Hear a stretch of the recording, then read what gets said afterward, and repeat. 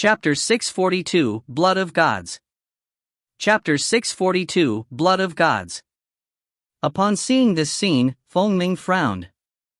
That bunch of trash would fall over each other when it came to benefits, but now, all of them started retreating at the first sign of trouble.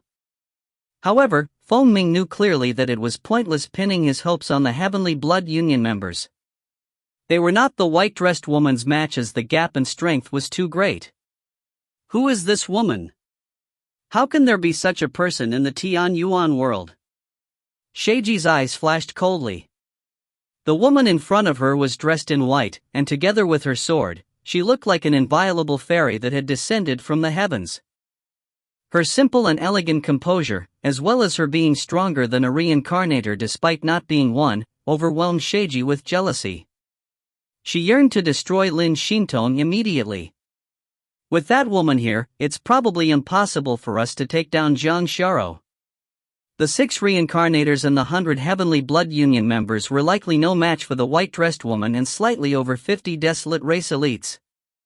Behind Lin Xintong was Zhang Xiao in her blood-red dress.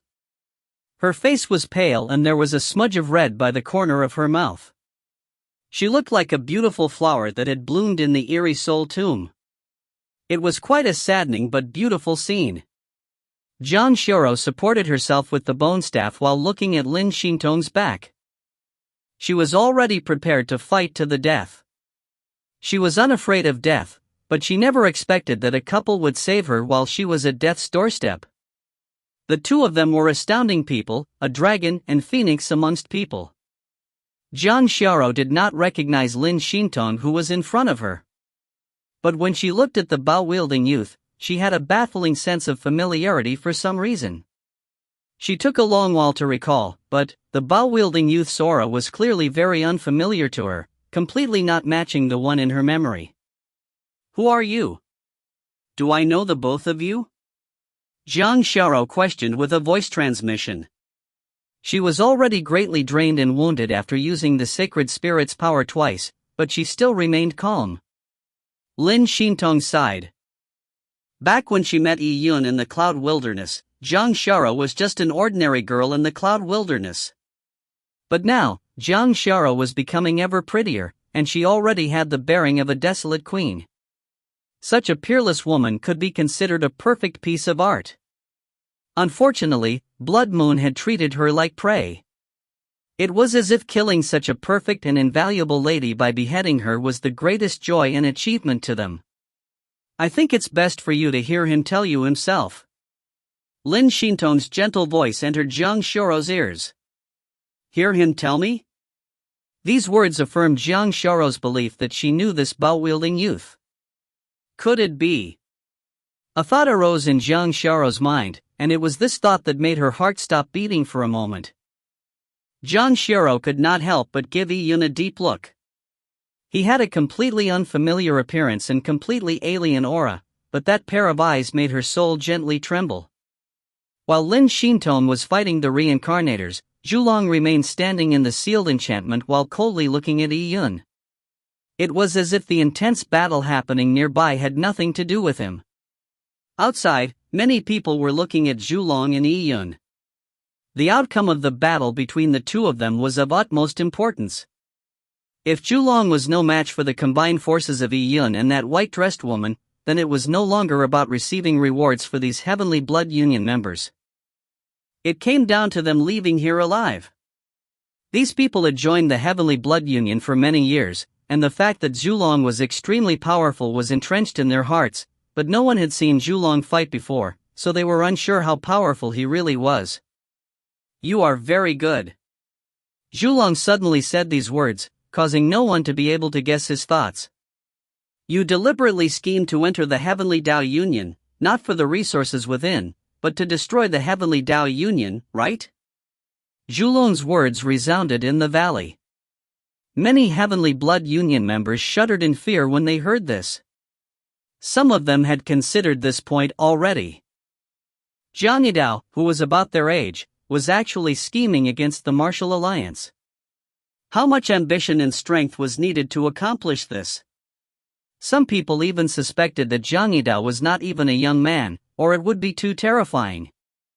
I would not say it was a deliberate scheme, it was one of the reincarnators amongst you who took the initiative to invite me to the Heavenly Tao Union. So I was just meeting one ruse with another. Yun said sarcastically. There's no need to say any more nonsense. Make your move. Gong Sun Hong is already dead, and you shall be next. The moment Yun said that, killing intent surged from his body. He had a feud with the Blood Moon originally, and when he saw Jiang Xiao for the first time in so many years, Yun's heart felt like it had been pierced. Jiang Xiao had been seriously injured in her battle with the Blood Moon, resulting in her having to burn her blood essence. You are really confident of yourself.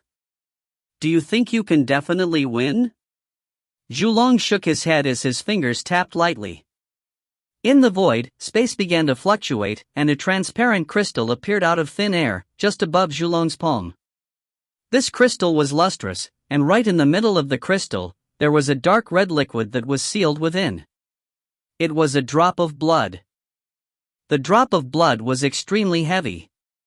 It seemed to have a pulse, causing the core of the crystal to gently palpitate. Even the beams of light around it were slightly distorted by this drop of blood. That blood. Yun's eyebrows pricked up. He could sense extremely powerful energy coming from the blood, and he even felt slightly disturbed. Zhulong lifted the crystal above his head as he admired the drop of blood. It was as if he was entranced by the drop of blood. He began muttering, I have lived for many years. I was the first generation's Blood Moon. The demon disciples' power flow in my body. To all of you, the first generation of Blood Moon are no different from gods. Gods? Upon hearing this form of address, Yun sneered, what makes you think so? Zhulong ignored Yun's sarcasm as he stroked the crystal with his finger gently, splitting it into two. This is the blood of gods. It's the most precious divine object in this world. There exist 4 drops now, and I happen to have one. Blood of gods? Yun's heart shuddered. He naturally remembered hearing about the blood of gods that had appeared from the god burial abyss when he first came out of the great Empress mystic realm. Some people guessed that it was the blood of destruction that flowed out from the gigantic eye of destruction when the god burial abyss. The blood of destruction was being vied for by many factions in the Tian Yuan world, resulting in the destruction of small sects, causing blood to flow like rivers. Yun had even heard of some news regarding the blood of destruction just before coming to the Soul Tomb. Regardless of the rumors or where the blood came from, most importantly, Yun was able to confirm that there was an astonishing amount of energy coming from that drop of blood. At the same time, under Zhulong's control, the drop of blood floated towards the middle of his eyebrows. It seemed like he was about to absorb the drop of blood. Yun's eyes flashed. Cha! A saber beam streaked across the dark sky, traversing thousands of feet, straight at Zhulong's head. He naturally did not wish to see Zhulong successfully absorb the strange drop of blood. Zhulong only lifted a hand in order to parry the saber strike. The black gloves he wore shimmered with a black glow. Following that, Zhulong used one hand to grab Yun's saber strike. Both of their auras were terrifying as killing intent surged to the heavens. Boom! Yun's saber clashed with Zhulong's hand. Silver light fractured, as black light shimmered. Even the sealed enchantment could not fully seal off the collision of Yuan Qi. The people nearby felt their hair stand as they could not help but retreat. Zhulong managed to ward off the saber strike, but just as the fractured saber beam dissipated, Zhulong's pupils constricted. Jiang Yidao had traversed the distance of 1,000 feet instantly, and he had appeared in front of him. Before his first saber's momentum was completely lost, his second saber strike had already arrived. Courting death. Zhulong boomed. The saber beam that was slashing at him was 10 times more blinding than the first one. Yun's figure was in the saber beam. He did not put up any defenses. All he did was to press forward offensively. The saber truth, pressing forward with indomitable will. An offensive attack that pressed forward without any regard might have flaws, but if the saber was fast and powerful enough, then flaws would no longer be flaws. This was because the opponent would first need to fend off the saber before countering. The saber beam illuminated the valley. The dark clouds that filled the sky was slashed apart by the saber chi, revealing the bright blue sky. At this moment, quite a number of people could not help but think of the origins of Jiang Yidao's name. He never needed a second saber attack while killing others. Previously, no one had seen what it looked like if Jiang Yidao made a second strike. But now, against Zhulong, Jiang Yidao had slashed out a second and third saber strike. If you find any errors, ads pop up, ads redirect, broken links, non-standard content, etc., please let us know. Report chapter so we can fix it as soon as possible. Chapter 643, Merging. Chapter 643, Merging. Every attack of Yi Yun's was stronger than the previous ones. The bombardment was like surging waves, dispersing all the dark clouds as a result. There were golden beams filled with killing intent flaring everywhere in the sky. As he kept up his barrage of rapid attacks, Yi Yun's pupils constricted into vertical slits, resembling needles. He aimed at a certain spot of redness in the air, which was the floating drop of blood. With pure yang energy exploding, Yi Yun aimed at the red drop of blood and slashed at it. Ding! A crisp crack echoed as if space itself had been shattered. However, Yi Yun was surprised to realize that he did not manage to split the drop of blood apart. Ha! Yi Yun saw the drop of blood change shape slightly before returning to normal. He could sense a formidable force field surrounding that drop of blood. He had only struck the force field that was protecting the drop of blood. When energy was compressed to a certain limit, it would generate a force field, and it was this force field that Yi Yun failed to split apart. The blood of gods is within my grasps, yet you think using such a method can prevent me from merging with the drop of blood? Such naivety. With a flick of his fingers, the drop of red blood flew towards the middle of Zhulong's eyebrows. Chi chi chi. The crackle of a raging inferno reverberated. The flesh on Zhulong's forehead quickly corroded after it came into contact with the drop of blood. Zhulong's facial muscles twitched violently as the drop of blood completely merged into his forehead. Boom! A violent energy blast was unleashed in all directions from the middle of Zhulong's eyebrows. The sealed enchantment also began to tremble violently as Yi Yun was sent retreating. Yi Yun could see traces of red blood spread out from the middle of Zhulong's eyebrows like a web. When his flesh merged with the emanating strands of blood, it slowly began to turn red and glow, as if it was burning in flames. The dark red flames quickly covered Zhulong's body as he suddenly roared like a primordial behemoth. The sound waves propagated outwards in a spherical waveform, visible to the naked eye. Layers of earth was lifted up by the shock wave, forming rolling waves of dirt that surged in an undulating manner. Wave after wave billowed into the sky, destroying everything in their path as they shook the mountains. When the shockwave gushed past the surrounding humans and desolate race warriors, they felt their organs twist in turmoil. Those who had lower cultivation levels immediately felt faint as they collapsed to the ground, blood flowing from their ears. However, those warriors who had collapsed to the ground from their injuries caused by the sound wave were not feeling unhappy. In fact, they were overjoyed. Young Master Zhulong. Young Master Zhulong has finally revealed his true strength. Zhulong, who had always held back, was well known to be powerful, so it was a sight to witness and understand his true strength.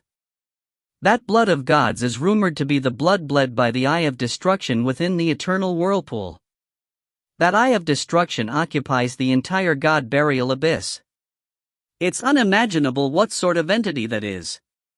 Young Master Zhulong's strength was unfathomable to begin with, and now having merged with the blood of gods, he probably would obtain a portion of energy from the Eye of Destruction. Even if it was just a tiny bit of energy, it coming from an existence like the Eye of Destruction already far exceeded their imaginations. It's been a while since I experienced this strength.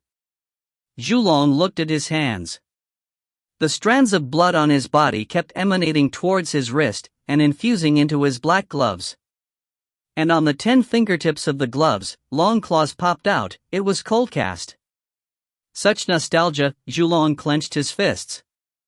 After he merged with the blood of gods, his voice turned deep and heavy. Every word he said resonated with echoes. Firstly, when Zhulong said this, there was a burst of killing intent as he abruptly chopped with his palm. Swish! A crescent-shaped energy blade shot out from Zhulong's palm. The energy blade seemed to split the sky asunder, but its target was not Yun, nor was it Lin Xintong, but the third inspector, which was also the masked man Yun was controlling. Ha! Yun's split-off consciousness was within the masked man's soul sea. When he saw the crescent-shaped energy blade coming towards him, he quickly turned serious, as he controlled his avatar to quickly retreat. However, Zhulong's attack was too fast. The energy blade contained terrifying killing intent that was completely locked onto the masked man. There was no chance for him to dodge, so he could only forcefully withstand that attack. The masked man flipped his hand and took out a white bone sickle from his interspatial ring. Before he could strike out with his sickle, it had already clashed with Zhulong's energy blade. Boom! The powerful aftershock caused the masked man to be sent flying backwards. A fiery rupture uproared from where the energy blade's tip met the ground, plowing open a huge chasm. Boom! The masked man crashed into the side of a mountain together with the crescent-shaped energy blade. The impact from the explosion sent chunks of boulders and avalanche down the mountainside. The masked man's arms fractured, while the white bone sickle in his hand broke into two. The wanton energy sent a sickening jolt through his body. Several of his rib bones were broken. His mask had also fallen off, revealing a mangled, bloody face. Shintu Nanshan's body was not considered an excellent one. After Shintu Nantian was killed, it was first possessed by a inspector, then it was taken hold by the evil energy. With the various injuries from all his past battles, this body was already in ruins. Now with the fatal blow from Zhulong, the body was internally in a mess. It was completely maimed. In the masked man's soul sea, the split-off consciousness Yun had left in it did not depart. He could sense the evil energy hidden within the masked man's soul sea growl and roar angrily. Although the evil energy lacked intelligence, it possessed instincts. With its habitat destroyed, it was naturally incensed. However, Yun suppressed the evil energy, preventing it from charging outward. This evil energy was still in an inchoate state, so Yun did not want it to be revealed in front of Zhulong. Zhulong was indeed powerful, and with him absorbing the strange blood of gods, it was difficult to estimate how strong he had become. The evil energy was still under the control of the purple crystal, so with an order from Yun's consciousness, it fell dormant. As for Shintu Nanshan's body, it was completely in shambles. The body spat out large amounts of blood and organ bits. In the eyes of the human warriors, this body of Shintu Nantian was not going to live on further. Zhulong's single fatal blow at the third inspector made the crowd feel apprehensive. The masked man was a cruel and merciless person in the hearts of the Heavenly Blood Union members. He was the capricious administrator of the Heavenly Blood Union, yet now, he had been instantly disposed of by Zhulong. Had Zhulong already determined that the masked man was a traitor? Was he not afraid of making a mistake? This trash is being controlled by you? Zhulong said slowly as he looked at Yun. Yun was slightly stunned when he heard this. He never expected Zhulong to figure out the masked man's betrayal, much less his control of the masked man. Zhulong sneered and said, "You have concealed so much. With your strength, how can the third inspector have the ability to forcefully make you sign a soul contract? That itself is a problem.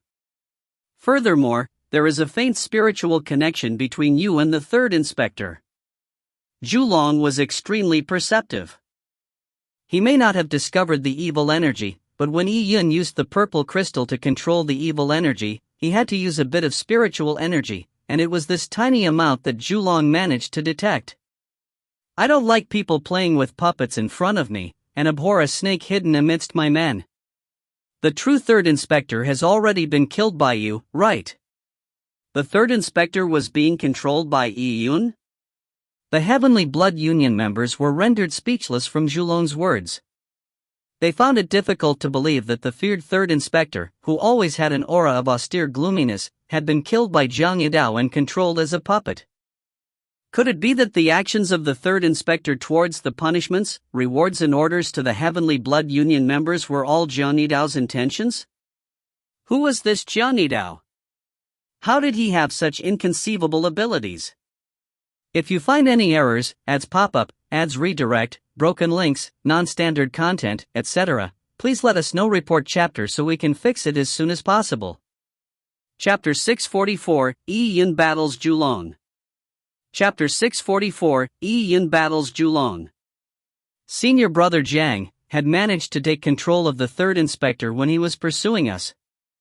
We thought senior brother Jiang had succumbed to the third inspector, but it was the third inspector who became senior brother Jiang's puppet. Wei Chi-Wei recollected the sequences of the masked man's pursuit of them. The surging killing intent emitted by the masked man when he chased after them was not something that could be faked. There was no need for Yun to have done that. Later on, they were sealed in the large array, with their perception cut off. It prevented them from knowing anything that happened outside. When they came out, they received news that Yun had signed a soul contract. Furthermore, Yun got them to sign the soul contract too. From the looks of it, Yun had managed to gain control of the masked man outside the seal. How did Jiang Yidao have the means to control a top expert? Senior brother Jiang had long controlled the masked man, so he must have tampered with the soul contract. No wonder he can ignore the soul contract now. From the looks of it, the soul contract we signed is also fake. Wei Chi-Wei and company realized this and heaved a sigh of relief. They could not escape from the soul contract once it was signed. Could the person who saved us be the inspector controlled by senior brother Jiang? The Chu sisters looked at the devastated body of the masked man, which was covered in black blood. Recalling that sinister aura, it was indeed no different from the masked man. The third inspector was killed in one move, depicting the great increase in strength Zhulong received after absorbing the blood of destruction. At this moment, Zhulong was hovering in the sky as his aura constantly increased. His muscles swelled up as his joints cracked with explosive sounds. Unperceptibly, Zhulong's body had grown in height, making him taller than Yun by a head. A dark red blood trace spread out from the middle of his eyebrows, like channels that circled all around his body. He looked like a lofty mountain that could not look straight at. He was high and mighty, as his aura suppressed everyone. That chess piece of yours has been settled by me. Next, it shall be you. After he finished speaking, Zhulong suddenly moved. His aura recessed, as the heaven-earth yuan qi in 100-mile radius rumbled. So, Zhulong traversed a distance of 1,000 feet in an instant, and punched at Yun. This was his first meaningful attack. All the eyes of the Heavenly Blood Union members lit up. As long as Zhulong beat Jiang Yidao, then they could easily overcome and wipe out the desolate race members. The echo from the explosive sound caused their skin to turn numb. And before they were cognizant of their physiological response, Zhulong had already appeared in front of Yun. It was too fast. At that instant, the space around Yun was receding, forming a spatial cage that trapped Yun within. Zhulong possessed power that far exceeded anyone Yun had previously met. This was the power brought forth from the blood of gods? Clang! Yun brandished his saber, as all of his yuan qi exploded. Behind Yun, a black 9 neonate phantom image appeared. The 9 heads roared at the heavens. With his aspect totem conjured, and through the augmentation of the pure yang powers with the great Empress Heart Sutra as a foundation, the 9 neonate totem imbued itself in the ancient dust saber, and was shot out by Yun/. Roar! The 9 neonate roared and collided with Zhulong's fist. In the overwhelming explosion, the ancient dust saber vibrated violently. The pressure dealt to the ancient dust saber was not something it could withstand.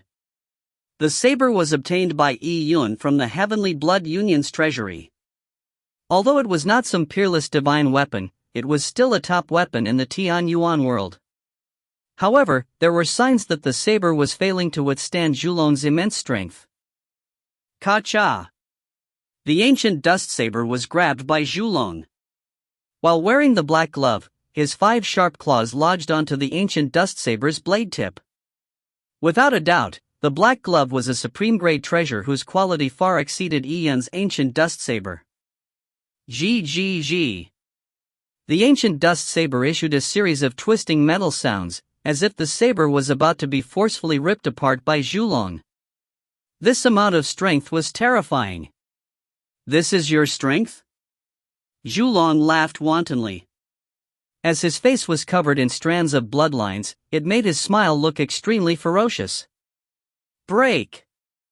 Zhulong tightened his grip, but at this moment, Yi Yun infused all his Yuan Qi into the ancient dust saber, causing the saber to become as hard as divine metal. The saber truth, pressing forward with indomitable will. Cha! The ancient dust saber was pulled out. As it rubbed across Zhulong's black gloves, it emitted an ear-piercing screech. A saber's solidness not only depended on the saber's material, it also depended on the saber-bearer's strength and his insight into the saber Tao. Yi Yun had forcefully used his own strength to preserve the ancient dust saber. He managed to retreat with his saber intact. Upon seeing this scene, Zhulong was first slightly stunned before he sneered. Although he failed to break the ancient dust saber, the blade tip had been damaged. The saber was supported by Yi Yun's saber intent. Once Yi Yun's saber intent weakened, the saber would also shatter. However, how could Yi Yun ensure his saber intent would constantly be strong against Zhulong's powerful attacks? Die! Zhulong shouted as he charged towards Yi Yun. His traversing was accompanied by a whistling thunder. Zhulong made a second punch which was much more powerful and terrifying than the first. Yi Yun's surroundings once again sealed him a spatial prison, preventing Yi Yun from evading. As Yi Yun saw the punch reach him, he focused and became one with the saber. Break! Ka-cha! The spatial prison was forcefully slashed open by Yi Yun. He flew out with his saber, while Zhulong's punch followed, punching into thin air. Boom! Like a meteorite crashing to the ground, a mountain 100 meters away experienced the brunt of the shockwave from Zhulong's punch. The 10,000 feet tall mountain rumbled. Its middle cratered from the immense shockwave, leaving behind a gigantic punch mark. Next, the mountain began to collapse as rocks rolled down, while a plume of dust sprung up, covering the sky. The gigantic mountain collapsed with a tumultuous boom, causing the ground to quake as a result. Warriors, who were watching from afar, were stunned seeing this. The Soul Tomb's environment was special. The rocks here had been nourished by the Yin aura over the tens of millions of years, making the rocks here much harder than those outside. However, a mountain composed of such rocks had collapsed under Zhulong's punch. And his punch did not even strike the mountain. There was a distance of 100 meters separating them. If it was a person who had bore the brunt of the strike, what would be that person's outcome? It probably was not enough to describe him as perishing utterly. Too powerful. If Jian Yidao was hit by a punch, the outcome would be obvious. The Heavenly Blood Union members felt their blood boil from watching this. Who could withstand such power? What could Jian Yidao do? He might have heaven-defying talent, but he was far from a reincarnator who had lived several incarnations. If they had strength similar to Zhulong, how liberating would that be? If they mastered the Heavenly Dao reincarnation grand technique, then their strengths would also increase multifold. Even if they were not as strong as Zhulong, as long as they had 5 to 10% of his strength, it was enough. If you find any errors, ads pop up, ads redirect, broken links, non-standard content, etc., please let us know. Report chapter so we can fix it as soon as possible. Chapter 645, Torch Dragon vs. Golden Crow. Chapter 645, Torch Dragon vs. Golden Crow. You broke open my spatial prison? Zhulong looked down at Yi Yun while hovering high in the sky. He was not bothered that Yi Yun had managed to dodge his second punch. You are very fast, unfortunately, in my area of influence, speed is meaningless. If you want to defeat me, you need to be able to withstand the pressure from my area of influence, and face me head-on. If not, defeating me is an impossibility. As Zhulong spoke, countless black bolts of lightning circulated in the surrounding space. Zhulong and Yi Yun were previously enclosed within a large sealed enchantment for their fight, but now, the enchantment was beginning to shrink. With the enchantment shrinking, its intensity also grew stronger. Slowly, Yi Yun could sense the surrounding space around him turn viscous. The space seemed to begin possessing mass. The heavy space permeated the surroundings, resulting in beams of light to be distorted when they crossed this space. Oh! This is... Yi Yun was surprised. He spread his perception out, but there was nothing around him. Are you surprised? Zhulong opened up his arms as he indulged himself in the viscous space. He seemed to be lord of this space, where he was in control of everything. An absolute void is not necessarily devoid of matter. Space itself is a formation of energy. It can dominate and create life, and it could also dominate and annihilate. When it is condensed to an extremity, it would distort. It would restrain everything within it like gravity, preventing anything from escaping. This is just a very small aspect of spatial dimension laws.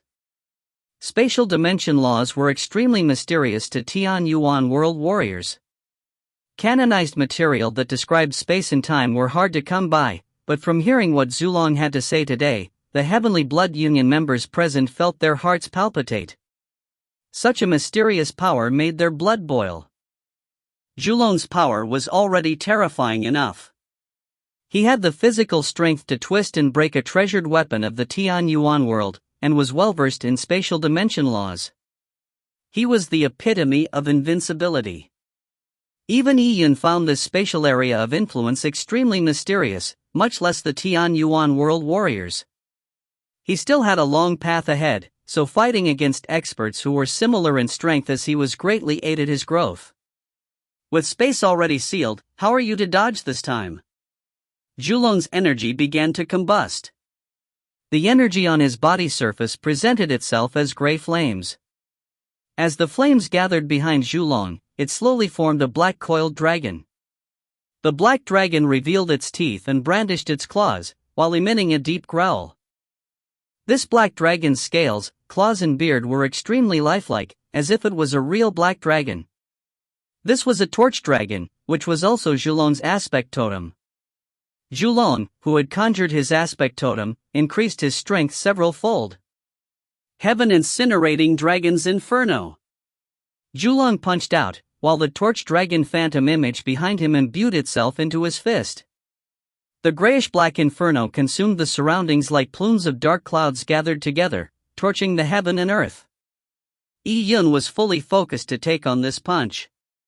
As the space around him became more viscous and twisted, it made it impossible for Yi Yun to evade Zhulong's attack. Yi Yun roared as the 9 neonate aspect totem behind him augmented itself into his body, allowing his strength to instantly increase. The saber truth, one with the saber. Phew!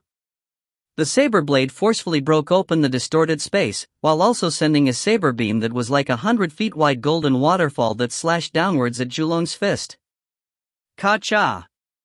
An intense collision erupted as two terrifying shockwaves merged together to form a violent stormy blast.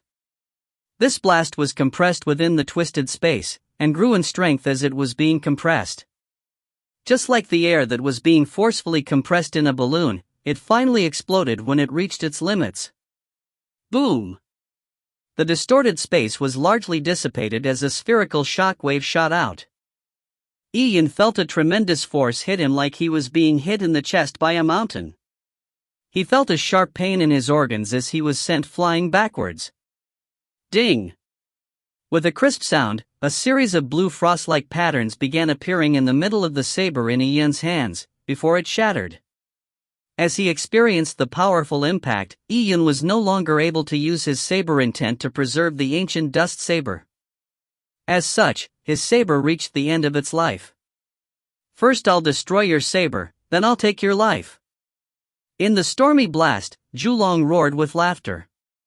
The torch dragon phantom image behind him roared and charged at Yun. A torch dragon was a legendary divine beast that could create seasonal winds just by breathing. As for the torch dragon aspect totem condensed by Zhulong, it naturally was not a result of condensing a divine beast's beast mark, but his aspect totem still possessed the powerful stance of a divine beast. As Yun was sent retreating by the shockwave, the torch dragon aspect totem rushed after him. Unfortunately, Yun had just attacked, causing his Yuan Qi to greatly weaken. Furthermore, his ancient dust saber had already shattered. Ka. The space behind Yun began to coagulate, sealing off any room for Yun's retreat. This gave him no choice but to face Zhulong's aspect totem directly. Die! Zhulong's killing intent was surging, and his strike was not something Yun could dodge at all. As the torch dragon widely opened its mouth to devour Yun, he decided to abandon the shortened ancient dust saber. He leveled his arms as he used his chest to directly meet the strike. This pose was undoubtedly suicidal. "Oh? Have you succumbed to your fate?" Just as this thought arose in the minds of everyone, they suddenly heard a sharp screech emit from Yun's body. A reddish gold firebird flew out from Yun's chest, charging straight at the torch dragon totem. This firebird's wingspan was more than 100 feet wide. It was covered in fiery feathers and had 3 legs. It was a 3-legged golden crow. After cultivating the Great Empress Heart Sutra, Yun's pure yang laws had improved greatly. This also caused his golden crow aspect totem to completely remold itself. Its power was completely different from the past. A torch dragon and a golden crow. The two powerful aspect totems danced in the air, and clashed at each other without any gaudy display. Boom! This impact far exceeded the Yuan Qi storm blast that had previously been compressed to its limits. Under this jarring impact, the sealed enchantment Zhulong set up trembled violently. There were even terrifying blast waves that tore off a portion of the enchantment, piercing outwards like sharp swords. They numbered more than 10, and these blast waves contained unimaginable power as a result of being highly compressed. "Careful!" someone exclaimed. However, it was too late, because the blast waves were too fast. In the instant they saw it, it had already streaked towards the horizons. An unlucky human warrior had his body pierced through by a blast wave. Pwah! The person's body broke up into pieces. It did not even bleed, because all of his blood had been scorched dry in 1,000th of a second. After the blast wave penetrated the human warrior, it did not lose any momentum. Wherever it passed, mountains would be left with a gaping hole, and a wide chasm opened up beneath it. It had an indomitable momentum. These blast waves were energy trapped in the enchantment, a product of the combined blast of Yun and Zhulong, so how could a common elite be able to withstand it? Upon seeing this scene, everyone were appalled as their faces turned white. The only reason they survived was not because they were strong, but because they were lucky. After all, there were only about a dozen blast waves. They were standing a distance away, and was not along any of the blast waves' trajectories. They definitely could not dodge them, nor be able to withstand them. They would only be reduced to shreds.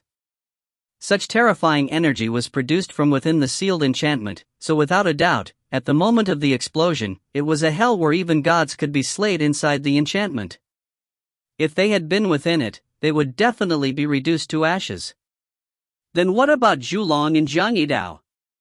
How is the battle? Is Zhang Yidao dead?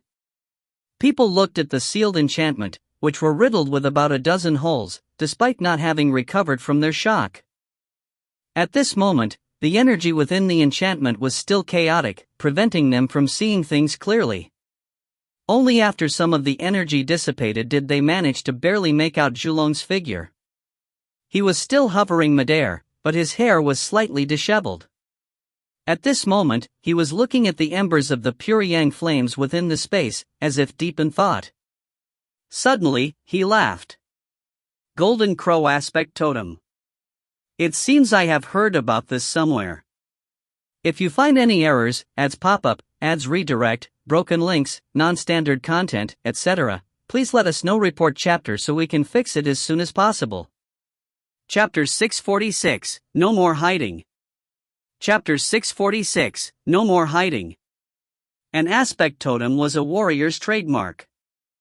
Although not every warrior's aspect totem was different in form from another's, it would not be easy to find warriors who had similar aspect totems, unless they cultivated in similar cultivation techniques, had similar physiques and condensed the same beast marks. The aspect totem behind Yi Yun was a three-legged golden crow, which was a very rare aspect totem in the Tian Yuan world. It was nearly synonymous with being Yi Yun's personal trademark.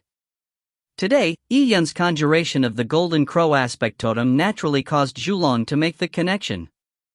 The chaotic blobs of light slowly dissipated within the sealed enchantment as Yi Yun's figure entered the crowd's vision. He was hovering in midair, his clothes now slightly tattered. Other than that, there was nothing different about him. Even the compressed, violent blast within the sealed enchantment had failed to injure Yi Yun. Zhulong narrowed his eyes as he stared at Yi Yun, as if he was trying to penetrate Yi Yun with his gaze. The golden crow aspect totem alone was not enough to confirm that Zhang Yidao was Yi Yun, but with Zhang Yidao being a peerless genius as well, there was pretty much no doubt about it.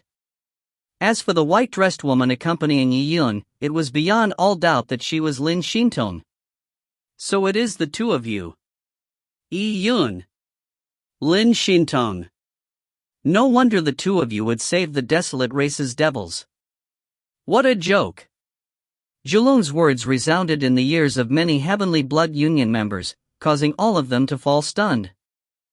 Zhang Yidao was Yi Yun? In fact, a number of them had already made the connection when they saw the golden crow aspect totem. Zhulong's words just confirmed their speculations. It really is Yi Yun. Yi Yun, who was in reclusive training in the Great Empress Mystic Realm, came out this fast. And his strength was so ridiculously strong after emerging? Who knew that Zhang Yidao would be Yi Yun? Zhang Yidao's bone age was 26, while Yi Yun is actually about 22 years old, younger than Zhang Yidao. To have such strength at 22 years old made people of the same age despair. Just looking at Yi Yun's back would cause them to lose the confidence to walk on the path of martial arts. If he combined forces with Lin Xintong, would there be anyone in the entire Tian Yuan world who could stop them in another decade? So what if he is strong? He does not know how to endure and hide. He will still die.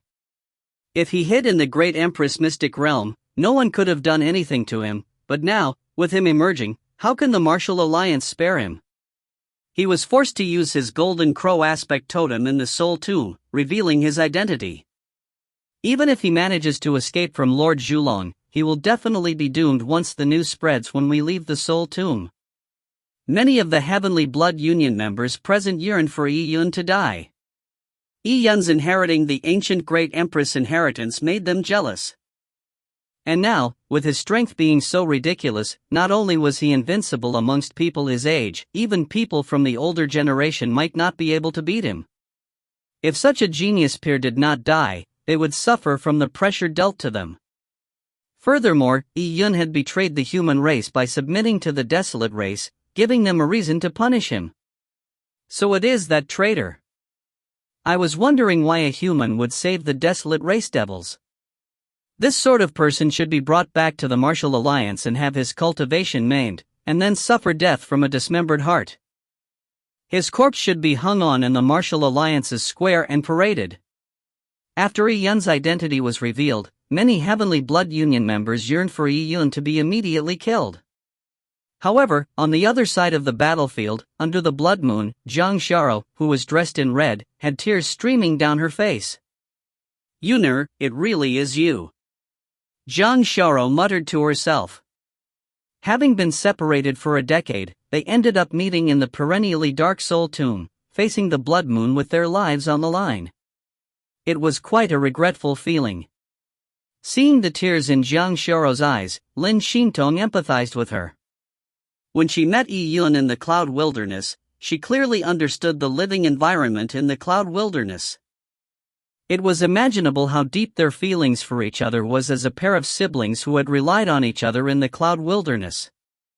Miss Xiaoro, your body is still weak. It is best if you meditate and try to recover. Do not be too agitated, as you do not need to worry about Yi Yun.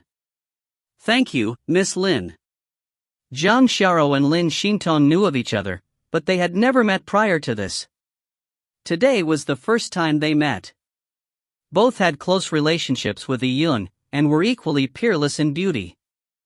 Having his identity revealed was something Yi Yun had already expected. He never planned on hiding his identity within the soul tomb. He decided to refrain from disguising himself, and immediately removed the star transference heaven-changing book. Immediately, Yi Yun's face flashed as his body began to grow taller. His joints began to crack as his facial muscles began to shrink, causing his facial features to turn more handsome and his eyes brighter. In just a few seconds, Yi Yun returned to his original looks, transforming into a handsome youth who had an extraordinary bearing. He is Yi Yun. He does look like the portrait in the wanted poster, but there is something different.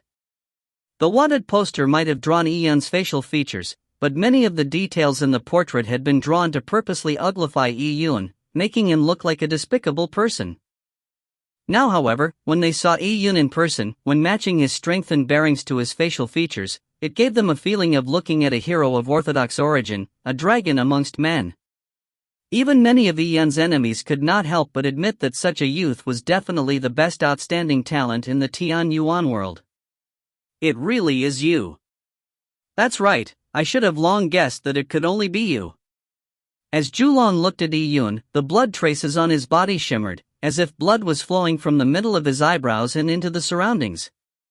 There was really no effort wasted in searching for you. You could have safely remained in reclusive training in the great Empress mystic realm for decades, or even a century. Although long periods of reclusivity could hinder your martial path, it would be better than lacking in strength now and being killed by me. Since you have emerged, how can I let down such a grand gift? Today, your life, as well as the inheritance you inherited, shall all be mine. As Zhulong spoke, his body surged with Yuan Qi, causing his long hair to stand up in the Yuan Qi tempest. Around him, space began to condense and distort again. The sealed enchantment, which had more than 10 pierced holes due to the blast waves, were mended and grew in strength. From afar, people could clearly see the boundary of the sealed enchantment. It was like a gigantic black eggshell, and everything within it seemed to be isolated in its own unknown spacetime. Ka!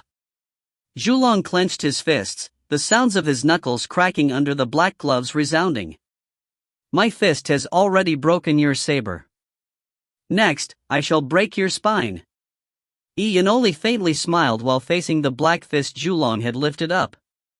With a flip of his hand, a rusty broken sword appeared in his palm. Cut the crap, make your move. Translator's notes, less than 50,000 views for another free chapter. If you find any errors, ads pop-up, ads redirect, broken links, non-standard content, etc., please let us know. Report chapter so we can fix it as soon as possible. Chapter 647, Yi Yun's Sword. Chapter 647, Yi Yun's Sword. Sword? Upon seeing the rusty, broken sword in Yi Yun's hand, Zhulong chuckled. He naturally knew that Yi Yun dual cultivated in both sabers and swords, and that he also knew archery. He even knew that Yi Yun had a crappy, broken sword. Back during the trials of the great Empress mystic realm, Yi Yun had used the broken sword to kill Shen Tu Nantian. All of this had naturally been described by the young elites that left the great Empress mystic realm. Yi Yun's strength was too strong amongst the young elites present in the great Empress mystic realm, so they were extremely shocked about it. However, a reincarnator like Zhulong did not find it remarkable when he listened to their description. Reincarnators had reincarnated many times, so their pride was extremely high, so how would it be easy for juniors to strike fear into their hearts? Your saber was exchanged from the Martial Alliance's treasury, and has already been broken by a single punch from me. As for your sword. Is that your sword? Zhulong looked disdainfully at the broken sword in Yi Yun's hand. He would not have belittled a weapon taken out by Yi Yun. He had previously guessed that the broken sword must have been obtained by Yi Yun in the Great Empress Mystic Realm, but today, he realized that the sword lacked any luster, and had even rusted. Zhulong had lived for many years, so he had extensive knowledge and experience. He was confident of his judgment. He believed that he could identify what was extraordinary when it came to treasures, despite its age. However, Zhulong did not think highly of the sword in Yi Yun's hand. A peerless divine weapon might lose its luster, but it was impossible for it to rust. Even if a divine weapon broke and lost a lot of its spirituality, the weapon's material should still be top grade. Such material should remain lustrous, despite the passage of millions of years, so it should not look so unbearably bad. For example, the black glove on Zhulong's hands was named Heaven's Punishment. It came from an abyss world, different from the Tian Yuan world. It had existed for so long that it had been forgotten.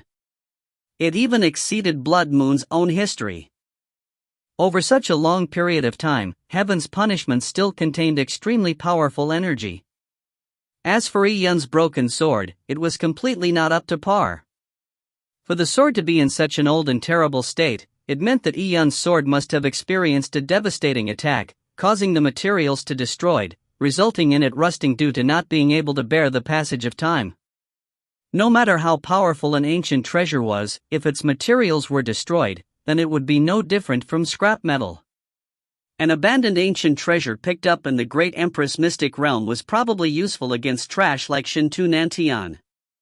However, it definitely could not withstand a blow in front of him. It was simply courting death to use such an ancient treasure to fight against him. I will break your sword, along with your body. Yuan Energy Battle Embodiment. The distorted space around Zhulong compressed once again, as it formed a layer on his body's surface.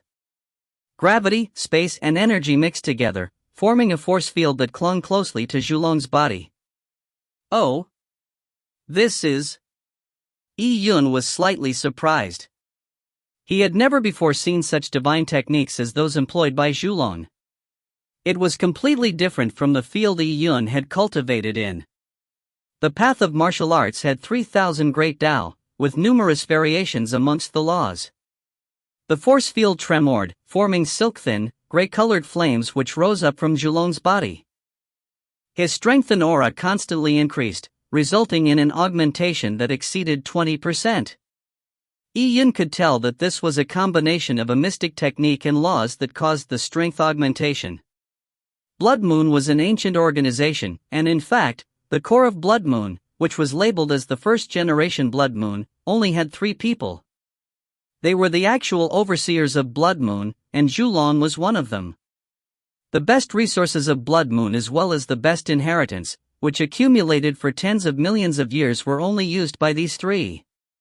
The other people, be they reincarnators or inspectors, were just their subordinates who served them. For example, Zhulong's attainment in spatial dimension laws far exceeded that of any other reincarnator. The main reason was because Zhulong had previously obtained a realm stone.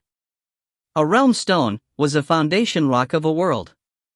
A small world's existence has its foundation, which was a realm stone.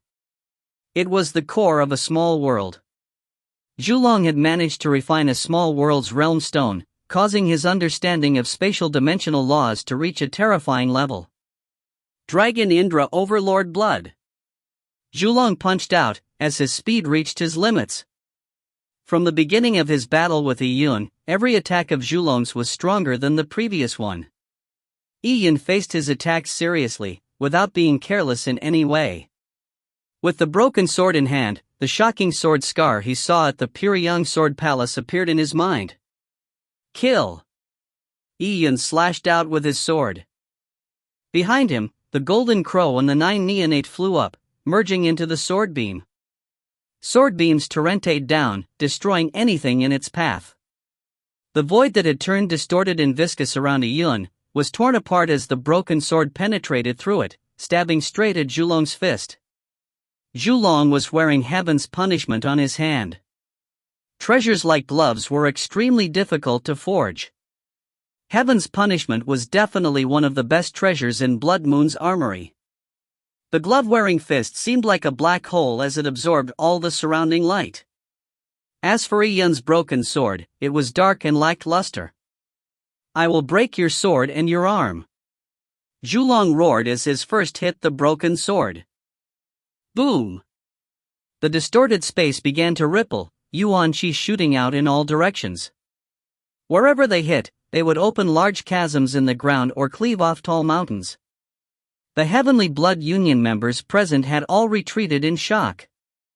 Thanks to the previous dozen blast waves, which killed a Heavenly Blood Union member, they had already pulled back. If they had not, there would now be a greater death and injured count.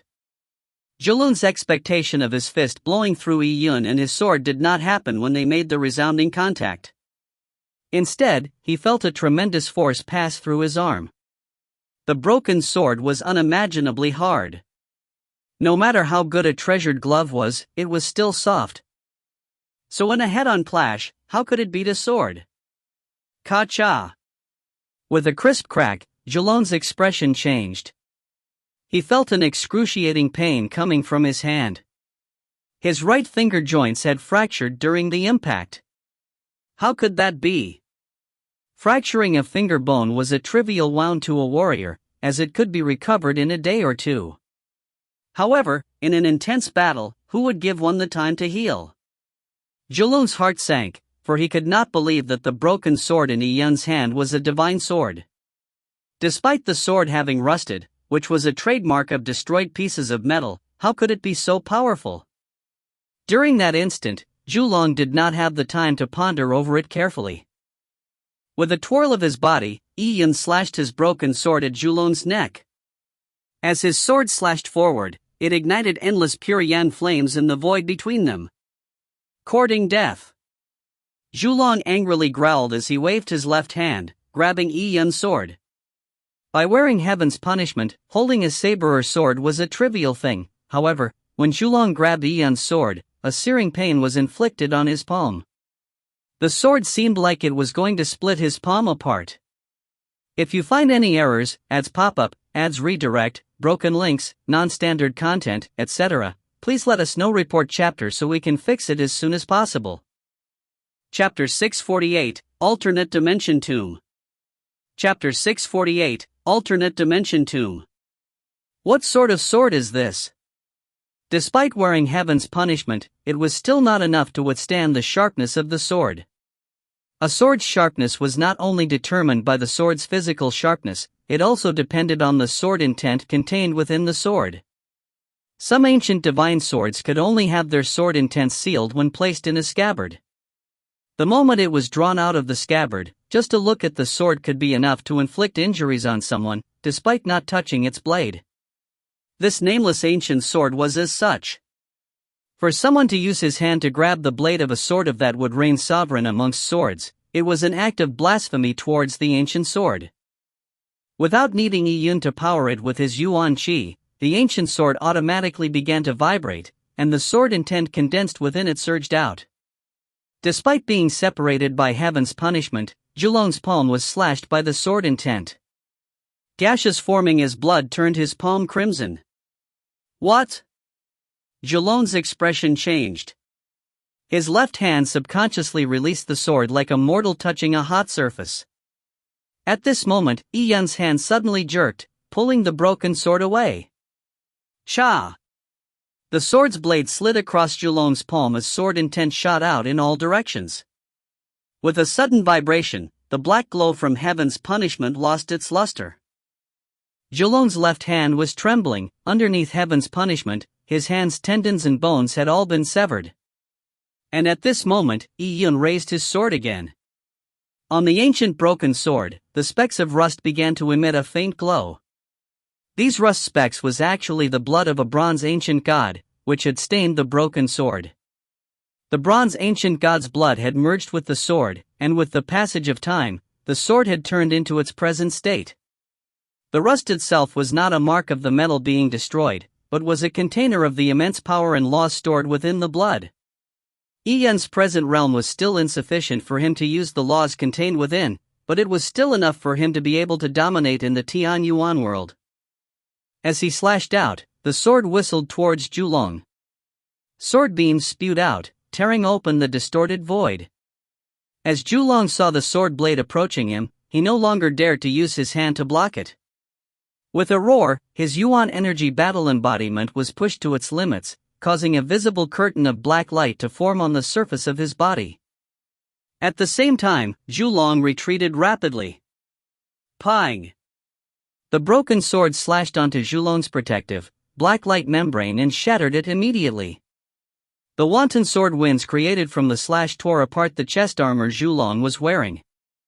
Zhulong was sent flying backwards, like a kite with a broken thread, but Yun did not give Zhulong the chance to make any alterations. With the broken sword in hand, he chased after Zhulong. As sword beams shot forward, they constantly tore apart the distorted void that curbed Yun's speed. The broken sword clung tightly onto Zhulong, as every attack stabbed at Zhulong's throat. As Zhulong retreated, he endured the pain coming from his hand and punched out. Torch Dragon's 9 Death Punches. Zhulong punched out 9 times, the force from his fist exploding midair. However, he no longer dared to make contact with the strange broken sword. Zhulong, who did not dare to fight head-on and had injuries on his hands, was forced into retreat by Yun. Boom! While retreating, Zhulong smashed into a mountain behind him, causing the 1,000-feet mountain to turn into smithereens.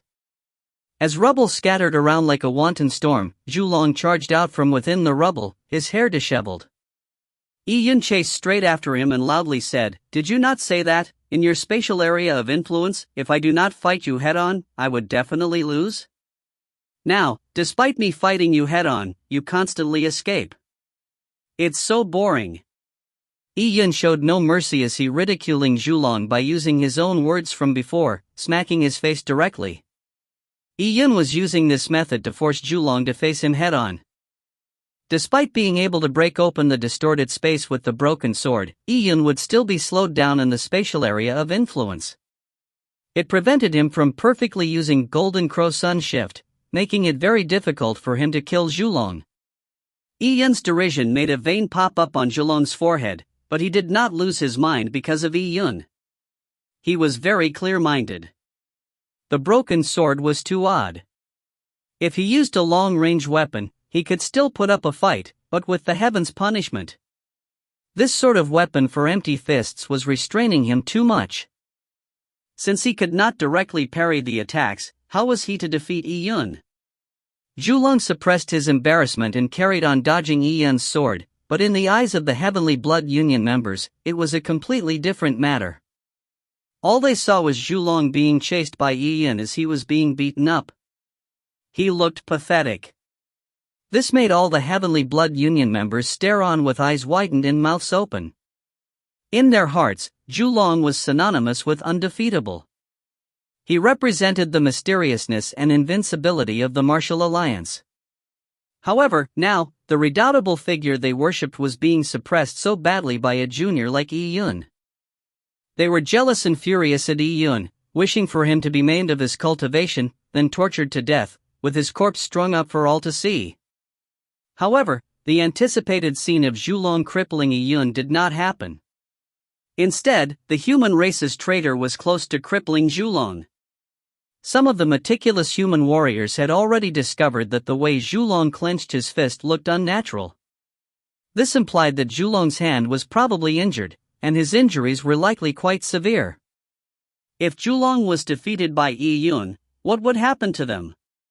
To keep things under wraps, Yun would probably silence all of them. Just thinking of this made many of them panic. Some people were considering escaping, but the Soul Tomb, it was a completely sealed space. Escaping? It was easier said than done. Furthermore, there was also Lin Shintong guarding by the side. This white-dressed woman's strength would definitely exceed their imaginations. Pang! When Zhulong could no longer retreat, he broke through the sealed enchantment's boundary. The black membrane shattered. Once out of the spatial force field, the distorted space would no longer be an obstacle to Yun's speed. Then Yun's ability to chase would definitely increase several-fold. With the Golden Crow Sun Shift movement technique, Zhulong, who was not adept at speed, was definitely no match for Yun. Neat your end. Yun knew deeply that it was because Zhulong had underestimated him was the reason why he ended up receiving those injuries to his hand. And to a fist user, having his hands injured meant losing a large portion of his combat ability. Taking advantage of a situation was Yun's battle principle. Sword beams appeared once again as the 2-foot-long, broken sword stabbed straight at Zhulong's heart. And at this moment, Yun, who was flying forward from the sword's momentum, felt his body suddenly sink. The space surrounding him coagulated again as a strong suction force began to tug at his body, causing him to slow down. Oh? What? Yun's heart sank. At this moment, he saw the red blood traces that emanated all over Zhulong's body seem to burn once again. His eyes were now bloodshot, as if he had used a mystic technique. The spatial restrictive force was too powerful, preventing Yun from easily escaping it. You have really infuriated me. Even if I have to hurt my cultivation level, I will annihilate you. I shall let you witness the ultimate profoundness of the spatial dimension laws I cultivate. Alternate Dimension Tomb. Zhulong flew upwards in anger as a dark spatial door appeared out of nowhere behind Yun. It slowly opened, and within the spatial door was a void of emptiness. No one knew where it led to. The immense suction force came from the spatial door, restricting Yun. If you find any errors, ads pop up, ads redirect, broken links, non-standard content, etc., please let us know. Report chapter so we can fix it as soon as possible. Chapter 649, The Devouring Spatial Dimension. Chapter 649, The Devouring Spatial Dimension. This universe contained countless numbers of spatial dimensions. Some of these spatial dimensions could give rise to great worlds, allowing all sorts of sentient life to mature vibrantly in it. However, there were spatial dimensions that were empty and desolate. These dimensions only contained endless amounts of rubble and dust. They were as quiet as cemeteries. Zhulong's alternate dimension tomb was such a dead spatial dimension. After finding it, he had seared its location into his dantian, allowing for him to use spatial dimension laws to open up a tunnel to this space. By sucking an enemy into it, the enemy would forever be stuck in this alternate dimension, floating around endlessly, until his death. However, it was extremely difficult for Zhulong to open this spatial tunnel with his abilities. He needed to use a mystic technique that would harm his body in order to accomplish it. Behind Yun, the spatial door to the void grew in size. It was like a primordial desolate beast's gigantic mouth, opening up to swallow Yun. Yun felt himself being grappled by numerous tentacles of invisible energy, as if his body was stuck in a quicksand, preventing him from easily moving. This move. Yun's heart sank as he used the Great Empress Heart Sutra, burning pure Yang Yuan Qi within his body. Phew! With a wave of his hand, a flaming rope, formed from pure Yang Yuan Qi, shot out. It tore through empty space like a sharp arrow before twirling itself around a large mountain. However, just the instant it took to do so was enough to let the flaming rope break through the mountain, due to the immense suction. A gigantic mountain was torn into two by the flaming rope. Shoo! Shoo! Shoo! Dozens of flaming ropes shot out from Yun's body. Some wrapped themselves around gigantic mountains, while others shot into the ground. Every flaming rope gave Yun the ability to resist.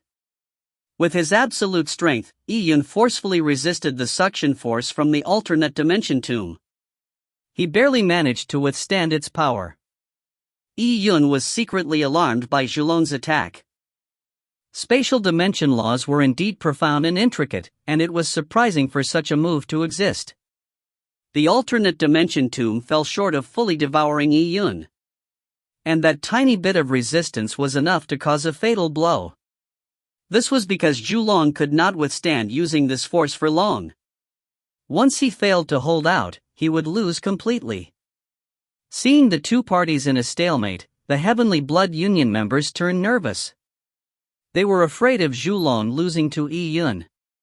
As for the other side, Jiang Xiao felt her heart race even faster. She looked unblinkingly at Yi Yun. She did not know how she could carry on surviving if something happened to Yi Yun now after reuniting with him after a decade. And at this moment, from a mountain peak far away, Lin Xintong flew up. Although she believed Yi Yun was likely to endure longer than Zhulong, she could not tolerate the word likely. She wanted to deny any possibility for Yi Yun succumbing to an incident. If the two of them were battling, and Yi Yun suffered a heavy blow, it would just be an injury. However, if he was sucked into the alternate dimension, then she could not guarantee that Yi Yun would be able to return. Lin Xintong brandished her sword, causing ice blue yuan qi to emanate out like a mist from within her body, blanketing the surroundings. The vapor in the air froze up, forming numerous blue ribbons. Lin Xintong was about to make her move. When the Heavenly Blood Union members saw Lin Xintong fly, they were momentarily stunned. Right, Yi Yun still had a partner. Although they were unsure of Lin Xintong's strength compared to Yi Yun's, it would probably be as easy as slaughtering poultry when it came to them.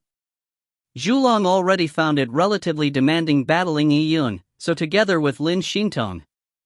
Even if Lin Xintong's strength was inferior to Yi Yun's, it was unlikely for Zhulong to withstand their combined efforts. Despite knowing this, no one dared to step forward to stop her. What a joke! With their strength, they would only be courting death if they tried to stop Lin Xintong. The blue ribbons fluttered as a sword beam flashed. Lin Xintong flew towards Zhulong like a fairy that was ascending towards the moon. Upon seeing this scene, Zhulong's expression changed. He naturally could not divert any strength to resist Lin Xintong at this moment.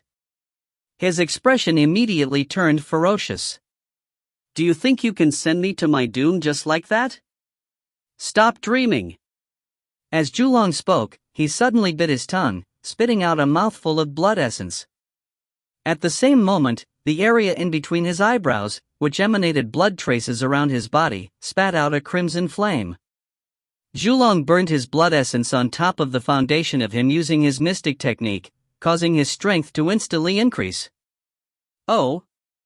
Lin Xintong's eyes tuned focus as she felt a hint of danger.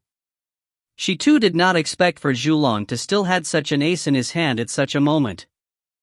Zhulong had lived for many years and was a first-generation blood moon. The numerous life-saving hidden techniques he had surprised Lin Xintong. Lin Xintong naturally did not let Yi Yun's life be risked by allowing Zhulong to use his final tactic. She lifted her sword high up as heaven and earth energy gathered on her sword. In the skies above her, stars appeared out of nowhere, emitting twinkling starlight. The radiant sun was Yang, and the moon and stars were Yin. The power of the stars was one of the powers Lin Xintong had gained insight on while in the divine wilderness. Rising of wind from a moon halo, fluid like stars. Lin Xintong attacked. When she slashed out, it was as if the star-filled galactic arm crashed down from the sky, sending a silver waterfall surging at Zhulong. Zhulong became demented against Lin Xintong's attack. Die, all of you. The spatial dimension energy compressed within his body instantly exploded. The entrance to the alternate dimension behind Yi Yun abruptly exploded. This was an expansion of space itself. Its speed was unbelievably fast, with no way to evade it. Yi Yun had resisted the suction power from the alternate dimension. However, now, with the alternate dimension expanding, it devoured Yi Yun. It was relatively easy to resist, but with the spatial dimension rapidly expanding and devouring. In an instant, the surrounding mountains, black rock and land, all disappeared. Replacing them was the endless void of darkness. Even the full moon in the sky had been devoured, being utterly pitch black. Oh! Yi Yun was alarmed. This alternate dimension could expand and swallow him? Realizing that he had entered the alternate dimension, Yi Yun did not feel any fear, but felt something amiss. If Xulong really had such means to send him into the alternate dimension, then why didn't he not do so earlier? Even if a mystic technique was forcefully used together with the burning of blood essence, Xulong was likely willing to do so if he could finish off Lin Xintong and himself. However, Xulong had only used it at the final critical moment. Either it was an attack that caused them to perish together, or there was a weakness in this alternate dimension. Yi Yun immediately spread his spiritual energy in all directions. Xintong. Sis Xiaro. The spatial dimension had expanded too rapidly in an indomitable manner. Yi Yun was certain that this massive alternate dimension had probably devoured a large expanse. If that was the case, Lin Xintong and Zhang Xiaro had also been devoured by the alternate dimension. Yi Yun was most concerned about these two women. They were the most important people in his life. Thankfully, Yi Yun sensed Lin Xintong's perception a second later. The laws of the alternate dimension were extremely strange. Despite them being very close to one another, they could not see each other and could only communicate through spiritual energy. And through their spiritual energy, they felt like they were separated by a large distance. If you find any errors, ads pop up, ads redirect, broken links, non-standard content, etc., please let us know. Report chapter so we can fix it as soon as possible. Chapter 650, Land of Slumber. Chapter 650, Land of Slumber. Xulong was definitely a thorny opponent. Xulong's attainment in spatial dimension laws had actually surpassed what he could display. He could not display everything he understood from the laws due to his present cultivation level. This is a spatial dimensional maze. Yi Yun was on high alert as he made sure to pay attention to everything around him. "Where's my sister?" Yi Yun asked Lin Xintong.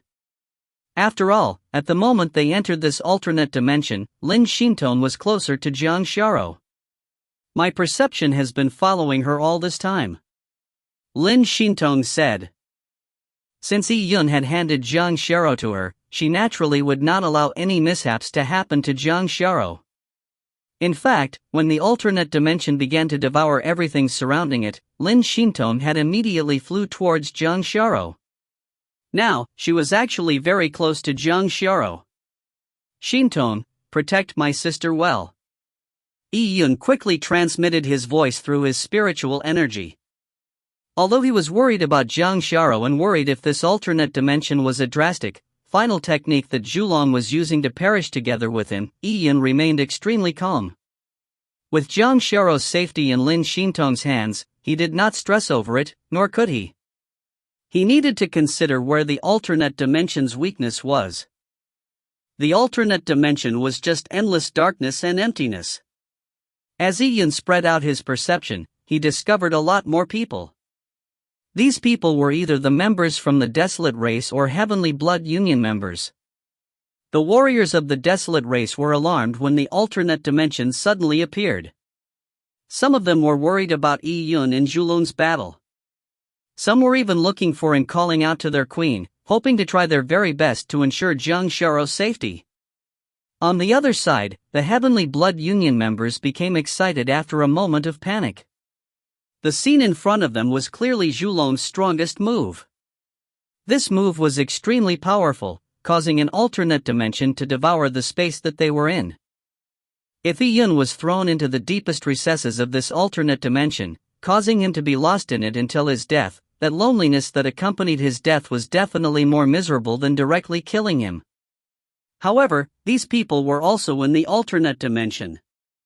They were somewhat panicking because they worried that they had been implicated by this final attack, resulting in them accompanying Yi Yun in death. These people looked around, searching for their companions, especially the reincarnators such as young Master Fengming, Fairy Sheiji, and company. They were the core members of the Martial Alliance, so it was unlikely that they would be abandoned even if Xulong used a mystic technique. As long as they found the reincarnators and followed them, they would be able to leave. As these people were thinking, a few of them suddenly felt a spatial suction enshroud them. Before they managed to react, they found themselves sucked through a spatial dimensional tunnel.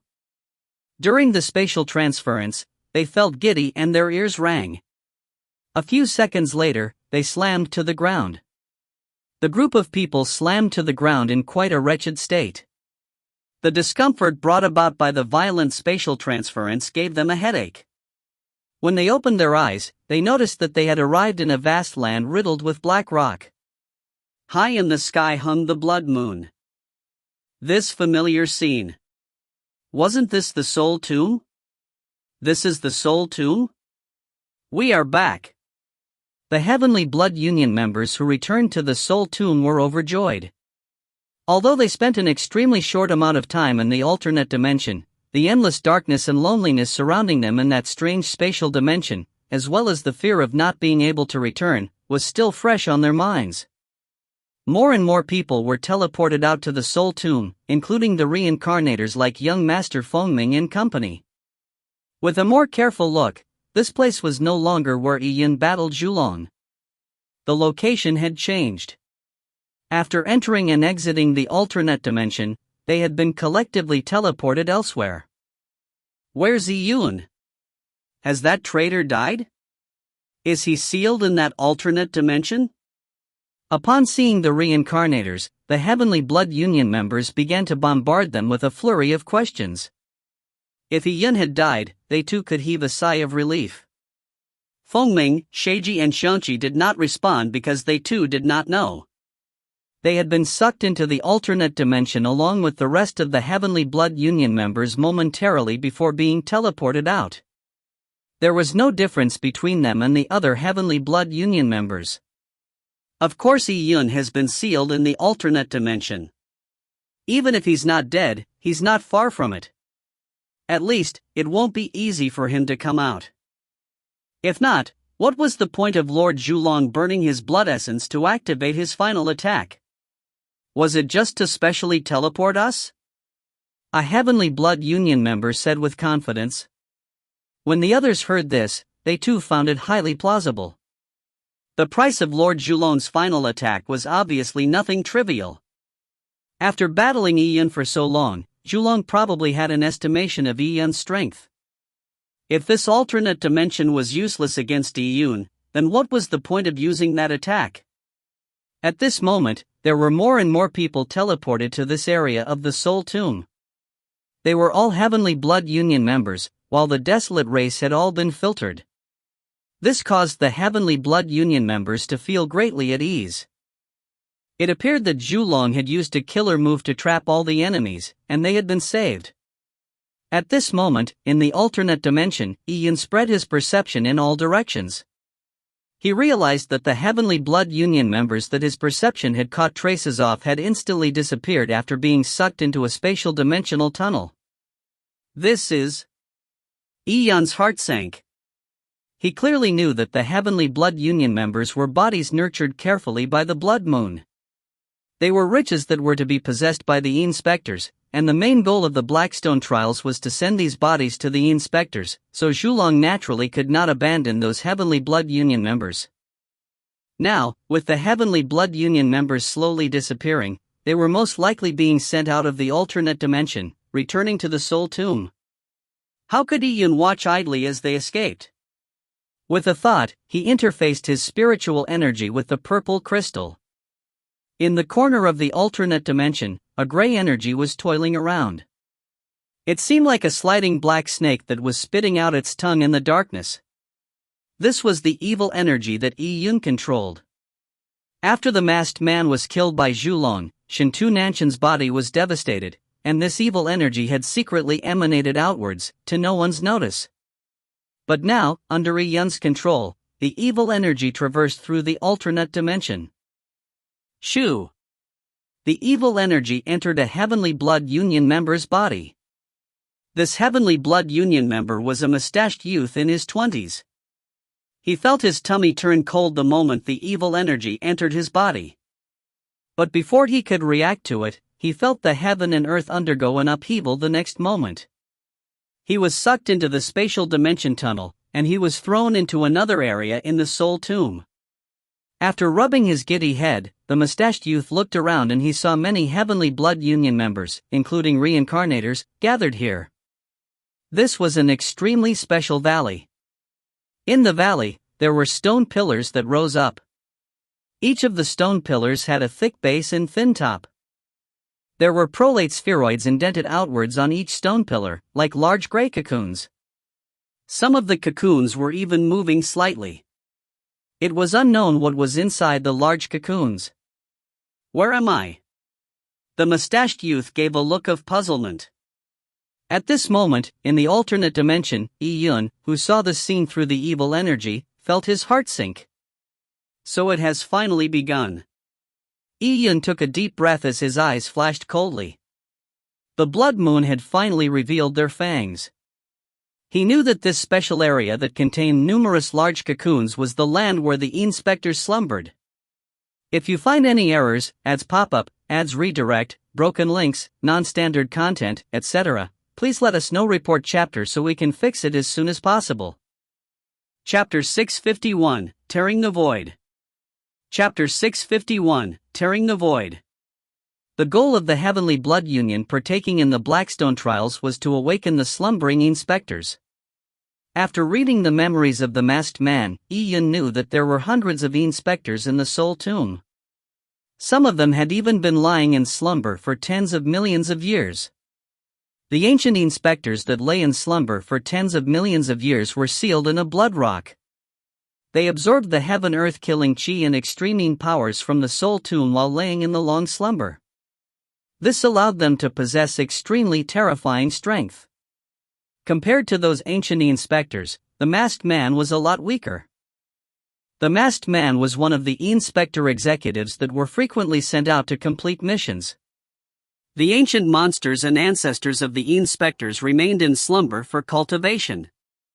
If these inspectors were awoken en masse, Blood Moon's strength would soar immediately. Yi-Yun naturally would not sit idle for that to happen. Yi-Yun, the alternate dimension that Zhulong created, might not be as powerful as we expect. The spatial barriers in here are slowly weakening.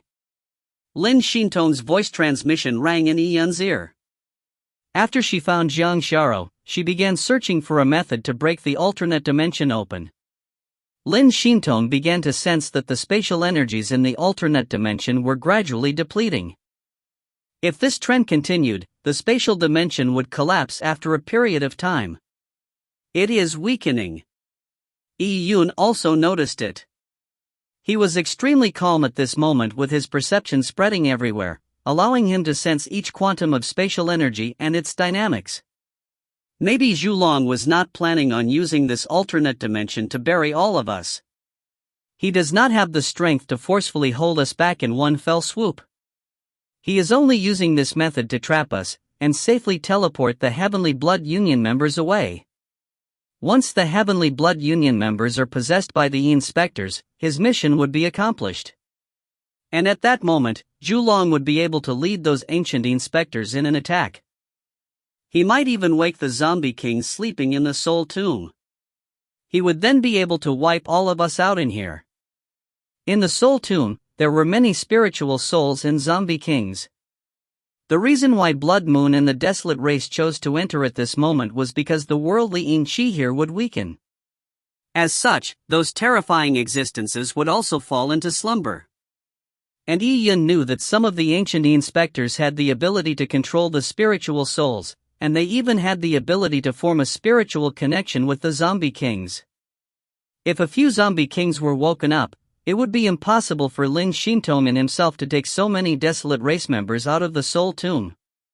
Yi-Yun said, "We cannot wait any further. I suspect that this is not an alternate dimension. It is actually just a spatial maze. Let me attempt at breaking the spatial barriers." The weakening of the spatial dimension's energy made Yi-Yun suspect that the alternate dimension set up by Zhulong was just a fake spatial dimension. Zhulong did not have the ability to transport Yi-Yun, Lin Xintong, Jiang Xiao, and company to a distant, parallel spatial dimension. A true parallel spatial dimension would have existed for billions of years, so how could the spatial energies in it decrease in such a short period of time? Hence, Yi-Yun guessed that Zhulong was using his spatial laws to construct a spatial dimension maze, trapping everyone in the spatial maze. With the passage of time, this spatial maze, that did not have any additional energy maintaining it, would eventually dissipate away. Break the spatial maze open? Can you do it? Lin Shintong found it difficult. Although it was not a true alternate dimension, it was set up by Zhulong by forcefully using a mystic technique on top of burning his blood essence after all. Yi Yun's strength was most likely stronger than Zhulong in his normal state. However, if it was to compete with Zhulong after using his mystic technique, then it would be a close match. Furthermore, Yi Yun did not use spatial dimension laws, so to break through a spatial dimension maze would require brute force. It was too difficult to use brute force to suppress laws, what more laws that Zhulong understood over many incarnations. Lin Shintong believed that a large number of imperial kings in the Tian Yuan world did not have this ability. They needed to at least wait till the spatial dimension maze experienced a few days of energy depletion. I'll give it a shot. As long as there's sufficient energy, it is possible. Shintong, gather the Desolate Race's members by your side. Do not miss anyone out. When the spatial dimension is opened up, the surging force would be tremendous. The rubble in the spatial dimension can even cause a spatial storm. Those who lack strength will be reduced to pieces. Yi Yun took a deep breath and he began circulating the Heart Sutra, as he entered an ephemeral state. All right. Lin Shintong would not doubt Yi Yun's words. She immediately began gathering the Desolate Race, who were scattered throughout the spatial dimension maze. It was not a simple task as the spatial dimension maze distorted perceptions and paths, resulting in Lin Shintong having to spend quite a substantial amount of energy to search an area. Thankfully, many Desolate Race members were gathered together. As long as one of them was found, the others would not be too difficult to find, allowing them to find a huge group of them. Slowly, there were more and more Desolate Race members beside Lin Shintong. After a simple count, everyone was gathered.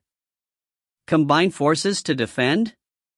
After Chen Fei was seriously injured, the person in charge of leading the Desolate Race was a 20-year-old called Yu Lu. The Desolate Race worshipped the strong, so in front of the powerful Lin Shintong, Yu Lu was extremely courteous.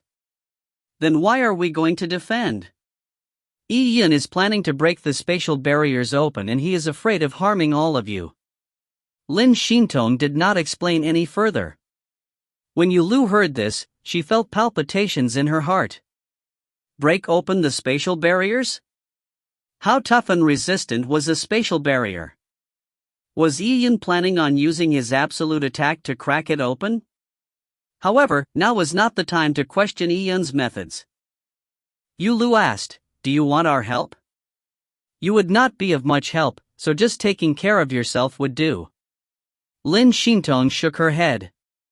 Yu Lu was rendered speechless as she said helplessly, "All right then." The Desolate Race members began to form protective energy shields. However, they wondered about the efficacy of this method. They might be able to last long with a protective shield, but what if breaking the spatial barrier failed? Lin Shintong injected her own power into the protective energy protection powered by the Desolate Race members.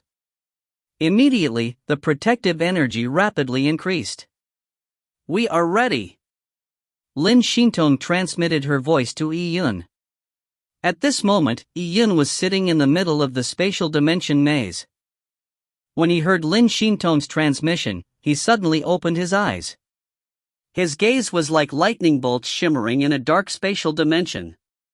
As he pressed downwards, the broken sword that laid across his lap disappeared, returning to his interspatial ring. With the great Empress Heart Sutras circulating, all of Yi Yun's yang qi gathered in his dantian, and it was compressed even further. As he accumulated more and more energy, it was all stored in the purple crystal. The purple crystal began to resonate violently, and behind Yi Yun, a golden crow and a 9 neonate phantom image appeared. Two aspect totems were conjured together. When this energy was circulated to its limits, a golden beam shot into the sky from Yi Yun's head. The two aspect totems flew around, and they found themselves circling into a lustrous halo. The golden crow shrieked, while the 9 neonate roared. The golden light that shimmered seemed like a golden path. The spatial dimension's energy began to rotate as a golden spatial dimension door appeared out of nowhere and increased in size. Boom! With a large explosion, a divine pagoda emerged from the skies out of the spatial dimension door. If you find any errors, ads pop up, ads redirect, broken links, non-standard content, etc., please let us know. Report chapter so we can fix it as soon as possible. Chapter 652, Reunion. Chapter 652, Reunion. This divine tower was majestic, like a mountain peak that could not be scaled. It came suppressing downwards while spinning. With it suppressing downwards, numerous cracks appeared throughout the void. Divine light flashed, illuminating the surroundings. The sounds of Sanskrit chants emitted out from the divine tower, while mysterious runic seals condensed around it, continuously increasing greatly in number. In just an instant, the black void was filled with condensed, golden runic seals. Even the members of the desolate race beside Lin Shintong saw this miraculous scene. Outside their energy shields, there were golden runic seals blanketing the area, as if there were golden dragonflies fluttering in the air. The elites of the desolate race were all extremely shocked. This was the first time they saw light ever since they entered this alternate dimension. Inside this spatial maze, space was distorted, preventing two people, who were separated by 2 to 3 meters, to pinpoint each other's existence. There is a golden tower in the distance. A desolate race youth suddenly shouted out. The crowd looked out and indeed, they saw a shining golden divine tower in the horizon, far off in the distance. The divine tower seemed to be infinitely far away, yet they could still see it despite the distance. For some reason, it gave them a jolt in their hearts. The spatial forces distorted the spatial maze, even light was obstructed by it. However, under absolute strength, the divine tower's light was able to disperse the darkness. Suddenly, the golden dragonflies, dancing in the air, flew towards the divine tower. The dragonflies moved very quickly, forming strands of golden lines, illuminating the entirety of the dark void. Many members of the desolate race stared dumbfoundedly at the pretty scene happening before their eyes. It was as if this dark and lonely alternate dimension had been given life. Boom! Uncountable numbers of golden runic seals entered the tower, causing the divine tower to emit a blinding light that resembled the radiance of the sun. At that instant, pure yang energy dispersed the darkness and the distorted spatial energy. The spatial maze began to tremble, and with a ka-ka-ka, cracks began to appear in the space itself. They grew in number as they spread out everywhere like a web. With an explosive ring, the spatial barriers collapsed in large swaths. At the instant the spatial barriers exploded, the spatial energy lost its nomological bindings and began to separate out, forming an energy storm that blasted out in all directions. Outside the spatial barriers, there were mountains and valleys that were torn to shreds by the spatial storms. Large boulders were reduced to fragments and then further split, until they turned into dust. As the terrifying storm surged, it heavily collided with the protective energy shields jointly raised by the desolate race members. The energy shields violently trembled, the expressions of the desolate race members turning pale as they saw boulders the size of hills around them turn to dust. This was a complete annihilation and it was happening before their eyes. It was a powerful assault on their visual senses. The people present felt fear from seeing this. Moments ago, they had been suspecting the efficacy of raising a protective energy shield, but now, when they imagined themselves being alone in the energy storm, they could see that they would have been destined to be reduced to dust. They were also thankful that Lin Shintong was present. With Lin Shintong's energy infused into their energy shields, it made it much easier for them to resist the storm. This Zhulong's strength is indeed terrifying. As Lin Shintong looked at the energy storm, she was well aware that most of the energy from the energy storm did not come from Yun, but from the spatial barriers, which was part of Zhulong's strength. A reincarnator's strength could not be underestimated. Yun had previously defeated Zhulong because of his weapon's advantage. The divine broken sword was highly effective against Zhulong's heaven's punishment. At this moment, the golden tower, hovering above the horizon, was slowly beginning to disappear. The energy storm also lessened in strength, allowing Lin Xintong to remove the energy shields. Seeing the last flicker of light disappear from the golden tower, Lin Xintong let out a sigh of relief. She naturally knew that the golden tower was the God Advent Tower. Yi Yun had obtained the God Advent Tower in the Great Empress Mystic Realm, and now, Yi Yun finally had the ability to use it.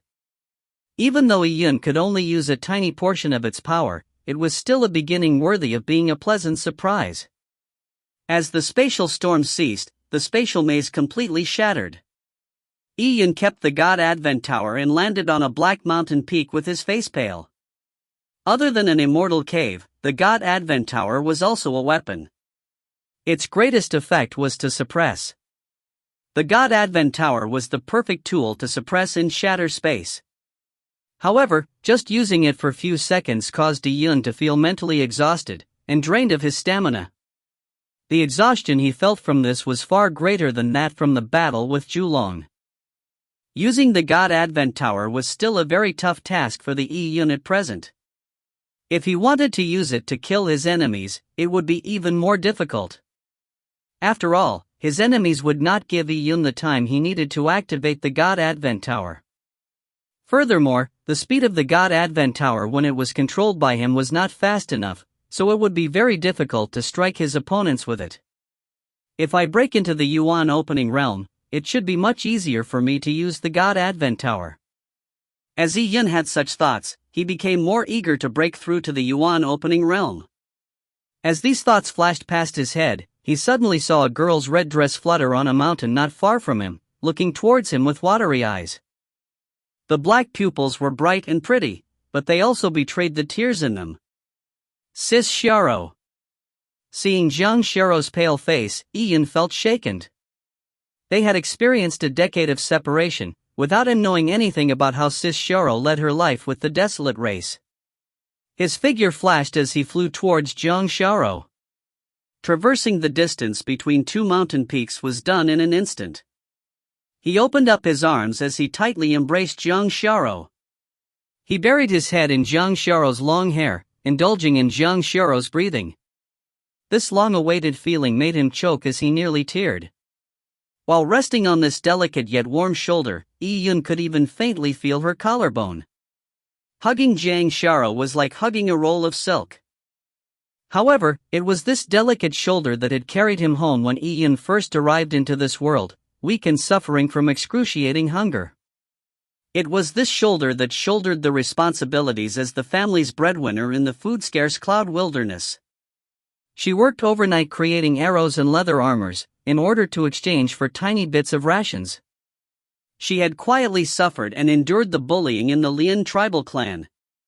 Previously, Yi Yun nearly thought he was to be forever separated from Zhang Xiao in Chu Prefecture City. Only today, when he experienced that familiar yet gentle touch from embracing Zhang Xiao tightly, was he reminded that everything was over. Their futures were still within their own grasps.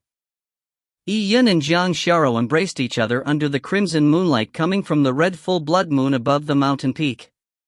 No one in the area spoke. Everything was silent, only the cold wind in the Soul Tomb blowing emitted a rustling sound. If you find any errors, ads pop-up, ads redirect, broken links, non-standard content, etc., please let us know. Report chapter so we can fix it as soon as possible. Chapter 653, Life Slips. Chapter 653, Life Slips. Despite reuniting after a decade, Yi Yun and Zhang Xiao did not have the time to engage in reminiscence. They were still in the Soul Tomb, and facing the hostile Blood Moon. Against so many inspectors that were about to awake, they needed to immediately head to the inspector's slumbering grounds, and destroy everything within it. There were layer after layer of defenses for the protection of the Soul Tomb, making it extremely secure. The large array outside the Soul Tomb isolated the interior from the outside world. In the slumbering grounds of the inspectors, there were spatial mazes and numerous illusion arrays hidden with them. Even the entrance to the inspector's slumbering grounds changed frequently. Even with the masked man's memories, it would be very time-consuming to pinpoint the exact location of the slumbering grounds. Thankfully, Yi-Yun had anticipated this. He had sent the evil energy to possess a heavenly blood union member, so as to create a mark. This mark was like a flame burning in the darkness, which helped guide Yi-Yun to find the inspector's slumbering grounds and the complicated arrays quickly. Leave 10 people to take care of the injured. The rest are to follow me. Yi-Yun gave an order that was above doubt. The desolate race had mixed feelings when it came to Yi-Yun. They knew that Zhang Xiao had a younger human brother, and she had sacrificed greatly for him back then. Even the condition for Zhang Xiao to fully integrate herself into the desolate race's world was for the shepherd boy to risk his life to save Yi-Yun. Because of that, the desolate race's youth had their reservations over Yi-Yun. Some of the younger males were even jealous of Yi-Yun. However, with Yi-Yun's strength today, he had managed to convince all of them. It became a matter of course to listen to the orders of Yi-Yun, someone of a different species. At this moment, in the inspector's slumbering grounds, many heavenly blood union members were looking at the tall, erect stone pillar, as well as the huge cocoons embedded in it, with fascination. What was this place? What were those gigantic cocoons? Lord Fengming, why have we been teleported here? Has that traitor, Yi-Yun, died? Just as a few heavenly blood union members were inquiring about Yi-Yun's situation, there was suddenly a distortion in space before Zhulong appeared. At this moment, the cobweb bloodlines in the middle of Zhulong's eyebrows had disappeared, and what replaced them was a scar that looked like a flame that had been burning. A number of the elites present had previously met the Martial Alliance's alliance leader at the Martial Tea session organized by the Martial Alliance. They recalled that the Martial Alliance's alliance leader also had a similar flaming scar in the middle of his eyebrows. They realized that the scar was a result of augmenting oneself with the blood of gods. Zhulong's face was slightly pale, and his aura had weakened a lot more, as if he was ill. His lips moved slightly as he transmitted his voice to Fengming. I have to crush the second life slip? Fengming was stunned. When Zhulong and the other reincarnators entered the Soul Tomb, they were given a total of 3 life slips, which were used to communicate with headquarters. The Soul Tomb was an independent world, and due to the ancient array set up outside, it made it very difficult to transmit messages out. This was similar to the Great Empress Mystic Realm. To pass a message out of the completely sealed Great Empress Mystic Realm was an extremely difficult task for any of the large factions in the Tian Yuan world. The Soul Tomb was similar to the Great Empress Mystic Realm, so messages could not be exchanged even by Blood Moon. However, there were special life slips that could barely transmit some information. These life slips were quantum entangled. By crushing one life slip, the other would sense it and shatter as well. The 3 life slips Zhulong had each had their own meaning. Crushing the first life slip meant everything went smoothly. The mission is about almost completed. Crushing the second meant the team encountered unforeseen circumstances and are engaging in intense battle. As for the last life slip, it meant that the mission had completely failed. To Blood Moon's reincarnators, having to crush the second life slip despite being tasked to execute such a simple mission, along with such a strong lineup and a drop of the blood of the gods, was quite unacceptable. This uncertain outcome was too much for Fengming, Xianqi, and Sheiji. Lord Zhulong, was the alternate dimension you set up in the end was not enough to finish Yi-Yun? Do you think he has the ability to break through the spatial dimension array?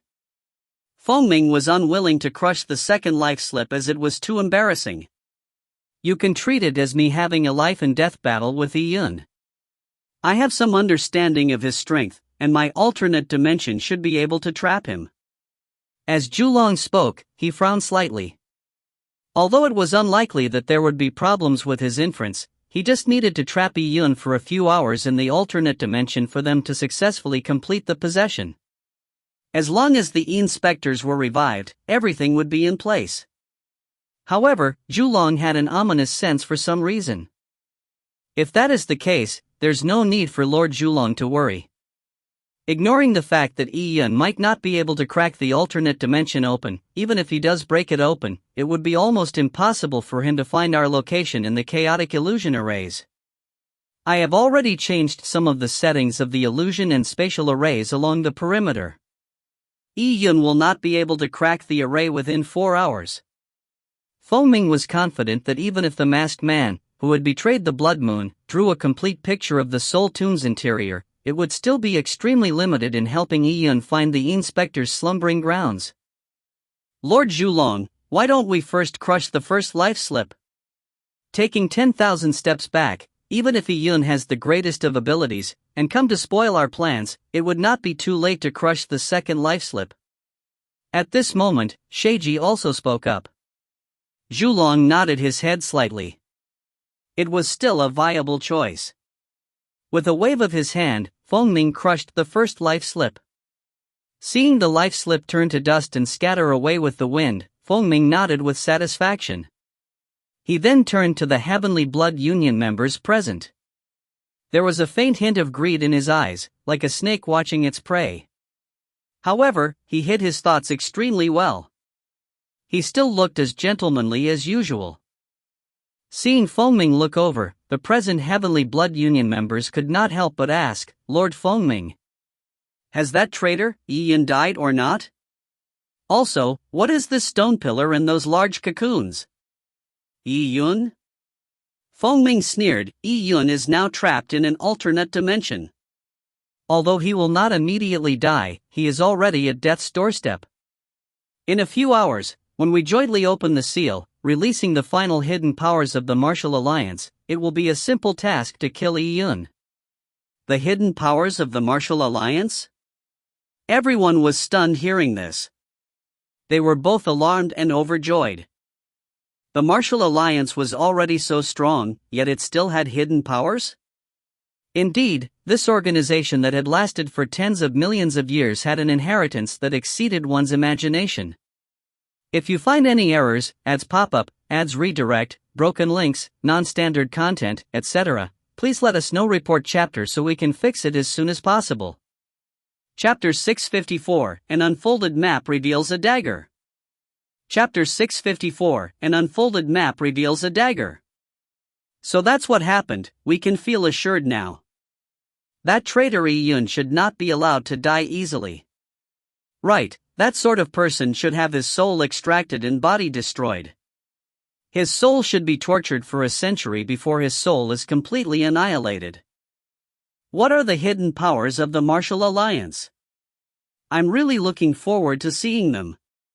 Upon hearing Feng Ming's words, everyone relaxed and they were somewhat elated. Feng Ming had a slithering smile filled with deception and bad intentions hidden behind his generous face. He opened his trademark folding fan and he began to fan himself gently. He pointed at the stone pillars behind him and said, Are you curious as to what these cocoons are? Let me tell you now that these cocoons are the hidden powers sealed by the Martial Alliance. Oh? Everyone looked at the large cocoons with their eyes lighting up. That is it? No wonder we were brought here.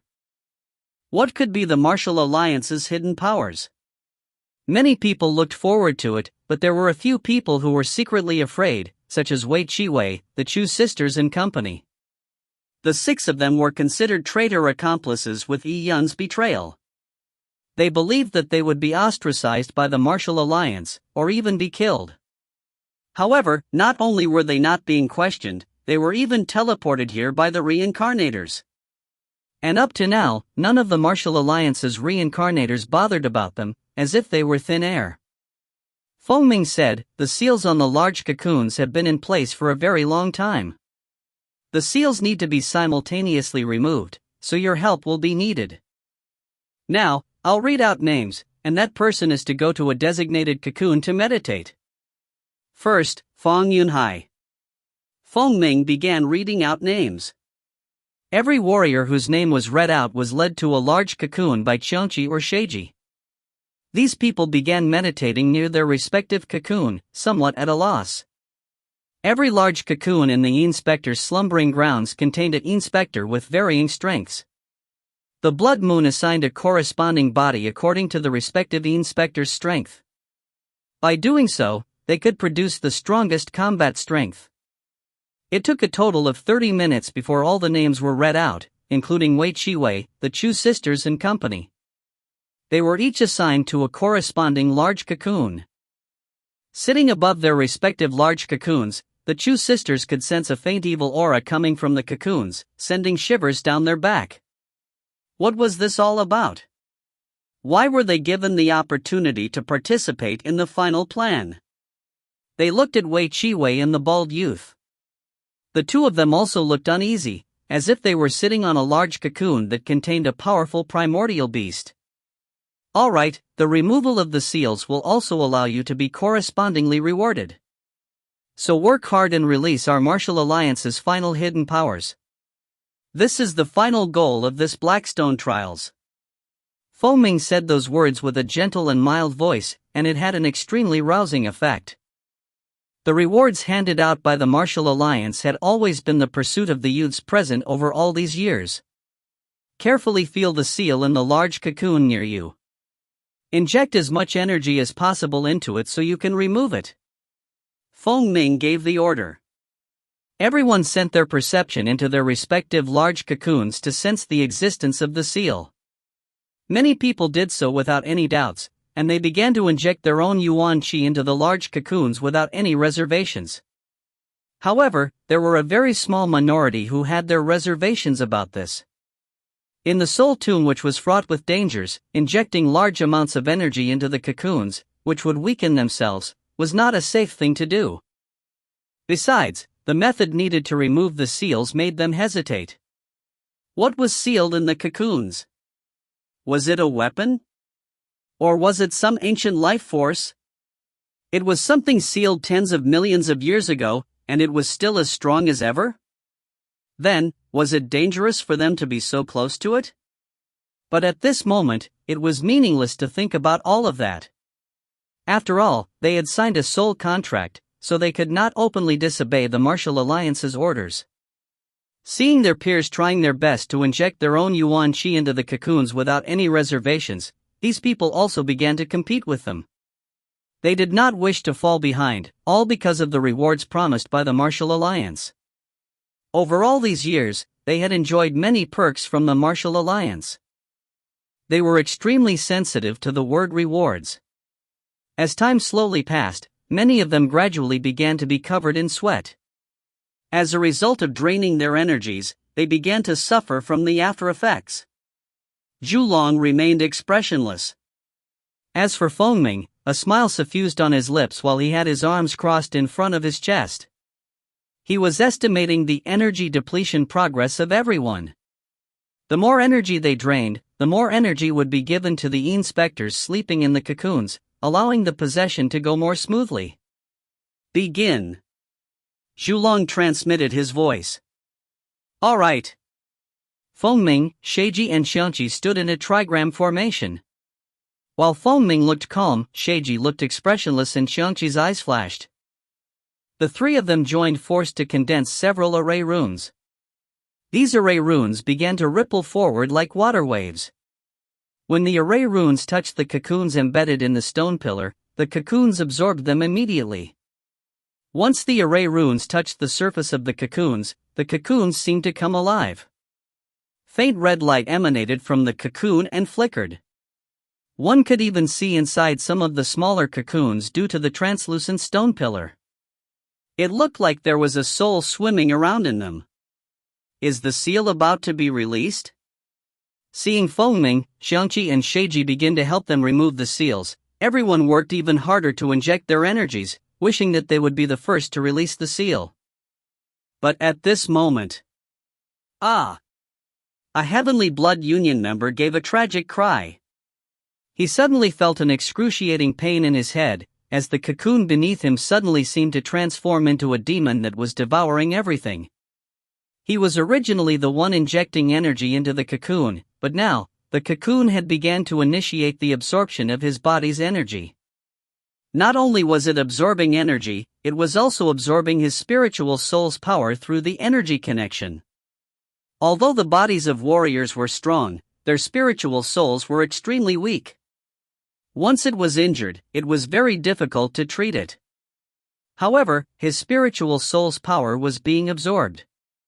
There was no way to resist the powerful suction. The cocoon seemed to transform into an avaricious primordial desolate beast that devoured everything. What's going on? As the suction increased in intensity, the Heavenly Blood Union member's face turned pale. He had a twisted expression as the pain of his soul being forcefully torn apart made it seem like ripping his hair would give him greater comfort. He only wished that he could tear his head open so he could forcefully sever the connection. He was terror-stricken as he felt his life force being rapidly depleted. If this carried on, he would probably die. "Save me! Please save me!" He shouted for help. But at this moment, he was met with the tragic cries of others. In fact, these cocoons had array traps in them. With the 3 reincarnators controlling them, the Heavenly Blood Union members were unable to withstand them in their extremely weak states.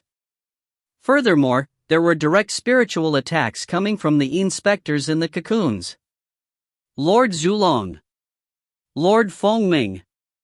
At this moment, many of the Heavenly Blood Union members present sensed that all of this was instigated by the Martial Alliance, but they refused to accept the facts. While grabbing onto their last hopes, they wished that everything that was happening was due to an abnormal result of the cocoons laying dormant for too long, something that the Martial Alliance did not expect would happen. They treated Zhulong, Fengming, and company as the final life-saving straw.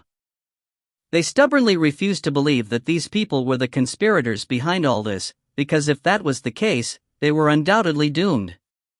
However, the hopes of these naive youths were very quickly shattered heartlessly. As Zhulong looked at all this, he appeared cold and distant. As for Fengming, a smile hung on his face, as if he was enjoying everything that was happening before his eyes. During the next 15 minutes of struggling, many of them experienced the cycle of fainting, but were again awoken by the agonizing pain that came from their souls. This cycle repeated several times. Only then did Zhulong begin to speak slowly. "It takes time to build an army, but a moment to deploy them. Now, it's time for you to be deployed. To awaken the inspectors sleeping in the soul tomb, your bodies are the best vessels for the specters. There is no need to resist, as it would only give you more pain. It is meaningless. The human race's calamity is about to begin, and you shall be on the forefront of it all. You can contribute towards the calamity, and be remembered by history. Your bodies will also be put to even greater use under the hands of these future pioneers. Maybe in the future, your bodies will become gods. You should now feel honored for that possibility in the future." Zhulong said with a frank and calm tone, as if everything said was a matter of fact.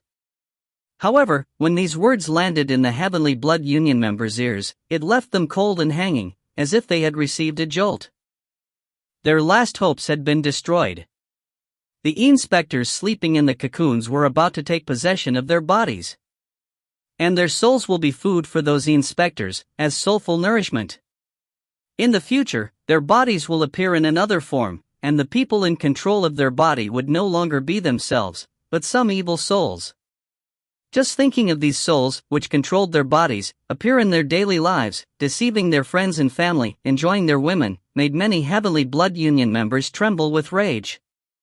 What was even more infuriating was that Zhulong mentioned that their bodies would be put to greater use under the hands of future pioneers. They should feel honored. Honor? It was preposterous. Cold sweat drenched the faces of many of them as they gritted their teeth. Their organs were all twisted together from rage. Could this order be passed down from the upper echelons of the Martial Alliance? The Blackstone trials was a trap from the very beginning? They were only chosen for their bodies. Even the Heavenly Tao Union's existence was for this day. They were like pigs reared to be slaughtered? Zhulong, do you know what you are doing? My family will not let this go easily. The Martial Alliance might be powerful, but it will be destroyed if it incurs public outrage. You will die very terribly.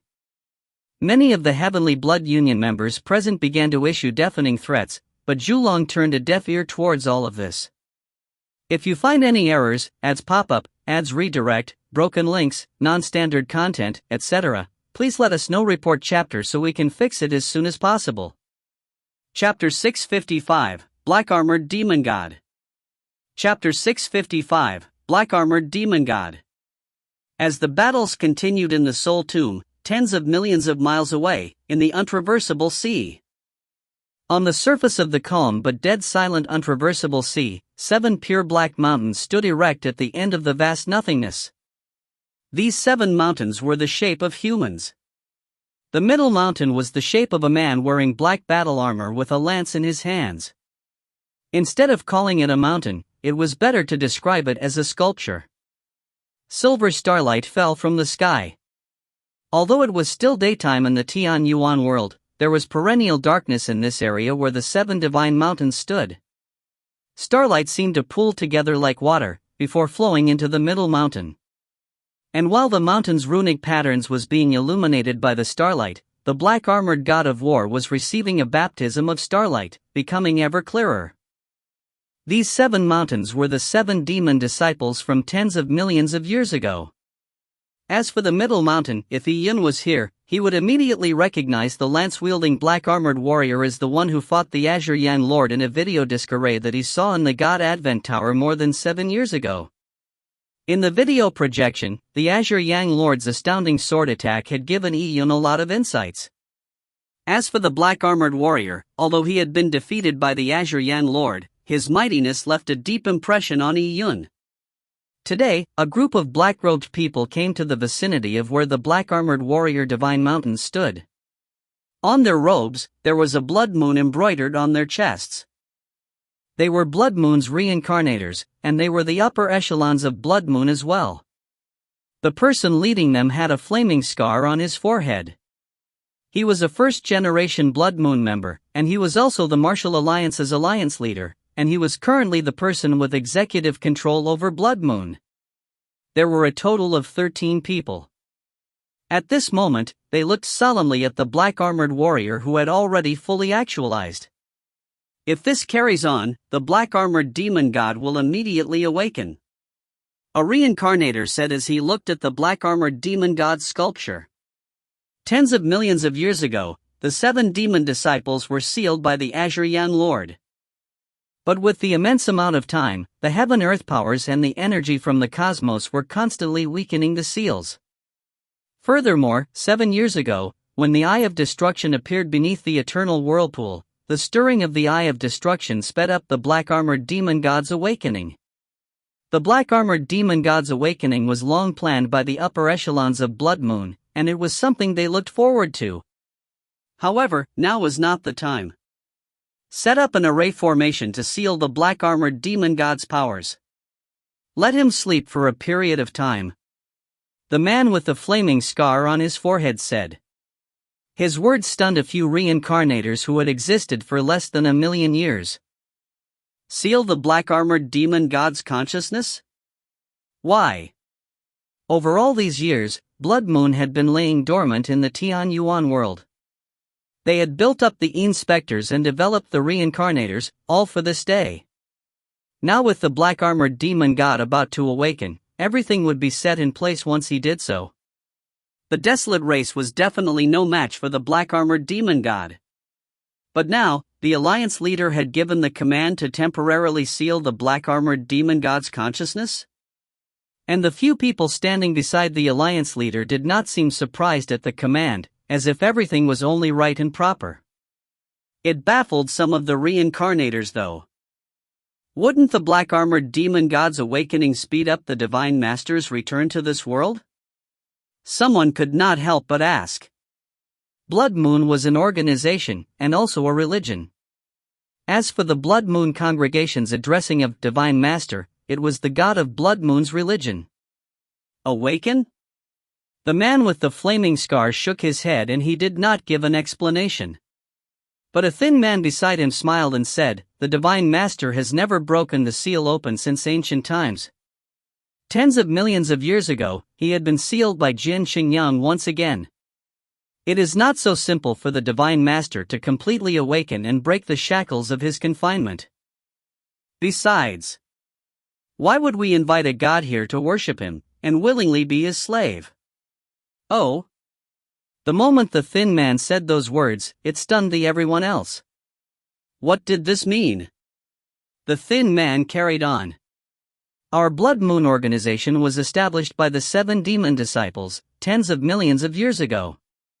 Its establishment was just to resist Jin Xingyang and the Desolate Race Army. To put it bluntly, us as Blood Moon are just the demon disciples' tools. Blood Moon of the past was far more powerful than it is now. But after the war with the Desolate Race and the long passage of time, the Blood Moon has become what it is now. There are only reincarnators and inspectors, continuing on through endless sleeping. Do you still think it's not enough being their tools? Now, the Eye of Destruction is still sealed, and the 7 demon disciples are asleep, yet you want to awaken them to carry on becoming their tools? Or do you want to establish a new order, and become the overlords of this world yourselves? The thin man's words quaked the hearts of the reincarnators. Become the overlords of this world themselves? They had never thought so far ahead, but if they gave it careful thought, Blood Moon's purpose may have continued on for tens of millions of years, and they knew of Blood Moon's past and mission. But over the million years of reincarnation, they had never heard Blood Moon mention the revival of the 7 demon disciples or allowing the Divine Master to escape from the seal. It appeared as if the upper echelons of the Blood Moon had ulterior ambitions a long time ago. Indeed, they were just chess pieces used tens of millions of years ago after all. The Eye of Destruction was not a benefactor of theirs, so why should they render any service to him? That seal? Someone asked anxiously. They did not know how secure the seal in the eternal whirlpool was. If the Divine Master could awaken by himself, they would be doomed. With that, the man with the flaming scar said, tens of millions of years ago, the 7 demon disciples underestimated Jin Xingyang. The Divine Master had just awoken back then, and he was still restrained by the ancient seal. Yet, he attracted Jin Xingyang and that woman, who dealt a serious blow to the Divine Master after entering the eternal whirlpool together. In addition to the ancient seal, the Divine Master's consciousness was injured. 7 years ago, the Divine Master's projection appearance was just a stimulative reflex from the opening of the Great Empress Mystic Realm. If you find any errors, ads pop up, ads redirect, broken links, non-standard content, etc., please let us know. Report chapter so we can fix it as soon as possible. Chapter 656, E-Inspectors Awaken. Chapter 656, E-Inspectors Awaken. A thick, dense evil specter energy covered the slumbering grounds of the E-Inspectors in the Soul Tomb. This place was supposed to be dark, with the red moon's light masked by dust, but there was an eerie ghostly blue fire that swirled around. Julon. Feng Ming. All of you are crazy. Killing us is equivalent to declaring war on every faction in the entire Tian Yuan world. The Martial Alliance may be strong, but it is just a slightly bigger faction. It cannot defeat the entire Tian Yuan world. Let us go. All the Heavenly Blood Union members were being restricted by the large cocoon's arrays. They were shouting crazily in the beginning, but towards the end, the fear and excruciating pain had drained them of their willpower. They could not resist due to the restrictions from the arrays. Furthermore, with something from the large cocoon trying to crawl into their brains, that sense of helplessness and the splitting pain in their heads was indescribable. Let me go. I have always been loyal to the Martial Alliance. I signed a soul contract. Slowly, some of them finally bent over and began pleading to Julong. Julong remained expressionless towards this. As for Qianqi, he enjoyed listening to this. The corners of his mouth curved up and said with a teasing tone, "The cries while struggling in pain sure is a fantastic sound. Don't worry. Your pain will come to an end quickly. The prolate spheroidal large cocoons beneath you are called soul cocoons. The things inside them will end your suffering, and finally merge with you, bringing great strength to your bodies. Are you excited?" Listen. Something is coming out from inside. Sha sha sha. Sha sha sha. This sound was extremely ear-piercing. It was as if something sharp was crawling through rocks, sending an itch down to the bone. Ka-cha. A soul cocoon beneath a heavenly blood union member opened up, as if it had been cut open. Following that, a long black worm crawled out. The long worm was about the thickness of a finger and it was cylindrical in shape. It was covered in a black carapace, while its head and eyes were dark red in color. It had dozens of thin and short feet. The sound before seemed to come from its feet rubbing against the soul cocoon's stony surface. The black worm used its feelers to gently touch the heavenly blood union member's head. The touch made him shudder all over. Soul-devouring worms consume spiritual and Een souls as food. It cannot devour the Een specters that are sleeping in the soul cocoons due to an array's protection. But the soul-devouring worms use the soul cocoons as their nest. The remnant spiritual soul energy after they devour Een souls within the soul cocoon is the best supplement for the Een specters. Xiangqi laughed sinisterly. The heavenly blood union member was already terror-stricken, and more than a dozen of these worms had crawled out from the soul cocoon beneath him. They began to crawl towards his brain through his ears. The long, black worms that were as thick as fingers made him feel like his ear canal was about to burst open while they crawled inside. As the soul-devouring worms laboriously crawled deep inside, their sharp feet tore through skin and flesh, causing large amounts of blood to flow out. Ah, ah, ah. The heavenly blood union member let out a blood-curdling scream. This method of death was not inferior to death by heart dismembering. Right after the soul-devouring worms crawled into the youth's ears, a cold, Een energy began to spread from the tips of his limbs throughout his body. That was the Een specter that slept in the soul cocoon. It had finally awoken, and it was beginning to enjoy the delicacy awaiting it. A soul seed chewed through by a soul-devouring worm made it even easier to possess. The soul-devouring worms and the Een specter entered the body almost at the same time. As the heavenly blood union member's body started to twist, he foamed from his mouth, as his eyes rolled back, leaving only the white in his eyes. Seeing the heavenly blood union's terrible state, the human warriors present felt a jolt through their hearts. As warriors, some of them were not too afraid of a simple death, but dying in such a horrible manner challenged their psychological baseline. Especially many of the pretty young girls were scared out of their wits.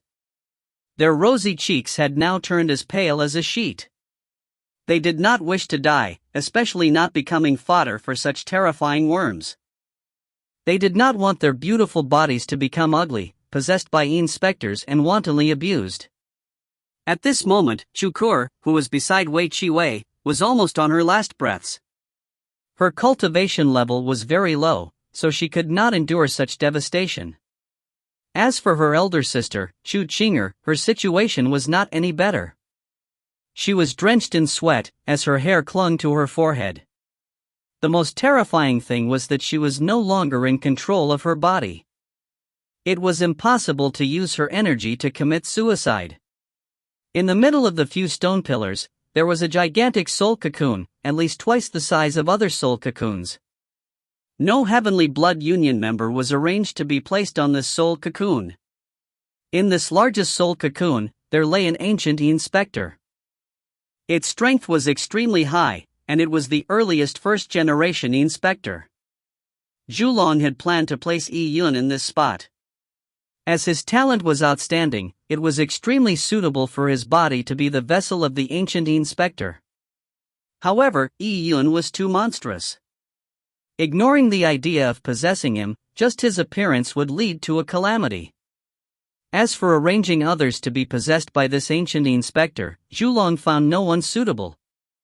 The other heavenly blood union members' bodies were insufficient to fully bring out the ancient Een specter's strength. Hence, Zhulong left this spot empty, allowing the strongest ancient Een specter to carry on its slumber. He was waiting for the upper echelons of Blood Moon to cripple Yi Yun first before using his body as the ancient Een specter's vessel. However, just a moment ago, a life slip on Zhulong's body shattered. Zhulong could use the life slip to transmit information from the soul tomb outside, and similarly, the outside world had the ability to transmit information to Zhulong.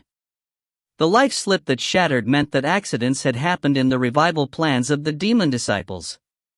It urged Zhulong to quickly bring the inspectors in the soul tomb to the untraversable sea, so as to help the upper echelons of Blood Moon control the array formation. Zhulong knew that tens of millions of years ago, the first-generation Blood Moon, which included himself, had chosen the black-armored demon god as their target, slowly wiping off the consciousness of the black-armored demon god. Back then, when the 7 demon disciples engaged in a massive battle with the Azure Yang Lord, the 7 demon disciples had been sealed by him, entering an extremely long slumber. This slumber might even last more than 100 million years. The black-armored demon god received the heaviest injury to his soul sea. Blood Moon had even suspected that the black-armored demon god had lost his consciousness. Tens of millions of years ago, Blood Moon's mission was to save the 7 demon disciples. However, when they saw the 7 demon disciples lose most of their power, the upper echelons of Blood Moon started feeling tempted. Working for others was not as good as controlling the world. This was probably human nature. Zhulong frowned as he looked at the life slip that had shattered in his hand. He did not know what accident had happened in the untraversable sea. After a short hesitation, he grabbed a youth from the Heavenly Blood Union members who had relatively good talent, and directly threw him on the soul cocoon that contained the ancient inspector. And this person coincidentally was the Jin Wushuan who had fought Yi Yun in Heaven Martial City. If you find any errors, ads pop up, ads redirect, broken links, non-standard content, etc., please let us know. Report chapter so we can fix it as soon as possible. Chapter 657, Tearing the Void Again. Chapter 657, Tearing the Void Again. Jiang Wushuan had always been loyal to the Martial Alliance. He had been proud of being a member of the Heavenly Blood Union. But now, he had been violently thrown onto the largest soul cocoon. His body began to convulse as he suffered an excruciating pain in his soul. He felt like the evil spirit in the soul cocoon had already began invading his body, devouring his spiritual soul bit by bit. Lord Zhulong. Jin Wushuan lay in the soul cocoon in a weak and limp state. He stretched his hands out weakly towards Zhulong, as his fingers trembled. He refused to believe that the Martial Alliance, who he had been always loyal towards to the point of abandoning his family clan to forever join the Martial Alliance, would now treat him in such a manner. Seeing the cold and distant Zhulong and the hideous Jiangqi, who was enjoying all of this, Jin Wushuan let out a tragic laugh. He derided how pathetic and stupid he was. Jiangqi sneered as he glanced at Jin Wushuan, before turning to ask Zhulong, "This pretty boy is just a bit better than those trash. Will his body do?" Zhulong shook his head. "We need to attempt it even it's not suitable. We have to take all the ancient inspectors out of the soul tomb this time." As he spoke, he waved his hand casually, and plumes of soul fires flew out from his black sleeves. This soul fires were the Heavenly Blood Union members that had been killed in the battle with the Desolate race. Gong Sun Hong, who had been killed by Yi Yun, was also one of the soul fires. With his body destroyed, Gong Sun Hong yearned to cultivate the Heavenly Tao reincarnation grand technique, allowing himself to have a brand new body, so as to fulfill his aspirations and ambitions. Gong Sun Hong was still a bit stunned when he was thrown out into the slumbering grounds of the inspectors. There were stone pillars and strange stone cocoons here. As for those Heavenly Blood Union members, they were now all pinned to gigantic cocoons, either struggling or crying out in pain. Seeing their twisted expressions, it was as if they wished for a quick death. What was this? Gong Sun Hong was dumbfounded. This was also part of executing the mission? It did not seem like it. Then, as he looked at the reincarnators from the Heavenly Blood Union, the cold Zhulong, the smirking Sheiji, the savage and malefic Xiangqi, Gong Sun Hong suddenly felt a cold intense surge at him, causing his spiritual soul flame to tremble. He had a strong sense of unease. Lord Zhulong. What is this about? Gongsun Hong was panic-stricken, as he felt that the Zhulong standing in front of him was like an ancient evil demon. Zhulong calmly said, "I was planning on refining all of you into inspectors, nurturing you for future use, but there is now no more time.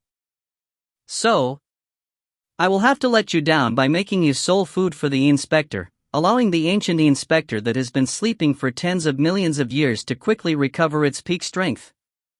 As Zhulong, he grabbed Gongsun Hong and the other Heavenly Blood Union members and threw them at the gigantic soul cocoon where Jin Wushuang was. Ah, ah, ah. Gongsun Hong let out a tragic scream. However, he was just a spiritual embodiment, so how could he resist?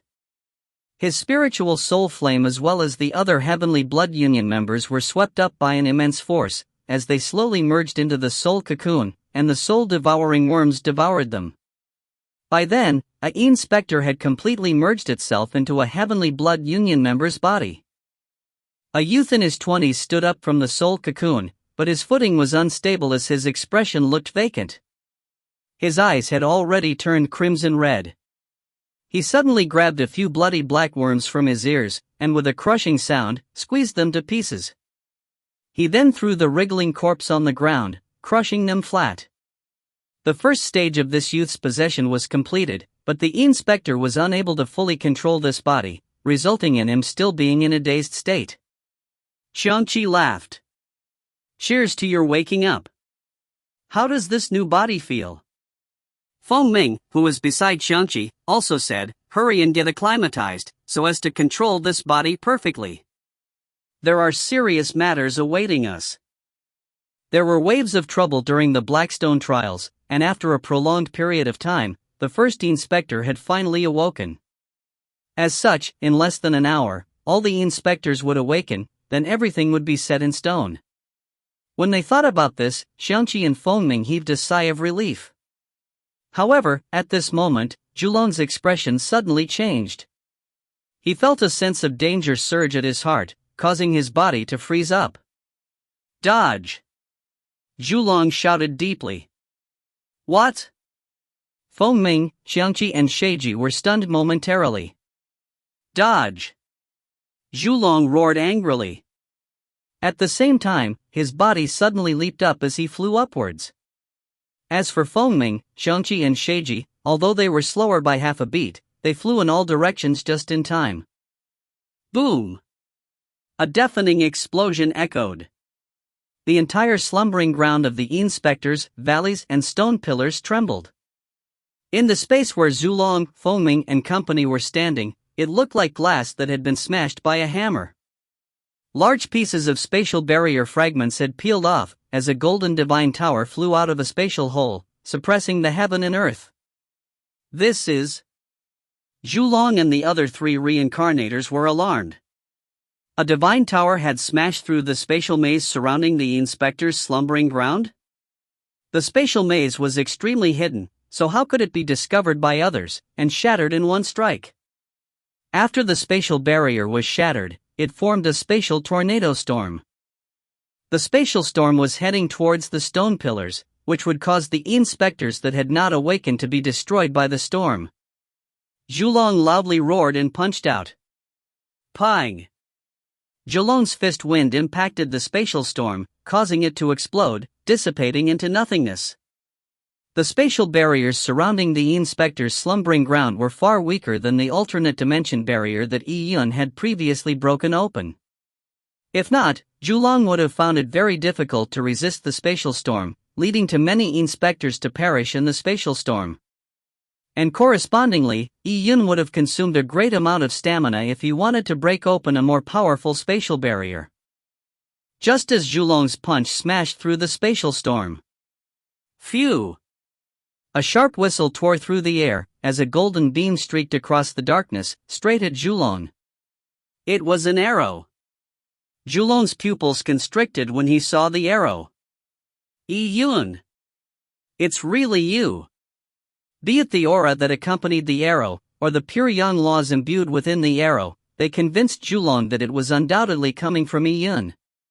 He did not immediately understand what method Yi Yun had used to be able to so quickly escape from the alternate dimension, and find the inspector's slumbering grounds through the layers of spatial dimensional mazes. The threatening arrow's attack did not give Zhulong the time to ruminate over it. He gritted his teeth and dodged sideways. He had not recovered from the injuries from overdrafting his blood essence, so he was currently in an extremely terrible condition. Furthermore, he had just dissipated the spatial storm. Since he had just finished his move and having used up his energy, it was impossible for him to withstand Yi Yun's arrow. The arrow brushed past Zhulong's shoulder, tearing through Zhulong's protective Yuan Qi. After the arrow shot past Zhulong, the arrow unbelievably changed its angle just before it collided with a mountain. This slight change made it face the inspector that had just awoken. This inspector was still in a daze. Before it could fully control its new body, it already saw the arrow fly at it. Ah!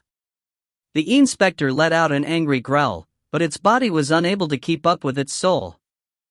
Since it was unable to use the energy in the body, and it was even still repressing the resistance that came from the body's owner in the Soul Sea, it was unable to dodge immediately. The golden arrow was too fast, and with it unable to block, the arrow penetrated its body. Boom! The newly born inspector exploded from the arrow's strike, as its body split into pieces, even shattering its soul. Dead! The inspector who had suddenly been killed, the golden explosion as well as the golden tower that suppressed the heaven and earth attracted everyone's attention. At this moment, the golden tower was still spinning, but began shrinking in size.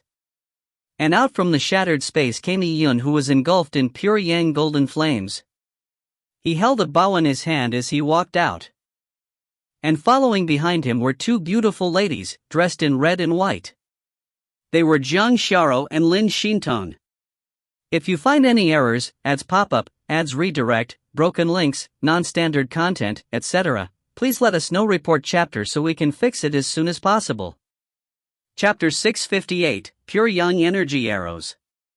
Chapter 658, Pure Yang Energy Arrows. To all of the Heavenly Blood Union members, who were struggling in pain while lying prostrated on the soul cocoons, Yi Yun, who appeared with the two peerless ladies, was similar to a heavenly king that came from the heavens. If one did not consider his relationship with the Heavenly Blood Union members present, his appearance was like that of a heavenly king coming to save his people. However, the fact was that Yi Yun was previously accused of being a traitor.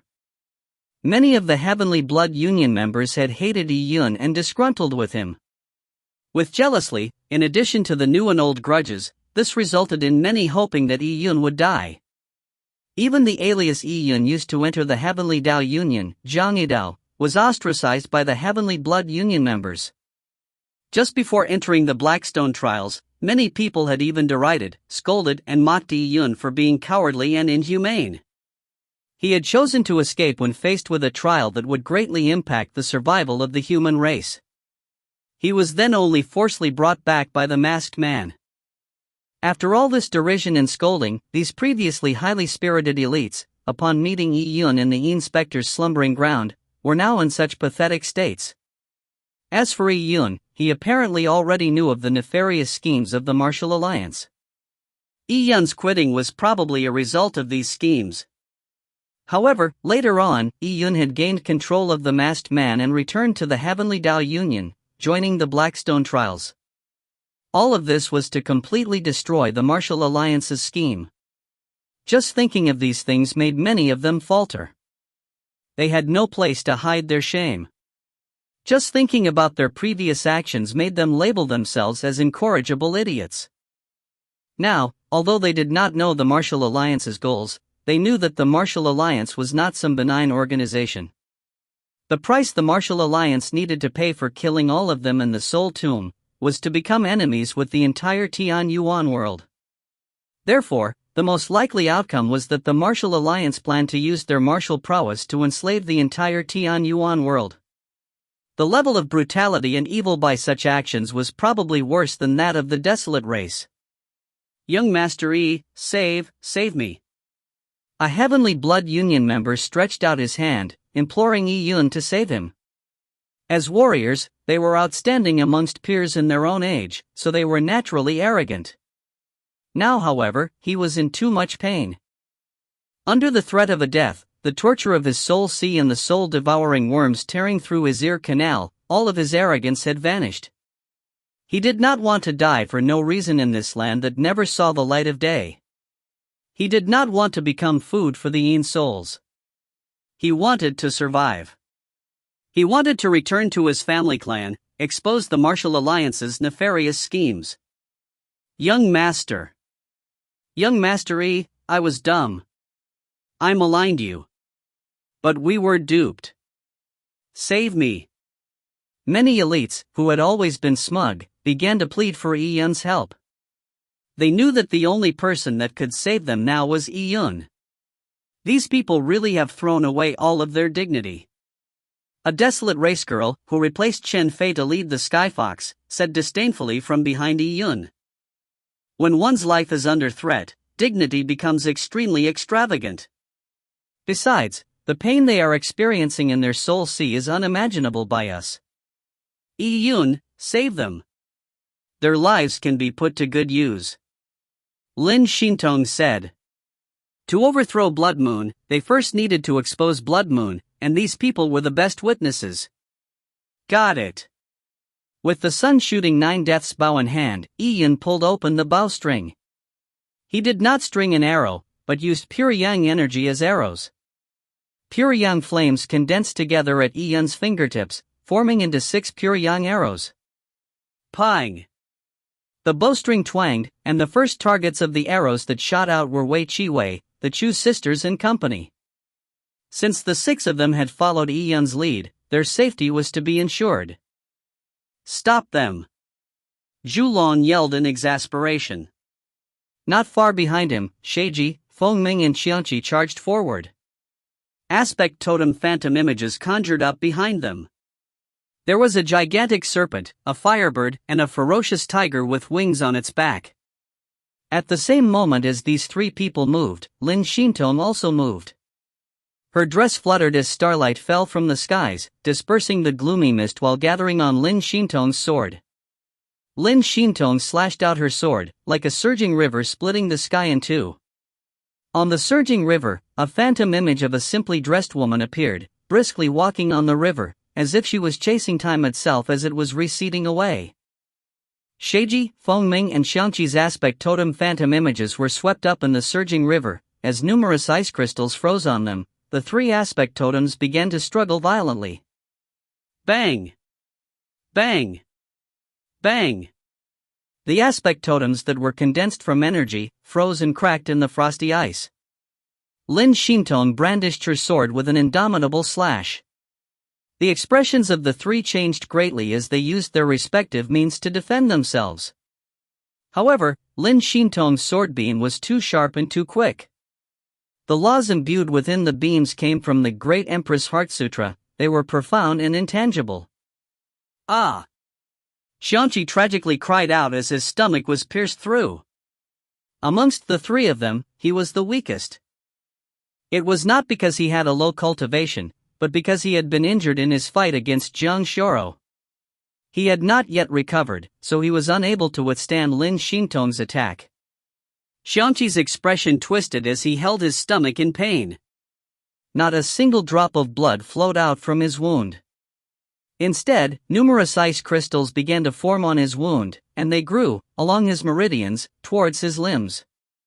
Xiangqi's face turned pale, as he knew deeply that if the ice crystals pervaded his meridians, he would undoubtedly lose all combat ability. If his meridians were severed, a large portion of his cultivation would be crippled. Just a single slash was this powerful? Lin Xintong had never shown her true strength, but now, from the looks of it, she was not any weaker than Yi Yun. It was likely that they were equal in strength. While Lin Xintong caused the 3 reincarnators to retreat from a single slash, severely injuring Xiangqi in the process, Yi Yun's energy arrows had flown in front of Wei Chi-Wei, the Chu sisters and company. Shoo! Shoo! Shoo! The 6 energy arrows stabbed straight into the large cocoons. Yin specters were just Yin souls. Before having a body, they had no combat ability other than being able to possess. They were like turtles without their shells. And pure yang energy was the most effective energy against Yin and evil spiritual beings.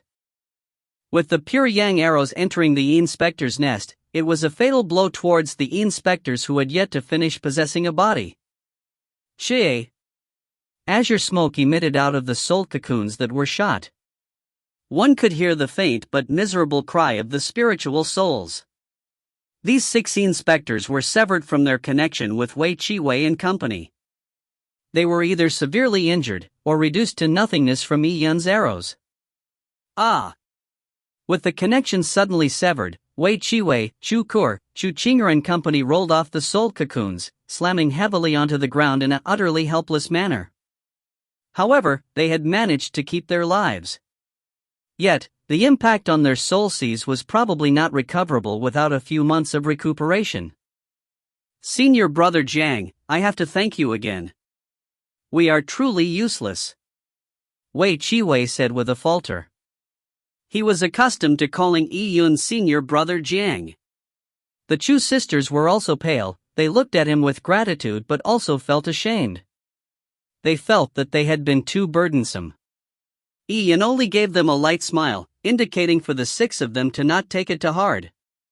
Following that, he pulled the sun-shooting 9 death's bow open, and this time, 12 pure yang energy arrows appeared on the bowstring.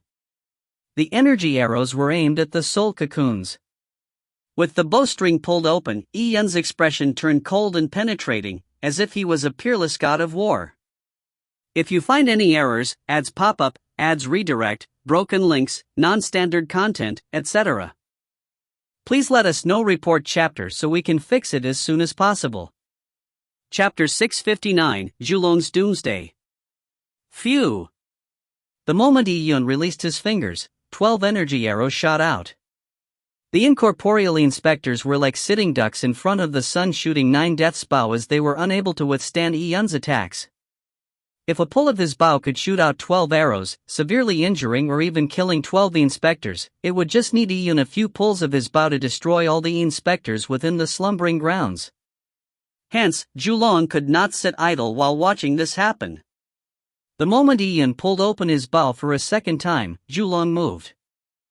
With heaven's punishment in hand, he punched at Yi Yun's energy arrows. In the prior, intense battle with Yi Yun, Zhulong's hands had been injured, and was still in the midst of recovering. Furthermore, the effects of using a mystic technique and overdrafting his qi and blood had yet to be diminished. Although his punch still possessed an extremely astounding aura, Yi Yun's keen senses told him this aura was much weaker than before. Boom! Zhulong's fist collided with all the energy arrows Yi Yun shot out. As the energy arrows exploded, the pure yang energy contained within it gushed out, causing pure yang flames to soar upwards. At the same moment Zhulong shattered the energy arrows, Yi Yun made his move. With the pure yang broken sword in hand, he charged straight at Zhulong. Yi Yun's 2 aspect totems, the golden crow and 9 neonate appeared behind him, as his sword beam streaked across the void. Lin Shintong followed closely behind Yi Yun. Lin Shintong was dressed in clothes white as snow, and as she brandished her sword, a lake appeared out of nowhere behind her. The lake was deep blue in color, with wavelets sparkling that emitted an indescribable frost chi. Far away into the distance, a radiant moon hung above the lake, sending forth a watery glow. As Lin Shintong's sword was augmented with the frost moon's illumination, it came screaming at Zhulong. As the inspectors were undergoing their revival process, every second counted. Since Lin Shintong no longer needed to protect Zhang Xiao, she joined forces with Yi Yun to kill Zhulong in the shortest amount of time in a 2-against-1 situation. With both swords used in unison, one was yin and another was yang. Yi Yun and Lin Shintong had been cultivating together for years, and had been cultivating the Great Empress Heart Sutra together. Although the laws they cultivated in were complete opposites, they complemented each other. Their combined strength was not just a simple case of addition. Instantly, Zhulong felt the pressure increase. Behind him were the unrevived inspectors.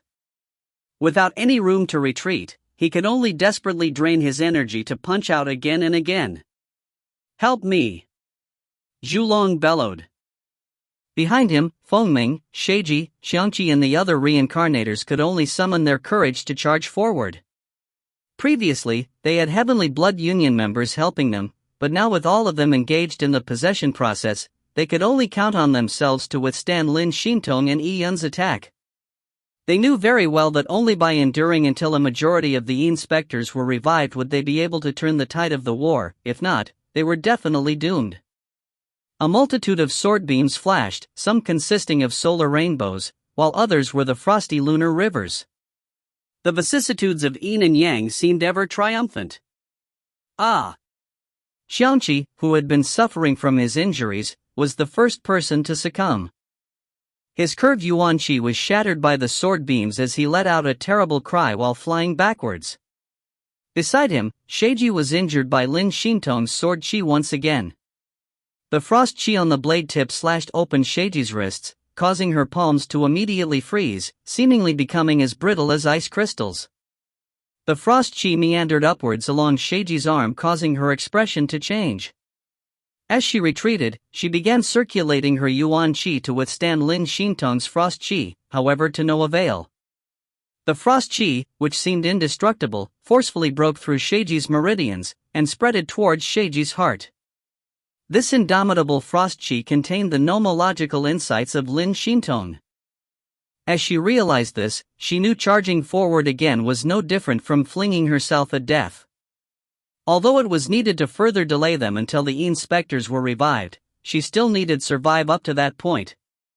Without Sheiji and Xiangqi, Fengming and Zhulong found it harder to resist. Fengming could only serve the purpose of causing some confusion, as the combined forces from Yi Yun and Lin Xintong were mostly shouldered by Zhulong alone. Zhulong bit the tip of tongue and struck out with fist shadows that filled the sky. Although he was still injured, and fighting 1 against 2, Zhulong's attacks were not to be belittled. He had managed to forcefully cause Yi Yun and Lin Xintong's sword qi to slow down. Die! Zhulong roared as all the muscles on his face twitched. He charged at the duo without any regard. Yi Yun and Lin Xintong remained calm, as their swords interweaved together, sending out their second strike. Boom! The convergence of pure yang and pure yin once again surged at Zhulong. As Zhulong was midway through his charge, his energy rapidly depleted. A torrent of sword qi assaulted his protective yuan qi. He was like an exhausted fish swimming upstream against rapids, and was nearing his limit. Pang! Zhulong's protective yuan qi began to crack as the first fractures began to form. With a crisp snap from his right hand's fingers, his fractured fingers that had yet to fully recovered once again ruptured. His offense also came to a momentary stop. In a life-and-death battle, even a fraction of a second of hesitation could result in a complete reversal in the outcome. Furthermore, he was facing the combined efforts of Yi Yun and Lin Xintong in battle. Zhulong's heart immediately sank, for Yi Yun and Lin Xintong's swords were already in front of him.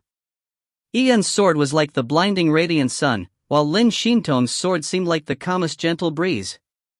However, the sense of imminent danger that accompanied the sword beams resembled the terrifying blood pools in the pits of hell. The wails of numerous people permeated the wind that surged at Zhulong.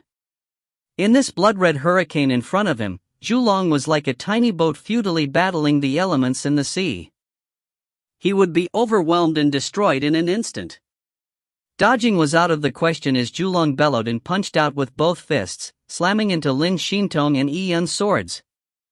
Zhulong could barely manage resisting one person, but now with two. Boom! A deafening ring reverberated in Zhulong's ears. The boom was a result of the violent energy that accompanied the two swords that had ripped open his flesh, exploding within his body. As energy flushed out, Zhulong's shoulders had already exploded into two plumes of bloody red mist. The powerful impact sent him flying backwards. After slamming to the ground, he slid for another 1,000 feet, leaving behind a deep ravine in the ground. Zhulong finally came to a stop when he crashed heavily into a stone pillar where inspectors slept. He only felt a tremble along his back, as black blood gushed out from the corner of his mouth. Zhulong's face had turned pale. The two swords had stabbed into his hands through heaven's punishment, causing all the joints in both his hands to fracture. Yi-Yun held the broken sword in hand, which was still dripping with fresh blood. However, the fresh blood did not remain on the rusty blade, but was instead absorbed by the broken sword. Without any hesitation, Yi-Yun brandished the pure yang broken sword and struck once again. The time it took to traverse a distance of 1,000 feet was nothing but an instant to Yi-Yun. In a blink of an eye, his blade had stabbed straight at Zhulong's eyebrows. Die! Taking advantage of his perilous situation, Yi-Yun's sword surged with killing intent. A golden blast of wind transformed into a roaring golden wave that reached 1,000 feet in height, as if it could drown mountains that littered the lands. Against this terrifying aura, Zhulong suddenly felt a deep chill. He felt his death approaching. Time seemed to slow down, as absolute despair made Zhulong go ballistic. You want to kill me? I'll perish together with you. Zhulong bellowed in a craze. He was disgruntled. He had reincarnated so many times, and every incarnation he had allowed him to lord over numerous lives. He stood on a precipice over all those people, enjoying their worship, and the fear they felt towards him. As for Yi-Yun, he was just a young genius in his 20s. How could he compete with him? Die, die, die, die. Zhulong burned his blood essence as he was engulfed in flames formed from his blood and qi.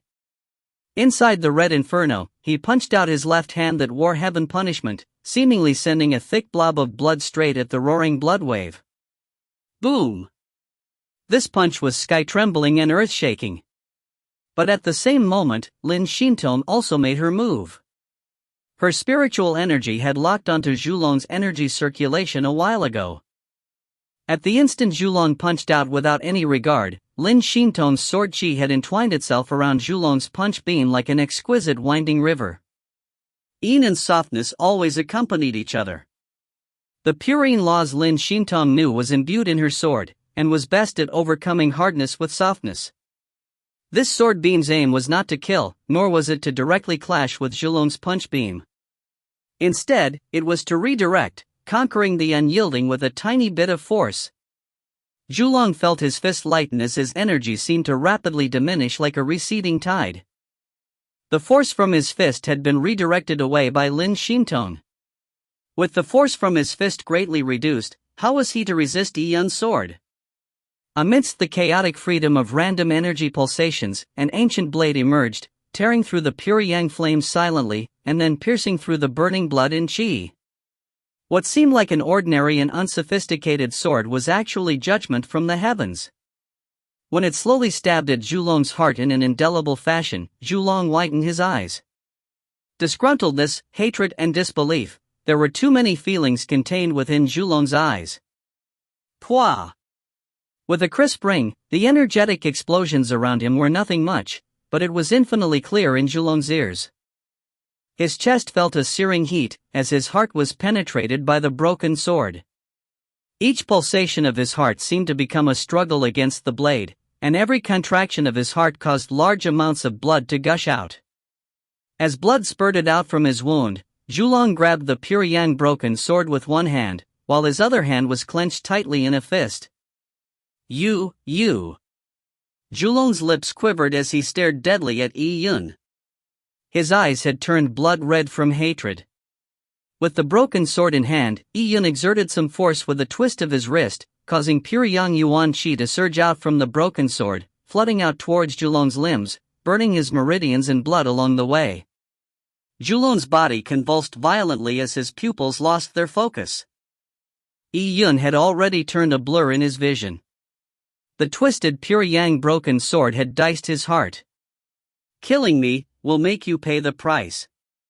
The Blood Moon's inheritance. Zhulong's lips trembled. Every word he said caused more blood to seep out from the corner of his mouth. However, before he could finish his sentence, the pure yang broken sword swiped across his neck. You can die already. Yi-Yun said those words nonchalantly with an expressionless face. Slowly, he wiped the blood of his blade. Zhulong's head jerked sideways as his throat seemed to open. His head fell back, eyes staring. They looked at the dark clouds and blood moon in the sky, having died with everlasting regret. Chapter 659, Zhulong's Doomsday. If you find any errors, ads pop up, ads redirect, broken links, non-standard content, etc., please let us know. Report chapter so we can fix it as soon as possible. Chapter 660, Feeding and Nurturing. Chapter 660, Feeding and Nurturing. Under the combined forces of Lin Xintong and Yi Yun, Zhulong was killed. Fengming, Sheiji and Xiangqi were dumbfounded as they watched this. Zhulong was dead. As a first-generation Blood Moon, Zhulong was actually one of the leaders of the upper echelons of Blood Moon. But now, he had been killed by the duo after just completing a reincarnation due to not having fully recovered his strength and cultivation level. The moment Zhulong died, the remaining reincarnators were like sheep waiting to be slaughtered. There was no way for them to survive. As reincarnators, they had a bright future ahead. In their previous lives, they were accustomed to be in control of the lives of others. But now, their lives were in the hands of others. However, Yi Yun ignored the trio at this moment. The inspector's possession was about to complete, so if he were to delay any further, more and more inspectors would be revived.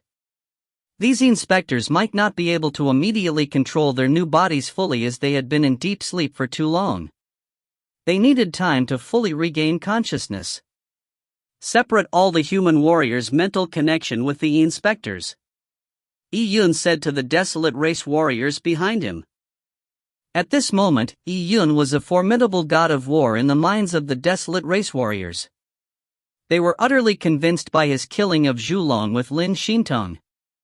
The moment he gave the order, the desolate race warriors charged forward like a surging tide. Sheiji, Fengming and Xiangqi could only watch by the sides idly, as they were completely helpless to resist, nor did they dare to. Although these desolate race's Skyfox members lacked strength, they were sufficient enough to deal with the unrevived inspectors. They charged at the stone pillars like a pack of wolves, forcefully and violently pulling the human warriors from the large cocoons. The human warriors lamented. Their soul seas were enduring the assaults from the inspectors, giving them splitting headaches. Amongst some of them, there were even soul-devouring worms wriggling endlessly in their ears. Hence, the additional feeling of being thrown to the ground was not a pleasant feeling. The saved human warriors looked at the desolate race warriors, who were previously their foes, with complicated expressions.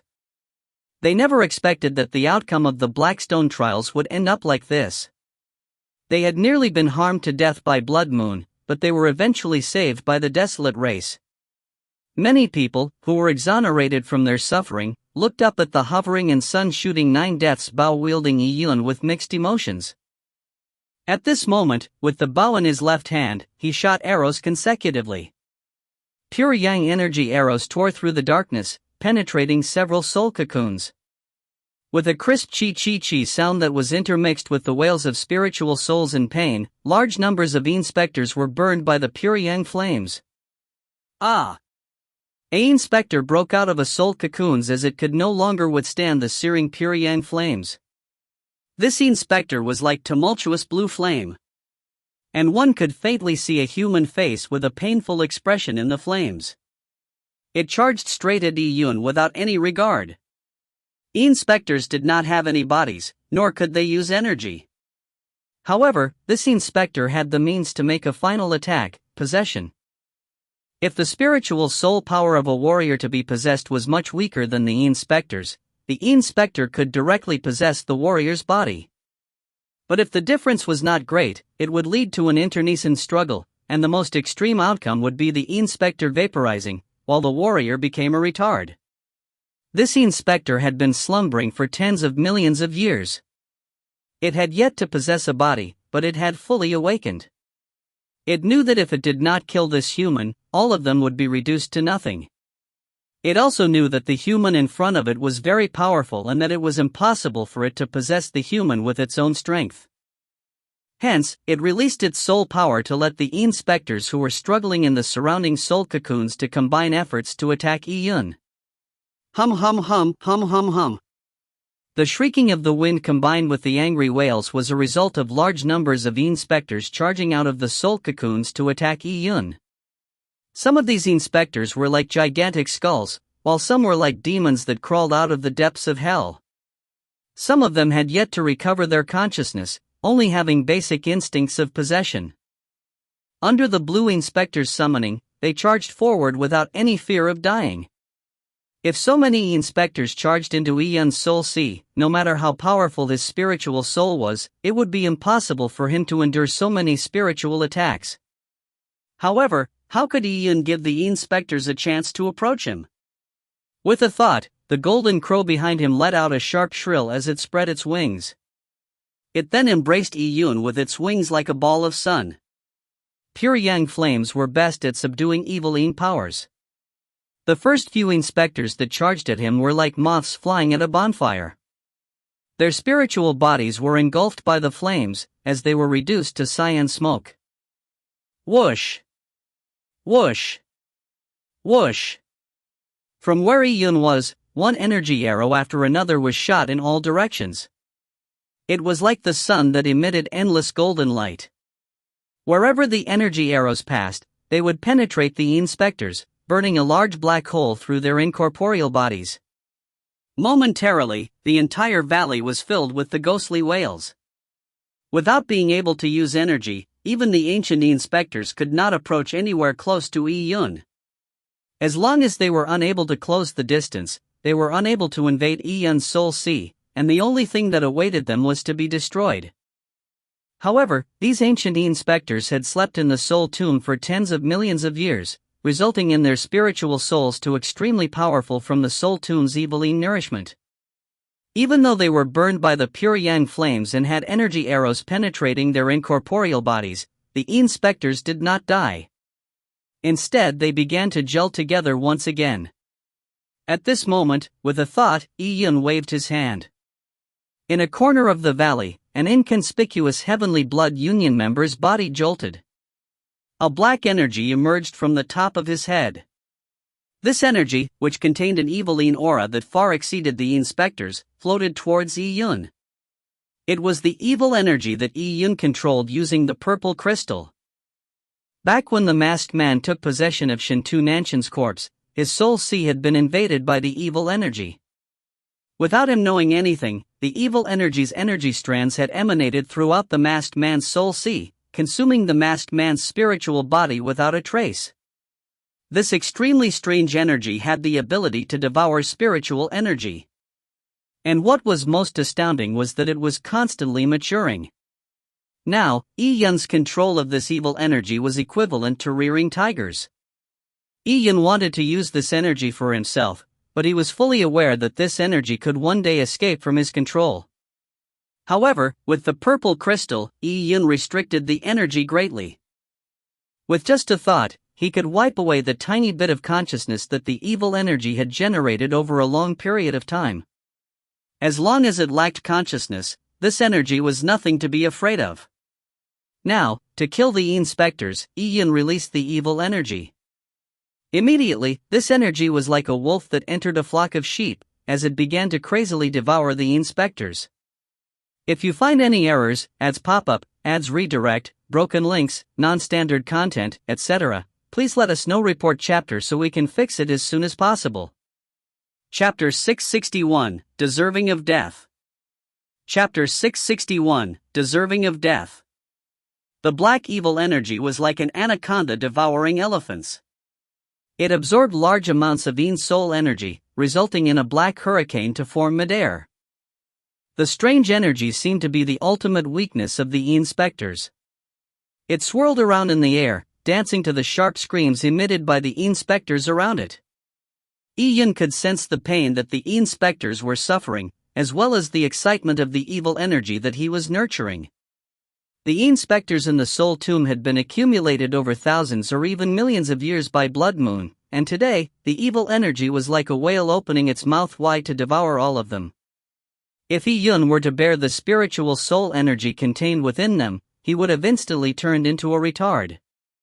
There was no one in the entire Tianyuan world who could withstand a spiritual soul surge like it. However, the evil energy did not possess intelligence, so it was naturally not afraid of such a surge. It gathered and condensed all the inspector's energy, but it was unable to digest it immediately. The evil energy may be strange, but its speed of growth was not outrageous. It had used several years to absorb the masked man's inspector soul, and now in the soul tomb, there were even more powerful inspectors, so it could not digest all of them in a short period of time. The scene of massive numbers of inspectors being devoured entered the eyes of the reincarnators, humans, and desolate race warriors. They were alarmed watching this, but they did not know what the strange energy that Yun released was. In 15 minutes, the last inspector was absorbed by the evil energy. With a wave of his hand, the evil energy followed Yun's arm and flew into his body, sinking deep into his dantian, as it was sealed by the purple crystal. At this moment, the land began to tremble. Some of the boulders on the mountain peaks began tumbling down, crashing heavily. Oh! This scene was met by shock. The earthquake gave people the feeling that the valley was about to collapse. However, Yun remained unmoved. His eyes turned to Zhulong's corpse. Inside Zhulong's body, Yun could sense an indescribable, powerful energy source using the purple crystal. This energy was sealed in Zhulong's heart, but it did not merge with Zhulong's body. Zhulong's flesh and blood was wrapped around the energy source. There were blood vessels covering the surface of the energy source, receiving energy from it. But even so, the amount of energy that Zhulong could use was the tip of the iceberg. It was nothing to the energy source. After killing Zhulong, Yun naturally would not forget this energy source. Pressing his hand on Zhulong's left chest, Yun interfaced his spiritual energy with the purple crystal and extracted it. Pwah! A gaping, bloody hole exploded in a mixture of flesh, bones and blood on Zhulong's chest. Slowly, a drop of bloody liquid floated out of the bloody hole. Yun saw that the bloody liquid was clearly the blood of gods that Zhulong had absorbed in the battle before. It was the mysterious bloody liquid that came out of the eternal whirlpool apparently. When the drop of blood landed on Yun's palm, its surface tension remained, preventing it from dispersing. It was also extremely heavy, making Yun feel like he was dragging a mountain in his hand. This drop of blood is fascinating. Beside Yun, Lin Xintong found it unbelievable. Even the space around the drop of blood was distorted. With a few taps of her finger, tiny amounts of ice crystals froze midair, slowly gathering to form a large ice crystal that sealed the drop of blood. The drop of blood that was sealed in ice was pulsating like a heart. Keep it. This drop of blood might be useful in the future. As Lin Xintong spoke, Yun nodded and put the ice-sealed blood of gods into his interspatial ring. Following that, he also took Zhulong's interspatial ring. After finishing this, Yun raised his head to look at Sheiji, Xiangqi, and Fengming. Against the threat of death, Fengming could no longer maintain his calm demeanor. As for Xiangqi, he subconsciously retreated as if he wanted to escape. However, he also knew that in front of Yun and Lin Xintong, the possibility of escaping was null. "What do you want to do?" Sheiji said with her face pale, no longer having the usual air of sultriness and charm. With a slight falter, Yun looked deeply at Xiangqi, who was jittering amongst the three. He suddenly said, "You can die first." As he spoke, Yun slashed out with the pure yang broken sword. He was too fast. The distance of 100 feet was instantly traversed as he appeared in front of Xiangqi's eyes. Against the fatal blow that suffused with killing intent, Xiangqi was overwhelmed with terror. He knew that he was not Yun's match, but with life on the line, he went ballistic. He let out a heart-wrenching scream and clawed at Yun's chest. On the brink of death, he wanted to break Yun's bones and injure him even though he knew that it was impossible for him to kill Yun. Against Xiangqi's swipe, Yun twisted the blade, sharp edge always downwards, resulting in a sword beam that seemed like a waterfall that fell from heaven, as he pulled it across in one diagonal, savage slice. Pwah! Both Xiangqi's hands were severed by the sword beam, as pulsing arteries pumped blood out of his stumps. His strength was far from Yi Yun's to begin with, and with him being injured by Jiang Xiao, he was no match for Yi Yun at all. With another twist of his blade, Yi Yun's sword pierced straight through Qiongqi's throat. Qiongqi's mouth gaped as it spurted out blood.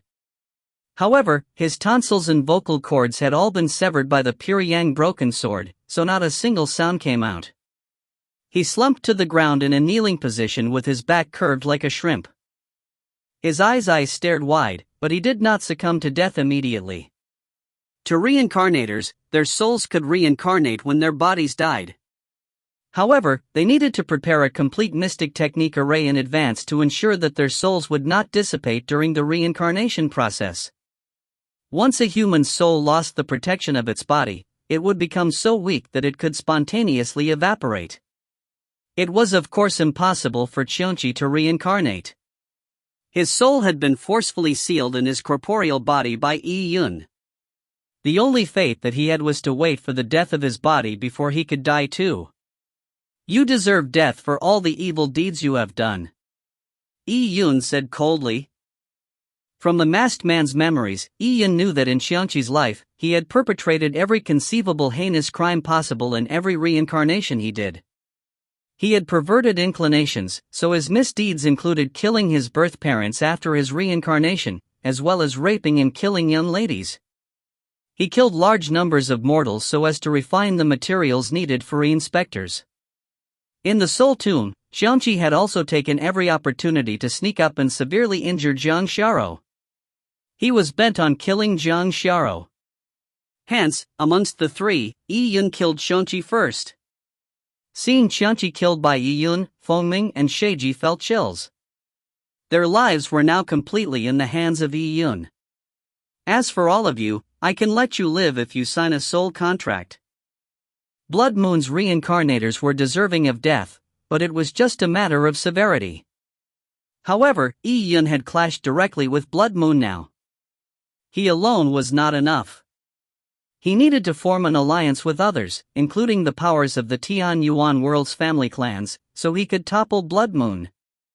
If you find any errors, ads pop up, ads redirect, broken links, non-standard content, etc., please let us know. Report chapter so we can fix it as soon as possible. Chapter 662, Exiting the Soul Tomb. Chapter 662, Exiting the Soul Tomb. Sign a soul contract? When Sheiji and Fengming heard Yi Yun's conditions, they felt bitter. Back when they forced numerous Heavenly Dao Union members to sign soul contracts, they had never expected the day of them signing soul contracts would come. When they saw the soul contract Yi Yun produced, Sheiji and Fengming's face turned white. The soul contract was too demanding.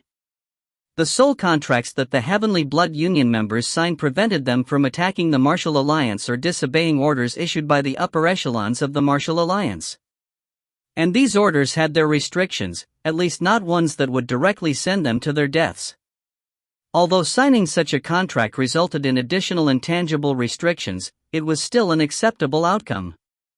However, the soul contract that Yi Yun gave Sheiji and Fengming to sign could be said to be a soul contract between master and slave. Back in the Great Empress Mystic Realm, Yi Yun had obtained a great deal of inheritance from the Azure Young Lord. On the second level of the God Advent Tower, there was a wide collection of books that came from the 12 Empyrean heavens. Various mystic techniques, cultivation technique, movement techniques, pill refinement techniques and desolate heaven techniques were available. The Star Transference Heaven Changing book Yi Yun used to disguise himself came from this collection. And the soul contract that Yi Yun chose to use this time also came from the library on the God Advent Tower's second level.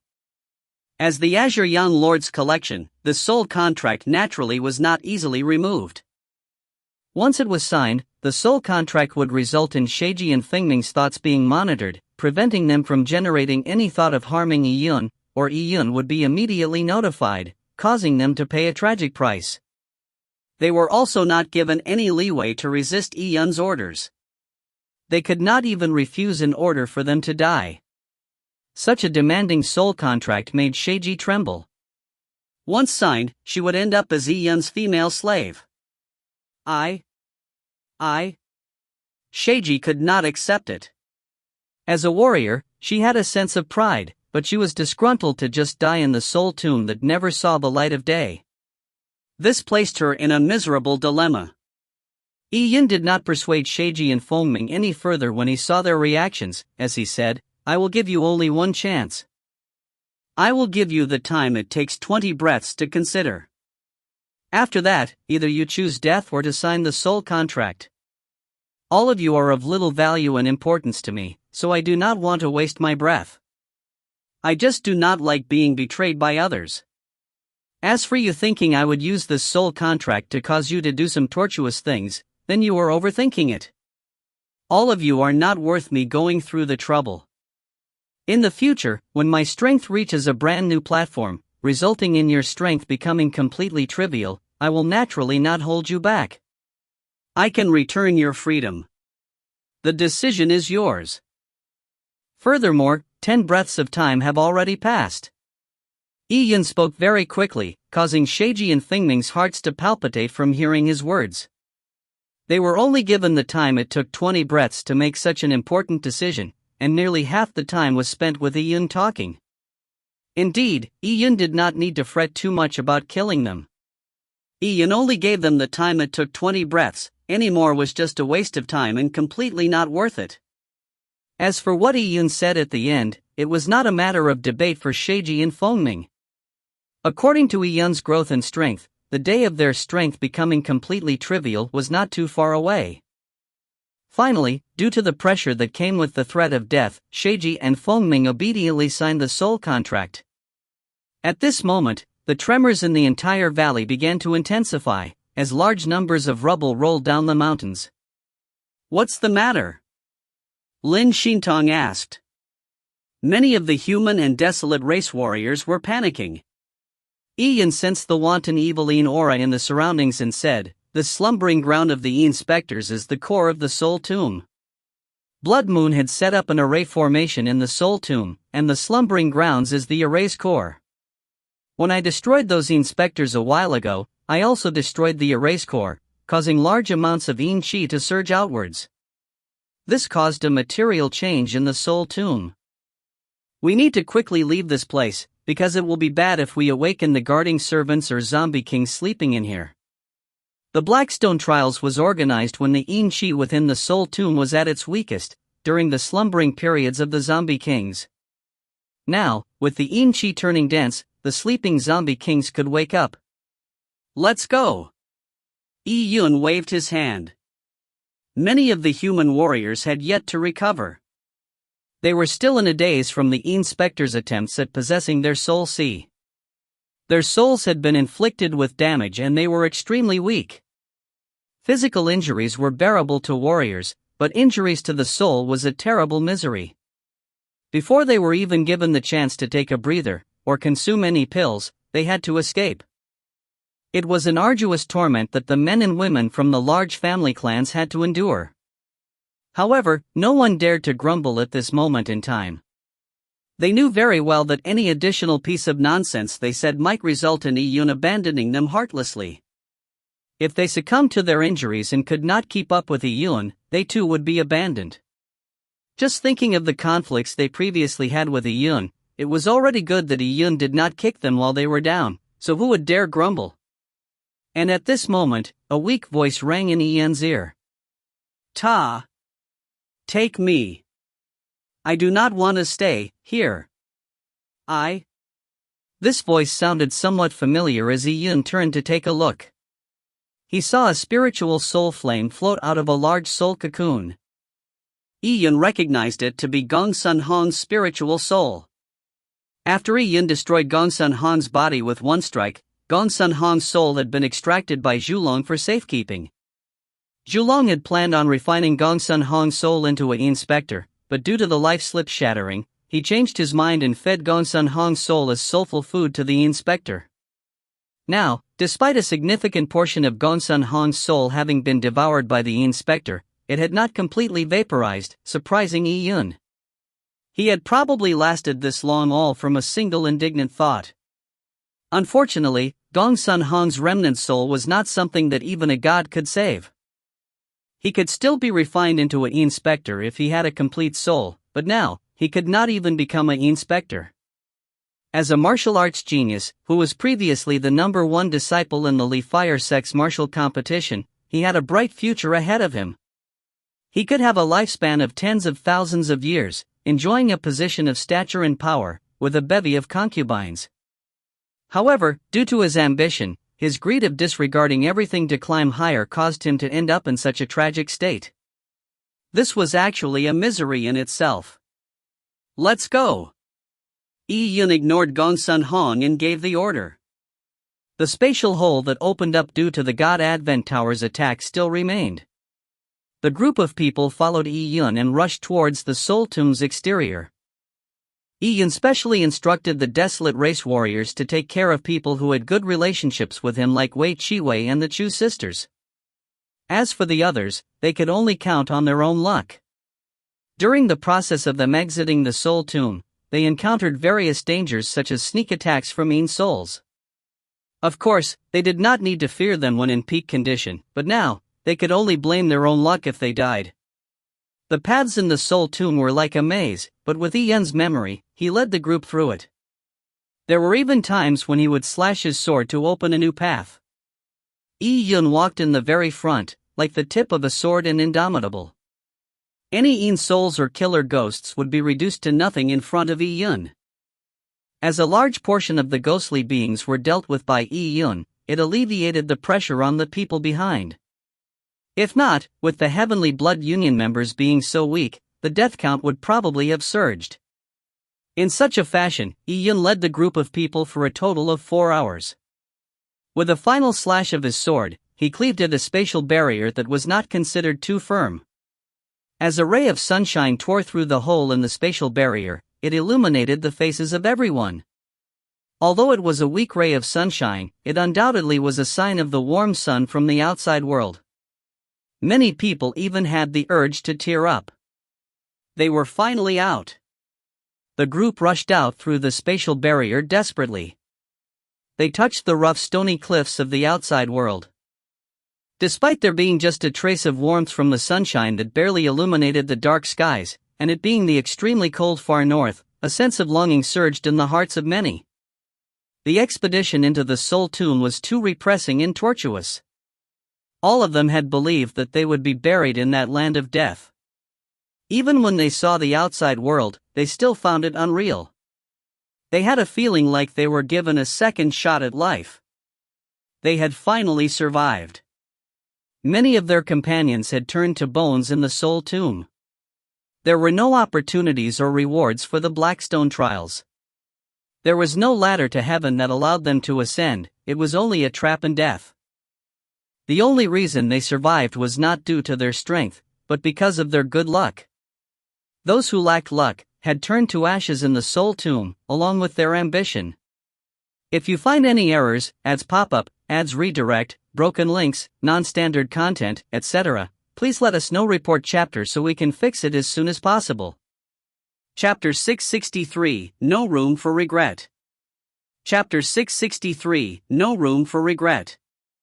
Deep in the untraversable sea, 7 demon mountains.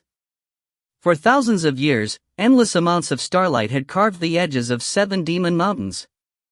Despite the waves crashing repeatedly into the rifts, 7 demon mountains still remained erect. Their existence was extremely mysterious. Over the annals of history, there were imperial kings in the Tian Yuan world who wished to probe the deep depths of the untraversable sea to figure out its secrets. However, when they passed by, they failed to discover 7 demon mountains. Even if they saw them, they would not be able to tell anything special about these black rocks. However, 7 demon mountains were extremely unusual today. The untraversable sea in a 5,000-mile radius around 7 demon mountains, which should have been light red in color, had now turned deep blue. Looking into the distance, the untraversable sea was a boundless expanse of blue water. However, floating above the deep blue water surface, there was a gigantic array. What seemed like the supposed redness in the seawater was coagulated in the array, causing every runic pattern of the array to look extremely red. Right in the middle of the circular array was 7 demon mountains. To be accurate, the center was the middle mountain of 7 demon mountains, a black-armored demon god. At this moment, the starlight swarmed down from the heavens, illuminating this demon mountain. This allowed people to vaguely make out the phantom image of a tall man sealed in the demon mountain. This man was like a mountain peak himself. He wore ancient black armor and he held a black lance. A bundle of long hair was tied up in his helmet, and his eyes looked as bright as lighthouses in the sea. As the array flickered, it absorbed the heaven-earth yuan qi from its surroundings, sealing this mountain. The black-armored man had a stern expression, but he remained motionless. Despite standing there, he caused people to shudder right to their very souls. Not far from the red array stood the reincarnators, and upper echelons of Blood Moon. One of them was the person with executive control over Blood Moon, the current Martial Alliance leader. He was now wearing a black long robe, and his feet were stepping on the large array's blood runes. The star-shaped scar in the middle of his eyebrows was shimmering again and again. He was controlling the array, trying to wear down the black-armored man's final consciousness. For tens of thousands of years, he had been doing this. Back then, when the Azure Yang Lord established the 7 seals to seal the 7 demon disciples, his goal was to use the endless passage of time to slowly wear the 7 demon disciples' consciousnesses away. However, the 7 demon disciples were too powerful. It probably needed an additional period of time amounting to tens of millions of years for their consciousness to completely disappear. However, the Martial Alliance leader could no longer wait any further. This matter was of utmost importance, so he was fully focused. However, beside him, the other reincarnators faced the black-armored demon god with flustered expressions and uncertainty. They were afraid. Even though the demon disciple was sealed, just facing him struck fear in their hearts. "Why are you panicking?" the Alliance leader coldly bellowed. No matter how strong the black-armored demon god is, he has already been sealed for tens of millions of years. Furthermore, it is a seal created by Jian Xingyang. This seal can wear spiritual souls and consciousness down. Just sealing a Tian Yuan world warrior for a few years would be enough to reduce him into a walking zombie. The black-armored demon god's spiritual soul is ancient, allowing him to endure the effacing caused by the seal, but it is extremely contrived.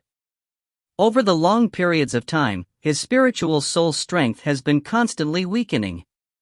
Now, his aura may be powerful, but the amount of consciousness he possesses can nearly be neglected. The Alliance leader would meticulously check on the black-armored demon god's consciousness every incarnation he had. His consciousness had clearly weakened a bit every 10,000 years. And in the world-shaking battle tens of millions of years ago, the black-armored demon god had been stabbed in the heart directly by the Azure Yang Lord. This sword had inflicted an extremely serious injury on the black-armored demon god. Despite so much time having passed, that sword wound remained on the black-armored demon god's chest. There was even a sword gash on his chest armor. After being reprimanded by the Alliance leader, the reincarnators forcefully calmed their nerves and carried on contributing their strength to maintain the array. The bright red array was like a gigantic miller which was grinding away the black-armored demon god's consciousness bit by bit. However, it was going too slow. If a primordial desolate beast, which was in deep slumber, was stabbed in the heart, it might be instantly killed. But if a wound was inflicted on it, slowly letting it bleed itself away, it might still eventually wake up in a weakened state. Lord Sacred Ambassador, it has been a while since Zhulong's trip to the Soul Tomb happened. According to our plans, he should have awakened all the inspectors in the Soul Tomb yesterday.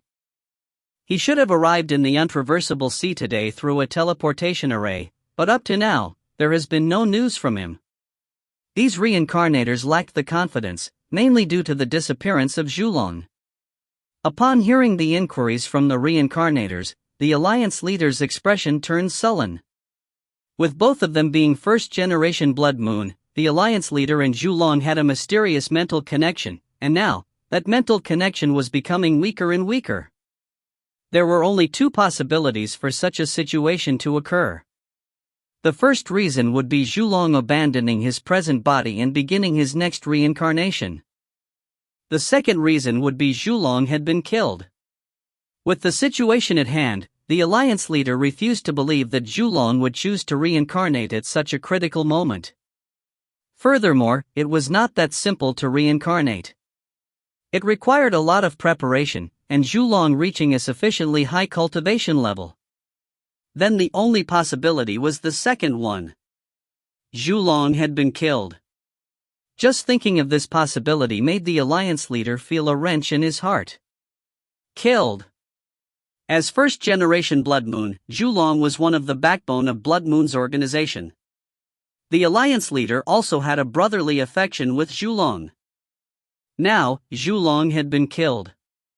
Who could kill Zhulong despite all the array protections in the Soul Tomb?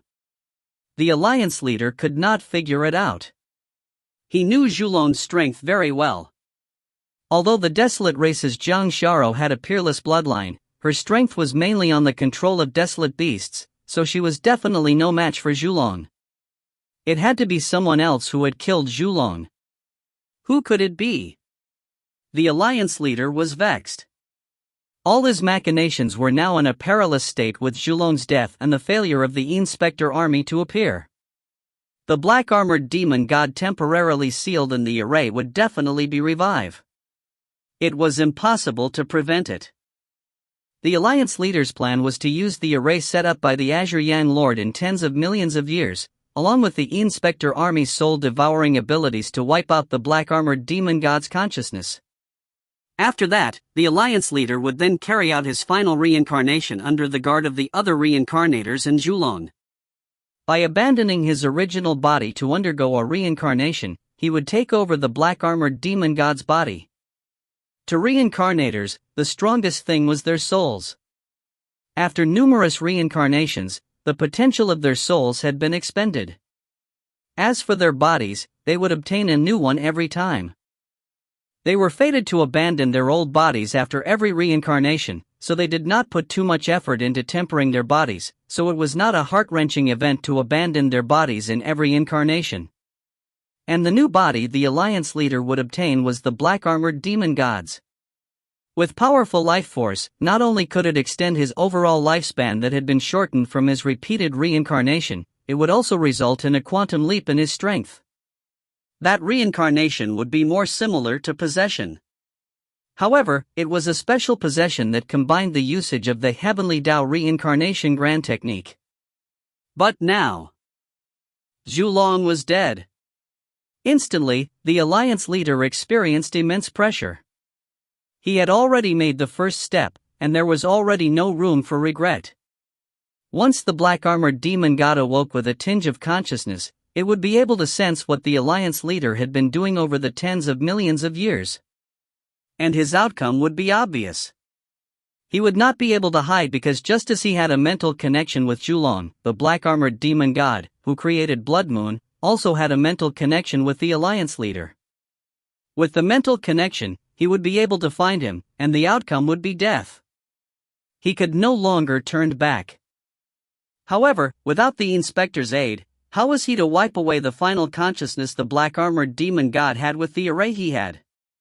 If you find any errors, ads pop-up, ads redirect, broken links, non-standard content, etc., please let us know. Report chapter so we can fix it as soon as possible. Chapter 664, Greed. Chapter 664, Greed. At this moment, in the land of the far north, outside the Soul Tomb, the dim sun hung high in the sky. All the Heavenly Blood Union members who had escaped death were rejoicing over their escape from the Soul Tomb. They were pigs reared to be slaughtered by the Heavenly Blood Union.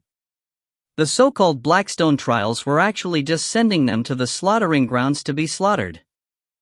They were destined to die, but now they had survived all because of Yi-Yun. Instantly, Yi-Yun became the focus of attention of all the Heavenly Blood Union members. Furthermore, his strength was so powerful that there was no way to stop his momentous rise. He was bound to soar high in the future, becoming a figure that could rival the peerless Great Empress. Just thinking of Yi-Yun's future gave many people some ideas. Although befriending Yi-Yun at this moment was unlikely to get him to aid them in the future, it would at least prevent any grudge or animosity with him. Young Master E, no words can adequately express my gratitude for your help. It will be remembered by me, Sun Li. Young Master E, this lowly one is named Nanjin Ping, from the Nanjin family and also the inheritor of the Nanjin family. Although this lowly one lacks strength, some say in the south still exists. In the future, if young Master E requires someone to do some menial chores, feel free to use this lowly one. After many of them recovered a bit physically and the pain from their soul soothed, they began expressing their good-willed intentions towards Yi Yun. Yi Yun scanned these people. He could tell that some of them were truly grateful. Most of the elites present were not evil by nature. They naturally had jealous and selfish emotions, but that was what it was to be human. The animosity towards Yi Yun in the past was mainly due to the propaganda spread by the Martial Alliance. However, there was a tiny minority who thanked Yi Yun unsincerely. However, Yi Yun did not mind this. He said, all of you are to return to your factions as soon as possible. Work separately and use teleportation arrays to achieve the fastest speed possible. Those who know how to disguise yourself, do so. Try to choose routes with the fewest people and do not let others discover you. I cannot guarantee that Blood Moon would not chase after you to silence you, so it's best to err on the side of caution. It is wise to contact your factions now and tell them of what had happened, so that they can send people to receive you. Yi Yun's words reminded the bunch of geniuses. Yes, previously they were not worried since there was no way to transmit any information out of the Soul Tomb. But now, Blood Moon had probably received the news and wanted to silence them. It was not difficult for them to contact their factions the moment they were out of the Soul Tomb. Many of the Heavenly Blood Union members were elites of their respective factions. To avoid any unexpected circumstances, they had special means of contacting their respective factions. At this moment, they took out their precious voice transmission charms or jade slips, in preparation to contact their factions over distances that span tens of millions of miles. Young Master E, you aren't a human traitor, right? Also, what is Blood Moon plotting? A Heavenly Blood Union member who wanted to transmit his voice asked Yi Yun. He wanted to construct what he wanted to send using the voice transmission jade slip according to Yi Yun's response. Yi Yun looked at Jiang Xiaro who was beside him and whispered, Sis Xiaro, why don't you do it? As the Desolate race's new Desolate Queen, it was most suitable for Jiang Xiaro to explain the situation. Previously, Jiang Xiaro did not mention a single word of Blood Moon's scheme because it was pointless. No one would believe her. But now, everything was different. All right. Jiang Xiaro nodded. She no longer looked as resolute and lonely back when she was teetering on the brink between life and death. Instead, she had the cuteness and ruddiness of a young lady in her prime. Due to Yi Yun's return, and her bringing the Desolate race's Skyfox back safely, she was completely filled with happiness. Then, let me explain everything to everyone. Jiang Xiao's words were short and simple. Soon, she explained everything that had happened. When she mentioned how Blood Moon had destroyed large amounts of historical records tens of millions of years ago, concealing what had happened back then as well as large amounts of inheritance, the Heavenly Blood Union members present were immediately stunned with disbelief. Even though they now knew that Blood Moon was evil, they found it difficult to believe the historical events that happened tens of millions of years ago. They found it difficult to accept that the animosity that separated the two races was due to such a reason that reversed all preconceptions they possessed. Is this true? It is your choice to believe. I have finished explaining and you should leave. Return to your respective factions, and try to convince your elders and grand elders. By gathering the Tian Yuan world's forces, it should not be difficult to topple Blood Moon. Besides, you might not know that the treasury established by Blood Moon in the Heavenly Dao Union is just a tiny portion of its inheritance. Tens of millions of years ago, the Tian Yuan world's martial civilization was nearly destroyed in that huge war.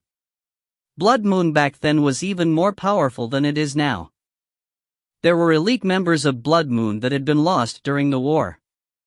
However, their elites may be dead, but the accumulated wealth they have still remains. inheritance, pills, relics, etc. Tens of millions of years ago, it was an era of destruction. Many large factions were vanquished, and quite a large portion of the accumulated wealth of these vanquished factions fell into the hands of Blood Moon. If that was not the case, how do you think the Blood Moon has so much wealth to offer you as rewards, or the gifts to the various factions in the Tian Yuan world, so as to buy them over? Zhang Xiaorou's words were extremely thought-provoking and tempting.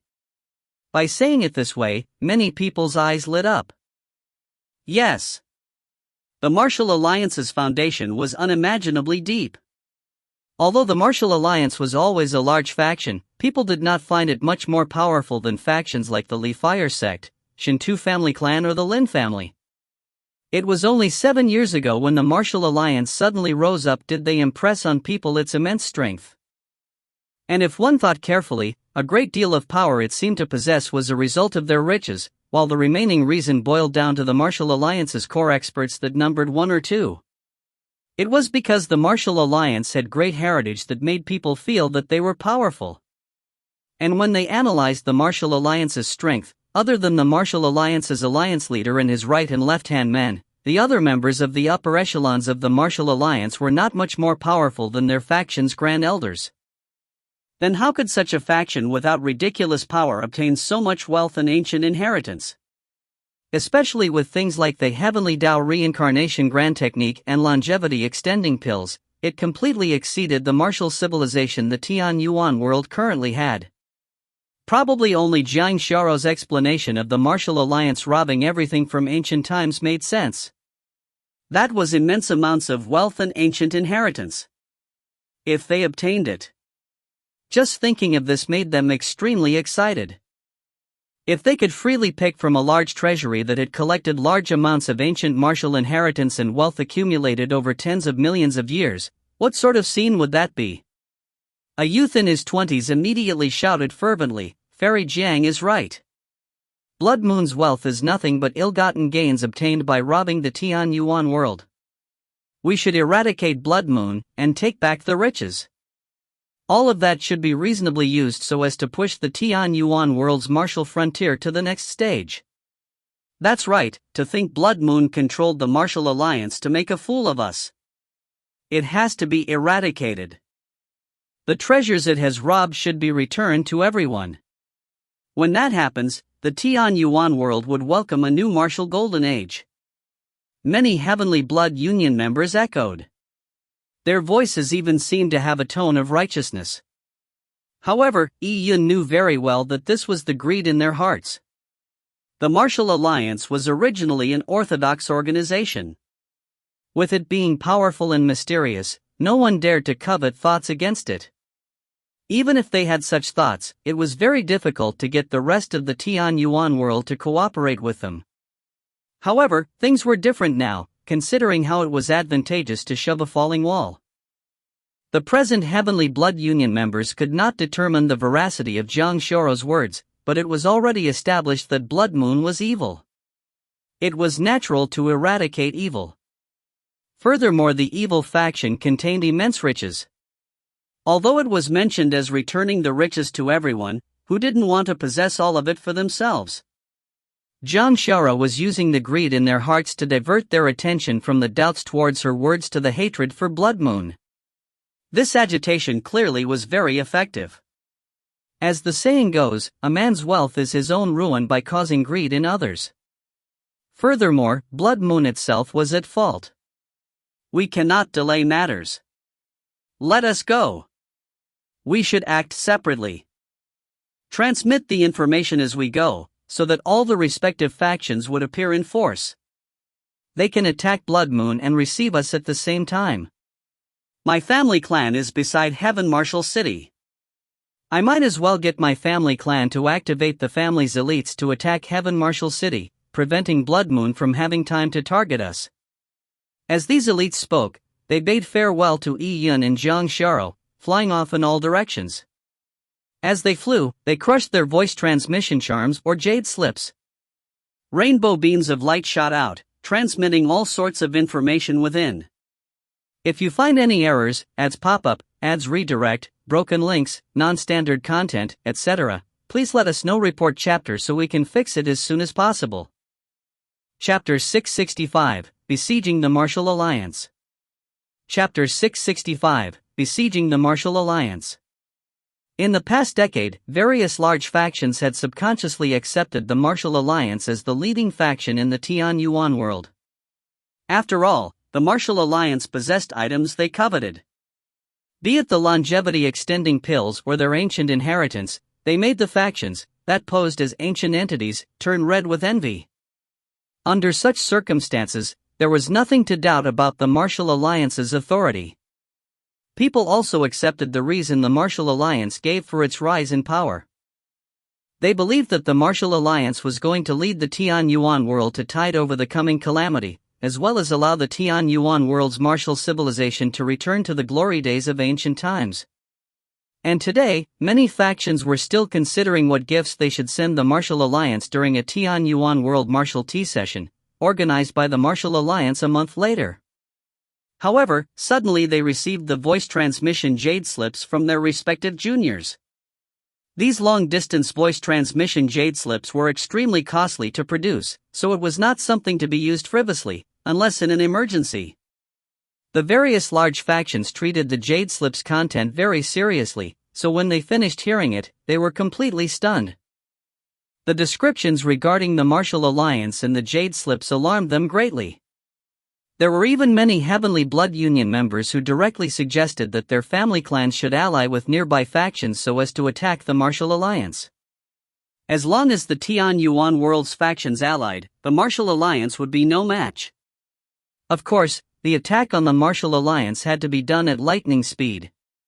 If not, the other factions could attack the Martial Alliance first, preventing them from obtaining the treasures hidden in the Martial Alliance. Besiege the Martial Alliance? Rob the Martial Alliance of all their resources and riches? The Jade Slips information was just too shocking, so much that even though it was news transmitted by their own juniors, many members of the upper echelons of these large factions could not immediately accept the content within. Many factions chose to first monitor the situation. They secretly contacted other factions that they were friendly with, and after probing, they learned a fact. All the Heavenly Blood Union members had transmitted the same information to their own factions. They had indeed been plotted against by Blood Moon. As it was a matter of great importance, many large factions, who were friendly with each other, began to act. They gathered together, discussing the storm that was about to happen. In history, there had been super factions that managed to dominate the world, but due to various reasons, they would be besieged at their peak, causing them to crumble overnight. And compared to the large factions that had appeared and perished in history, the Martial Alliance did not seem that much stronger.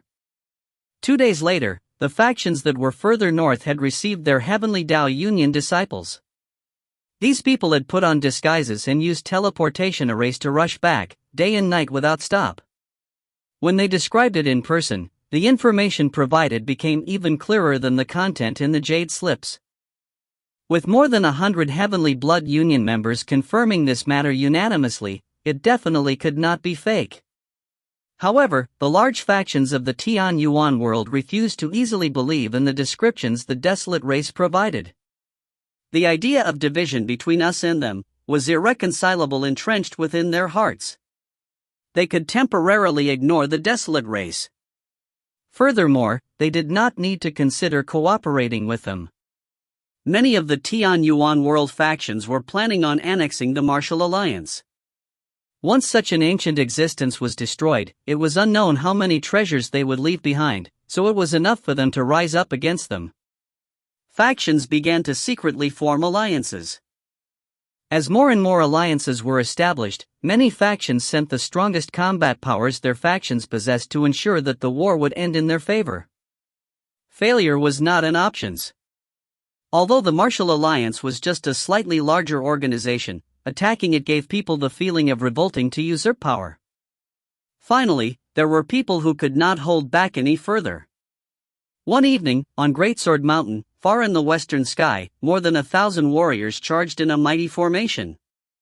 These warriors looked like small black dots in the horizon, but increased in size at an alarming speed. In less than a minute, they had already arrived in front of Greatsword Mountain.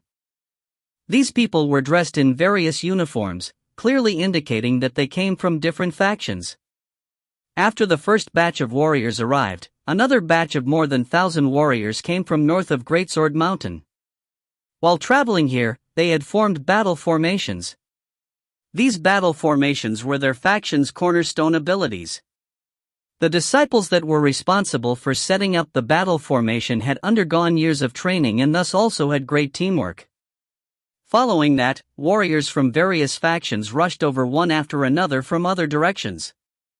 Soon, Greatsword Mountain was surrounded from all directions. In fact, the war against the Martial Alliance had been planned for days.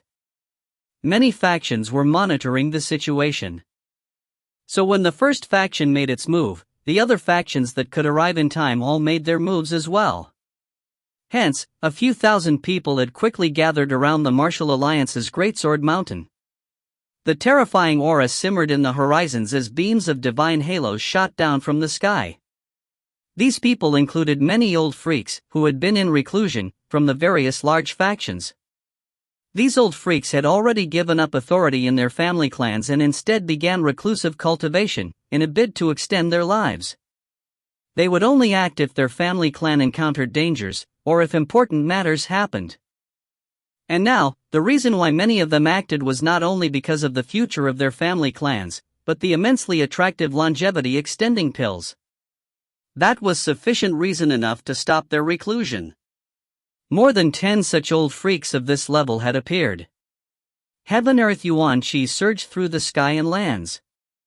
These patriarchs, or grand elders, who had been in reclusion for long periods of time, all had serious expressions, as if they were facing a formidable enemy. They did not know how powerful the Alliance leader was. According to what the desolate race said, he had been born tens of millions of years ago, and was a terrifying figure to have reincarnated up to now. Such a person would require a great deal of effort to destroy. It was even possible that they could perish if they were careless. Dear fellow martial practitioners, are you gathered here to destroy my martial alliance? A man dressed in gray robes appeared. When the various large factions were preparing to besiege the Martial Alliance had already discovered their actions. However, they did not do anything despite discovering it. The surroundings of the Martial Alliance was monitored, so if the Martial Alliance had chosen to abandon Greatsword Mountain and escape, it was equivalent to telling the Tian Yuan world's large factions that they were afraid. The outcome would be even more disastrous. They could be attacked during their escape attempt. A majority of the Martial Alliance were only the Martial Alliance's subordinates. They did not know of the existence of Blood Moon and were kept in the dark. However, there were also a considerable number of people who were true Blood Moon members. These people were the nucleus of the Martial Alliance's strength. If you find any errors, ads pop up, ads redirect, broken links, non-standard content, etc., please let us know. Report chapter so we can fix it as soon as possible. Chapter 666, The Martial Alliance's Destruction. Chapter 666, The Martial Alliance's Destruction. The Blood Moon members left behind to guard Greatsword Mountain had informed the Alliance leader the moment the various large factions came attacking, asking for his advice. However, the Alliance leader did not return to preside over the situation. He had important things to do, so he only informed the Blood Moon Politburo that he was in reclusive death training and that once he made a breakthrough, he could wipe out the Tian Yuan world alone. As for the other Blood Moon members, the orders the Alliance leader gave them was to guard Greatsword Mountain. And if possible, they were to defend until he returned. Amongst the Blood Moon members, some of them were inspectors who had been personally refined by the Alliance leader. There was a mental connection between these inspectors and the Alliance leader, so they would execute his orders. As for the others, they lacked the fortitude. Defend? What were they to use to defend? Against the gray-robed man's question, an elder sneered from the clouds. Destroy the Martial Alliance? He. You still dare to call yourself the Martial Alliance? The organization known as the Martial Alliance has long since been secretly controlled by you, Blood Moon. You have concealed the facts about the Great War that happened tens of millions of years ago, distorting the truth and privately hoarding the martial inheritances that should belong to the Tian Yuan world. Furthermore, you even attempted to sacrifice all of the elites in the Tian Yuan world a few days ago, all for your nefarious schemes. To think that you have the shame to address yourselves as the Martial Alliance? Such an evil cult is enough reason for people to destroy it. The elder's voice was loud and clear as it resounded like thunder from the sky. Momentarily, many members of the Martial Alliance turned dumbfounded upon hearing this. Many of them did not know anything about the relationship between the Martial Alliance and Blood Moon. They suspected the words the elder said, but was still unsure of what had happened. As for the opposing side, many people from the large factions were filled with fighting spirit. Although it was a battle, they all had their own selfish reasons. It could be said to be a plundering battle, but with reason on their side, they could plunder with their hearts at ease.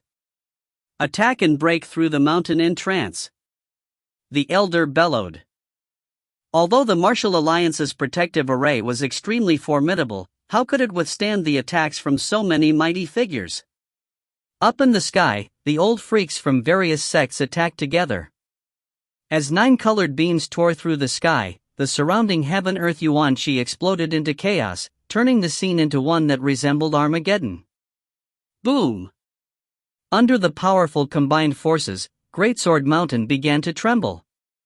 As the entrance's array began to fracture, a few Martial Alliance members, who remained too close to the arrays, suffered as their organs were being torn apart due to the tremors. They vomited large mouthfuls of blood. As for those with weaker cultivation levels, their organs were reduced to a messy mix of blood and flesh after their meridians were severed from the turmoil. Charge, leave no one alive. An elder transmitted his voice from the clouds. Since time immemorial, human wars were bloody and cruel. A typical extermination of a faction usually meant that no stone was left unturned, so as to prevent any future repercussions. Thousands of warriors charged into Greatsword Mountain like a swarm of locusts. These people were the Tian Yuan world's cream of the crop. As they attacked together, the sky was filled with thundering clouds amidst an inferno sea. The mighty figures of the various factions from the Tian Yuan world did not show any mercy. As they swarmed forth, not a single life was spared in their path. The Martial Alliance, which had previously enjoyed a magnificent existence, was now reduced to a pile of corpses after the slaughter from the various large factions. You are courting death with your blasphemy against the Divine Master. A Blood Moon inspector roared, however he was met with a saber beam. Go to hell to find your Divine Master. With the saber beam forming a curved arc, it sliced off his head. Even the soul residing within his head exploded as well. Guliolu. With the head landing on the ground, the inspector's eyes stared widely, dying with everlasting regret. The inspectors, that were used to staying behind the Martial Alliance, were limited in strength. They were usually responsible for the daily affairs of the Martial Alliance. The truly powerful inspectors were all sleeping within the Soul Tomb. However, these powerful inspectors had all been destroyed by Yi Yun. Blood Moon had suffered disastrously from the battle within the Soul Tomb. The killer stepped onto the rolling head with one leg before pouncing towards the Greatsword Mountain's peak. Far in the distance, about 50 kilometers away, a man and 2 women were watching all of this happen from a black mountain peak. These 3 people were Yi Yun, Lin Shinton, and Jiang Xiaro. They were here to witness the Martial Alliance's destruction, but they knew very well that the Martial Alliance was going to be easily destroyed, but it would not be so simple to wipe out Blood Moon. There aren't any experts. The true experts of Blood Moon are not on Greatsword Mountain. The people left behind here are either auxiliary members or Martial Alliance members who died cluelessly. Yi Yun quickly figured out the situation. The people left behind on Greatsword Mountain were just sacrifices. They were likely used as dummy targets to divert attention. Yi Yun did not know what the true master of Blood Moon was doing. According to information obtained from Fengming and Sheiji, Yun only knew that the revived inspectors were meant to be brought to a certain location in the untraversable sea so as to complete a task.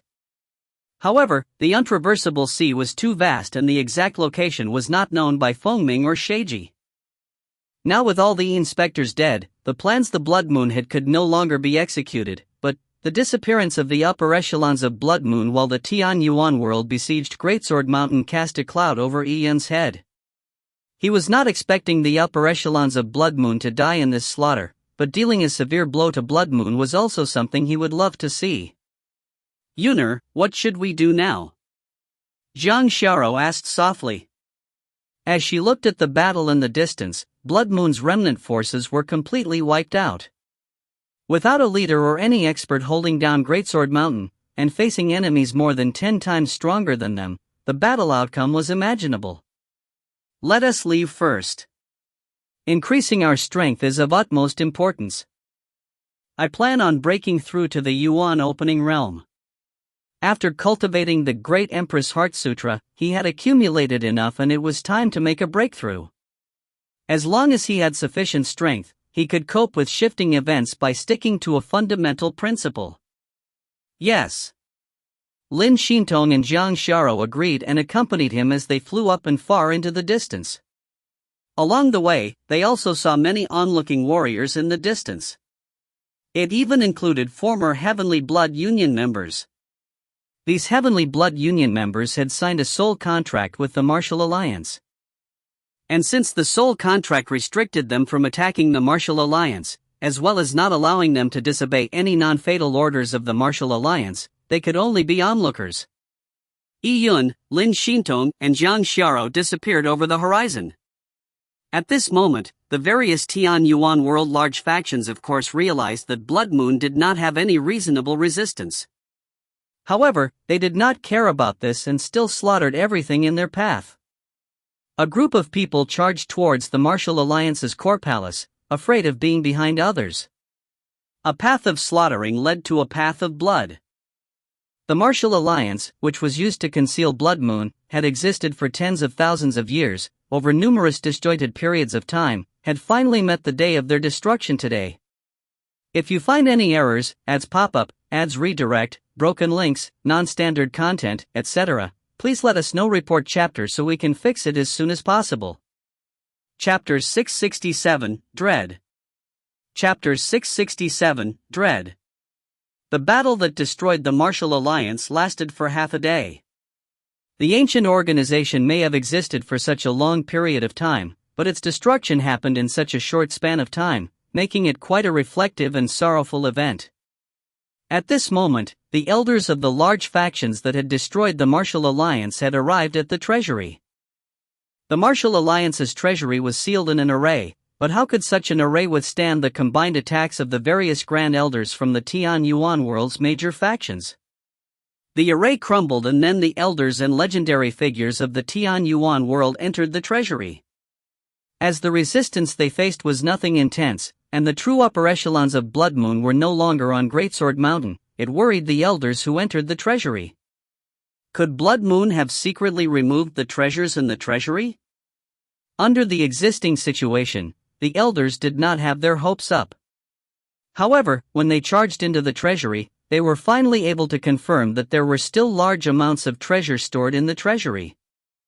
There were ancient heritage in the form of jade scrolls, pills, relics, and longevity-extending pills that they desired. However, the top 2 levels of the treasury had been completely emptied. They did not find the most essential inheritance like the Heavenly Tao Reincarnation Grand Technique. However, even without those, just the first few levels of the treasury was enough to make the large factions turn red-eyed. Since time immemorial, it was easy to invade a fort collectively, but the splitting of the war trophies was after the successful invasion was always a problem. There were no lack of accounts in history where a number of sects collectively destroy a large sect, but then, they would end up in another war when it came to the dispute of splitting the resources or spiritual lands. Everyone. A white-haired woman spoke to the crowd that faced the treasury. I suggest we first seal the treasury. Every faction will send one person to negotiate the distribution of the treasures. Other than pills, relics and longevity-extending pills which are one-time consumable items, there are ancient heritage that should be shared amongst the factions of the Tian Yuan world, right? The moment the old woman spoke, man-people slightly faltered. Distribution of the treasures was indeed a problem. The Martial Alliance's treasury was no trifling matter. In front of such enormous benefits, especially the longevity-extending pills and the ancient heritage that would allow their factions to soar, no one was unmoved. The negotiations would likely take months without any agreement. In the end, there might even be another war to decide on the matter. The Martial Alliance is gone. However, the upper echelons of Blood Moon have not been eradicated. They are not a tiny threat towards us. I suggest that all the major factions in the Tian Yuan world should form an elder consortium to lead the Tian Yuan world collectively. First, it will be in charge of distributing the treasures in the treasury, and secondly, it would be responsible for destroying Blood Moon, so as to exterminate them completely. Another elder stood forward to speak up. The number of members in an elder consortium formed from the various large factions was naturally extremely important to each faction. An elder consortium formed by us to lead the Tian Yuan world? Have any of you considered Yun? Someone suddenly said this in the crowd, causing the atmosphere to turn livid. Yun. That person was an anomaly in the Tian Yuan world. Especially with Lin Xintong beside him, who had extraordinary strength. If the two of them combined forces, along with Jiang Xiao, he naturally had sufficient strength to enter the Elder Consortium. Alternatively, Yun might not even think anything of the Elder Consortium and completely disregard the decisions made by the Elder Consortium. This naturally made many feel uncomfortable. Ignoring the Elder Consortium, just a portion of the treasures in the treasury should belong to Yun. Don't forget how many people he saved from the Soul Tomb. Those are the most promising juniors from all our factions. Someone in the crowd said. The people present were all important figures of the various large factions. Their every decision would stir up the Tian Yuan world. Distribute the treasures? Upon hearing this, many people frowned. In their hearts, Yun was an unpredictable factor. In fact, no one present wished to see Yun become stronger. Towards the present Yun, most of them did not feel grateful to Yun for saving their juniors, they were feeling dread. A person who was overly powerful could upset the existing balance. If this person was kind-hearted and without a care in the world, then that would be fine. However, if he was a ruthless person who acted wantonly, that would result in a disaster.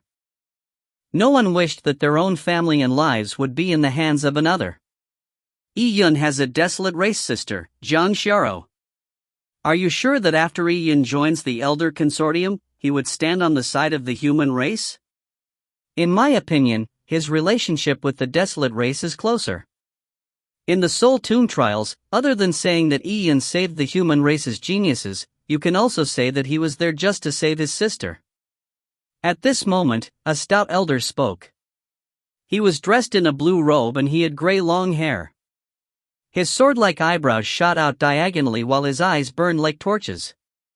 This person was the strongest person in the Shintu family clan, the Shintu Patriarch.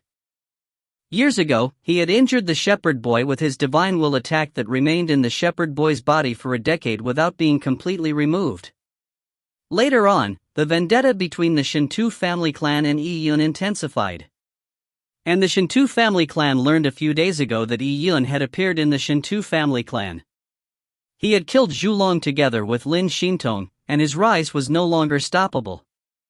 The one faction in the entire Tian Yuan world that was most afraid of Yun's rise had to be the Shintu family clan. Of course, there was another faction that was not too much different. That was the Li Fire sect. The Li Fire sect's Grand Elder spoke up. Everyone, I believe many of the factions you stand for have had unpleasant experiences with Yun in the past, or even feuds. For example, those who entered the Great Empress Mystic Realm together with Yun, as well all those family clans that signed their names on the Martial Alliance's wanted poster. And those who suppressed the Lin family, and factions that kicked them while they were down. The number of factions that did that probably is not a small number. Have any one of you realized that at this speed, Yi Yun and Lin Xintong, who have inherited the Great Empress inheritance, will not need much time to reach a terrifying step where they can be the true masters of the Tian Yuan world? The combined forces of the duo would not be difficult for them to reach the ancient Great Empress realm. When that happens, we would be like fish on the chopping block, at their mercy. The Li Fire sect's Grand Elder engaged in demagoguery. No matter who it was, no one wished to see a person who could decide their fate or lives. However, it was also impossible for them to lean towards the Li Fire sect and Shintu family clan's position. On Yi Yun's imminent rise, many people would rather befriend him. If they were to offend Yi Yun at this moment, revenge could be sought on them, and it was a consequence that they could not bear. As the elders of the large factions were in deliberation, a flash occurred in the Great Empress mystic realm. Yi Yun, Lin Xintong and Zhang Xiaro appeared in the closed-off world.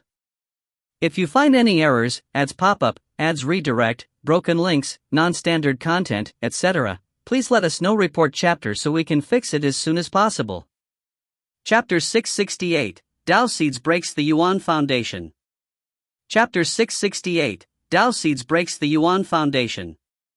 To Yi Yun, the Great Empress Mystic Realm was an absolutely safe haven. The Great Empress Mystic Realm was completely sealed off, and Yi Yun had absolute freedom in controlling its entrances and exits. Hence, without his consent, it was impossible for Blood Moon to enter the Great Empress Mystic Realm. It was a world that belonged to him. Is this the vestige remains of the ancient Great Empress? High in the sky, tens of thousand feet high, there was a small arch that resembled a floating window. Zhang Xiaro stood there watching the bridges that seemed to hover midair like ribbons. The bridges led to a mysterious, mist-shrouded world. And Zhang Xiaro could sense an air of ancientness and vastness from that world. Zhang Xiaro already knew that Lin Xintong and Yi Yun had experienced trials in this mystic realm more than 7 years ago. Yi Yun had even walked on the bridges, undergoing a variety of challenges on them. Eventually, Yi Yun and Lin Xintong had obtained the inheritance left behind by the ancient Great Empress in the God Advent Tower. Yi Yun had only given Zhang Xiaro a brief description of the trials, but Zhang Xiaro knew that it was actually trials fraught with danger due to the inspector's entry. Let us go in. Yi Yun led Zhang Xiaro and Lin Xintong to a black stone square. In the past, this ancient square was where the God Advent Tower stood erect, but today, the God Advent Tower had already been taken by Yi Yun. With a thought, a tiny 6-story pagoda flew out of Yi Yun's dantian. The tiny pagoda rotated midair, and it rapidly expanded, making it the size of a heavenly pillar. The gigantic divine pagoda landed on the black stone square, while beneath it, the three of them looked as tiny as worms before a towering divine tree. Yi Yun and the two women walked hand in hand into the God Advent Tower. After Yi Yun obtained the Great Empress inheritance, he believed that Zhang Xiaro too could enter the God Advent Tower and upgrade her strength. Although Zhang Xiaro had a unique bloodline, her strength was mostly reflected by her ability to control desolate beasts. In terms of her own body's strength, she was still weaker than Yi Yun and Lin Xintong. To warriors, the most important thing was naturally their own strength. Sis Xiaro, in the first and second levels of the God Advent Tower, there are visual array discs of battles left behind by antecedents, as well as large quantities of manuals and mystic techniques. I will enter reclusive training together with Xintong now. Sis Xiaro, after you browse through these manuals and gain some further insight, I'll pass you the core teachings of the Great Empress Heart Sutra. The Great Empress Heart Sutra was the most important piece of inheritance the ancient Great Empress left behind. Since it was an inheritance, it definitely needed to be passed on. After Yi Yun inherited the inheritance, he too had the responsibility and qualifications to pass it down. He chose Zhang Xiaro to be another inheritor of the Great Empress Heart Sutra because he believed that she would not be a disgrace towards the Great Empress Heart Sutra. Although Zhang Xiaoro's physique and bloodline leaned towards yin and softness, she did not have naturally terminated meridians. Her cultivation speed in the Great Empress Heart Sutra would naturally not be as fast as Lin Shinton's blazing speed in cultivation. Okay. Jiang Xioro looked at Yi Yun while she felt a rush of bliss. Without Yi Yun, she really would be at a loss as to what to do. Jiang Xioro stepped into the first level of the God Advent Tower, while Yi Yun and Lin Shintong entered the God Advent Tower's fifth level where the cultivation chamber filled with ice and fire was. They had spent 6 years of their lives in here previously. Let us begin. All right. Lin Shintong smoothed her lips as she gently took off her stainless white dress. She then sat opposite Yi Yun and engaged in contact with him. Back when Lin Shintong was cultivating arduously in the divine wilderness, Yi Yun had entered the Heavenly Tao Union. Their separation lasted for half a year, but now they were reunited. As Lin Shintong embraced Yi Yun, she felt a long-awaited sense of fullness in her heart. She was a very independent woman and did not make it a habit to rely on others. However, while she cultivated relentlessly in the divine wilderness, she faced the cold moon and endless desolate plains alone. This made her feel a sense of emptiness at times, as if she needed something to fill her heart to the brim. Lin Shintong slowly realized that the feeling was the longing for Yi Yun. That feeling was something faint, but yet it kept churning in her mind, with no way of brushing it off. Now, while hugging Yi Yun and experiencing Yi Yun's breathing and being, that sense of emptiness was slowly filled to the brim. Lin Shintong was not a woman who was good at expressing herself. She only hugged Yi Yun and listened to his heart beating and remained silent. Yi Yun also hugged Lin Shintong and experienced Lin Shintong's silk-like smooth skin that was as cool as refreshing spring water. He did not think about anything, nor consider Blood Moon or his future, much less consider the cultivation of his cultivation technique. Even so, the worldly yin-yang energy still automatically circulated between the two of them. This circulation was not controlled by Lin Shintong or Yi Yun.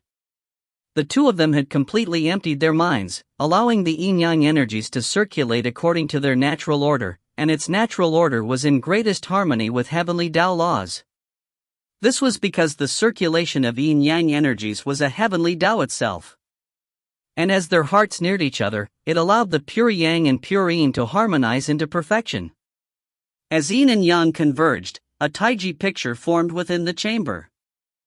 It was not drawn by human means, but a taiji symbol naturally formed from the world's yin and yang energies. Unknowingly, the two of them had entered a no law, no shape, no void, no me ethereal state. Every cell in their bodies seemed to possess a life of its own as they automatically respirated the heaven-earth yuan qi. The pair was different from other warriors who used their body's acupuncture points to absorb heaven-earth yuan qi, and then transmit the energy through their meridians into their limbs.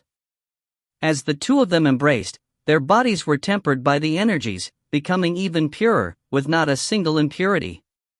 It was unknown how much time passed as time became nothing but an afterthought. There was only the heaven-earth yuan qi and yin-yang energies that were constantly accumulated in Yi Yun and Lin Shintong's bodies. This accumulation slowly reached the maximum point which their respective dantians could withstand. The Yuan foundation in their dantian was compressed again and again. However, the remaining heaven-earth yuan qi was still too dense and intense to the point of them deliquescing in a fog above the Yuan foundation. At the same time, the nomological insights Yi Yun and Lin Shintong possessed slowly gathered together, forming worldly runes. These runes then gathered together to form clouds. When the yuan qi density reached its apex, it could no longer remain suspended in the layer of clouds. Instead, it formed precipitation that rained down. As the yuan qi raindrops came pattering down, it nourished the yuan foundation soil. These energetic raindrops slowly seeped down into the Yuan foundation, and surged towards the Tao seed that was buried within the Yuan foundation. With laws as clouds, and Yuan Qi as rain, descending on the Yuan foundation, the Tao seed was nourished. In this manner, the duo's Tao seed within their Yuan foundation was nourished under the energetic rain, and began to slowly sprout. A crystal clear sapling broke out of the seed's exterior as it grew upwards bit by bit. The tiny sapling was as transparent as a crystal, but its surface was carved with nomological runes, making it look extremely profound and intricate. As the soil on the yuan foundation was slowly pushed apart by the sapling, this process of breaking open the yuan foundation was known as yuan opening. Once the Dao seed fully sprouted, and the sapling brought out of the soil, Yi Yun and Lin Xintong would officially enter the yuan opening realm. If you find any errors, ads pop up, ads redirect, broken links, non-standard content, etc., please let us know. Report chapter so we can fix it as soon as possible. Chapter 669, Attaining Yuan Opening. Chapter 669, Attaining Yuan Opening. In the God Advent Tower, as Yi Yun and Lin Xintong engaged in a warm, enveloping embrace, they forgot the passage of time. Breaking through to the yuan opening realm required an immense quantity of yuan qi. This amount of yuan qi could not be completely stored within their dantian, and instead needed to be accumulated over a prolonged period of time. Typical warriors would usually spend an entire decade or two just to break into the yuan opening realm. In Lin Xintong and Yi Yun's yuan foundation, the Dao seed sprout continued growing under the yuan qi's constant nourishment, becoming ever taller. Surrounding the two of them was dense yuan qi. Above their heads was a cloud layer formed from yuan qi and laws. The Dao seed sprout's phantom image appeared from within their dantians, and seemed to envelop the two of them. Yi Yun and Lin Xintong seemed to be develop and grow along with a small world that recently came into existence. Their bodies were like primordial rocks that gave life. Every breath and heartbeat they took was the frequency at which the world grew. Their respective Dao seed tree grew taller, in step with their breathing. It stretched out its tender foliage, respiring that world's heaven-earth yuan qi. After some time, the sprout slowly matured into a tree sapling. Many people's yuan opening realm would only reach such a stage. Their Dao seed's tree would expend all the energy after just breaking into the yuan opening realm, so they would come to a stop at this point. However, Yi Yun and Lin Xintong went much further than that. They carried on with their eyes closed. In the world within their bodies, all the clouds gathered together, resulting in rumbling thunder and flashing lightning. Instantly, what seemed like a scene of an immortal's paradise became one that looked like the apocalypse.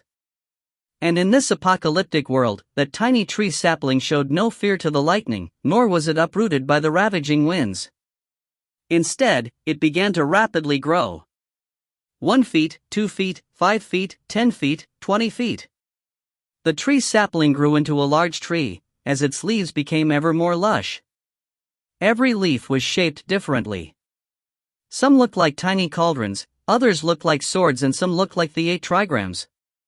Although the Dao seed's tree Yi Yun produced was already 2 stories high, in fact, this Dao seed tree was still just a sapling. The size of the sapling determined how high the Dao seed tree could grow in the future.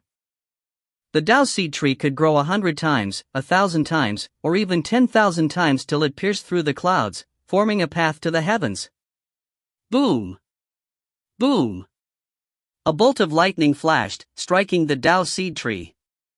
And at this moment, 2 sharp screeches accompanied 2 shadows as they appeared from within Yi Yun's body.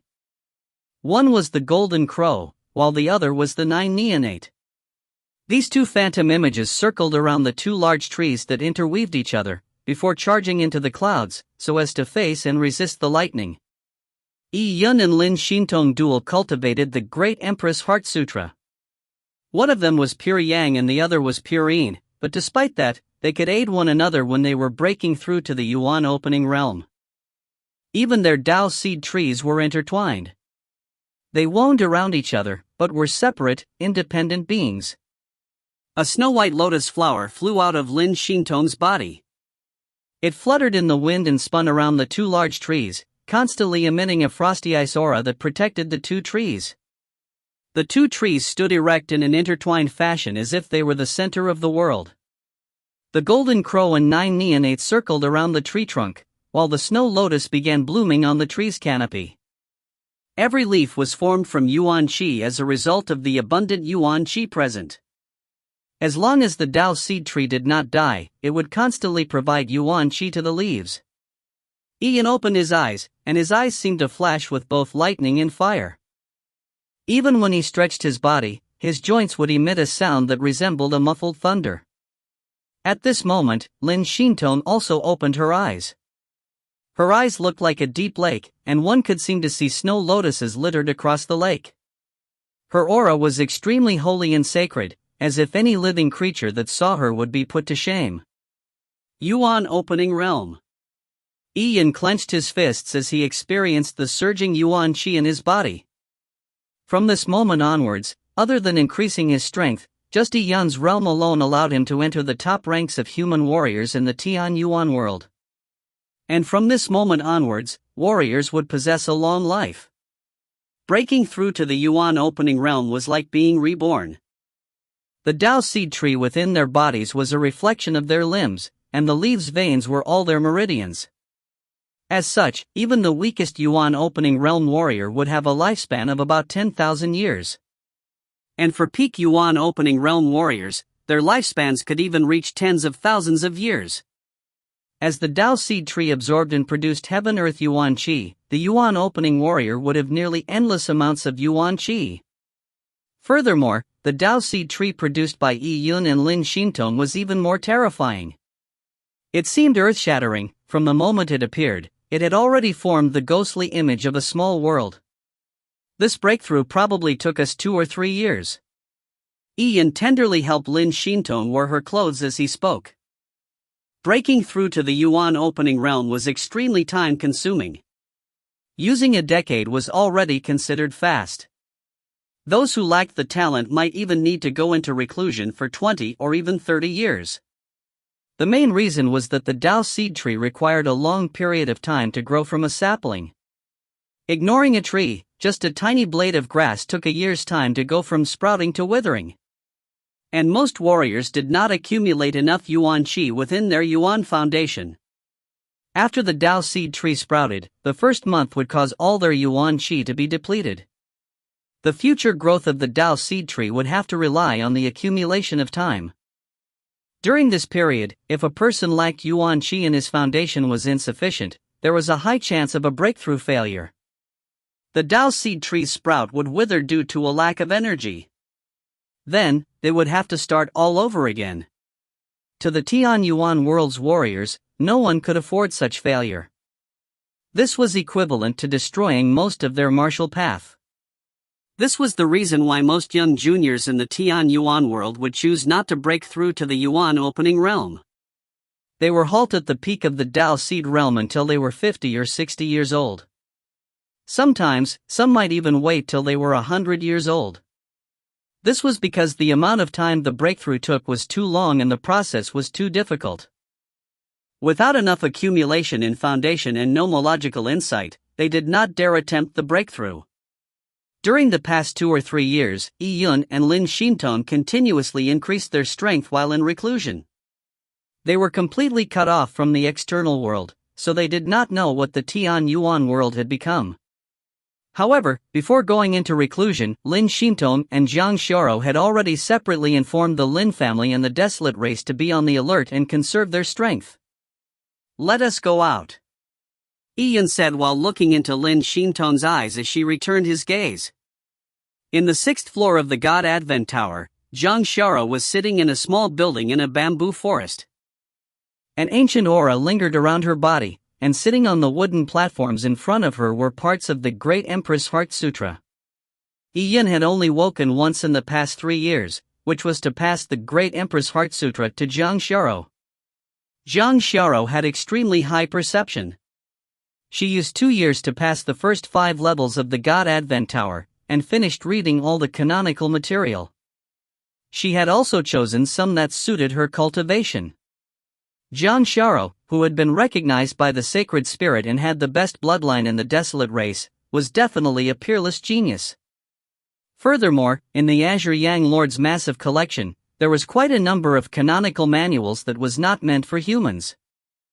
There were no records of such canonical manuals in the Desolate race, so when Zhang Xiaoro saw this, she was naturally delighted. Today, Zhang Xiaoro suddenly sensed something as she opened her eyes. The moment she opened her eyes, an extremely sacred aura was emitted from her body.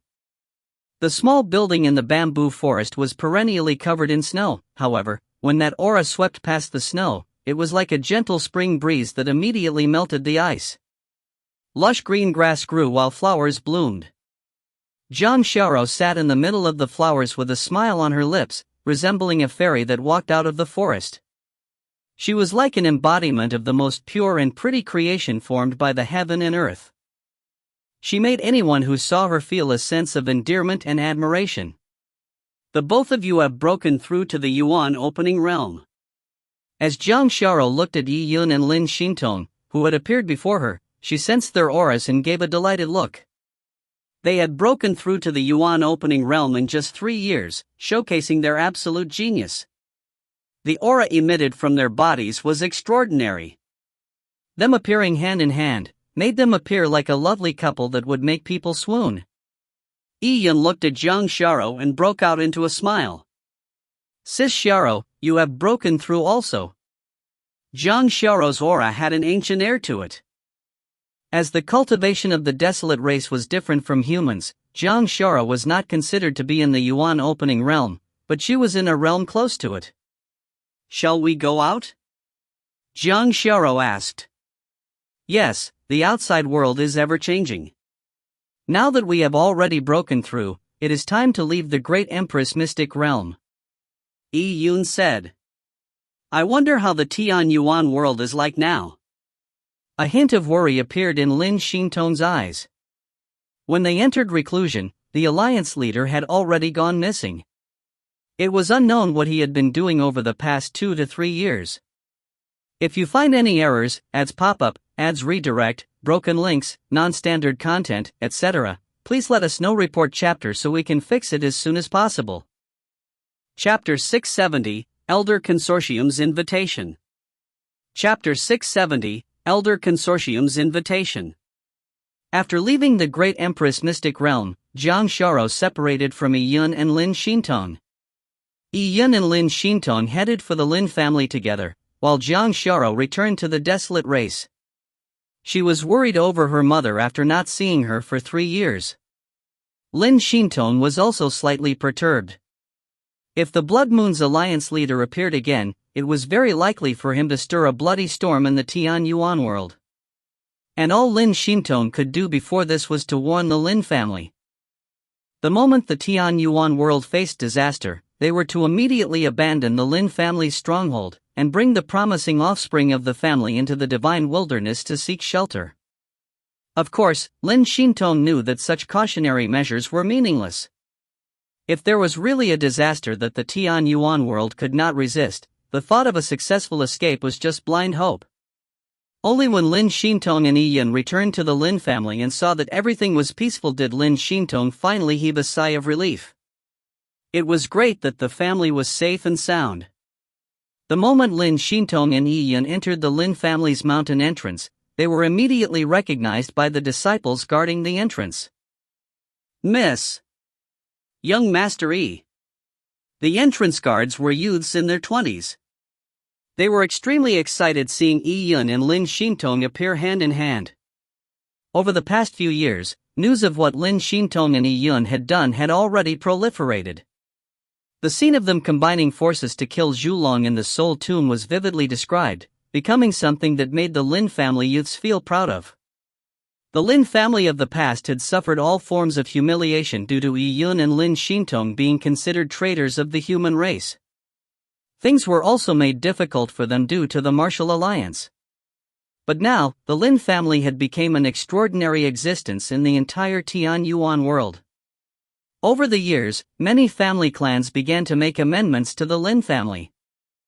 The juniors of the Lin family were all treated with respect when they were out of their family grounds. All these benefits they physically experienced were all due to Yi Yun and Lin Xintong. Miss, the matriarch has been waiting for you all this while. Make haste to see her. The few youths said, and eagerly led the way. Seeing these passionate members of her clan and the familiar family, Lin Xintong felt a faint sense of warmth in her heart.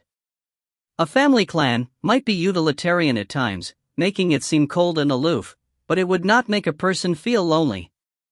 Especially when the family clan had the matriarch who loved her so deeply. The return of Yi Yun and Lin Xintong was treated as a spectacular event for the Lin family.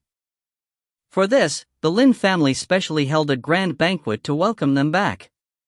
A few large factions that had friendly ties with the Lin family also sent a few of their important figures to attend the banquet, bringing gifts to Yi Yun and Lin Xintong. As for those family clans that had average relationships with the Lin family, they were not even invited. This made many family clans feel uneasy. They could not guess the Lin family's attitude. They did not know if the Lin family planned on settling scores after having waited for Yi Yun and Lin Xintong to rise up. When a faction became strong, it would need to expand its lands. Even if Lin Xintong and Yi Yun were nice people who were at peace with all mankind, was it the same with the Lin family?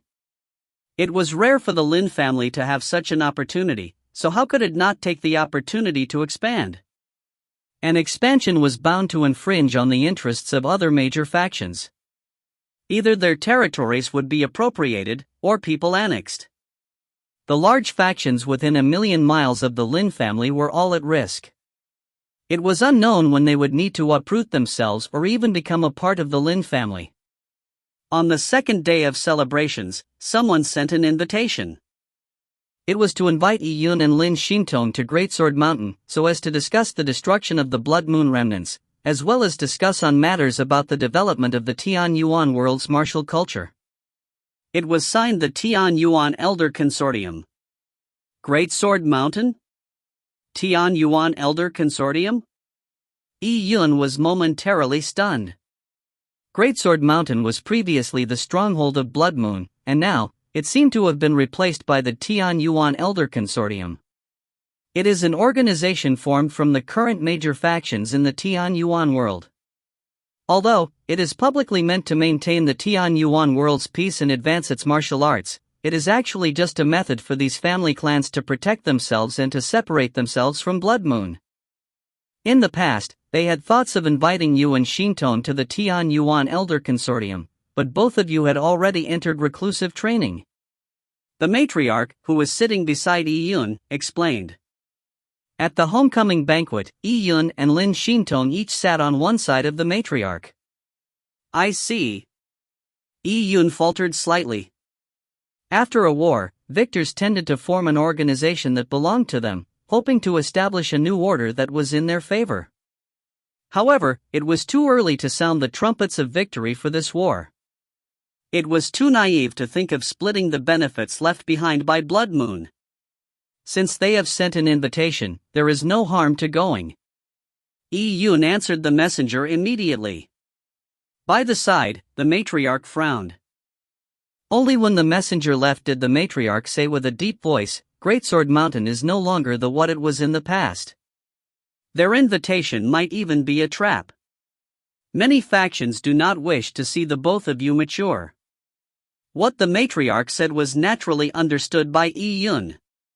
This was very likely a treacherous plot, but he said, I understand what matriarch has alerted me to. Don't worry, I have a grasp of the situation. What Yi Yun dreaded the most was Blood Moon's actions. As for the Elder Consortium, Yi Yun did not care too much about it. And he was not very optimistic about this Elder Consortium fighting Blood Moon. However, using it as an open target to attract Blood Moon would likely be effective, since they were the most visible target. After the end of the welcoming banquet, Yi Yun and Lin Xintong headed to Greatsword Mountain. The liaison agents sent by the Tian Yuan Elder Consortium had already prepared teleportation arrays along the way. So, in 2 hours, Yi Yun and Lin Xintong traversed the distance of tens of millions of miles, allowing them to see Greatsword Mountain that towered into the clouds. In just 3 years, Greatsword Mountain looked completely different. Many of the buildings the Martial Alliance left behind had been demolished, and replacing them was a gigantic pagoda that reached out into the skies on the peak of Greatsword Mountain. It was nothing difficult for warriors to construct such a magnificent building on the peak. Very clearly, this gigantic pagoda was the Tian Yuan Elder Consortium's headquarters. Yi Yun took a few glances at the gigantic tower and realized that the pagoda somewhat resembled the God Advent Tower in the Great Empress Mystic Realm. It was unknown what intentions the Tian Yuan Elder Consortium had for them to build it in this shape. Were they envious of the God Advent Tower? Outside the gigantic pagoda, there were several large and powerful arrays set up. The knowledge of these arrays were mostly obtained from the ancient canonical manuals left behind by Blood Moon, so they were extraordinary in strength. Furthermore, this was the headquarters of the Tian Yuan Elder Consortium, so it was not impossible to lay an ambush under the gigantic pagoda. Upon seeing the gigantic pagoda, Lin Xinton's eyebrows ticked up as she said, "Are we going to enter just like that?" Yi Yun opened his energy vision and he saw right through the gigantic pagoda's array to its energy source. After his cultivation level increased greatly, Yi Yun could use the purple crystal's powers to see through powerful arrays. It was nothing too difficult for him. In a few seconds, he managed to understand the situation of the powerful arrays before saying, "We will enter just like that. If you find any errors, ads pop up, ads redirect, broken links, non-standard content, etc., please let us know. Report chapter so we can fix it as soon as possible." Chapter 671, Heaven Ascension. Chapter 671, Heaven Ascension. With this, Yi Yun and Lin Xinton walked into the gigantic pagoda calmly. On the first level of the pagoda, there was a teleportation array. The moment they entered it, a flash took them to the top level of the pagoda. Here, there was a large hall, but it was simply furnished. There was a black round table, and on its perimeter, there were chairs with metallic textures that were placed around it. Every chair was riveted to the ground and its position represented a corresponding stature and position. The moment Yi Yun entered the hall, he saw a few seats that faced the entrance directly. In accordance with tradition, the seats in the middle that faced the entrance were the seats of supreme power and honor. And at this moment, 3 of those seats were empty. Around it, there were more than 10 Tian Yuan world legendary figures sitting in random spots. Everyone had different expressions on their faces. Many of them gave a smile when they saw Yi Yun come, but there were others who reacted coldly. After a brief glance at the 2 of them, they returned to what they were doing prior to their arrival. Yi Yun did not think much about these people's response. As for those people who smiled at him, only the heavens knew if they would kill and rob him on the spot. Soon, Yi Yun sensed a piercing gaze coming from amongst the legendary figures of the Tian Yuan world. With a thought, he looked over and he saw a green-robed middle-aged man wearing a jade ring sitting on a seat that was just beside the emptied 3 seats of honor.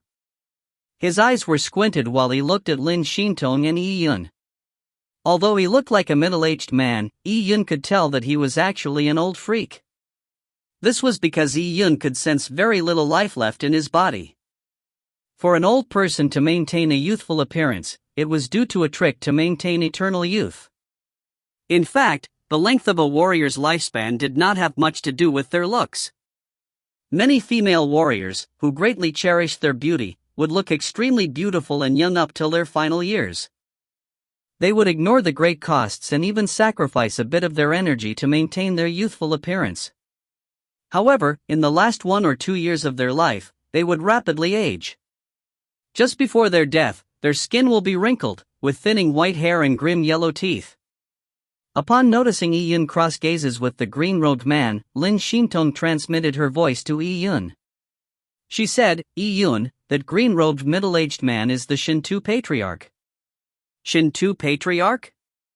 Yi Yun's eyes flashed. So he was Shinto Patriarch. By being able to sit in close to the central seats of power, his strength was clearly not weak. In fact, Yi Yun could not sense the Shinto Patriarch's cultivation level. It was a realm above the Yuan opening realm, the Heaven Ascension realm. As warriors practiced martial arts to train their bodies, they would go from the mortal blood realm to the purple blood realm. On the basis of having strong physical bodies, they would lay the Yuan foundation, plant a Tao seed in the Yuan foundation, and grow a divine tree from the Tao seed. And this divine tree will constantly grow till it pierced through the divine clouds, straight into the heavenly Tao, paving the road to Heaven Ascension. Hence, the next realm after the Yuan opening realm was called Heaven Ascension. In the Tian Yuan world, there were very few people who could attain the Heaven Ascension realm. Even the geniuses from the major factions, who qualify to enter the Heavenly Blood Union, and were now undergoing normal development, would have less than a 1% chance of attaining the Heaven Ascension realm. These people were titled Imperial Kings, Great Emperors or Patriarchs in the Tian Yuan world. They were important figures, who stood at the very peak of the Tian Yuan world, holding the lives of billions of people in their hands.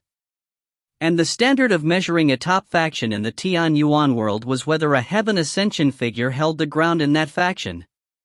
For example, the Li Fire sect and the Shintu family clan had such patriarchs that allowed them to enjoy such a placing.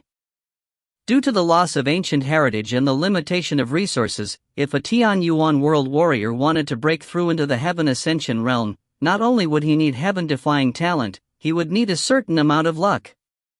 Typically, just reaching the early stages of the Heaven Ascension realm would expend a top faction's fated luck and heritage that had been accumulated for more than 100,000 years, or even a few 100,000 years. And if one wanted to reach the middle stages of the Heaven Ascension realm? That was too difficult.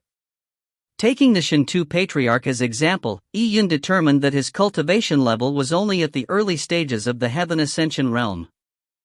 However, he was one of the stronger ones amongst the early stages of the Heaven Ascension realm. As there were very few Heaven Ascension realm experts in the Tian Yuan world, many warriors would be given the title of Imperial King even before they reached the Heaven Ascension realm, such as when they were half-step into the Heaven Ascension realm. After all, an Imperial King was just a complimentary title. It was worth nothing to label a half-step Heaven Ascension expert as an Imperial King, Patriarch, or Great Emperor. Hence, there were more titled Imperial Kings than the actual number of Heaven Ascension realm experts in the Tian Yuan world. And to juniors, these Imperial Kings' cultivation level was too high and not something they could understand. No one knew who was truly in the Heaven Ascension realm or half-step into the Heaven Ascension realm. As for the Shintu Patriarch, he had entered the Heaven Ascension realm for tens of thousands of years, which was why the shepherd boy failed to defeat Shintu Patriarch. As Yi Yun looked at Shintu Patriarch, he too looked back at him. He was gently stroking his chin while squinting his eyes. His gaze spoke volumes. No one knew what this elder, whose family clan had a grudge with Yi Yun and killer of his favorite grandchild, Shintu Nantian, was thinking. Yi Yun, it looks like the invitation from the Tian Yuan Elder Consortium doesn't possess pure intents. If I'm not wrong, the person sitting beside the Shintu Patriarch is the Li Fire sect's Li Fire grandma. Upon hearing Lin Shintong's words, Yi Yun shifted his gaze slightly. Sitting beside Shintu Patriarch was a thin, wizened woman. She wore simple gray clothes. Her white hair was tied up into a bun in a sloppy manner, held up by a wooden hairpin. Be it her simple clothes or the style of the wooden hairpin, it all looked very antiquated. If not for Yi Yun being extremely powerful, allowing him to see through her cultivation level, she would have looked no different to an old granny in an ordinary rural village.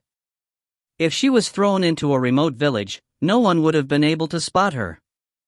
When Yi Yun and Lin Shintong entered the hall, Shintu Patriarch at least looked over and sent piercing stares. As for the old woman, she was holding a teacup, slowly drinking her tea, as if Yi Yun and Lin Shintong weren't there. It was hard to imagine that the Li Fire sect, who this old woman belonged to, had a vendetta with Yi Yun. In this crowd of old freaks who had disparate motives and thoughts, Yi Yun and Lin Shintong sat down in the middle of these old freaks in a natural and poised manner. However, the atmosphere turned cold.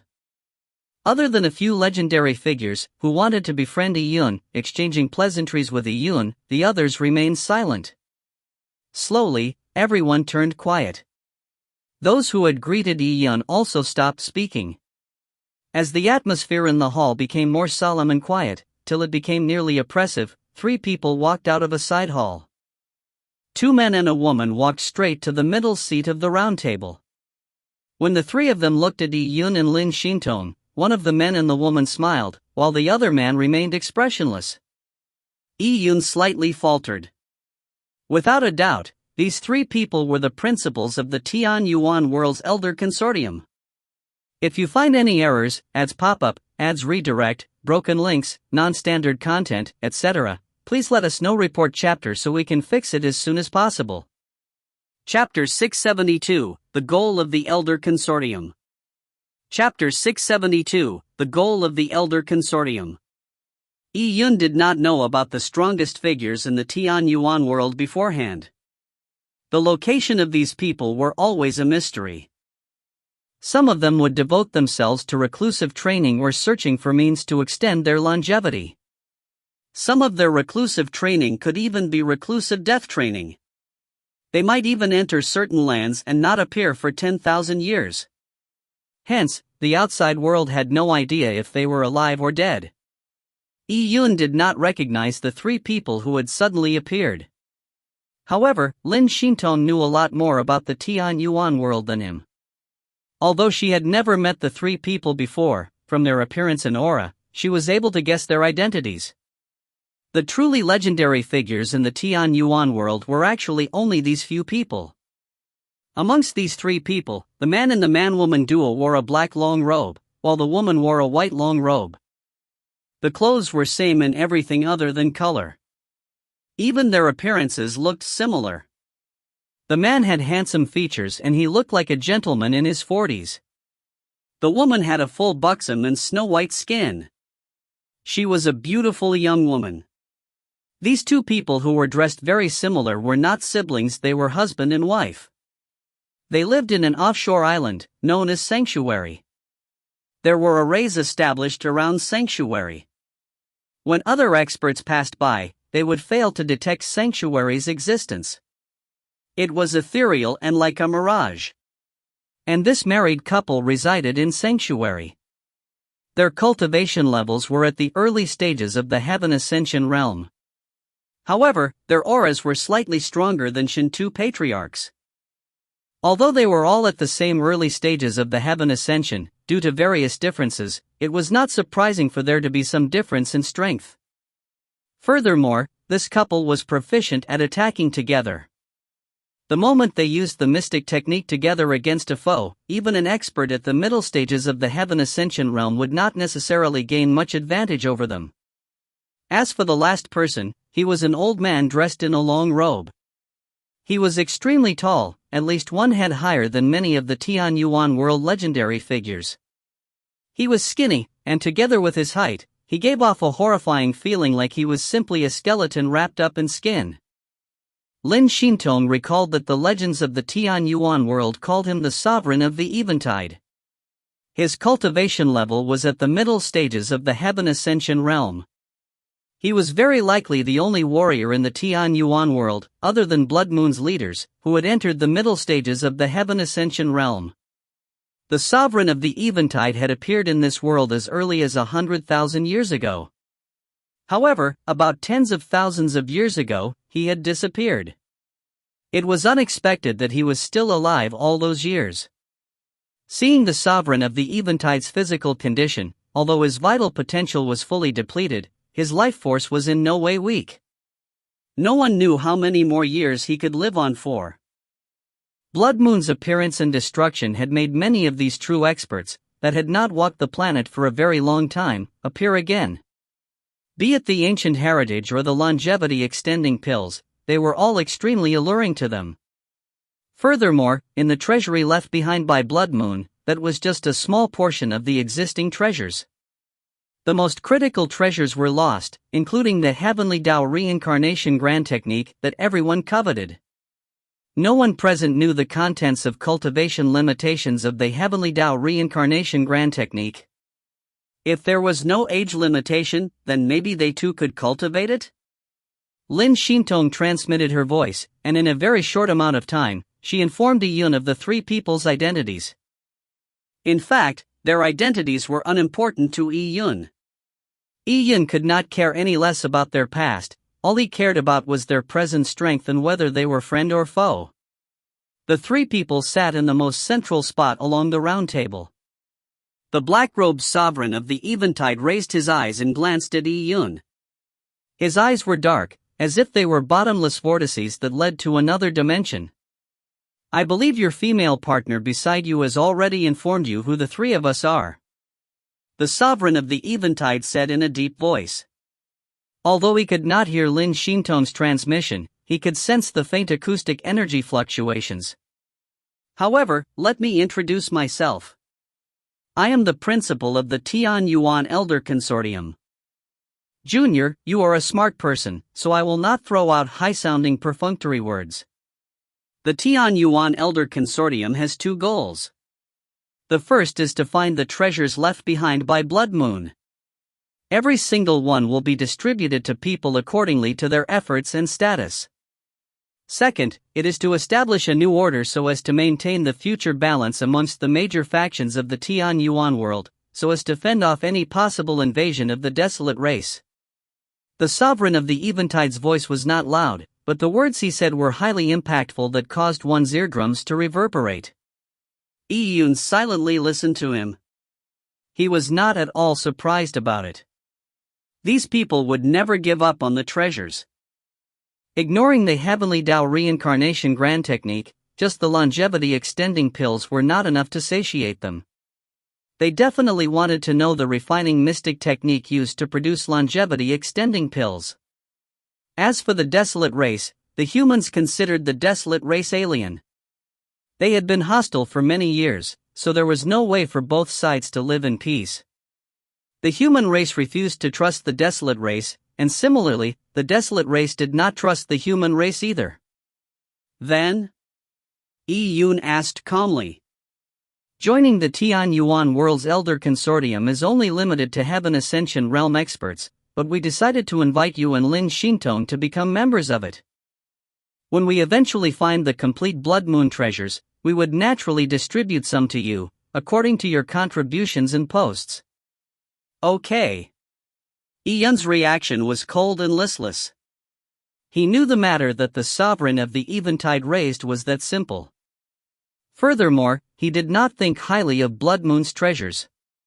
He knew that the sovereign of the Eventide suggestion of letting him and Lin Xintong join the Tian Yuan Elder Consortium was not just to give them benefits. Yun slightly looked at the sovereign of the Eventide before saying, and then? Against Yun's cold and calm response, the sovereign of the Eventide frowned slightly. He had enjoyed a high stature for a prolonged period of time, so he naturally did not like a junior appearing as if he had everything under his control in front of him. The sovereign of the Eventide said, Junior, if you are willing to join the Tian Yuan Elder Consortium, we wish that you would abide to the Elder Consortium's rules. After joining, there is one rule, and that is to not kill one another. It includes not supporting the faction behind you in their attack on other factions that the other members of the Elder Consortium belong to. Is that so? I see. Yun laughed out loudly. This will also need a soul contract to be signed, right? The Elder Consortium's rules had to be abided by everyone, so naturally, a soul contract needed to be signed or it would mean nothing. But in fact, this rule was targeted at Yun. Everyone present dreaded Yun, afraid that after he fully matured, he would be able to dominate the entire Tian Yuan world. When that happened, no one would be able to stop him. Seeing Yun smile, the sovereign of the Eventide's expression turned gloomy. Yun was too presumptuous in front of him. He admitted that he might not be Yun's match in the future, but now, Yun had yet to fully mature. Of course a soul contract has to be signed. Shintu Patriarch spoke. He stared at Yun with a cold gaze. If you find any errors, ads pop up, ads redirect, broken links, non-standard content, etc., please let us know. Report chapter so we can fix it as soon as possible. Chapter 673, 10 Corpses. Chapter 673, 10 Corpses.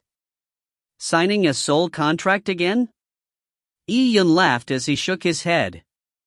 Why? You plan on not signing?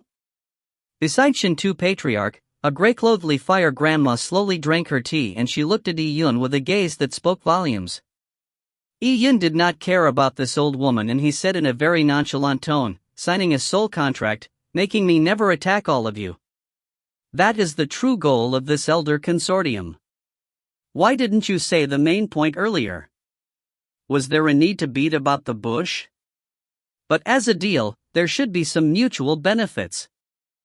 And in the soul contract that you produced to restrict me, What benefits do I get if I agree to it? This is not a deal. Li Fire Grandma's voice turned cold.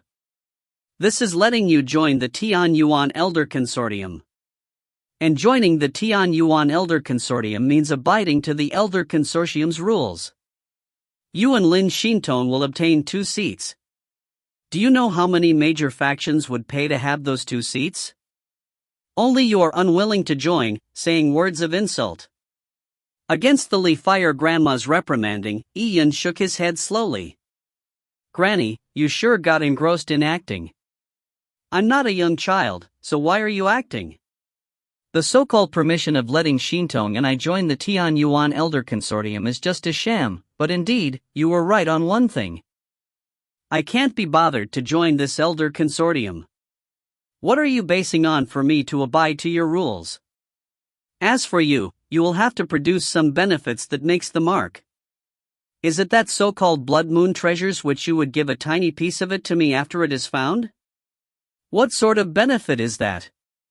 That benefit. I'm very sorry, but I really don't think much of it. Ian spoke with no holds barred. When the legendary figures of the Tian Yuan world heard this, their expressions turned ugly. Even the elders of major factions, who planned on befriending Yun, gasped. The way Yun spoke was too arrogant. Nice. Nice. Just as what I said. Shintu Patriarch stared at Yun as killing intent surged out. Did all of you hear that? I mentioned it before that this person is arrogant and vicious. He has a mean personality, and he likes to stab people in the dark. Yet you choose not to believe my words. You even thought that he would obediently sign the soul contract and contribute to the Tian Yuan Elder Consortium? Now do you know how ridiculously wrong you were? Clearly, before Yun's arrival, there was an internal debate amongst the Tian Yuan Elder Consortium on how to deal with Yun. People like Shintu Patriarch naturally wanted to kill Yun before he managed to fully mature. But a majority of the people still wanted to negotiate with Yun. It was not because they did not dread Yun, it was the exact opposite. It was because they dreaded Yun too much. If they failed to kill him, they would be killed by Yun in the future. Hence, despite Yun being in control of the Great Empress Mystic Realm and having the peerless inheritance from the ancient Great Empress that countless number of people coveted and dreaded, no one made a move on him while he was sitting there. They were still on the sidelines, weighing the possibilities. Yun scanned his surroundings and he could sense that killing intent had arose in some of the legendary figures present. He sighed and said, "What tragedy! The remnants of Blood Moon have not been vanquished. In the near future, they will set off a bloody storm in the Tian Yuan world, and all you can think of now is to engage in internecine struggles. Prevention is better than cure. Don't you know that the true disaster comes from the original owners of Greatsword Mountain where you are currently sitting on?" Yun shook his head in his heart. He did not think that they were short-sighted, he thought that they had yet to recognize the terror that Blood Moon could bring about. As for the desolate race's description of Blood Moon's past, these people did not believe one bit. Hence, they had highly underestimated Blood Moon. And to people like Shintu Patriarch, Yun's rise in power was not much better than Blood Moon's rise in power. In fact, it was worse. Upon hearing Yun's words, Shintu Patriarch laughed. What ignorance this boy has! To keep expounding on a disaster. Do you really think you are a clairvoyant, allowing you to see the future? As for the remnants of Blood Moon. Humph. As Shintu Patriarch spoke, he gave the sanctuary couple a glance. The black-robed man of the couple slowly stood up. Previously, when Yun and the other legendary figures of the Tian Yuan world were jumping at each other's throats, they remained on the sidelines. They did not comment or make any special expressions.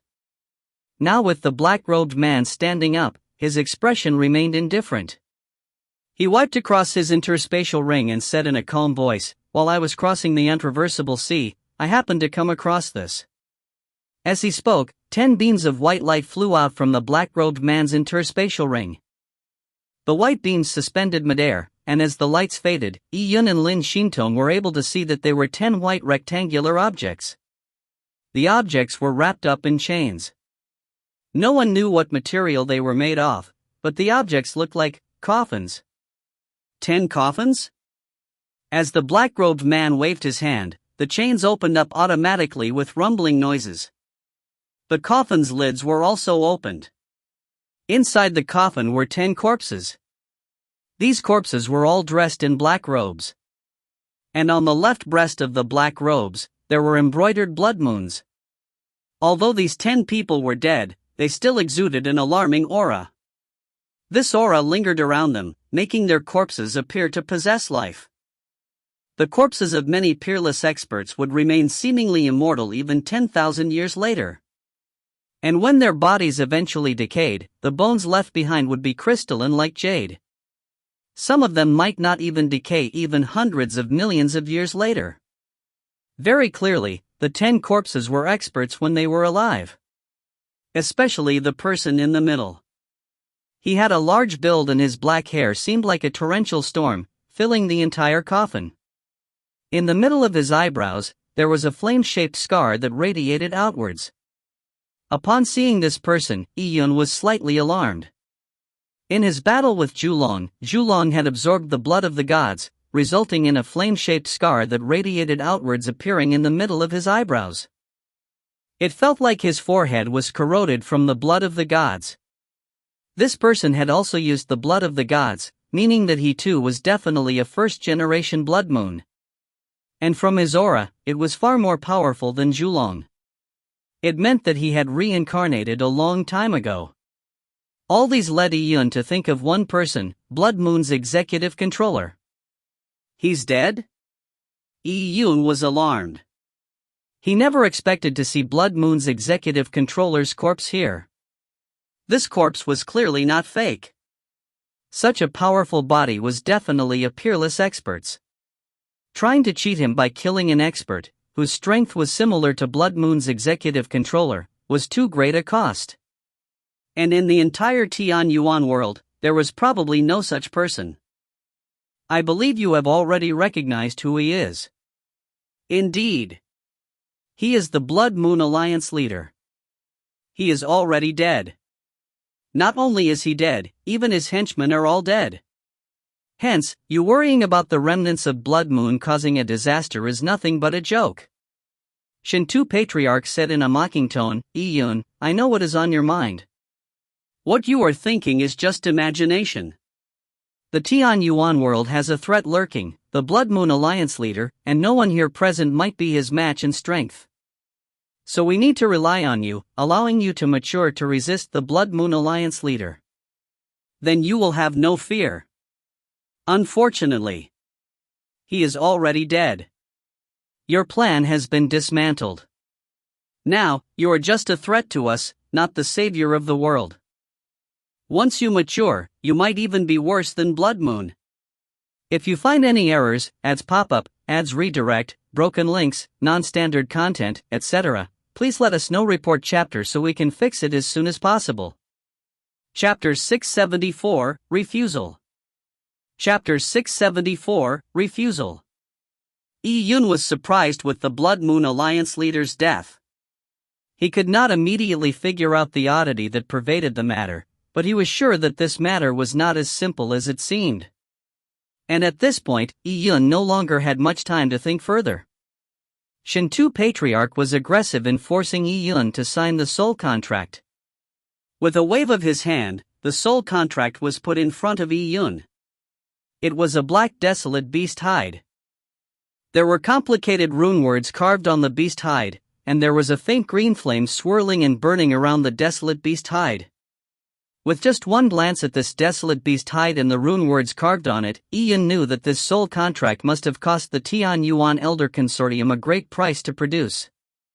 The Tian Yuan Elder Consortium knew that Yi-Yun and Lin Xintong's future achievements were limitless. If the soul contract was not powerful enough, it could not restrain the two of them. What a good soul contract! Yi-Yun sneered. This soul contract was jointly produced by top Tian Yuan world factions. By using a mystic technique, a complete primordial true spirit's hide was refined and shrunk down. Various treasures produced the special ink to carve the runic words. The entire process required the participation of various large family clans' legendary figures. All of them were the cream of the crop, and they were also the members of the Elder Consortium. One of them was Shinto Patriarch. The entire Elder Consortium only had one expensive soul contract. It was prepared for Yi Yun and Lin Shintong. The soul contracts signed by others were different. They could not afford to use such a valuable contract. Yi Yun chuckled when he saw this soul contract. Back in the Heavenly Dao Union, Blood Moon had forced him to sign a soul contract. It was much less powerful than this soul contract. These people were really willing to sacrifice so much to produce it. And if I choose not to sign? Yi Yun's voice turned cold.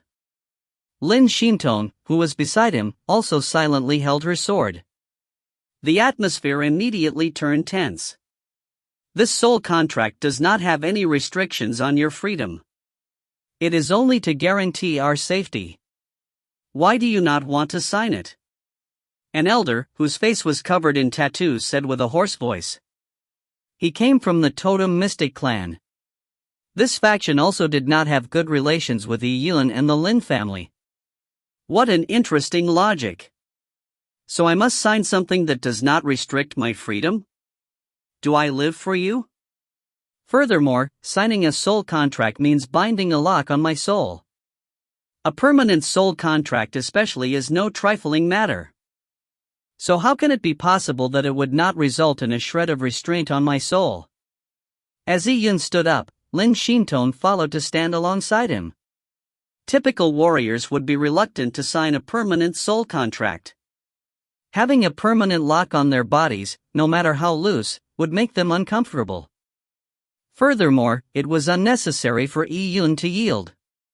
The soul contract prevented members from attacking one another. In the future, Shinto Patriarch would have no fear.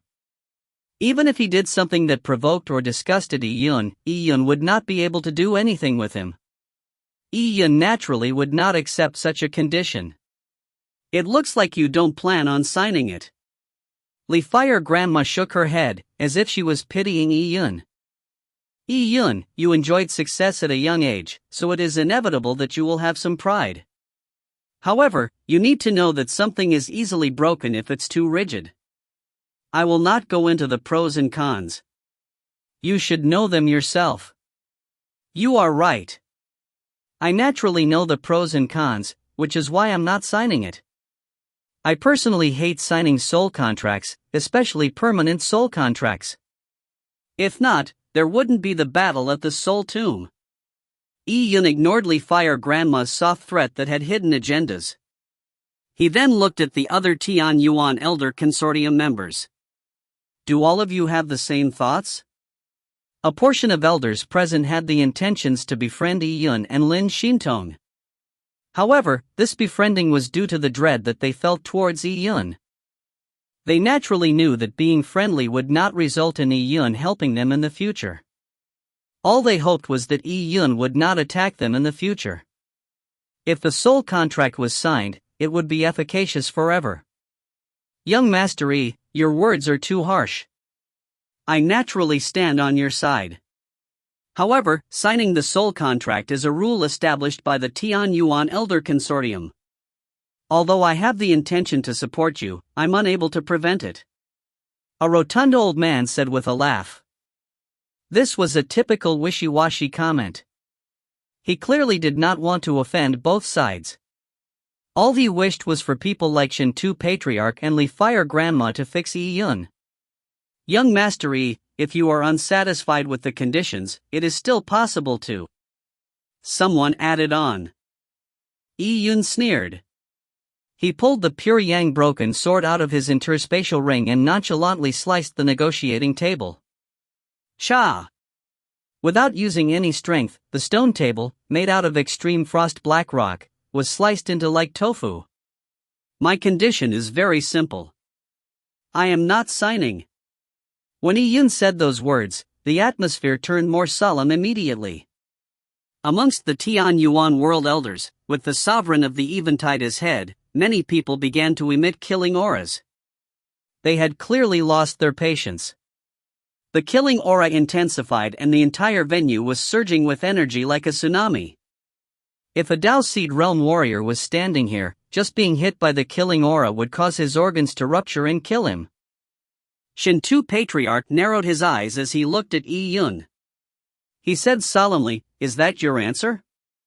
What a pity, for I'm afraid it's not up to you." Shintu Patriarch was the first to stand up. His killing intent had locked onto Yi Yun. Everyone says that Yi Yun has exceeded the martial realm of the Tian Yuan world, and he can easily leapfrog a full realm, or even a realm and a half. Some even say you would definitely become a peerless great emperor. Today, let me ascertain how true those rumors are. Shintu Patriarch's words denigrated Yi Yun. He did not doubt if the rumors were exaggerated, but he only said what was most believable. He was not looking down on Yi Yun, it was because he had absolute confidence in his strength. Yi Yun did not care about Shintu Patriarch's threats. "You old thing, who has lived for 70 or 80,000 years, knows no shame by challenging me, a Yuan opening realm junior. Your age is thousands of times mine. Your cultivation level is also one full realm higher than mine. To think you have the face to ask me how truthful those rumors are. I'm really impressed by your degree of shamelessness. I'm not sure how my strength compares to yours, but in terms of shamelessness, I'm really left in your dust." Yi Yun's curses were extremely biting. He had rained down curses on Shintu Patriarch, but what he said were all facts. Ignoring Shintu Patriarch, even many of the legendary figures sitting there felt ashamed for Shintu Patriarch. This battle was really disgraceful. Cut the nonsense. Since you are already so shameless, I'll take you on to the end. Whoever who wants to fight, feel free to come. The moment he finished speaking, he turned around and with a leap, he flew out of the gigantic pagoda's window. From the greatsword mountain peak that pierced the clouds, he followed the tall, hanging cliffs like a rock that had its wings fully spanned, and he flew towards the distant sea of clouds. If you find any errors, ads pop up, ads redirect, broken links, non-standard content, etc., please let us know. Report chapter so we can fix it as soon as possible. Chapter 675, Battling Shintu Patriarch. Chapter 675, Battling Shintu Patriarch. After Yi Yun flew out, Lin Shintong followed closely behind. Below the cliffs of Greatsword Mountain, a mist lingered, making it seem like an immortal's paradise. As the Yi Yun and Lin Shintong shuttled through the mist in the form of black and white figures, they appeared like an immortal couple. As their figures disappeared, Shintu Patriarch's expression turned grim. That little bastard thinks he is invincible. Shintu Patriarch gritted his teeth. After having been repeatedly rejected and mocked by Yi Yun, he was completely infuriated. He enjoyed being powerful all his life, so when had he ever suffered such indignity from a junior? Furthermore, Yi Yun's attitude was one that completely dismissed him. Such insolence made Shintu Patriarch wish to skin Yi Yun alive. So, Shintu Patriarch flew out of the gigantic pagoda, and the group of legendary figures followed behind him. They flew midair hundreds of thousands of feet high. As they looked far into the distance, there were fields, lakes, and rivers beneath them. It was extremely picturesque. Yi Yun landed on a nameless mountain peak. The mountain was lush with vegetation, and the strange stones that littered the ground were like beasts, while the ancient pines resembled dragons. There was a waterfall that came crashing down from the mountain peak. It was like a white band of water that fell thousands of feet, with a tumultuous sound of water rushing. Yi Yun stood on this lush green mountain, waiting for Shintu Patriarch. In less than 30 seconds, Shintu Patriarch landed on the mountain peak. As he scanned the scenery around him, he sneered. "This sure is a beautiful place. Are you choosing this as your burial ground?" Yi Yun shook his head with a laugh. "I'm still young, so don't you worry about me. As for you, you have lived for 70 or 80,000 years. Your end is nearing, so it's pertinent for you choose a nice spot for your eternal, peaceful rest. Yun specially targeted people's weaknesses in his cursing. Lifespan was one of the biggest pains that those old freaks like Shinto Patriarch had. They indeed did not have much lifespan left. Courting death. Shinto Patriarch was incensed. His energy surged out, and before the Elder Consortium's legendary figures arrived, he was already planning on attacking Yun. Ka. The mountain peak beneath Shinto Patriarch began to tremble. A terrifying aura began to envelop the surroundings. The trees on the mountain were influenced by this energy, and they began to violently contort and twist. The large trees began to grow. Massive tree roots seemed to drill outwards from the ground like pythons. The entire forest seemed to enter a frenzy state. Shinto Patriarch clearly was proficient at wood elemental laws. It was considered a relatively rare law. And at this moment, the other legendary figures of the Elder Consortium had arrived. Realizing that the battle had already begun, they watched with anticipation. All of them were curious about Yun's strength. Yun. Beside Yun, Lin Shintong transmitted her voice. He understood what was on her mind and said, "Just stand by a corner and watch. Just beware of those old guys suddenly sneaking up on me. I alone am enough to deal with Shinto Patriarch." If Yun and Lin Shintong combined forces, their strength was not as simple as addition. All right. Lin Shintong nodded. They both cultivated the Great Empress Heart Sutra. Furthermore, with her body being more suitable than Yun for the cultivation of the Great Empress Heart Sutra, Lin Shintong was not weaker than Yun. However, over these years, Lin Shintong only quietly followed behind Yun. She seldom stood forward to say anything. Everything had Yun as the center of the situations in her life. She would only attack if there was a necessity. Her character was like this. She had a warm and soft appearance that resembled water, but once she decided on something, she would pursue it single-mindedly. As the mountains trembled, numerous gigantic trees shot up into the sky. Even the 1,000-foot waterfall was enveloped by the rapidly growing tree branches. In a moment, the entire mountain peak was sealed in a sea of gigantic trees. And a divine tree phantom image appeared behind Shinto Patriarch. This divine tree was rooted to the ground, and its crown reached into the heavens. Twang! Shinto Patriarch moved in with a cursory grab. He grabbed a long spear which appeared out of thin air. He then charged at Yun. He was extremely fast, like a divine tiger pouncing through the woods. As he stabbed with his spear, a trembling buzz formed while he pierced through the air. And at this moment, Yun was trapped in the gigantic tree enchantment. The gigantic tree's branches sealed every direction, preventing Yun from dodging. With a flip of his hand, Yun held the sun-shooting 9 death's bow. With energy as arrows, a pure yang divine arrow went whistling forward. Phew! The arrow ignited a sea of fire behind it.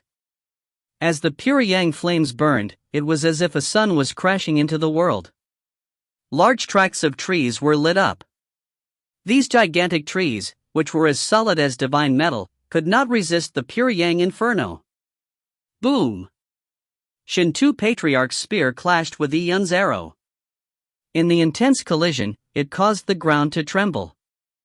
Numerous gigantic trees were uprooted as a result. They splintered midair before being burnt to a crisp by the pure yang flames. Shinto Patriarch was alarmed.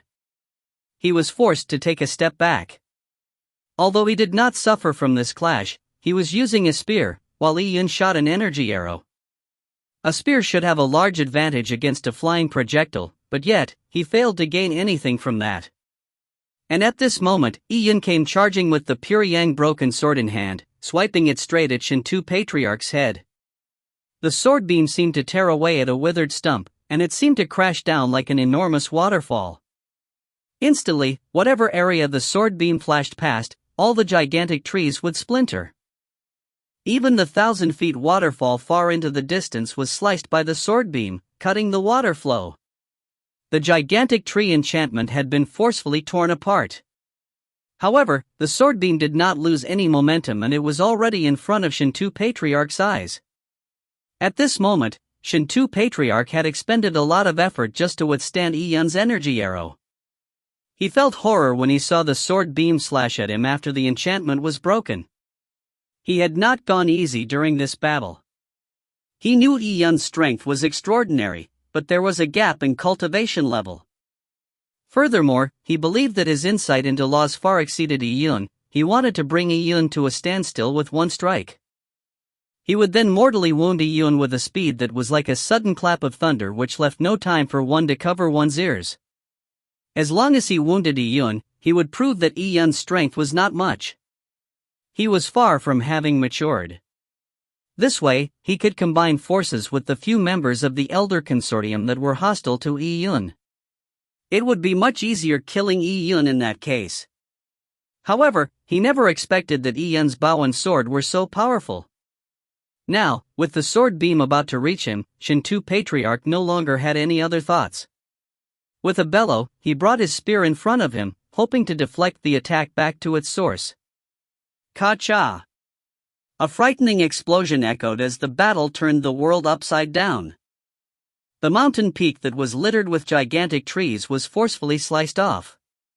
As millions of pounds of rock flew up, they shattered midair, turning to powder. As a violent wind blew, the pure yang inferno spread, forming a gray mist that shrouded the sky. And in this strong collision, Shinto Patriarch was sent flying backwards. He crashed heavily into a shaved cliff dozens of meters tall. Boom! Like a meteorite hitting land, the shaved cliff collapsed. Gravel of all sizes caved down and rolled all over. Crackle! The falling rocks exploded almost at the same instant. With a spear in his hand, Shinto Patriarch stood amidst the rock ruins. His hair was disheveled, and his face was stained with blood. His clothes were tattered in many spots. He was not seriously injured, but his appearance looked wretched. If you find any errors, ads pop up, ads redirect, broken links, non-standard content, etc., please let us know. Report chapter so we can fix it as soon as possible. Chapter 676, The Taste of Near Death. Shinto Patriarch and Yun had clashed twice during their battle, but Shinto Patriarch was clearly overwhelmed by Yun. Shinto Patriarch emerged from the rubble and at this moment, he was filled with rage and shock. He knew that Yun was not easy to deal with, but he had never expected Yun's strength to reach such a terrifying extent. Shinto Patriarch had enjoyed the ability to have nature at his beck and call all his life. He had never been humiliated in public in such a way. With extreme anger, he shook the spear in his hand as the divine tree behind him melded into his spear. At that moment, Shinto Patriarch seemed to be fully integrated with the land beneath him. He was like a tree that was rooted into the land. The entire mountain with its entire forest as well as all the flora in the surrounding region that spanned 1,000 miles seemed to establish an invisible connection with Shinto Patriarch. These plants absorbed heaven-earth yuan qi, and through the seismic network, they constantly provided energy which gathered in Shinto Patriarch's body.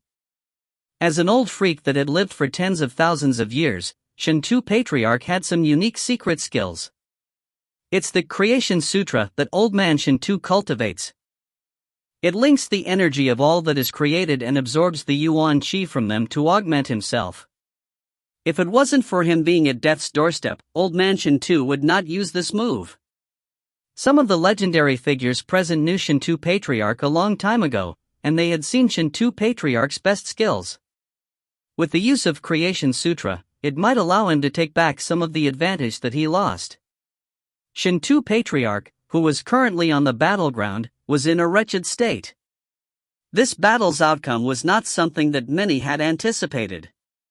The people present all knew Shinto Patriarch's strength. Amongst the Heaven Ascension realm experts, Shinto Patriarch was definitely considered one of the stronger ones. However, his tree enchantment had failed to leave any impact on Yun. Instead, his spear attack had been easily overcome by Yun. This reflected the fact that amongst the Tian Yuan Elder Consortium members, more than 70% of them were not Yi Yun's match. They did not like such a conclusion. Even though they did not wish to enter a conflict with Yi Yun, they also wished that Shinto Patriarch would defeat Yi Yun, or at least, he should not lose too badly. If not, it would imply that they could do nothing to Yi Yun at this point in time. If Yi Yun was given some more time in the future, then no one would know how much his strength would grow. As the energy grew more intense, immense amounts of yuan qi flowed through the seismic network and condensed into a gigantic hand in front of Shinto Patriarch. The gigantic hand grabbed at Yi Yun. This hand had a vast and majestic aura, as if it was an embodiment of heavenly Tao. Against Shinto Patriarch's Creation Sutra strike, Yi Yun hovered 100 meters in the air. With the broken sword in hand, he gently reversed his blade. To Yi Yun, a battle with Shinto Patriarch was a process in which he could test his own strength. After breaking through to the Yuan opening realm, Yi Yun wanted to know how strong he had become. Ka-cha! Like a mighty explosion that thundered from heaven, the moment that the pure yang broken sword was brandished, it swept up the worldly pure yang energy. It resulted in whirlwinds sweeping through colorful immense clouds that were lit up by lightning.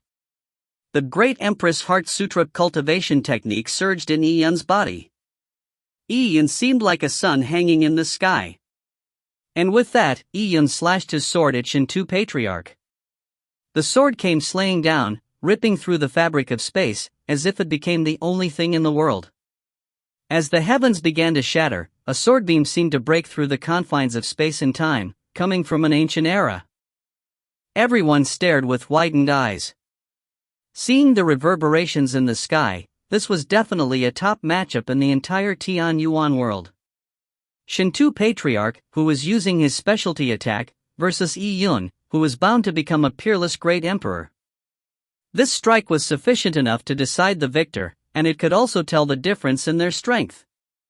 The surrounding crowd, including Heaven Ascension realm warriors, began to retreat in the face of such a collision. They also conjured their protective energies to withstand the shockwave. After all, an energy impact of such a degree would definitely result in a terrifying explosion. However, when the sword beam clashed with the gigantic heavenly Tao hand, the explosion they were expecting did not happen. The stunning sword beam ripped through Shinto Patriarch's gigantic hand without stopping. Shi-la! The gigantic hand that emitted a vast, ancient aura had been split into two from top to bottom. What? Everyone stared widely. The energy explosion that they thought would resemble the collision of stars did not happen.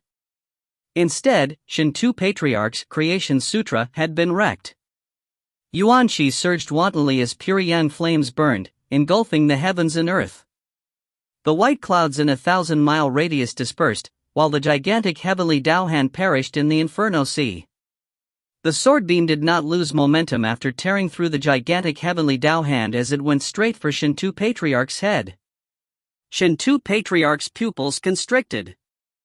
He wanted to dodge this earth-shattering strike, but at that very instant, he felt his surroundings being pulled taut by an immense and terrifying energy. It was like a cage locking him in. There was no way for him to dodge. Shinto Patriarch bellowed and he put his spear in front of him to ward off Yi Yun's strike. As to how much he could ward off, or whether he would be killed immediately, it was all an unknown. Under such a situation, Yi Yun naturally did not go easy. Even though he needed allies to face Blood Moon together, against a person like Shinto Patriarch, he naturally would want to directly kill him if given the opportunity, to guard against future trouble. What insolence! At this moment, a roar echoed. From the legendary figures watching nearby, a tall black figure flew out. He held a large seal and threw it at Yi Yun's sword beam.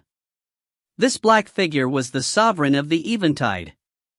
As the strongest person in the Tian Yuan world, he needed to protect Shinto Patriarch.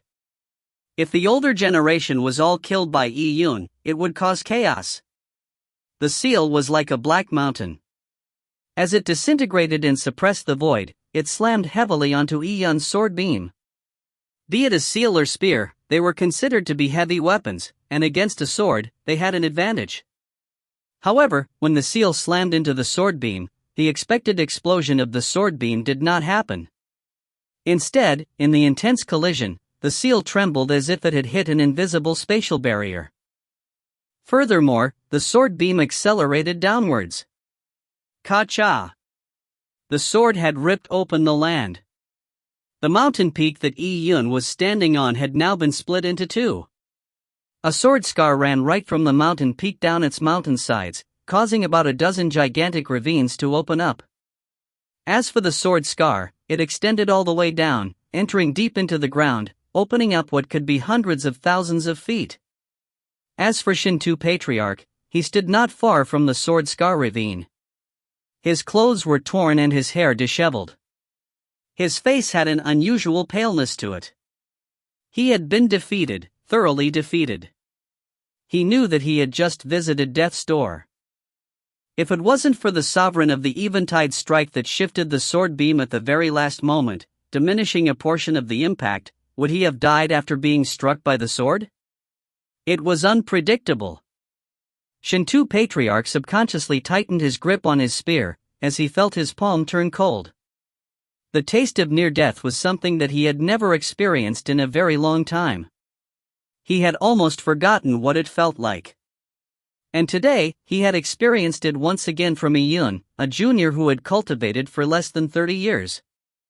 Chapter 676, The Taste of Near Death. If you find any errors, ads pop up, ads redirect, broken links, non-standard content, etc., please let us know. Report chapter so we can fix it as soon as possible. Chapter 677, The Awe of Strength. Chapter 677, The Awe of Strength. Seeing how his attack failed to have any outcome, Yi Yun frowned slightly. He indeed had the intent to kill, and if possible, he wanted to finish the old fool with that attack. However, the sovereign of the eventide had stepped in, deflecting Yi Yun's sword. With sovereign of the eventide in the way, killing Shinto Patriarch was difficult. Although Yi Yun did not fear the sovereign of the eventide, if he were to attack him, it would be equivalent to making all the legendary figures in the Tian Yuan world his enemy. Those people would definitely not sit idle as Yi Yun killed each member of the Tian Yuan Elder Consortium one by one. Yi Yun also did not wish for Lin Shintong and himself to engage in a life-and-death battle with so many people. Yi Yun, you sure are extraordinary. Sovereign of the eventide looked at Yi Yun as his eyes sparkled. When his seal smashed into Yi Yun's sword beam, it made him astonished at Yi Yun's strength despite the short moment of contact. A weapon like a seal's offensive methods were either suppressing or smashing. It should have been easy for Sovereign of the eventide to smash through a sword beam. However, Yi Yun's sword beam seemed to thrive endlessly. It seemed like it had an immortal strength to it, making Sovereign of the eventide think he had hit a divine mountain in his previous strike. Sovereign of the eventide knew that for a sword beam to not shatter from such a smash, it was due to the sword intent augmenting the sword beam. The sword intent was too powerful, causing the sword beam to condense without dissipating. For Yi Yun to have such strength and swordplay made him apprehensive. Although Sovereign of the eventide did not think that he was inferior to Yi Yun, he still lacked the absolute confidence that he could keep Yi Yun behind. Defeating an opponent and keeping an opponent behind were two completely different things. Furthermore, there was Lin Shintong not far away. Just thinking of him having to face the combined forces of Yi Yun and Lin Shintong gave Sovereign of the eventide a headache. He was even somewhat afraid to face such a situation. The two of them were a Dao couple, so how could a couple like that not have any combined attack skills? As such, getting the group of them to force Yi Yun and Lin Shintong to sign a soul contract was already out of the question. Other than Sovereign of the eventide, the others also become cognizant of this point. With Yi Yun not signing a soul contract, it was like a recumbent tiger by their sides, making them uneasy. Now, it was already unrealistic to shackle the tiger. The only method they had left was to fawn over the tiger, serving it meat, so that it would not attack them. Instantly, many people changed their minds. Those legendary figures, who had the intention to befriend Yi Yun, rushed forward at this moment to congratulate him. They flew into the air and surrounded Yi Yun. Young Master Yi is truly impressive. To battle the Heaven Ascension realm at the Yuan opening realm, that is crossing a full realm. In the future, when young Mastery achieves Heaven Ascension, who knows what strength will be like? A middle-aged looking man said with a smile. News of today's battle will quickly proliferate throughout the Tian Yuan world. Beside the middle-aged looking man, an old man echoed.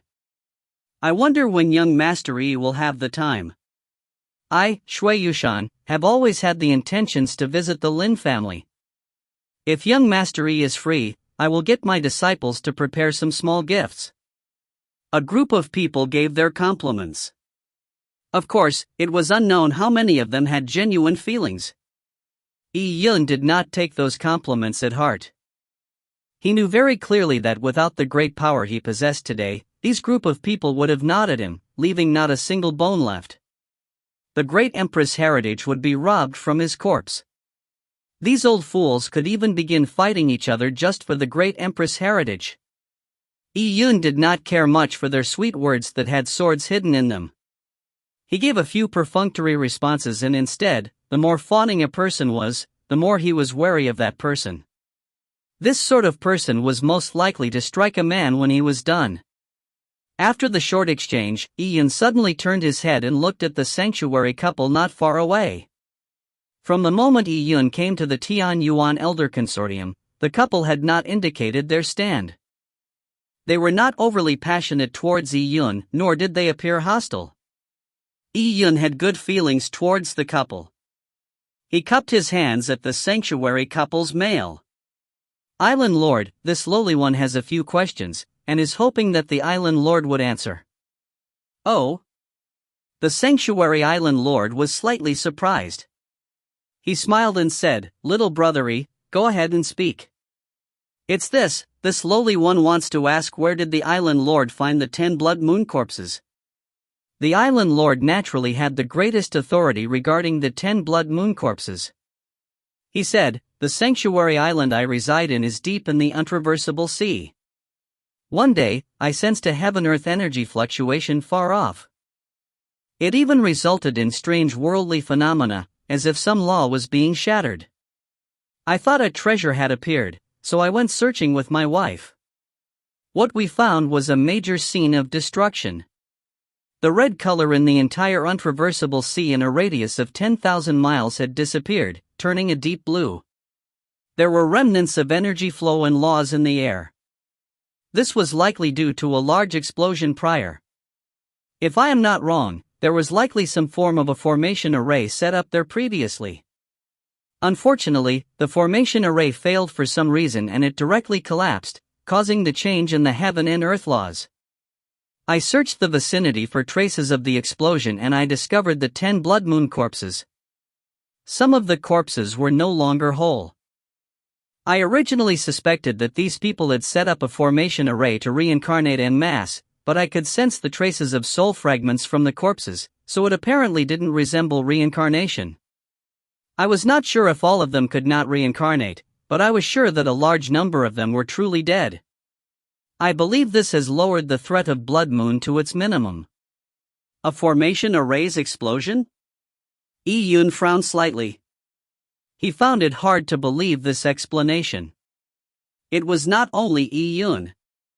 The other Tian Yuan world's elders also felt that something was amiss in the situation. However, the facts were before them, and indeed, there were 10 dead reincarnators. It was impossible to say that they had faked their deaths as the corpses were in the sanctuary couple's hands.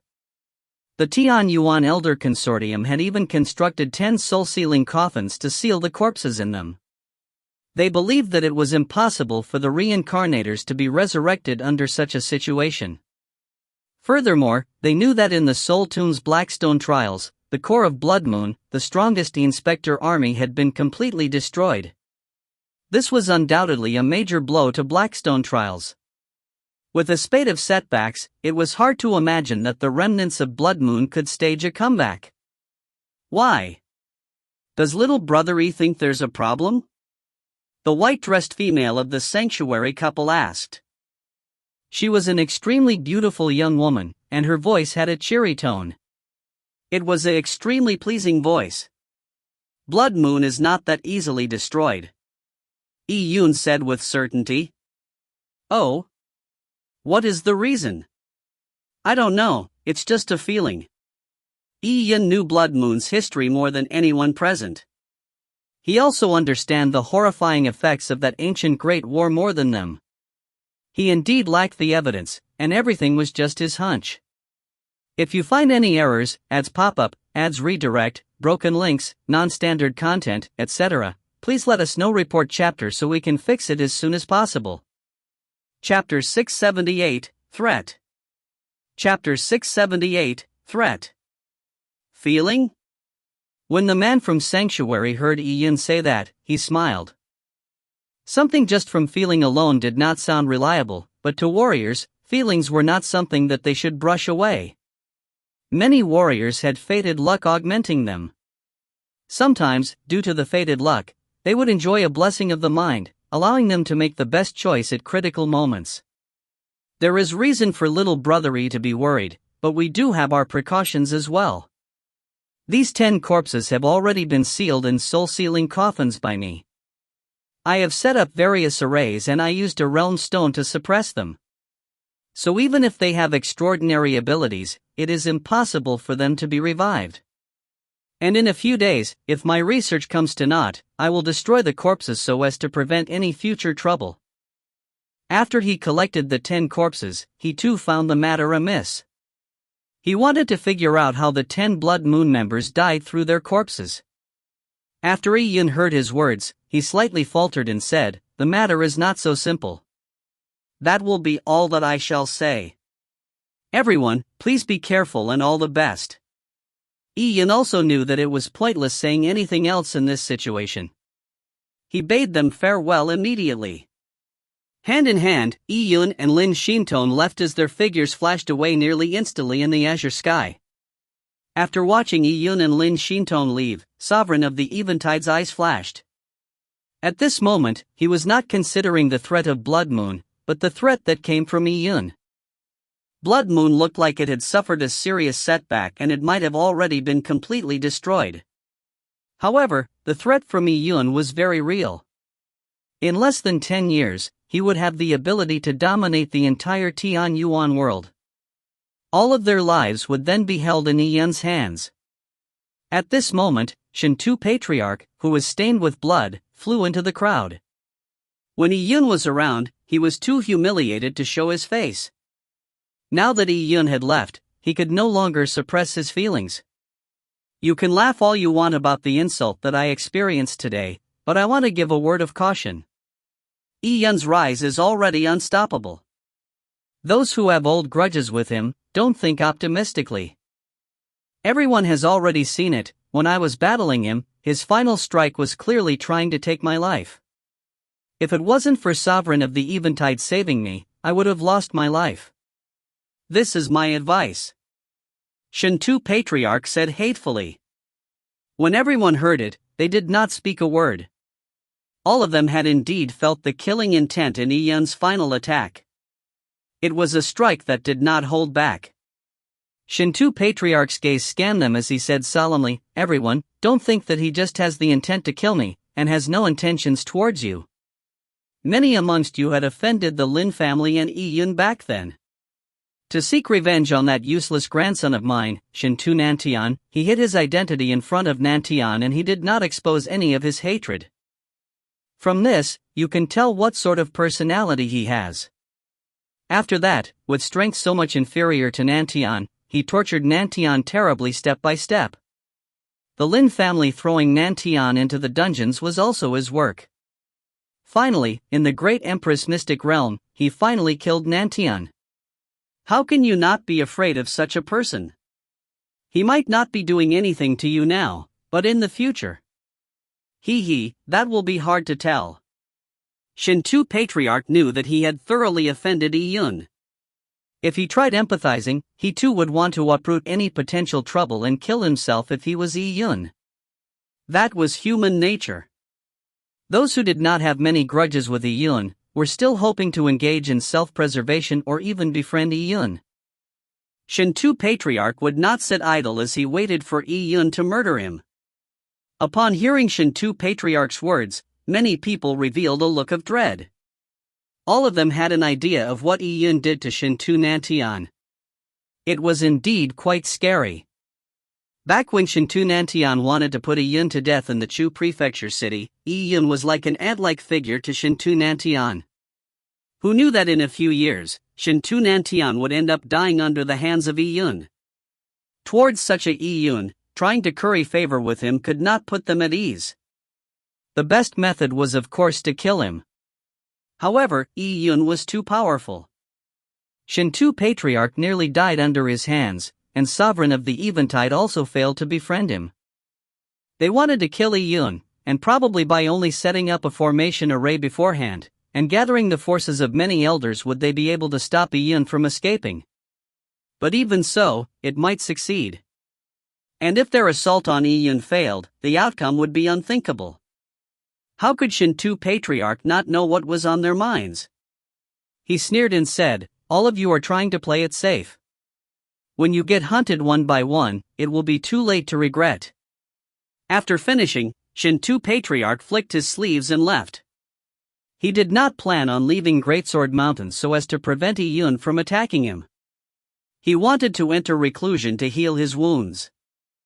Regardless of how overbearing Yun was, he would not attack Greatsword Mountain, or it would mean that he was truly challenging the entire Tian Yuan Elder Consortium. As for those elders, he did not believe that they would play it safe all the way. Yun was constantly growing and the threat to them was getting bigger. They would eventually break. After a few elders heard Shinto Patriarch's words, they exchanged glances and said, "Let's gather again in a few days." They needed time to consider. Yun's threat was great, but to lose decorum with Yun was too risky. If Yun began to seek revenge on those family clans, it would not be too late for them to make a decision then. And those family clans who could receive retaliation, such as the Totem Mystic race, they really could not sit still. Shinto Patriarch is right. We have to get rid of Yun as soon as possible. He refused to sign the soul contract this time, revealing his ambition. The family clans that were worried about being retaliated upon had decided on privately convincing the family clans that had cordial relationships with them. They might as well ally with other elders rather than sit idly waiting for death. There was a possibility of successfully killing Yun, and if they waited till Yun was completely invincible, they would only be sheep for the slaughter. On Greatsword Mountain, the family clan's elders left one by one, with various thoughts on their minds. And 10,000 miles away. Yun, what do you think Blood Moon is trying to do? Lin Shintong asked. I don't know. Yun shook his head. He too was puzzled. Lin Shintong said, regardless of what Blood Moon wants to do, we need to upgrade our strength as fast as possible. Other than Blood Moon, we need to watch out for those family clans. These people are most volatile. Even if your strength has temporarily awed them, it would actually mean that you are a great threat to them. They will probably not feel at ease if they do not get rid of us. These people won't be able to stir up a storm. Yun said nonchalantly. He did not think anything of people like Shinto Patriarch. They might have some combative power if they combine forces, but Yun would not give them the opportunity to combine forces to kill him. And those people were all scheming people, so how could they truly cooperate fully? Yun, let's return to the God Advent Tower and carry on cultivating. Lin Shintong said with a smile. She was holding hands with Yun, and a warmth came from Yun's palm. The two of them flew towards the untraversable sea hand in hand. If you find any errors, ads pop-up, ads redirect, broken links, non-standard content, etc., please let us know. Report chapter so we can fix it as soon as possible. Chapter 679, The Demon God in the Sunset. In a blink of an eye, a few months had passed since the gathering at Greatsword Mountain. And during this period, the news of Yun rejecting an elder spot at Greatsword Mountain, refusing to sign a soul contract, and defeating Shinto Patriarch had proliferated throughout the Tian Yuan world. The warriors who learned of this news still remembered the warrant from back then. Once upon a time, Yi Yun and Lin Xintong had been identified as human race traitors, accused by all, and hated by everyone. Many young warriors had fantasized of finding traces of Yi Yun and Lin Xintong to provide to the martial alliance to gain merit. Unexpectedly, in a blink of an eye, the martial alliance became the conspirator lurking in the Tian Yuan world, and Yi Yun had become the hero who destroyed Blood Moon's plans. He had even battled Shintu Patriarch without losing. Such a battle outcome was amazing. Towards a matter that sounded like an ancient legend, many young geniuses were completely envious about it, some even felt excited about it. Martial arts practitioners pursued a pleasurable life just like what Yi Yun was experiencing. In the Tian Yuan world, numerous youths began to set Yi Yun as their goal. Even though the seniors of various large factions purposely played down the matter, averting the promotion of Yi Yun.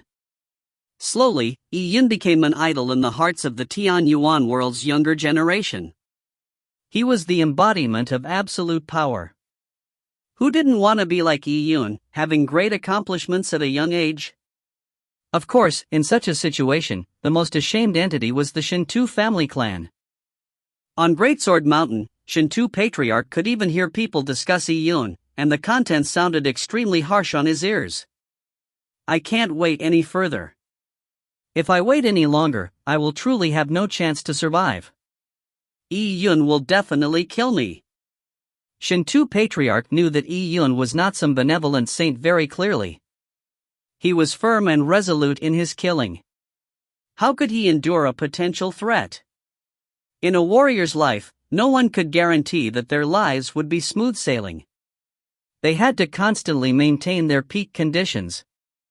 For example, Yi Yun may be strong, but he would still experience injuries or feel weak after breaking out of reclusive training. Yi Yun would not allow a venomous snake to lurk around him as it could bite at him at any time. The smart choice was to completely eradicate potential threats. As time passed, slowly, Shintu Patriarch constantly contacted elders of other factions to come to Greatsword Mountain. He then began to discuss with these people in Greatsword Mountain's large formation array.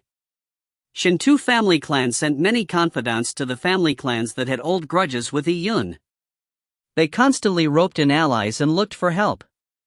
They already planned on setting up a large formation array at Greatsword Mountain to lure Yi Yun into a trap.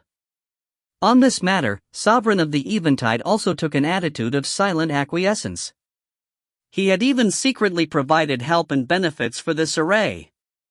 To Sovereign of the Eventide, Shintu Patriarch and company were like a knife in his hand. If they failed, it did not matter if his knife broke. He would not be involved. Soon, Shintu Patriarch managed to gather 10 Heaven Ascension realm legendary figures. Their factions all had offended Yi Yun before. Even these people had their concerns, and they could not force themselves to risk their lives to fight Yi Yun. The root of the problem was because of the success rate. They really did not have much chance of success. The 10 legendary figures gathered at Greatsword Mountain. This was temporarily the safest place, at least they did not need to worry about being assassinated by Yi Yun. As things dragged on, a few months passed. Shintu Patriarch knew deeply that with each passing month, Yi Yun's strength would constantly grow. He was a bit worried, but it seemed like Yi Yun and Lin Xintong had disappeared once again. They were not in the Lin family, and their whereabouts were unknown. As time dragged on, the more they lacked in confidence. These days, Shintu Patriarch felt like he was sitting on pins and needles. He felt like being in Greatsword Mountain was like being imprisoned. If he could not kill Yi Yun, he could only wait to face the gallows. Sooner or later, Yi Yun would have the adequate strength that could defy all the rules. When that happened, he would personally attack Greatsword Mountain and take his life. And this period of time would definitely not exceed a decade. It was very hard to accept, knowing when his death was coming. As he was tortured by his upcoming death, Shintu Patriarch even thought of taking the initiative to attack the Lin family so as to provoke Yi Yun, forcing him to attack Greatsword Mountain. However, even if Shintu Patriarch felt that such a crazy idea was doable, the others did not have the courage. It really had the feeling of moths charging into the fire. On this day, Shinto Patriarch was in a cultivation chamber trying to mull over profound techniques. He knew that in a head-on fight with Iyun, the chances of winning were slim. He could only use a mystic technique that overdraft his body's potential to bridge the difference in strength. The ancient heritage left behind by Blood Moon had no lack of such mystic techniques. Usually they were skills that damaged the enemy and dealt almost the same damage to oneself. However, these were like timely gifts for Shinto Patriarch. Just as Shinto Patriarch was entering reclusion to mull over the profound techniques, he suddenly felt his eyelids twitch. Following that, he had an inexplicable sense of anxiety. When the eyelids of mortals twitched, it was due to a physical reflex, but to warriors, it was not the same. When their eyelids twitched, either it was when luck came or the premonition of danger. What's the matter? Shinto Patriarch's heart skipped a beat as he immediately stood up and quickly exited the cultivation chamber. At this moment, on Greatsword Mountain, there were a few of Shinto Patriarch's allies. The other Tian Yuan Elder Consortium members had mostly returned to their own factions.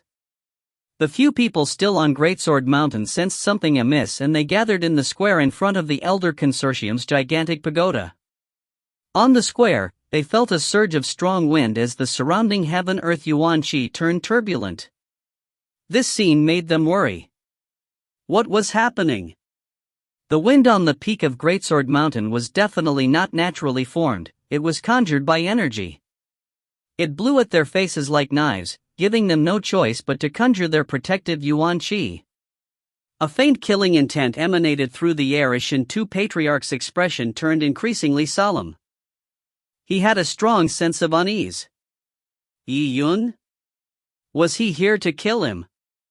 Shinto Patriarch found it hard to believe. It was unlikely that Iyun would be this arrogant. Although he was strong, he had not fully matured. If he were to attack Greatsword Mountain, it was publicly attacking the Tian Yuan Elder Consortium's members.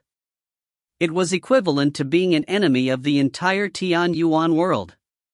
It was unlikely that Iyun had the power to dominate the Tian Yuan world, and if he angered all the large factions, they could combine forces and kill him at all costs. Then, there would probably be no place for him in the Tian Yuan world. Who is it? Shinto Patriarch held his spear in hand and began to form a battle formation with the other elders. At this moment, it was already dusk.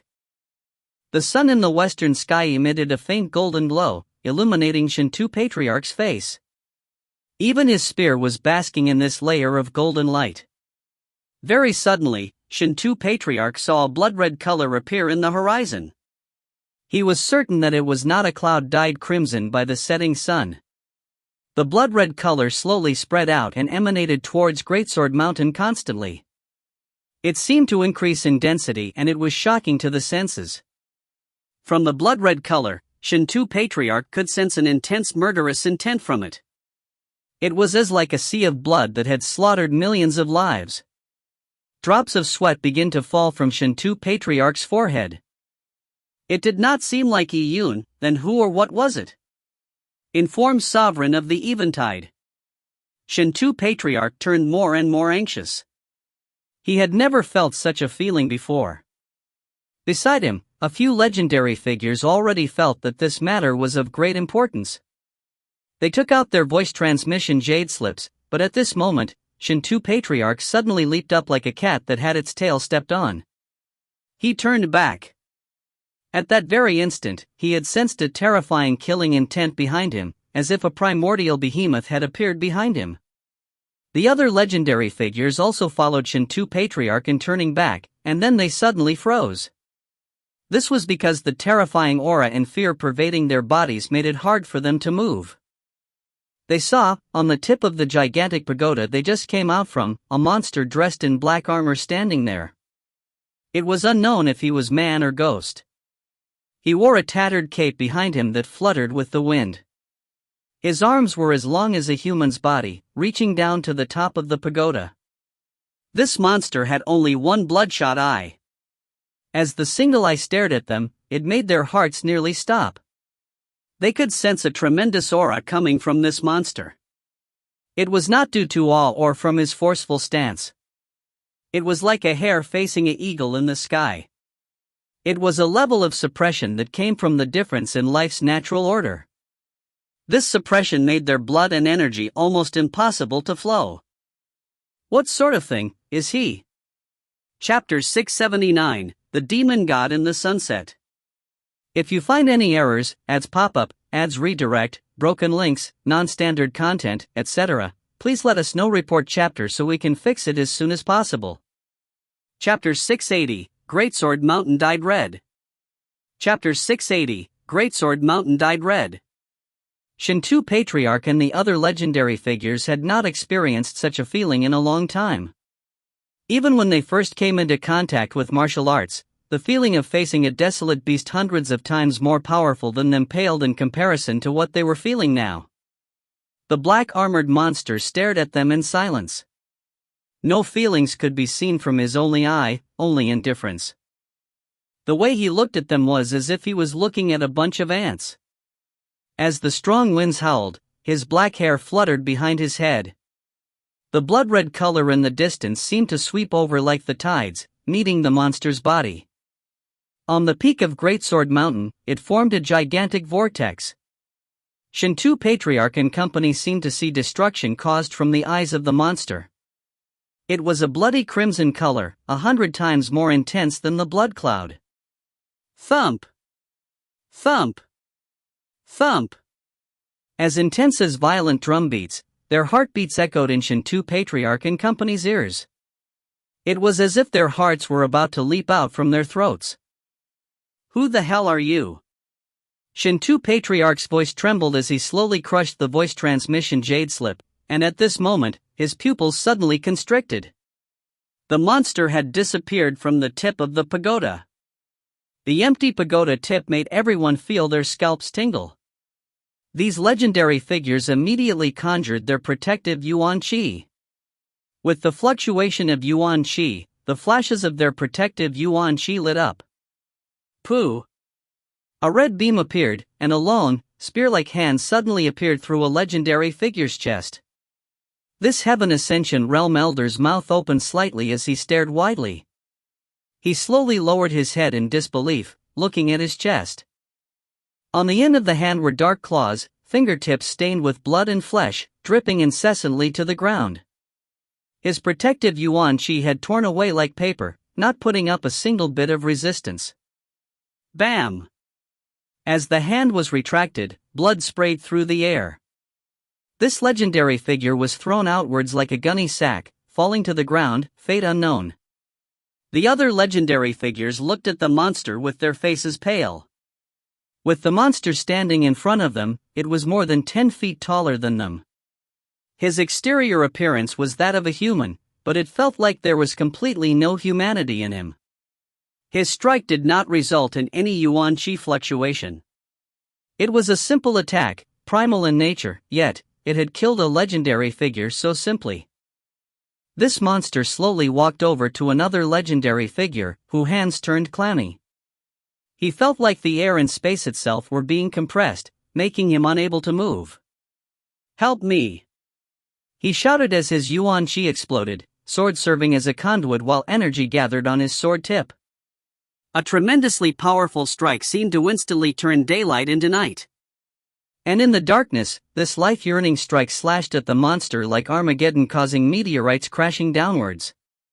The monster did not dodge, and it watched as the sword stabbed at his chest. Boom! When the sword beam struck the monster's body, his tall figure was instantly enveloped by the sword beam. But at this moment, a hand stained with warm blood reached out of the sword beam, grabbing hold of the legendary figure's neck. Dang! The legendary figure's sword fell to the ground as his legs were lifted off from the ground, legs constantly kicking in a struggle. Shinto Patriarch and company watched in horror at this scene as the legendary figure appeared as powerless as a baby in front of the monster. Finally, with a simple clench of the monster's 5 fingers, the sound of spine-tingling cracks were heard. Pwah! Blood sprayed out of the legendary figure's mouth, and in the mist of blood, his head slumped down in an odd, disjointed manner, body convulsing. His neck had been forcefully twisted off. The monster turned back indifferently to look at the rest. "We will fight it out with you," Shinto Patriarch bellowed. There was no room for escape in front of the monster. The only thing they could do was give their all. Various energy beams shot out.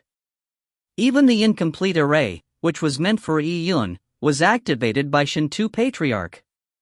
Despite such an earth-shattering offensive, there was not a single trace of Yuan Qi fluctuation coming from the monster. His methods of killing were like squishing ants to death, extremely simple and direct. Legends fell one after another.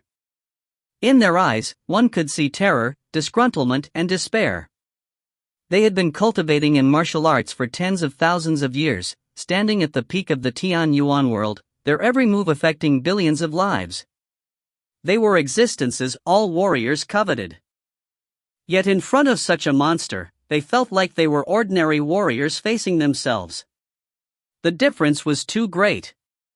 Despite giving their all in their offense, it was to no avail. The monster's expression did not change one bit. "Pa!" A broken spear fell to the ground. It had been split apart by the monster, and beside the spear was a crushed voice transmission jade slip. Shinto Patriarch opened his mouth wide, grabbing his torn-apart chest while staring deadly at the monster. The monster was in heavy armor, with a tattered cape behind him. His muscles were taut and hard like divine metal. He had one red eye, while in his other eye socket, it looked like a stone, as if he was blind. His facial features were hidden in the shadows of his helmet. It was all a blur, preventing anyone from seeing clearly. At this moment, a shadow appeared over Shinto Patriarch's head. A large black foot came crashing down, and like a piece of straw, Shinto Patriarch was trampled by this foot, his sternum shattering. "Gotcha!" The entire square began to crack apart with his single stomp, cracks spreading out like numerous cobwebs. Shinto Patriarch stared widely at the sky. His eyes lost focus as he could no longer breathe. A pool of blood slowly gathered beneath that barefooted foot. The rumbling of Greatsword Mountain and the turbulent Yuan Qi that resulted from the intense battle on the mountain peak alarmed many major factions' disciples stationed at Greatsword Mountain. They usually did not scale Greatsword Mountain's peak, but now, even the defensive arrays around Greatsword Mountain's pagoda had been shattered by the monster's single stomp. These disciples still were unaware of what had happened as they rushed over, looking at the peak. Many elite disciples were gathered at Greatsword Mountain, especially the Shinto family clan, Li Fire sect, etc. As they were afraid of Yun's retaliation, many of the family's geniuses took up residence at Greatsword Mountain. People looked up at the tall pagoda, and watched the blood cloud that hung over their heads. They saw a figure beneath the cloud. He was like a savage dressed in heavy armor, with tattered clothes underneath. The savage was looking down, as if he was stepping on something. And when they managed to discern the thing that he was stepping on, the young elites present, especially the Shinto family clan's disciples, felt a jolt through their bodies. That person's face was covered in blood. His facial features were completely twisted, while his body convulsed. Yet, they managed to recognize that it belonged to Shinto Patriarch. A patriarch, one of the strongest figures in the Tian Yuan world, had been trampled to death by a savage? A cold feeling rose up from their feet. At this moment, the savage slowly looked up. A heartless single eye looked at this bunch of youths. At that instant, everyone felt like their lives no longer belonged to them. If you find any errors, ads pop up, ads redirect, broken links, non-standard content, etc., please let us know. Report chapter so we can fix it as soon as possible. Chapter 681, 10 Rotten Corpses. Chapter 681, 10 Rotten Corpses. The sky above Greatsword Mountain was enveloped in a blood-red color for a full day and night. It only began to gradually disperse only the next dusk. At this moment, a few figures flew over from far away, and leading the group was Sovereign of the Eventide. Sovereign of the Eventide looked at the tall mountain peak from afar. It was completely silent throughout the mountain. Without even needing to take a look, he scanned with his perception and he knew that the entire mountain was now a land of death. All the disciples who had all resided in Greatsword Mountain had died. The square on the mountain peak had cracked and there were traces of blood everywhere, but the corpses of Shinto Patriarch and company could not be found. The younger generation's corpses were scattered everywhere, while the legendary figures' corpses had disappeared. Beside the pools of blood, there were remnants of weapons and enchanted treasures. Sovereign of the Eventide saw a broken spear, and beside it, there was a piece of shattered jade strewn across the ground. It was the voice transmission jade slip that had been crushed. Sovereign of the Eventide crouched down to pick up the spear. As one of the most powerful figures in the Tian Yuan world, Shinto Patriarch's spear might not be the best one in the Tian Yuan world, but it was not that much different from the best. Especially after destroying Blood Moon, with the acquiring of the Blood Moon treasury, Shinto Patriarch was given a material known as Mystic Cloud Crystal. It took him 2 years to slowly merge the Mystic Cloud Crystal into his spear, allowing its quality to increase to the next level. Yet, such a spear had been forcefully broken. The ends of the broken spear showed no traces of it being cut through by a weapon. Instead, it showed that it had been torn apart using one's bare hands. How much strength was required? Actually, when Shinto Patriarch was being killed, he had already crushed the voice transmission jade slip. He did not have the opportunity to transmit his voice, but Sovereign of the Eventide could hear the sounds that came from the battle. The entire battle broke out abruptly, but it lasted for a very short time. In such a short period of time, Shinto Patriarch and the other legendary figures that stayed behind at Greatsword Mountain, a total of 6 people, were completely annihilated. Not a single one escaped. Ignoring the fact that the 6 of them combined were not the match of the enemy, they could escape separately in different directions. Their opponent's strength was completely horrendous. What killed Shinto? An elder frowned. He could not think of anyone in the entire Tian Yuan world who had such strength. Sovereign of the Eventide took a deep breath as his expression turned ugly. It was impossible for Yi Yun to be the murderer. With Yi Yun eliminated, Sovereign of the Eventide could only think one entity, Blood Moon. Upon thinking of Blood Moon, the Sovereign of the Eventide felt his heart jump. What happened to the 10 corpses? He hurriedly took out his voice transmission voice slip, so he could communicate with the Sanctuary Island Lord. Sovereign of the Eventide was afraid that the 10 corpses had come alive. If that happened, the Sanctuary couple would be in danger. Although Sovereign of the Eventide had always yearned for the couple to die, so that he could be without threat, now with a formidable enemy in front of them, all of the warriors in the Tian Yuan world were on the same boat. If the boat were to sink, they would all be doomed. Just as Sovereign of the Eventide crushed the voice transmission jade slip, he suddenly turned his head. He saw a black and white figure quickly flying towards him in the overcast sky. The two traveled at an extremely fast speed. From the horizons, they had appeared in front of Sovereign of the Eventide in the blink of an eye. The two figures were the Sanctuary couple. It was natural for the couple to learn about what happened at Greatsword Mountain. How are the corpses? Sovereign of the Eventide immediately asked. See for yourself. As the Sanctuary Island Lord flung his hand out, 10 soul-sealing coffins flew out from his interspatial ring, lining up in the sky. Ka. The coffins opened one after another. Upon seeing the interiors of the coffins, Sovereign of the Eventide gasped. The 10 corpses had not disappeared, but they had undergone a tremendous change. There were no signs of the corpses coming alive, but they had all decayed. The 10 corpses had completely rotted, emitting a foul stench.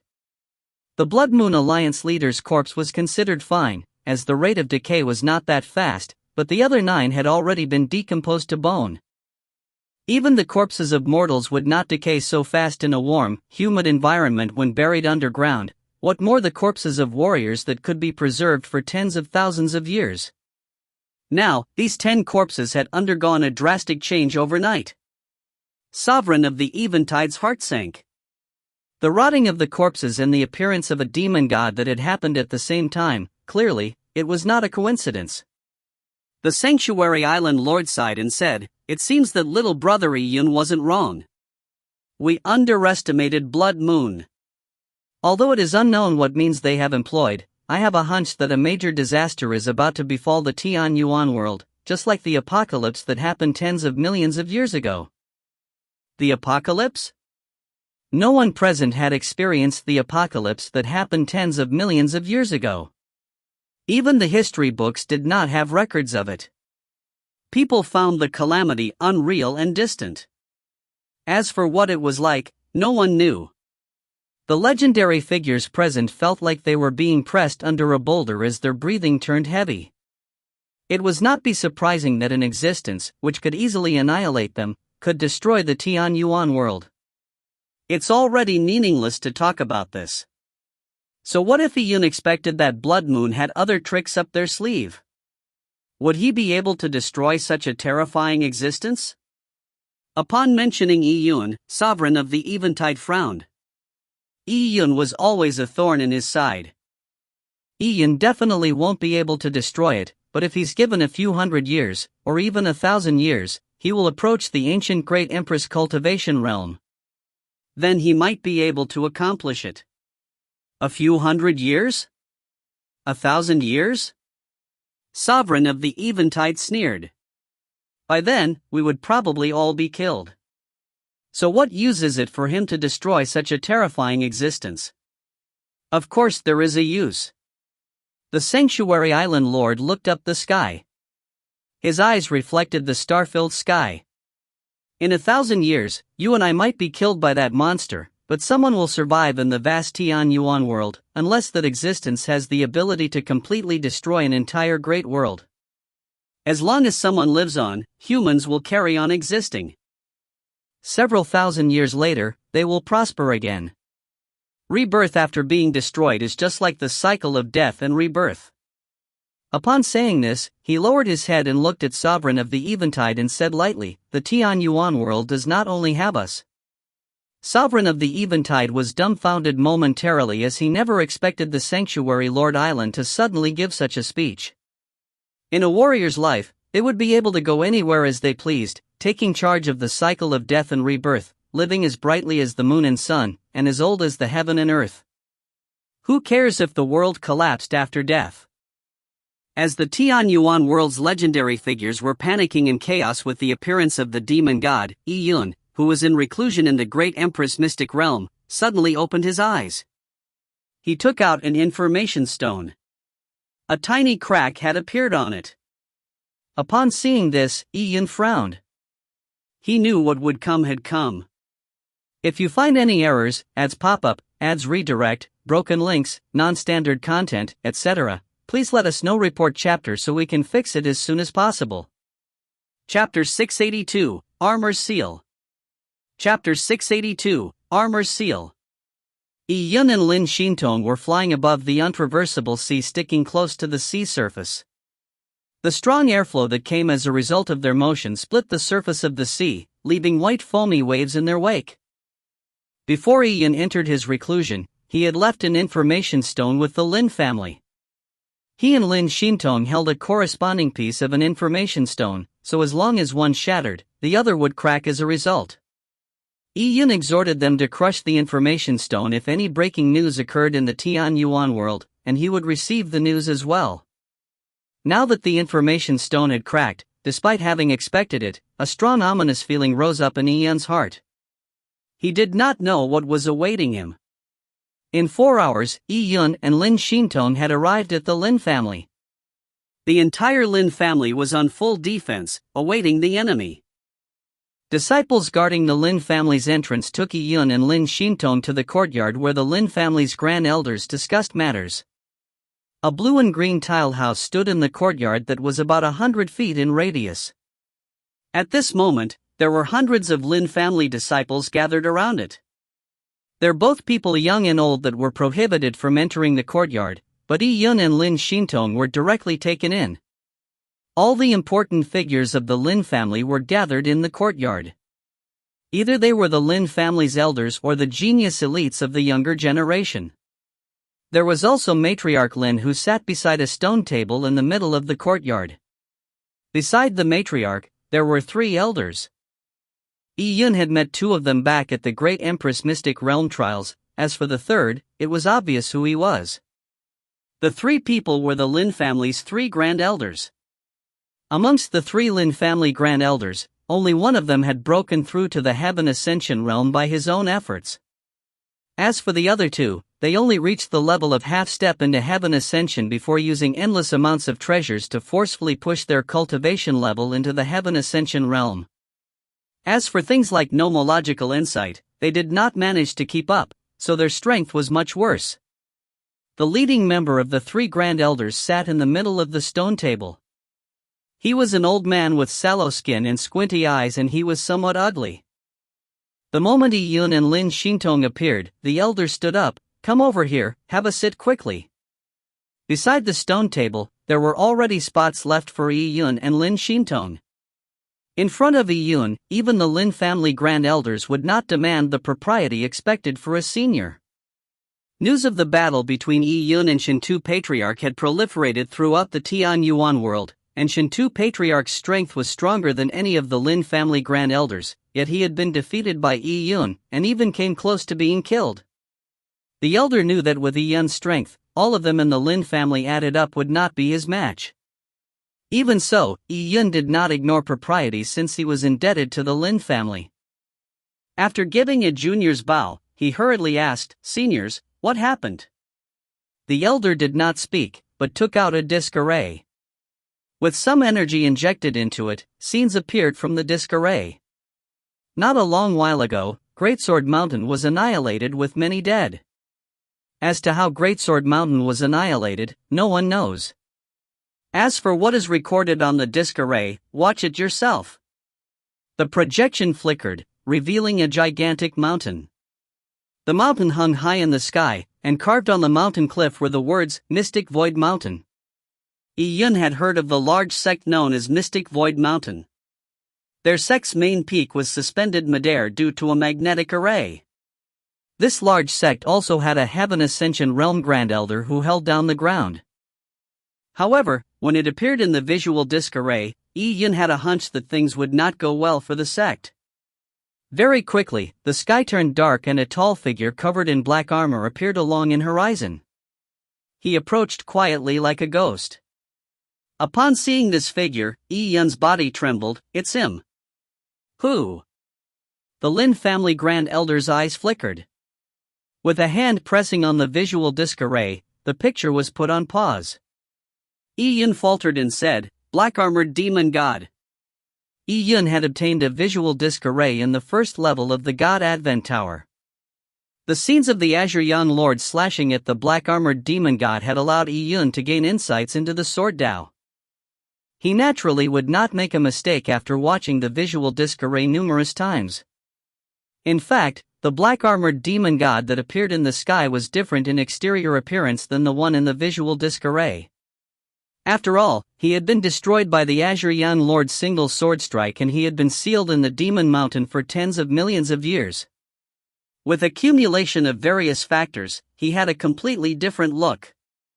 It was also this reason why the youths, who had entered the Great Empress Mystic Realm with Yi Yun, did not manage to recognize the black-armored demon god despite catching a glimpse of the black-armored demon god through the visual disc array.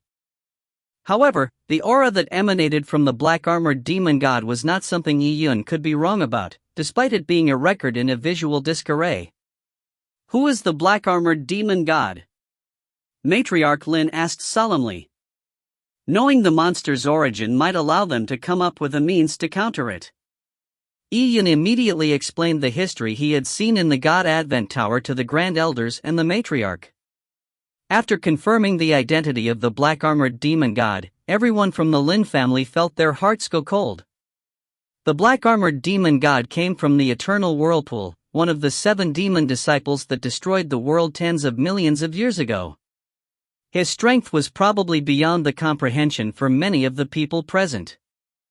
A Lin family Grand Elder sighed and said, "I never expected that. What should we do?" As the elder spoke, he gently pressed the visual disc array, and the projection began to move again. The visual disc array contained the black-armored demon god's slaughtering of Mystic Void Mountain. It was a complete disaster. The Mystic Void Mountain disciples powered the formation array by the entrance, launching intense attacks on the unwelcomed guest. With Mystic Void Mountain's Grand Elder presiding over it, such an attack was enough to destroy Heaven Ascension realm experts. Yet, in front of the black-armored demon god, the attacks were like clouds that passed through him, not harming him one bit. The gap was too large. The black-armored demon god charged into the crowd and he was like a giant trampling a bunch of ants to death. They were life forms on completely different levels, no one had the ability to hinder him at all. Even the Mystic Void Mountain's Grand Elder, a Heaven Ascension realm warrior, did not manage to put up a fight in front of the black-armored demon god. He killed the Grand Elder without any fanciful moves. He did not use any laws, just using absolute speed and strength, appearing before the poor old man nearly instantly. With a crisp sound, the poor old man's protective yuan qi, including his chest, was pierced, splattering blood everywhere. However, it did not end. The next scene alarmed Yi Yun and Lin Xintong greatly. They saw the elder, who had his chest pierced through by the black-armored demon god's arm, being held up in the air by an invisible force before his body began to shrink, again and again. Finally, a 7 feet tall elder was shrunk to the size of a finger segment. Following that, the tiny-sized elder was absorbed into the black-armored demon god's armor and sealed in the armor. What? Yi Yun was stunned. What was that magical power? If you find any errors, ads pop up, ads redirect, broken links, non-standard content, etc., please let us know. Report chapter so we can fix it as soon as possible. Chapter 683, Response Plan. Chapter 683, Response Plan. For a person who was 7 feet tall to be sealed in a piece of battle armor, it was definitely through the use of spatial dimension laws. However, Yi Yun had never heard of such a method of sealing people in battle armor. If he wasn't wrong, the black-armored demon god was using this method to gain strength. He was injured, and very badly at that. Be it the Azure Yang Lord's sword strike or because he had been sealed for tens of millions of years, they had all caused his life force to be like a flickering candle in the wind. Furthermore, with one of his eyes completely petrified, this made Yi Yun even more confident of his theory.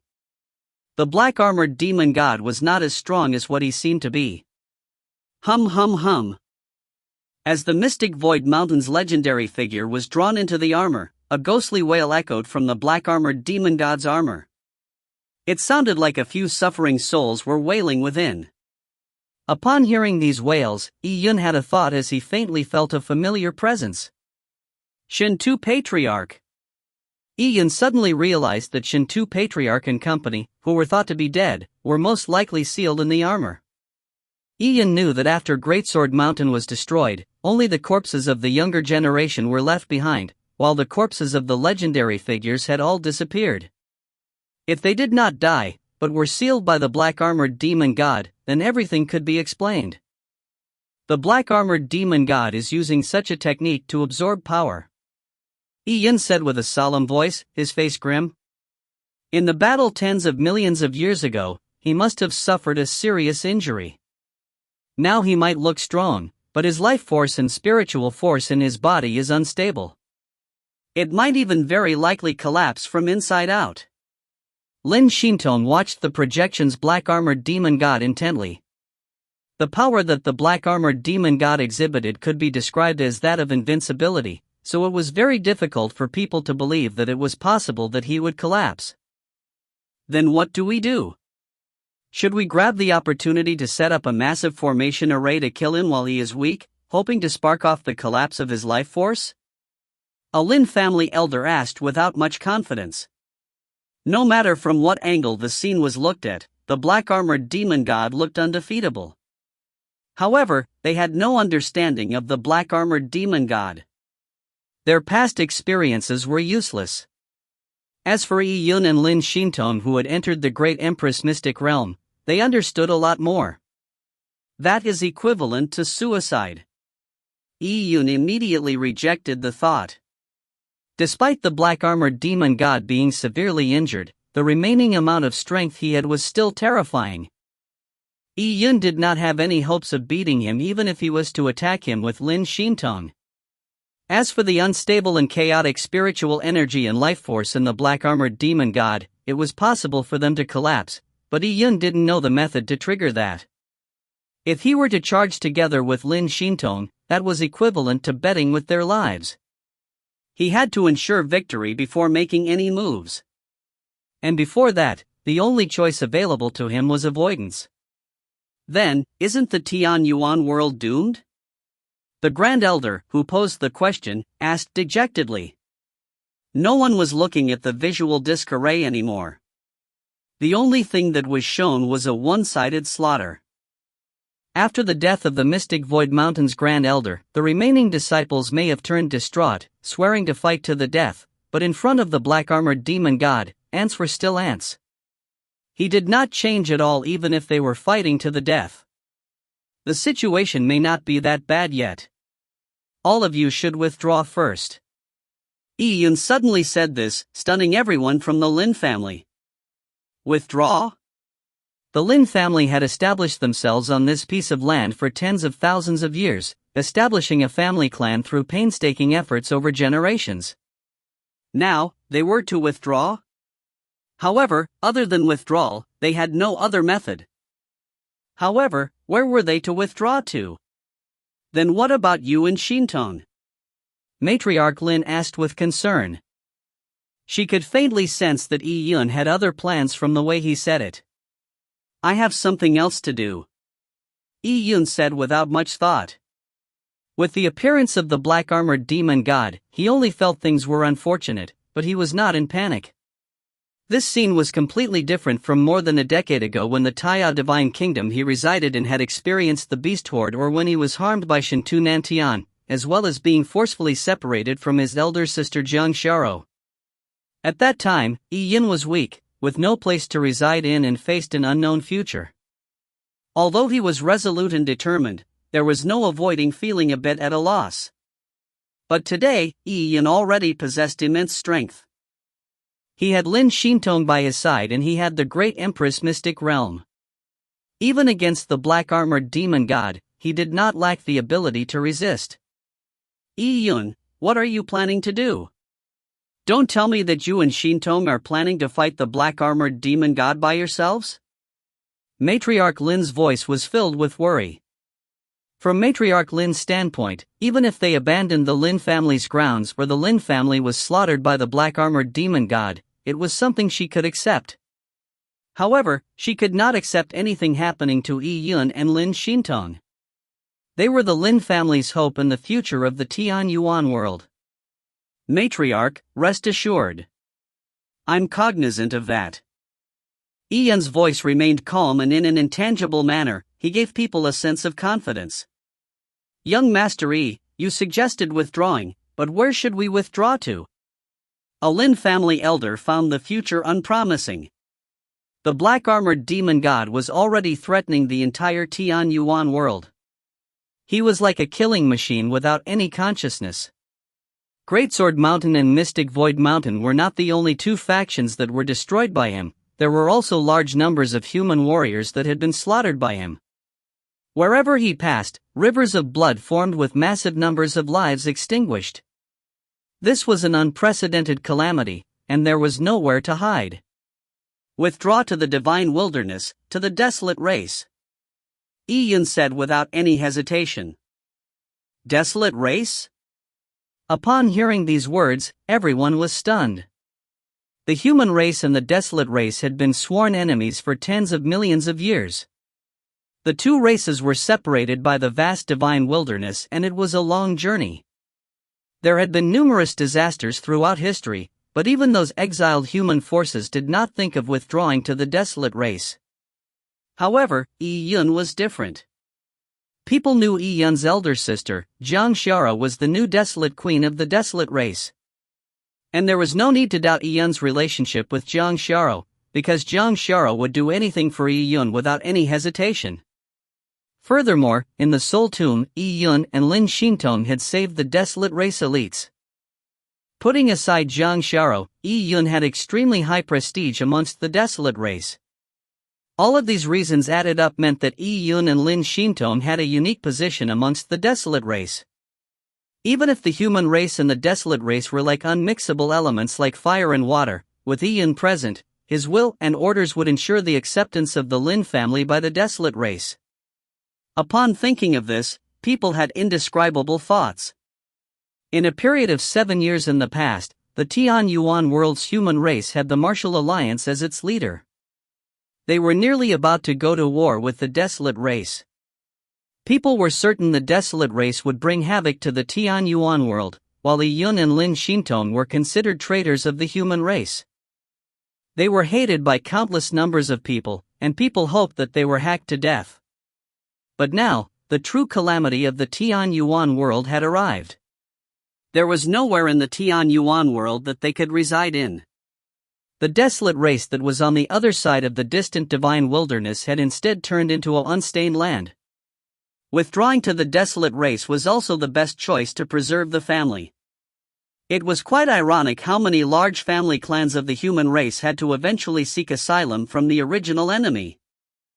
As for the desolate race, they could accept the people brought by Yi Yun, but for those brought by other humans, it was hard to tell if they would accept them.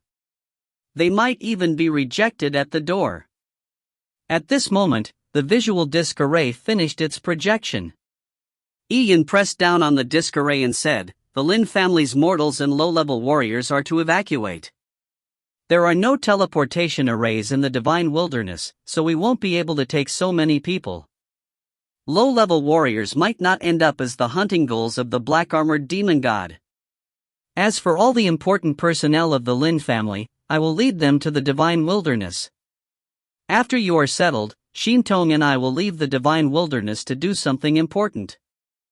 In a few words, Yi Yun finished explaining the appropriate response plan that the Lin family had to take up while facing this disaster. It was very simple, but it was extremely effective. His confidence had infected them.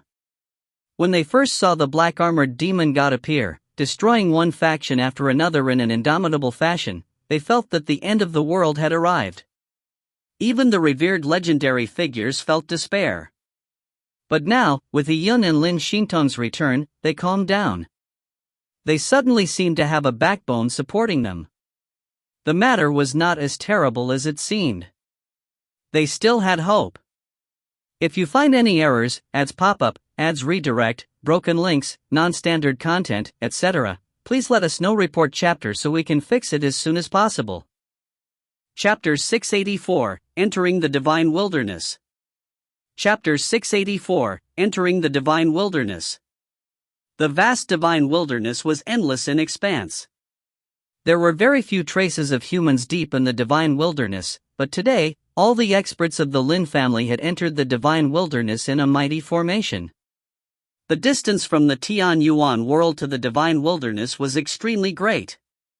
Furthermore, after entering the divine wilderness, there were no more teleportation arrays, so it would take at least a month to proceed forward. The Lin family had acted in accordance to Yi Yun's instructions by evacuating all the mortals and low-level warriors in the family. They were divided into groups, taking some of the family's riches as they reluctantly left the Lin family's grounds. As for the Lin family's experts, they accompanied Yi Yun and Lin Xintong into the divine wilderness. It was relatively easy for this group of experts to navigate through the divine wilderness with Yi Yun and Lin Xintong leading the way. Ignoring the primordial species that filled the entire divine wilderness, just trying to find the desolate race in the divine wilderness was extremely difficult. Humans did not know where the desolate race resided, so if they were to get lost and enter a dangerous area of the divine wilderness, it would be extremely dangerous for them. Over tens of millions of years of accumulation, the divine wilderness had many lands fraught with great danger. A human race's Heaven Ascension realm warrior might even suffer great losses if he brought his family's younger generation into such places. Heaven Ascension realm warriors may be strong, but they could only barely withstand a primordial true spirit from the divine wilderness. Without any preparations or a map of the divine wilderness, going deep into the divine wilderness without thought would result in disastrous outcomes. Yi-Yun and Lin Shintong may be familiar with the divine wilderness, but they couldn't identify all the danger zones. However, when they reached a distance of 1,000,000 miles into the divine wilderness, they saw a group of people covered in tattoos riding fierce beasts charging towards them. Yi-Yun could tell from far that they were the Desolate Race's garrison troops in the divine wilderness. In the vast divine wilderness, the Desolate Race had several garrison troops, guarding various spots in the divine wilderness. These garrison troops were not easily dealt with. Even if they did not have experts amongst them, they could mobilize the primordial species in the divine wilderness or take advantage of the danger zones in the divine wilderness to attack the enemy. The combat power they wielded was extremely terrifying. And such small garrison troops were distributed throughout the divine wilderness. Their locations were hidden and there were so many of them. They were mutually coordinated and they had great strength. In the Soul Tomb, the Desolate Race was not the human race's match, but the moment they were in the divine wilderness, they were like flood dragons entering the sea. They were the absolute sovereigns of the divine wilderness. A Desolate Race at the Yuan opening realm was already extremely terrifying in the divine wilderness, and for a Desolate Race great emperor like the Shepherd Boy, his power in the divine wilderness was even more horrifying. In the war between humans and Desolate Race, the humans had always been more on the defensive since ancient times. Basically, no human would dare to attack the divine wilderness, they would only cross swords with the Desolate Race on human territory. The reason why the Desolate Race could withstand the human race for tens of millions of years was a result of its deep heritage. Even if all the family clans in the Tian Yuan world joined forces to attack the divine wilderness at all costs, there was still a chance of them being completely wiped out. Of course, if the Desolate Race attacked the Tian Yuan world en masse, they too would lose the advantage by leaving their territories. The group of Desolate Race garrison troops moved extremely fast. They traveled like a gust of wind. They were barebacked and covered in tattoos, having an aggressive stance. The Lin family elders could tell that it was not any ordinary Desolate Race garrison troop. Their aura was extremely powerful and the person leading them was even more terrifying. The Lin family experts secretly held their weapons tight. Although they did not believe a battle would break out, it was always better to be vigilant. However, the Lin family did not expect that from miles away, these people would leap off their beasts and walk forward, respectfully saluting Yi-Yun. The Desolate Queen has orders, we have waited here for a long time to welcome young Master Yi. Yi-Yun had obviously informed Jiang Sharo before bringing the Lin family into the divine wilderness, and all the Desolate Race garrison troops that littered the divine wilderness were ordered to receive Yi-Yun. The Lin family heaved a sigh of relief. They were also amazed at Yi-Yun standing amongst the Desolate Race. The Desolate Race was very courteous to Yi-Yun.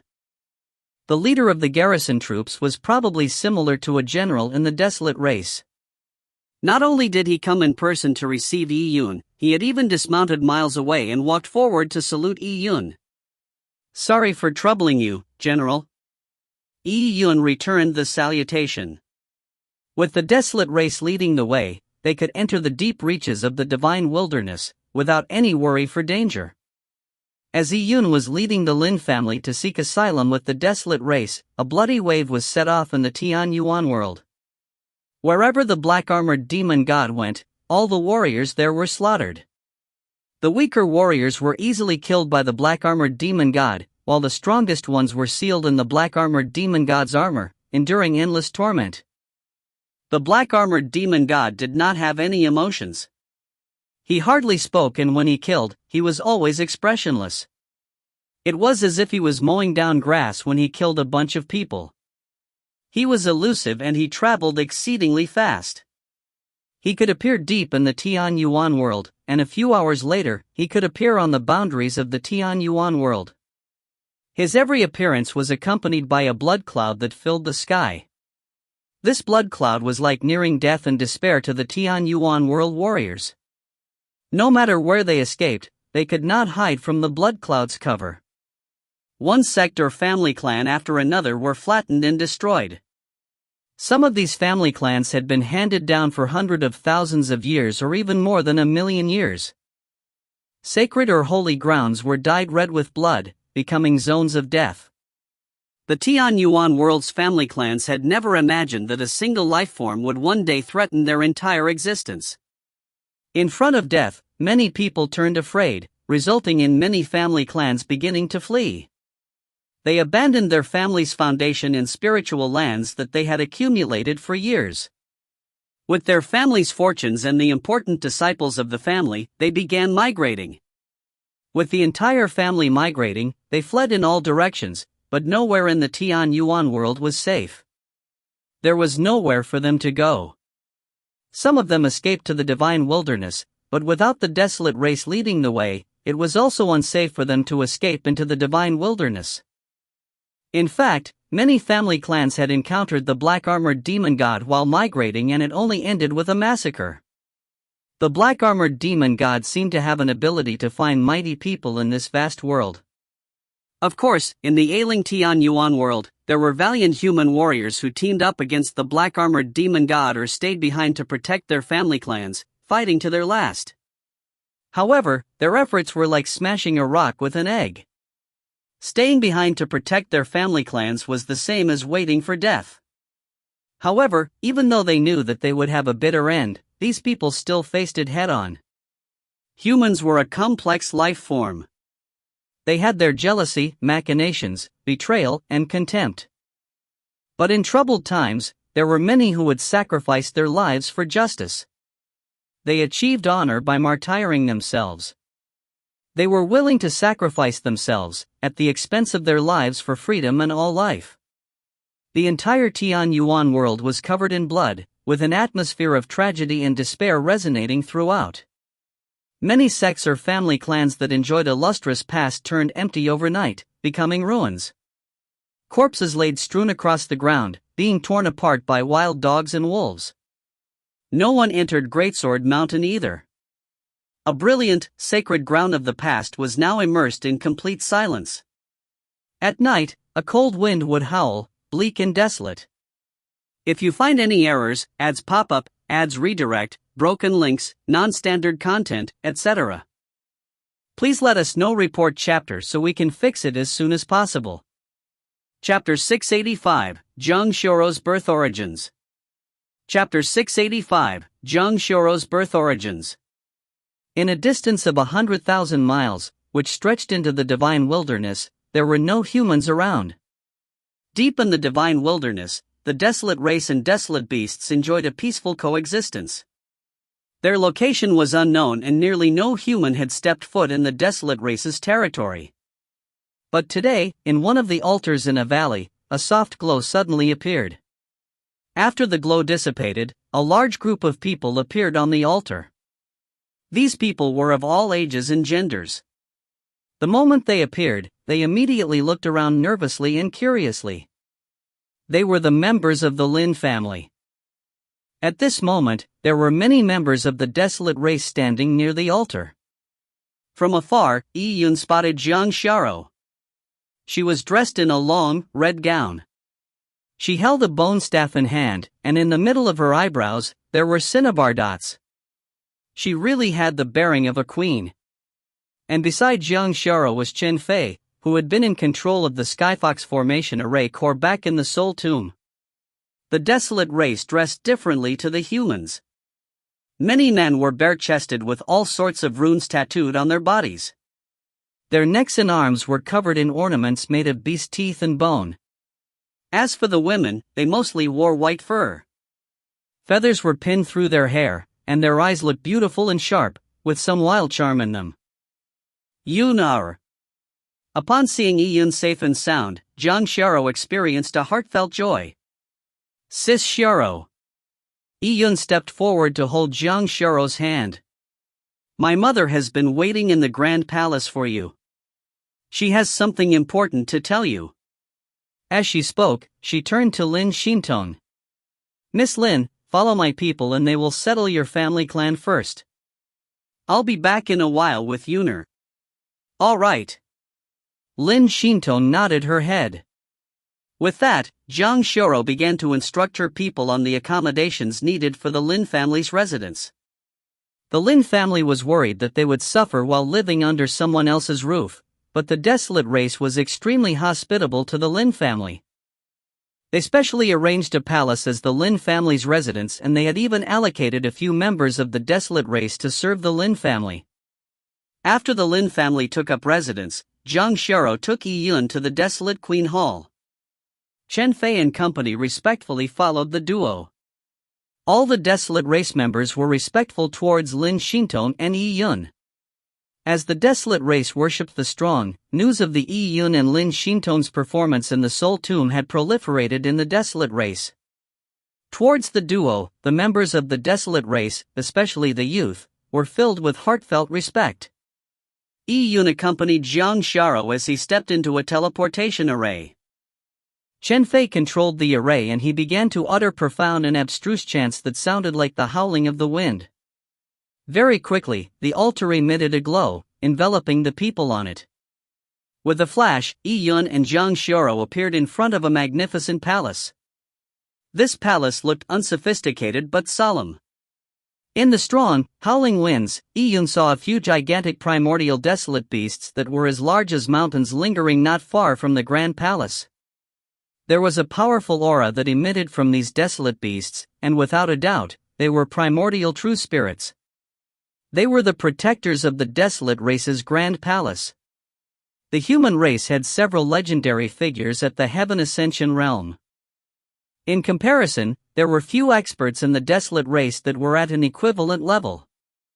However, with these primordial true spirits, the strength of the desolate race far exceeded the humans. Upon entering the grand palace, Yi Yun saw Zhang Xiaoro's mother. She was dressed in a long, bluish-purple robe as she sat on a throne. Beneath her feet proned a tiger. Of course, it was not any ordinary tiger, it was a powerful desolate beast that had a pure bloodline. This woman had a dignified beauty of aristocracy. The passage of time had not left any traces on her body. Standing beside Zhang Xiaoro, they looked like a pair of sisters.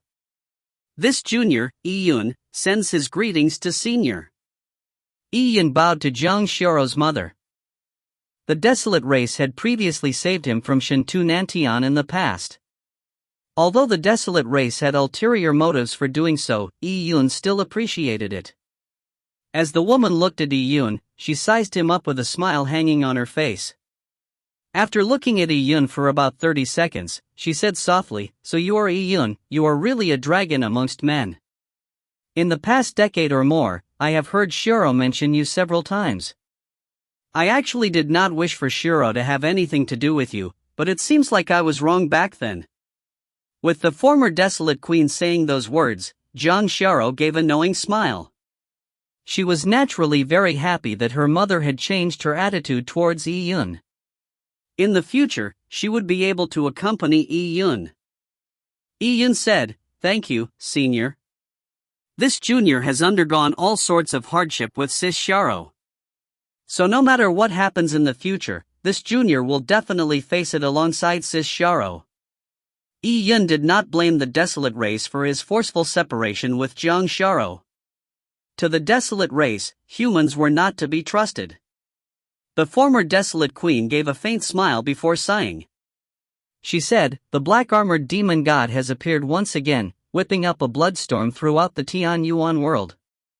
Although the desolate race and the human race are enemies, this is also a calamity for my desolate race.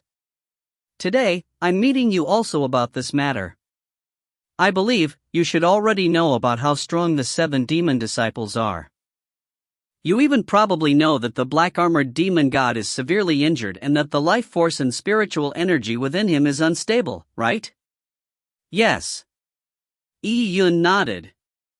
He was also planning on getting some enlightenment from the former desolate queen.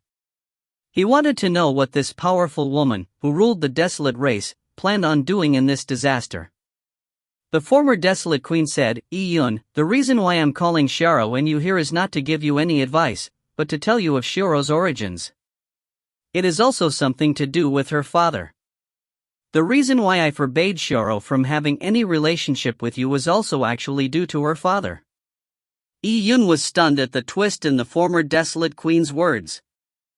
He expected the woman to discuss how to deal with the black-armored demon god with him, but he never expected her to mention Zhang Xiaoro's father. Yi Yun had no inkling of understanding regarding Zhang Xiaoro's father.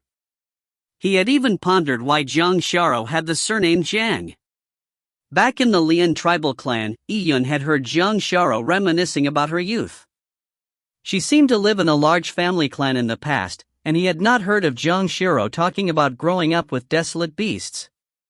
Hence, Yi Yun had guessed that Zhang Xiaoro's father might be human. However, over the years as Yi Yun traveled the Tian Yuan world, he had not heard of any large family clans with the surname Zhang in the Tian Yuan world. There were a few weaker family clans of the same surname, but they did not seem to have anything to do with Zhang Xiaoro. Yi Yun looked at Zhang Xiaoro's mother, waiting for her to proceed with her story. The woman sighed, as if recalling the past, giving her all sorts of mixed emotions. Yi Yun, before talking about Xiaoro's father, let me ask you first. When you entered the great Empress mystic realm and understood many of the secrets of the ancients, have you ever considered leaving this world? Leaving this world? Yi Yun was stunned. He knew what leaving this world meant. It meant heading for the 12 Empyrean heavens. In fact, after Yi Yun and Lin Xintong obtained the great Empress mystic realm inheritance, they had talked about heading to the 12 Empyrean heavens before. The more they understood the secrets of the ancients, the more the two of them felt that the world they resided in was too small. Lin Xintong was not a person who wished for normalcy. She had a resolute heart for martial arts. When she learned about the 12 Empyrean heavens, knowing about the 12 supreme great Tao, she yearned for it greatly. As for Yi Yun, he had also thought about heading to the 12 Empyrean heavens after his cultivation reached its limits in the Tian Yuan world. Yi Yun nodded his head silently. The former desolate queen was not surprised as she said, "My invitation for you here today was not to discuss about dealing with the black-armored demon god. First, I'll tell you about the route that leads to the 12 Empyrean heavens, which is also a route of retreat." The route leading to the 12 Empyrean heavens? Upon hearing the words of Zhang Xiaoro's mother, Yi Yun was alarmed. Yi Yun knew that the world the Tian Yuan world resided in was actually a sealed ground.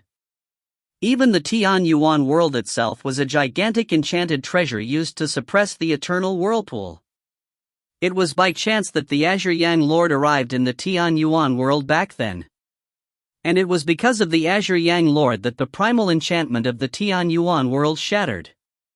As a result, this world and the exterior world, where the 12 Empyrean heavens was, had means of communicating with each other again. However, Yi Yun had no idea on how to go from the Tian Yuan world to the 12 Empyrean heavens. He never expected that Zhang Xiaoro's mother knew the way. If you find any errors, ads pop up, ads redirect, broken links, non-standard content, etc., please let us know. Report chapter so we can fix it as soon as possible. Chapter 686, Zhang Family's Disaster. Chapter 686, Zhang Family's Disaster. Yi Yun had first heard the former desolate queen mention Zhang Xiaoro's father before she talked about a route that led to the 12 Empyrean heavens. This allowed Yi Yun to make the connection and suddenly realize a possibility. Senior, you mean? Sis Xiaoro's father actually came from the 12 Empyrean heavens? Yi Yun deduced. He looked at Zhang Xiaoro but he noticed her complicated expression. Clearly, she already knew about her father's life. The former desolate queen nodded and said, "That's right. Past events hundreds of years ago now seem like they were lifetimes ago in retrospect."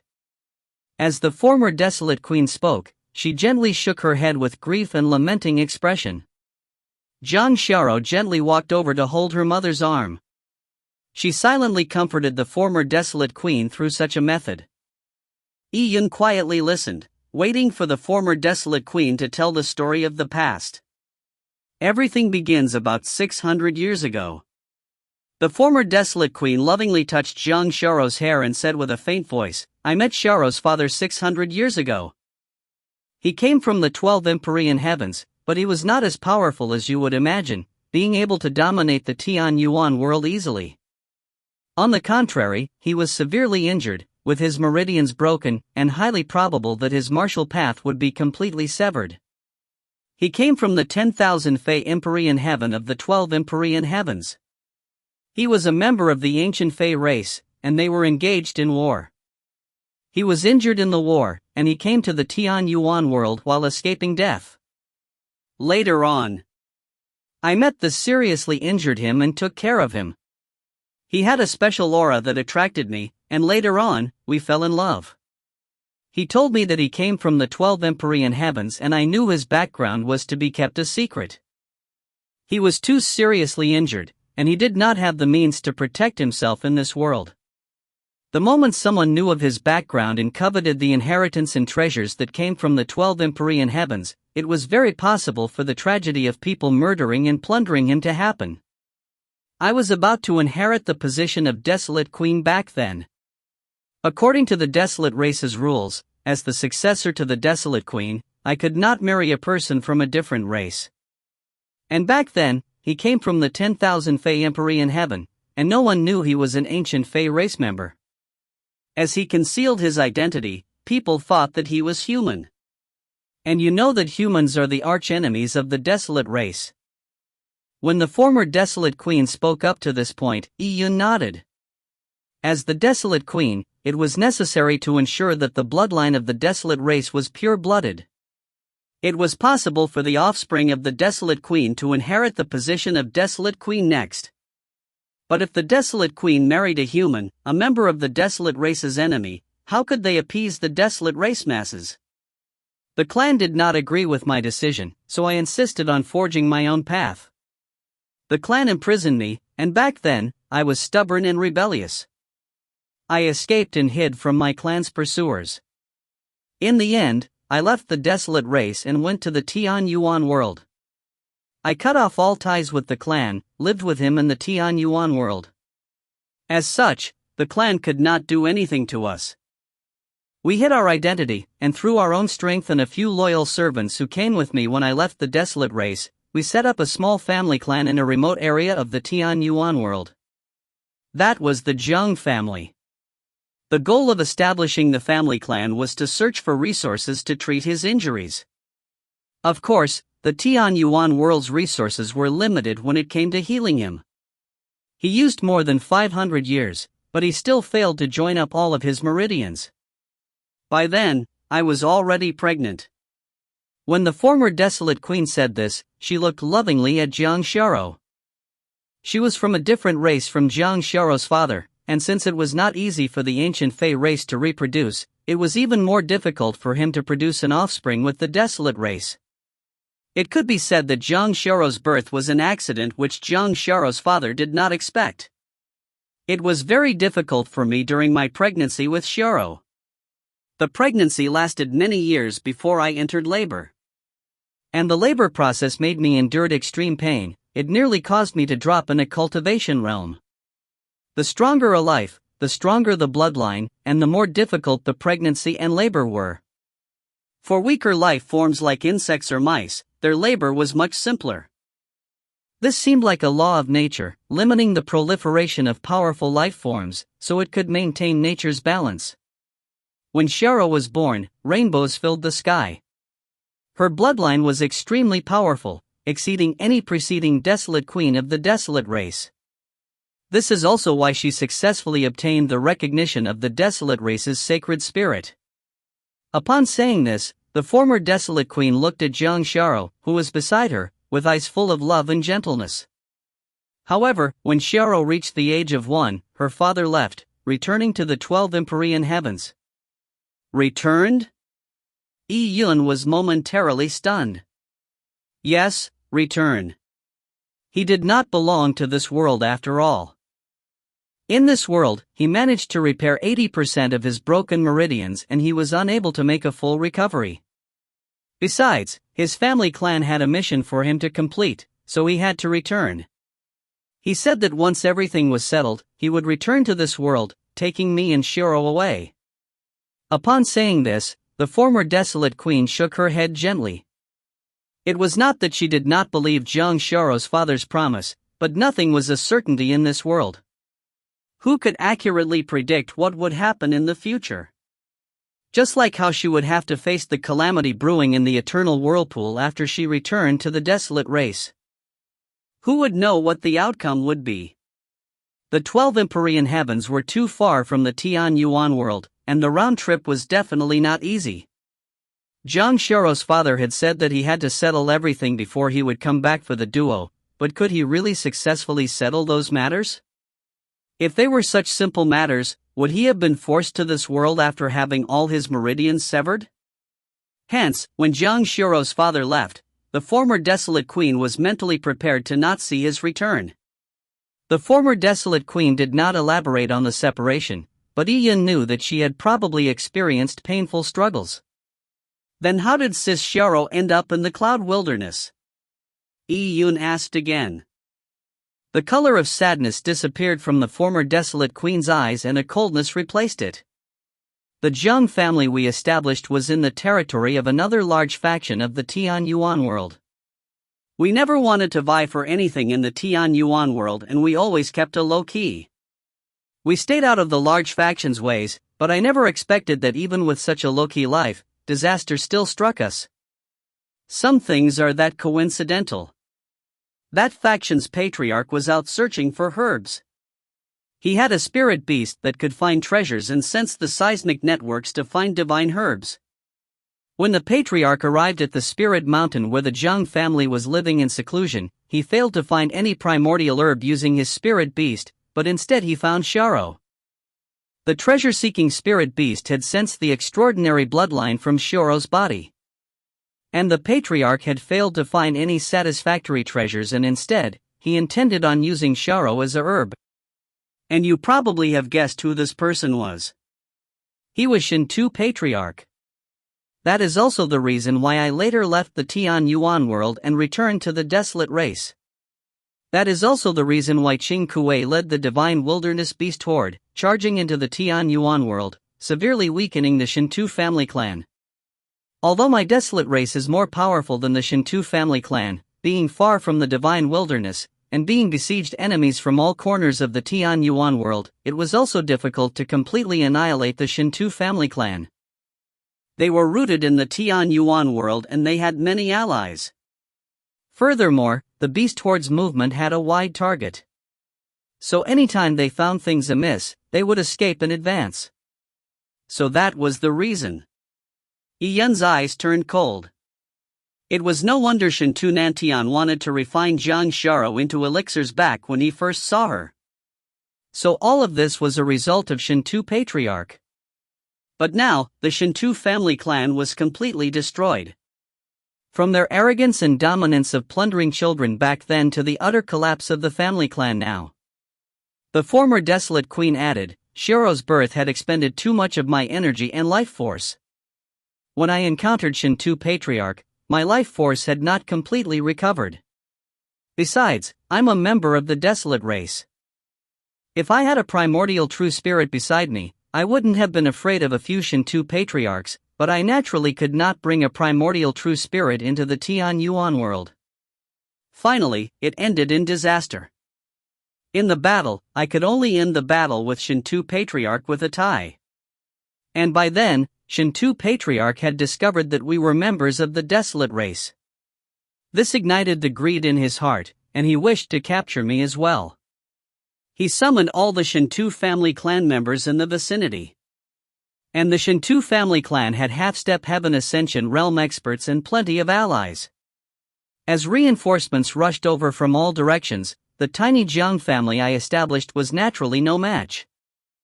The Zhang family was destroyed and I could not take care of Xiaorou during the battle. An old, faithful servant took Xiaorou away in the chaos. As for what happened after that, I do not know. Xiaorou was also unconscious then, and she had already forgotten about it as she was still young. When the old servant escaped, she was already severely injured. She was also pursued by the Shintu family clan, so I was afraid that I would never see Xiaorou for the rest of my life. I never expected that the old servant managed to escape into the deep desolate lands under the Shintu family clan's pursuit, allowing Xiaorou to survive. For Xiaorou to end up living in the desolate lands, that old servant has probably passed away." The former desolate queen was filled with grief upon saying this. The old servant that had died was an old granny that took care of her through her youth.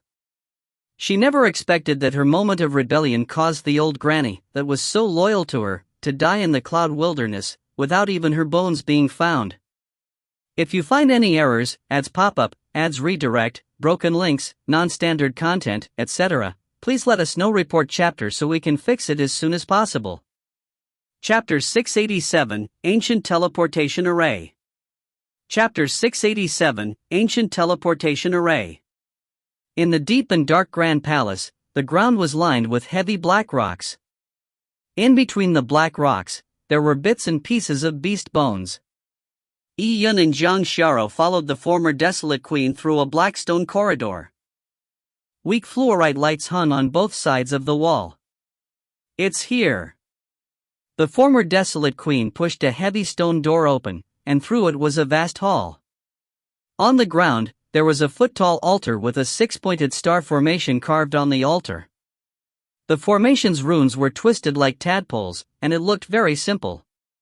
After taking a look, Ian felt that it was different to the grand teleportation array that he expected.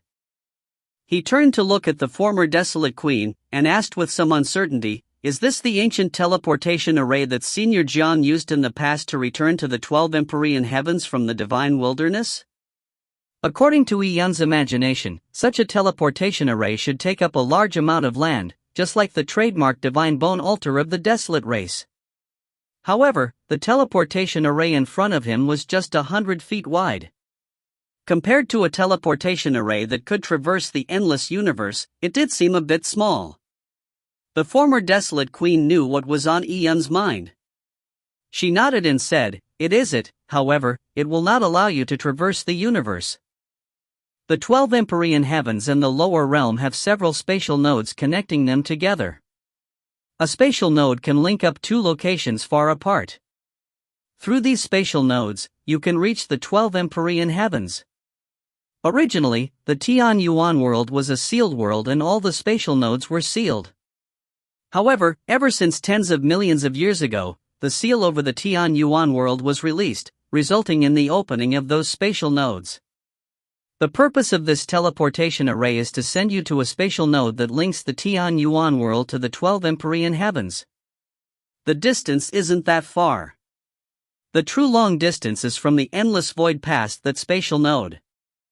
Teleportation arrays are built by people, but those spatial nodes are formed by the natural laws of the universe.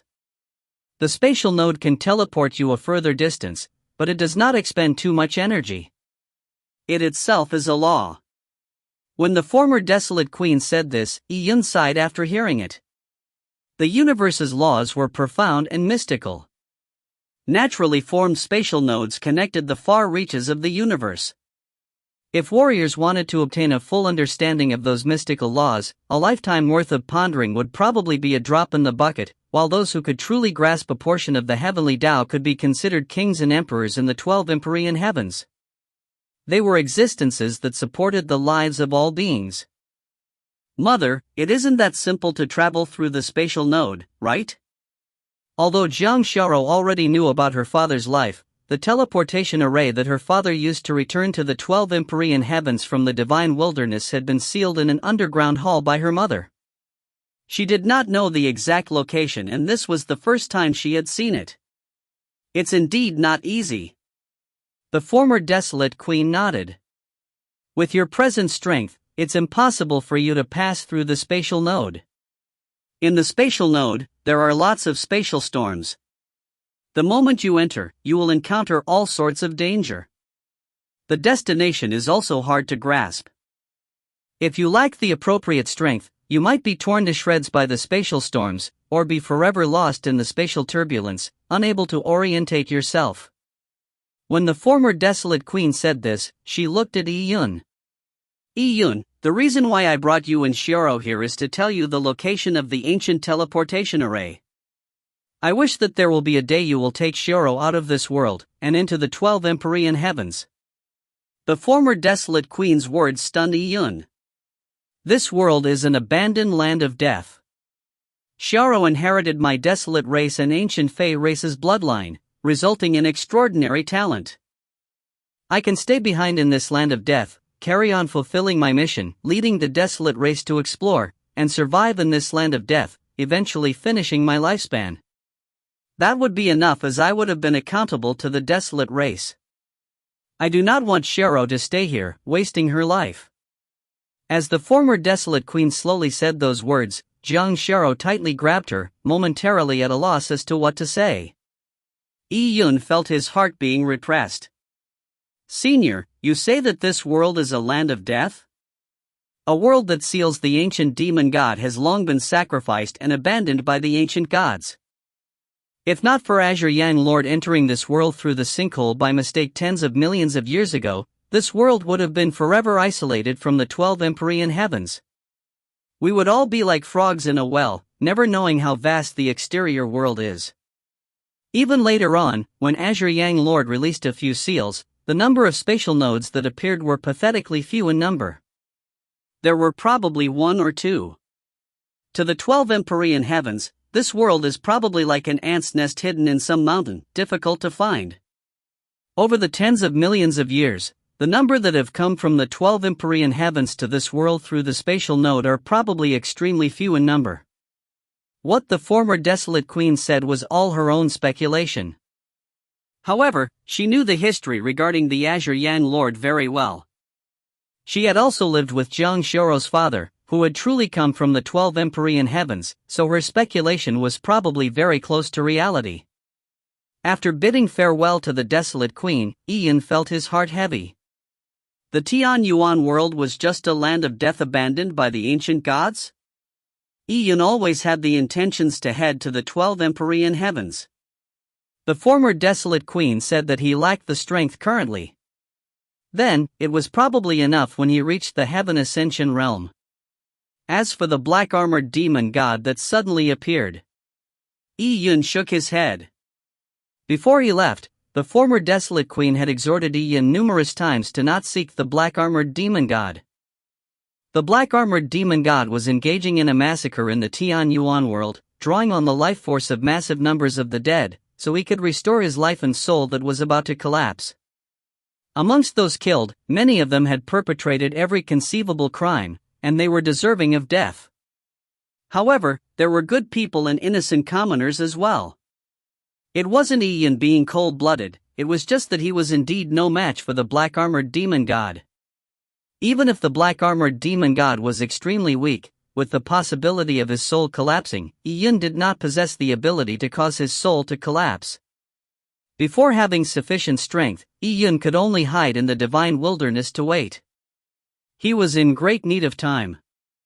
After returning to the Lin family's residential grounds, Ian saw a figure with fluttering clothes in the distance. It was a stretch of granite hills. The bright moon hung in the sky, sprinkling down its cool brilliance. Lin Shintong was dressed in clothes as white as snow. She stood silently on the granite hill, under an ancient pine tree. In the late night, as if a dark blue curtain was thrown over the sky, the arms of the galaxy could be seen. It reached down to the horizon, and it seemed to cross Lin Shintong's body. Water like starlight traced her body, dripping down her long hair. They seemed to be one with Lin Shintong. At this moment, all her pores were open, as she expirated the endless amount of starlight that she could. Upon seeing this scene, Ian felt his heart jolt. Lin Shintong cultivated pure Yin laws. And by absorbing the starlight and the Yin energy from the moon, it was the derivation of the laws she cultivated. Seeing Lin Shintong cultivate and in deep thought was always such a picturesque beauty. It caused people to sink in imperceptibly. Such beauty not only came from Lin Shintong herself, it also came from the Tao she gained from meditation. Under the moon, Lin Shintong and the Tao she understood formed a perfect unity, as if she was one with the heaven, giving a very harmonious feeling. Tao was nature, furthermore, nature and harmony resulted in beauty. Yi Yun's lips quivered. His voice traveled through the night wind, entering Lin Shintong's ears. Shintong, follow me. I'll take you somewhere. Translator note: I'll give a bonus chapter in a few hours' time to thank everyone for supporting the Crayon Pop MV. If you find any errors, ads pop up, ads redirect, broken links, non-standard content, etc., please let us know. Report chapter so we can fix it as soon as possible. Chapter 688, Returning to Meteorite Abyss. Chapter 688, Returning to Meteorite Abyss. With the brilliant moon in the sky, across a vast desert, Yi-Yun and Lin Shintong flew together, hand in hand. The desolate race's location in the divine wilderness was extremely concealed. Even the Lin family that used a teleportation array to arrive there did not know where they were. If they were to leave, it was also impossible for them to find the desolate race again. However, Yi-Yun was different. As a person being trusted unreservedly by Jiang Xiao, Yi-Yun not only knew where the desolate race was located in the divine wilderness, he even had Jiang Xiao's token, allowing him to activate any of the desolate race's teleportation arrays located in the divine wilderness. Just a while ago, Yi-Yun and Lin Shintong had gone through a teleportation array, traversing millions of miles. Yi-Yun and Lin Shintong had flown together for more than 2 hours. Using his memory, Yi-Yun was constantly recalibrating his position. Throughout the course of their flight, the temperature of the surrounding environment slowly rose. It was late in the night, but the temperature was already comparable to that at noon. This abnormal change made Yi-Yun happy because he knew that he had found the destination of his trip. The divine wilderness was too vast, and Yi-Yun and Lin Shintong had just come out from deep in the divine wilderness. Even though Yi-Yun had come here before, it was not easy to find its exact location. Yi-Yun, where are we going? Along the way, Lin Shintong did not speak a word until now, because the temperature was rising. Lin Shintong could vaguely see a dark red haze far in the horizon.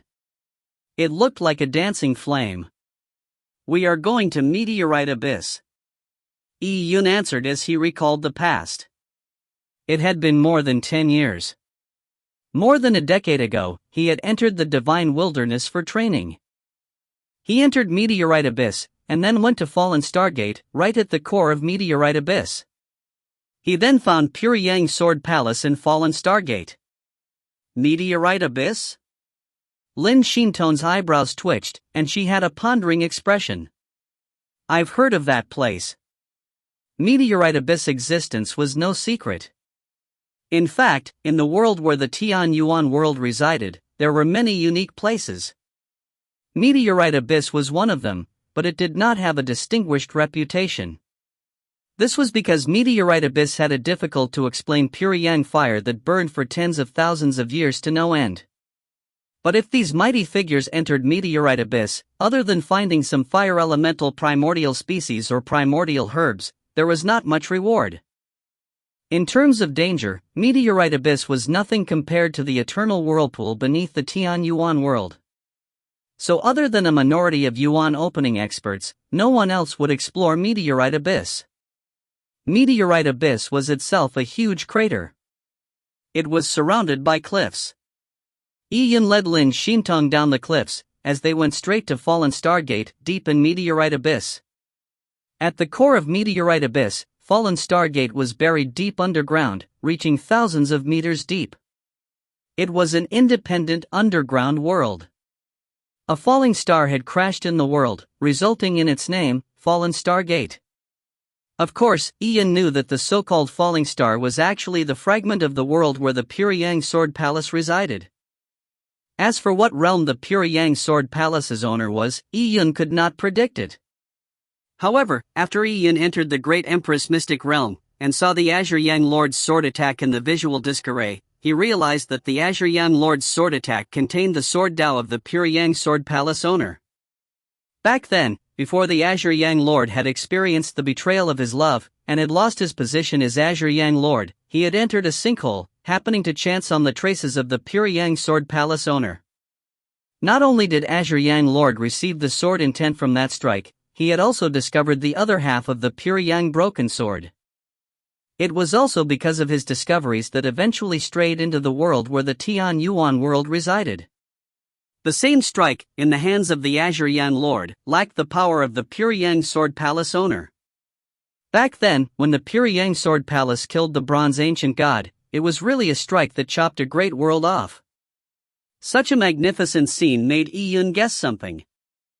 He had previously guessed that since the world that the Tian Yuan world resided in was sealed by the ancient gods, could those so-called ancient gods have anything to do with the Pyryang Sword Palace owner? As for the bronze ancient giant that was killed by the Pyryang Sword Palace owner, could he be the same entity as the one sealed in the eternal whirlpool? If the bronze giant, that was killed by the Pyryang Sword Palace owner, had been sealed in the eternal whirlpool, there would be many questions that would be answered. These thoughts resonated in Yi-Yun's mind, but no matter what the truth was, they were too far from Yi-Yun. Fallen Star Gate, is this where you are taking me? Lin Shintong was well learned. She even knew about the core of Meteorite Abyss, which was Fallen Star Gate. It's here. Back then, I discovered an ancient sword palace in Fallen Star Gate. However, I was only able to look around the exterior of the sword palace. I couldn't even enter the depths of the sword palace. Sword palace? Lin Shintong was momentarily stunned. And at this moment, she and Yi-Yun had reached the deep depths of Fallen Star Gate, entering the Inferno Sea. Yi-Yun knew Pyryang laws and he had the purple crystal.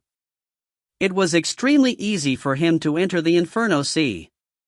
Later on, Yi-Yun activated the 9-9 as one array in the deepest depths of Fallen Star Gate, opening the door to the independent world. When she saw the ancient bronze door open, feeling the forceful power from the door, as if it contained the worldly energy that came from universe's origins of great Tao, Lin Shintong was completely stunned. To think that such a forbidden land had a sealed world. And in this world stood an ancient sword palace? Around Lin Shintong, there were endless colorful flames that curled towards the door, as if 100 phoenixes were flying to the sun. As Lin Shintong stood in the middle of this vast energy, her hair began to fly up. As she looked at the world, she saw mountains truncated off, dried up rivers, as well as immortal palaces that had collapsed and a countless number of ruins. It was a broken world, a world chopped off forcefully by a mighty figure. At the ends of the world, Lin Shintong could see a mountain peak that pierced the sky like a blade. On the mountain peak stood a mysterious immortal palace. That was the only immortal palace that was still intact in this broken world. The immortal palace emitted a faint glow. When Lin Shintong accompanied Yi-Yun in his flight towards the immortal palace, she saw the large sword scar behind the immortal palace. The sword scar seemed to separate this world into two. More than a decade ago, Yi-Yun had entered the Pyryang Sword Palace, awaking the sword spirit guarding the sword palace. It had told Yi-Yun back then that if he really wanted to enter the depths of the Pyryang Sword Palace, he had to first understand the sword intent left behind by the Pyryang Sword Palace owner. Back then, the sword spirit believed that it was too difficult for Yi-Yun to gain any insight into the sword intent. It did not have any hope. Yi-Yun also knew that back then that it was impossible for him to pass the Pyryang Sword Palace owner's test. But now, after more than 10 years later, Yi-Yun had once again appeared, hoping to attempt at entering the inner sanctum of the Pyryang Sword Palace. If you find any errors, ads pop up, ads redirect, broken links, non-standard content, etc., please let us know. Report chapter so we can fix it as soon as possible. Chapter 689, You're Unqualified. Chapter 689, You're Unqualified. Without mentioning the inner sanctum of the Pyryang Sword Palace, just outside it, there were several vestiges that one could comprehend from on the mountain. A 7-kill stone pillar that was suspected to be the work of the Pyryang Sword Palace owner contained an intensely powerful sword intent. Established 7-kill stone pillar, announcing my will. Awaiting the future, collapse of heavenly Tao, the non-existence of the universe, me as the world, control over life and death, destroying the cycle of reincarnation, obtaining the souls of everything, casting my sword, spilling my immortal blood, obliterating evil demons. Kill. Kill. Kill. Kill. Kill. Kill. Kill. The stone pillar emanated a staggering amount of killing aura that prevented people from looking at it straight. There were 56 words and every single word had a deep concept within it.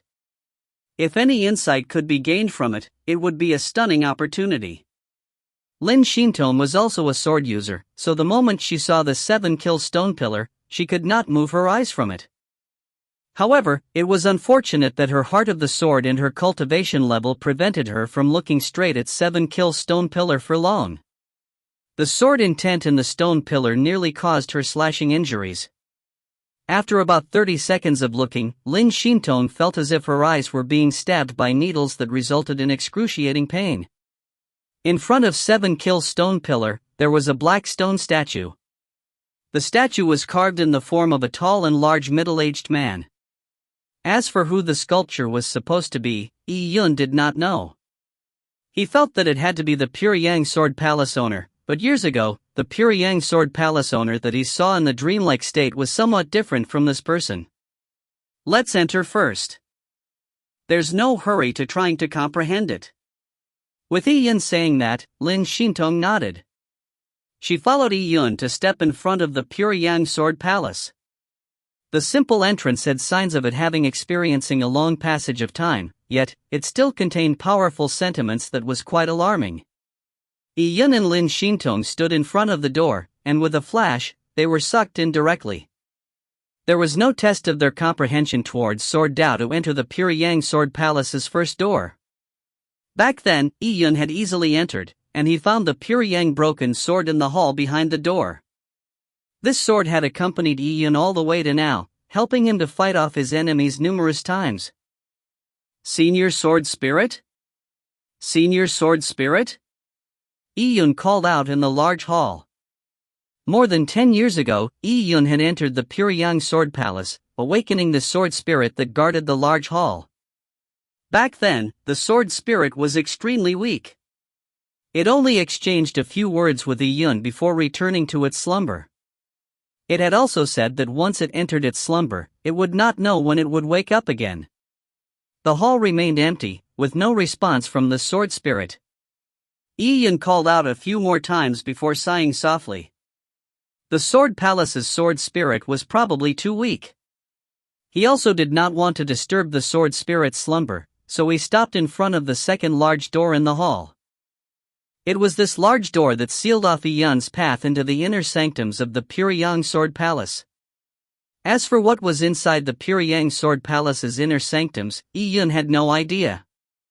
In fact, the first time he came to the Pyongyang Sword Palace, other than receiving the broken sword, as well as gaining some sword intent from the sword scar outside Pyongyang Sword Palace, he had not received any other opportunities.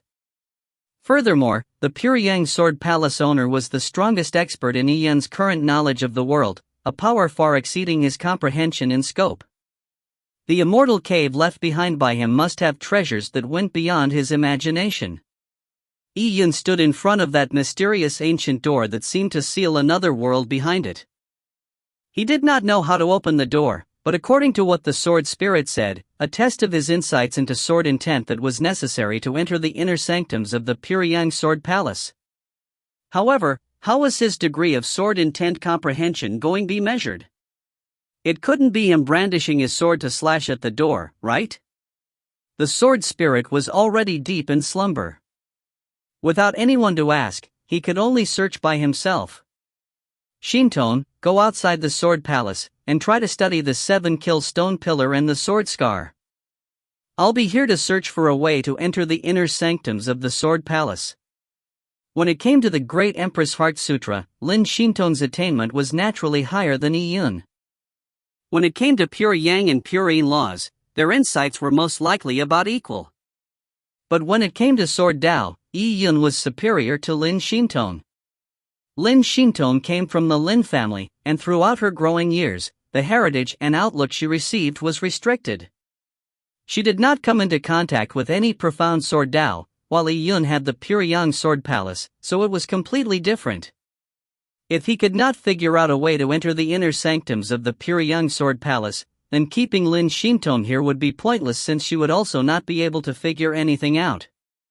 He might as well let Lin Shintong stay outside the Pyongyang Sword Palace to comprehend the 7-kill stone pillar and the sword scar. It was more beneficial for her. All right. Lin Shintong exited the Puryang Sword Palace, leaving Yi Yun alone in the large hall. Yi Yun was momentarily at a loss. He did not know where to begin. He silently circled the hall once, eventually stopping at the door leading to the second level. He stood there motionlessly for a very long time. As he looked at the door, he slowly got engrossed with it. The door was made of an unknown material. It appeared to be like metal or stone, but it wasn't both either. And the door's surface was not smooth. It had a slight texture to it, like water streaks. As Yi Yun grew more and more focused, the water streaks turned more and more obvious. Slowly, it spread in all directions, swallowing Yi Yun. With a bright flash, Yi Yun felt his surroundings suddenly change. As he looked around him, he realized that he was no longer in the Puryang Sword Palace's hall. He had came to a vast world of whiteness.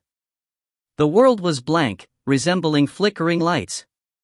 And in the lights, there was a white figure. As Yi Yun focused his eyes, the white figure looked like a white dragon. White dragon! Yi Yun was slightly stunned. Before he could clearly see the white dragon's looks, it had shrunk into a ball. As the light focused together, the white dragon transformed into a white-dressed youth. The white-dressed youth held a white sword of light.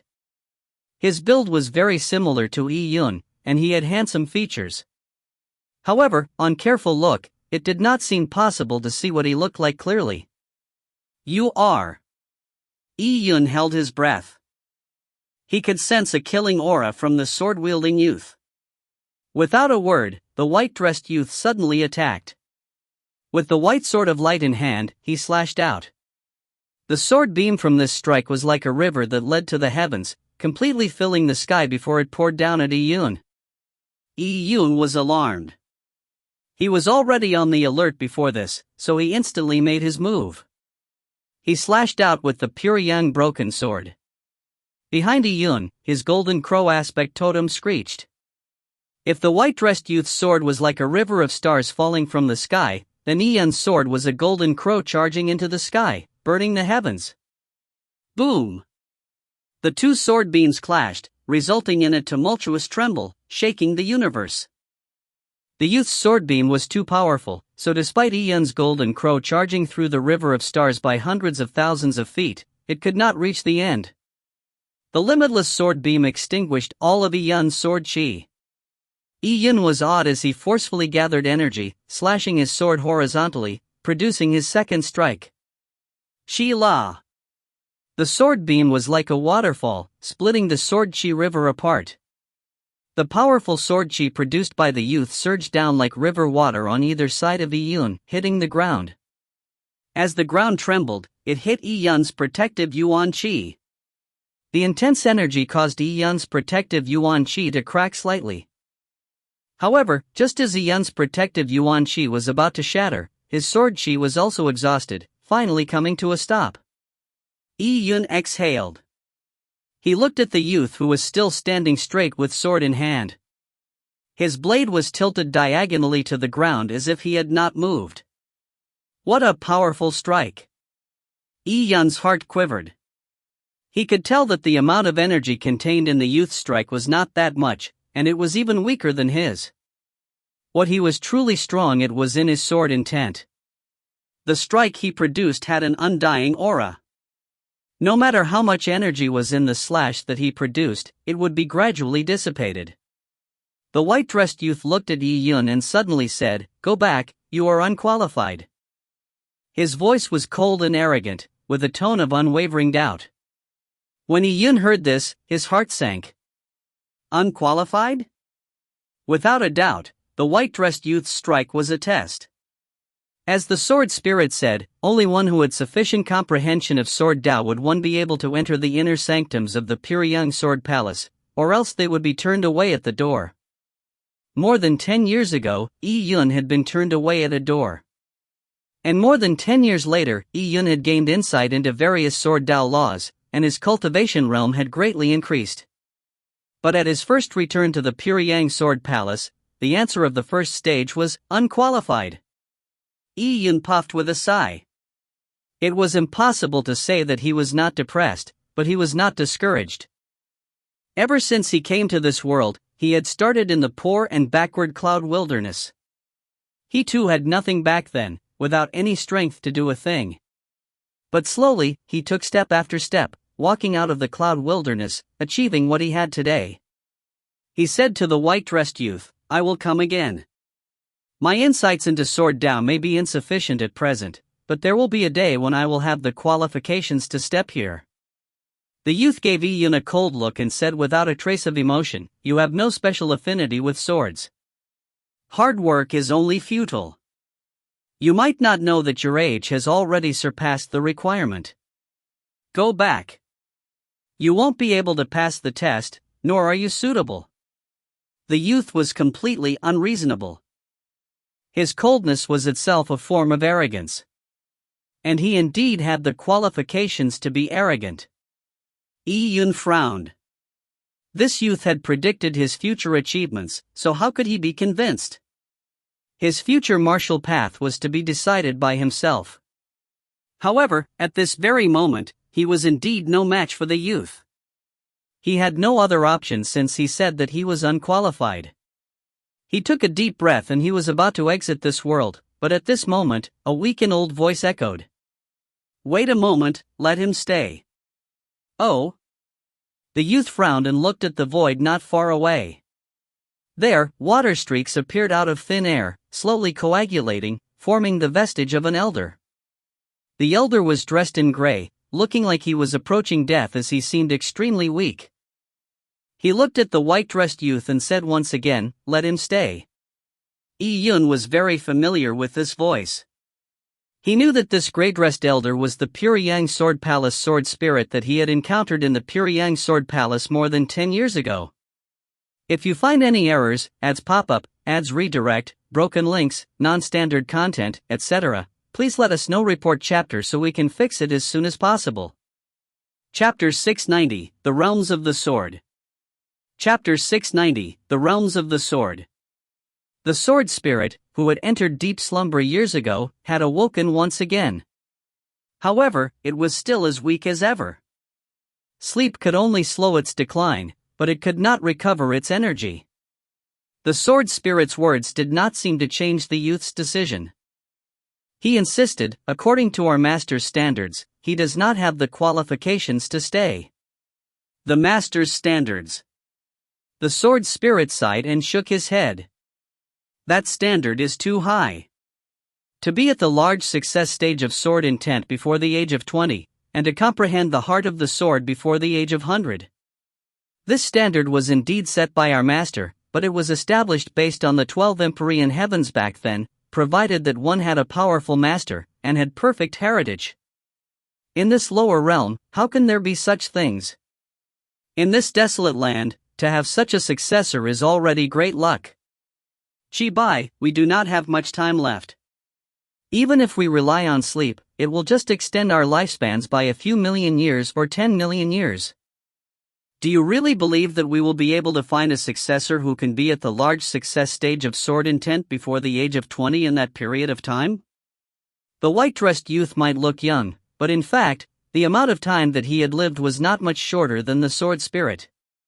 It was because the Pyongyang Sword Palace owner's companion sword had been broken, causing the sword spirit to be severely injured.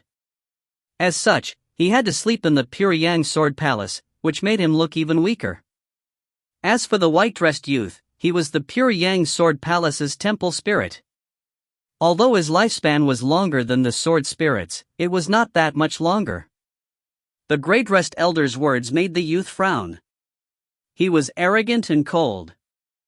To him, the rules set by the Pyongyang Sword Palace owner was everything.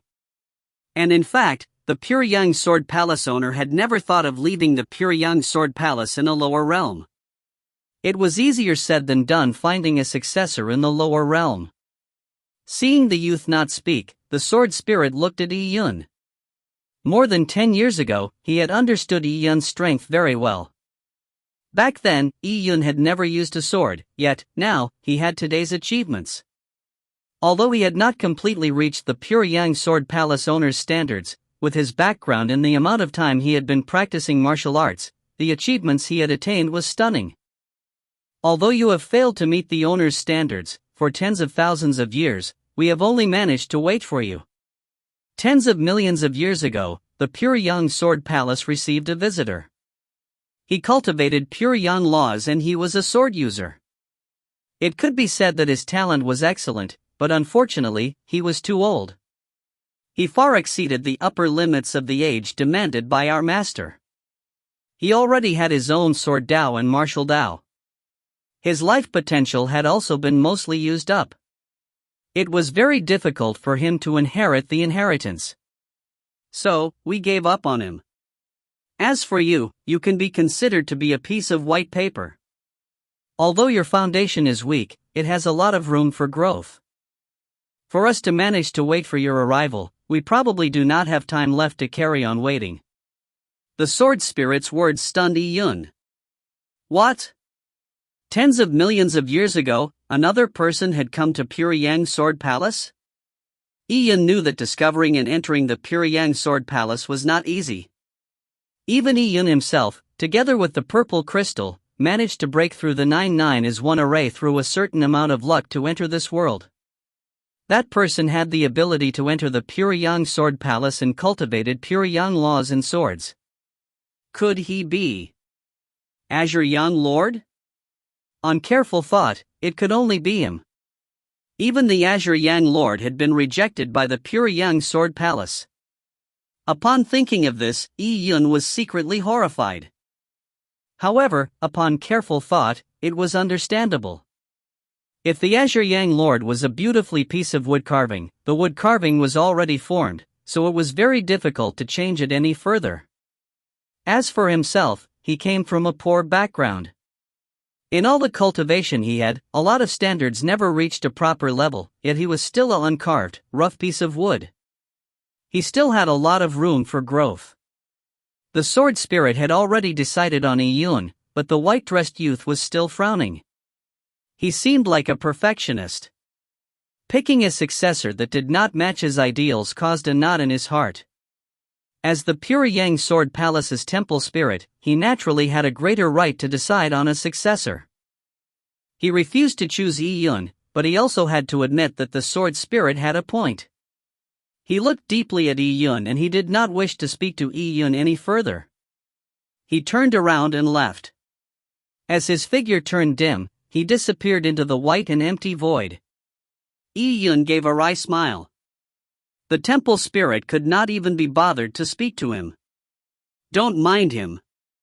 Shi Bai and I are far from what we were in the past. We just want to see this piece of world vibrant once again.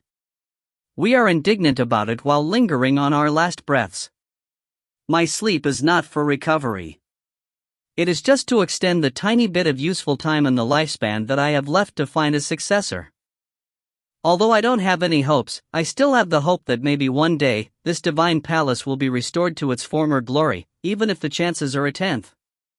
As the sword spirit spoke, he sighed. He had decided on Yi Yun, while the youth had reluctantly acquiesced to this. As such, Yi Yun's identity as successor was decided. Senior, I have a question.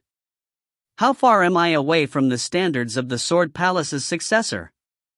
Yi Yun wanted to know the gap that he had. He wanted to know what it meant to be at the large success stage of sword intent before the age of 20, and to comprehend the heart of the sword before the age of 100. The sword spirit said, Sword Dao is one of the 3,000 great Dao in martial arts. A warrior's understanding of Sword Dao is divided into realms by itself. However, in this world, due to the limitations of its heritage, it does not have any system of Sword Dao, nor is there any divisive realms in Sword Dao. The realms of the sword begins with gaining insight into sword intent, followed by condensing one's heart of the sword, then tempering one's sword soul, and finally creating the heavenly Dao of the sword. In these four large realms, there are smaller realms dividing them, being the initial stage, small success stage, large success stage and perfection. There aren't many realms, but just breaking through one realm is extremely difficult. Those who consider themselves kings in the 12 empyrean heavens are usually in the initial stages of Sword Soul. As for the final heavenly Tao of the sword, that is our master's realm. Even our master failed to reach the peak of sword Tao. Of course, the path of martial arts number in the thousands. Sword Tao is just one of them, and there is no need to specifically choose the sword Tao. Other great Tao can equally allow a person to reach the position of a mighty expert. As for your current realm in the way of the sword, you are barely considered to be at the small success stage of sword intent. The successor of the Pure Yang Sword Palace was required to reach the large success stage of sword intent before the age of 20, or achieve Heart of the Sword before the age of 100. Yi Yun was already 20 years old when he entered reclusion in the God Advent Tower. He had already failed the first condition, but Yi Yun wanted to achieve the second condition of cultivating the Heart of the Sword before the age of 100. The white-dressed youth's disregard for himself was because he was weak. Although Yi Yun had nothing to say about that, he still felt like he was suppressing some anger in his heart. He had been painstakingly cultivating for more than 10 years and he had yet to meet the criteria of the Pure Yang Sword Palace. He only became the better-than-nothing successor because Chi Bai and the gray-dressed elder had little lifespan left. However, Yi Yun would not sell himself short because of this. His path was still long. He had came from the cloud wilderness where he could not even have a meal. There was no point even mentioning the geniuses from the 12 Empyrean heavens, just a genius in a small family clan in the Tian Yuan world was enough to show the huge disparity. He had came from the lowest possible background, taking step after step to this day. He might be lacking in qualifications now, but it did not mean that he was any less or that he would be inferior all his life.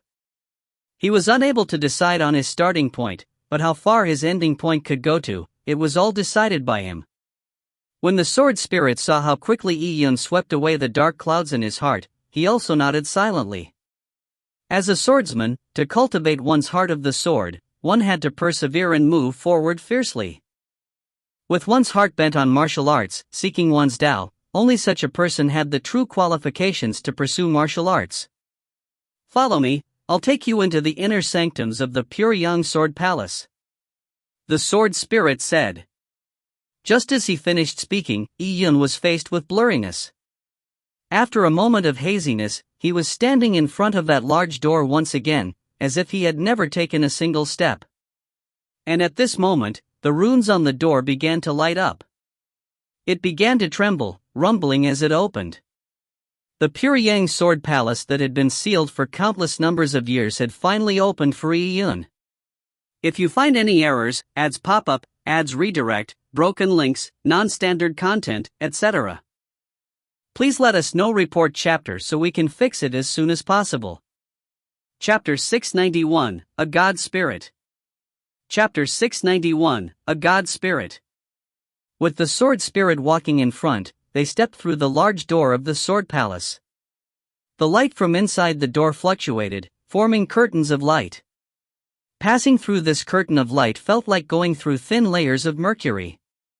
Junior, the sword palace is divided into a few major parts.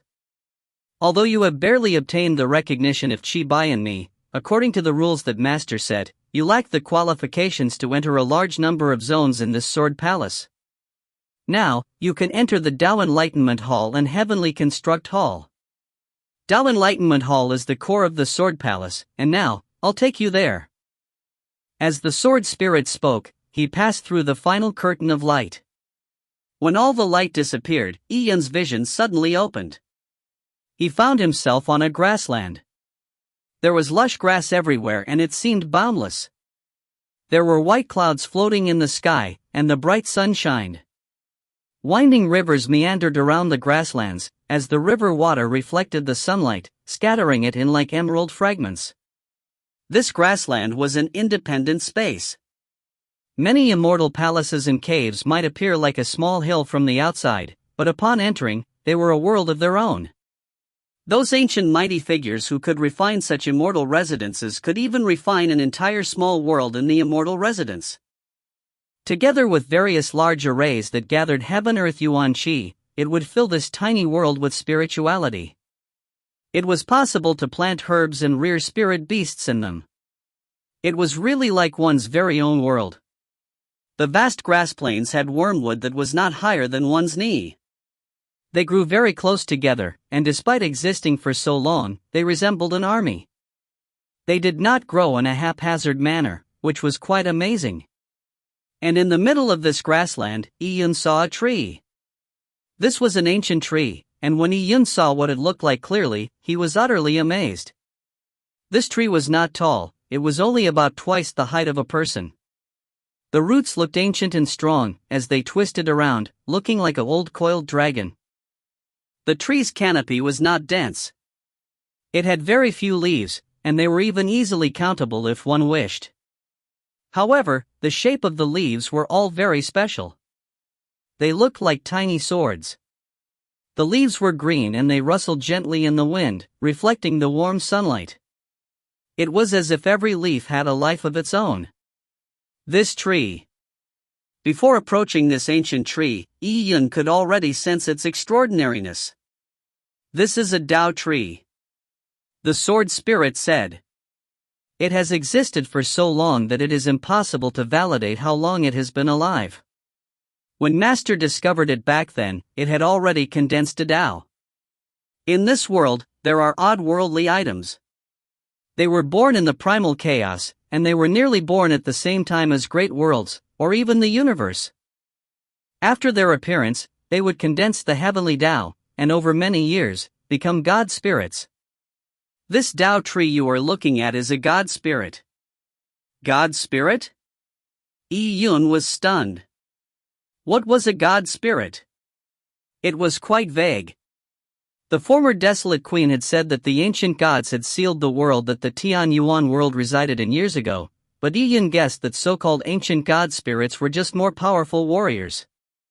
Why do you say that this Tao tree is a god spirit? Is it very powerful? Iyun asked. The first impression that a god spirit gave was immense power. Only the strong could become a god. The sword spirit said, this Tao tree is indeed powerful, however to what extent its power is, I do not know. This is because over the many years, I have never seen it make a move. Oh? Iyun was dumbfounded. It's powerful, but it doesn't make a move? Why is that so? It might because there is nothing in this world that requires it to make a move. It doesn't have any consciousness, it's just standing here in between the heavens and earth. It doesn't have any consciousness? Iyun was even more dumbfounded. When he first heard that the Tao tree was a god spirit, he thought that it could transform, such as changing into the shape of a human. As for generating consciousness, that was nothing spectacular. Even some primordial herbs that grew in the divine wilderness could produce some elementary consciousnesses after a prolonged period of time. However, as a god spirit, the Tao tree did not have any consciousness at all. The sword spirit sighed and said, the ways of the world are full of vicissitudes, and in it, there is the grief at separation and joy in union, the suffering of life and death. No matter how thick a history book is, it would not be able to record everything down. However, it is such infinite matters of the past that can pass by with a finger snap. In one's old age, while looking back at the past, only then would you feel like everything was ephemeral. For the Tao tree to not be able to produce consciousness is actually an advantage for it. As such, it would not be lost in the kindness and enmity of the mortal world, reaching the true state of being without joy or sorrow. What's considered the thoroughly awakened domain is not to see through the ways of mortals, it is to have a heart like that of the heavens and earth, with one's Tao the same as nature. It is because of these that this Tao tree can condense its body into Tao, becoming a god spirit. The moment the sword spirit said those words, it made Iyun shocked and distraught. To have one's heart like that of the heavens and earth, with one's Tao the same as nature. What the sword spirit said seemed to be a truth in itself. What was said was not a cultivation technique, nor was it some secret manual, but just coming to understand it made Iyun feel like his own Tao heart had turned clearer. This was the philosophy of the Tao tree becoming a god. So, the sword spirit carried on saying, the Tao tree might be powerful, but it is not because it is powerful that allows it to be called a god spirit. It is a god spirit because it had condensed the way of the heavenly Tao, or it could be said that it itself is a great Tao. It has existed for such a long period of time, far exceeding Chibai's or my lifespan. And in the future, when the both of us die, it would carry on existing, all the way till the Tao that it had condensed is extinguished. As for how long that will take, I do not know. Even if it might not be the same age as the heavens and earth, it is probably not that far off. When the sword spirit finished saying this, he looked at Yi Yun. If you are able to condense your great Tao, casting your life into a Tao itself, then the heavenly Tao is you, and you are the heavenly Tao. You will then be able to share the same age as the heavens and earth, enjoying eternal life. This is also the realm of eternal life that most of the mighty figures of the 12 empyrean heavens pursue, but when the sword spirit said this, he shook his head. It's too difficult. Humans have emotions, so it is very difficult for them to completely blend with the heavenly Tao. They would not be able to be like this tree. It does not have consciousness, it doesn't have joy or sorrow, existing forever. Thank you, Senior, for your teachings. Yi Yun said humbly. He followed the sword spirit and walked towards the front of the tree. As he looked up, the sky looked like it was filled with exquisite greenery, as if tiny green emerald swords were dancing in the sky. This vast piece of land was full of indescribable laws and comprehension. It was after all a divine tree. Not even a divine tree, even a piece of dead wood would be tempered over many years by the great Tao, nourishing the ground into divine soil. Junior, this Tao tree is the core of the immortal palace. And it is because of this Tao tree that it's called Tao Enlightenment Hall. Sitting under this Tao tree will let your understanding of Tao improve by leaps and bounds. Seeking Tao enlightenment here for 3 days is equivalent to seeking Tao enlightenment outside for a year. Back then, Master sought Tao enlightenment here too. Tao Enlightenment Hall. Only now did Yi Yun know the origins of the Tao Enlightenment Hall.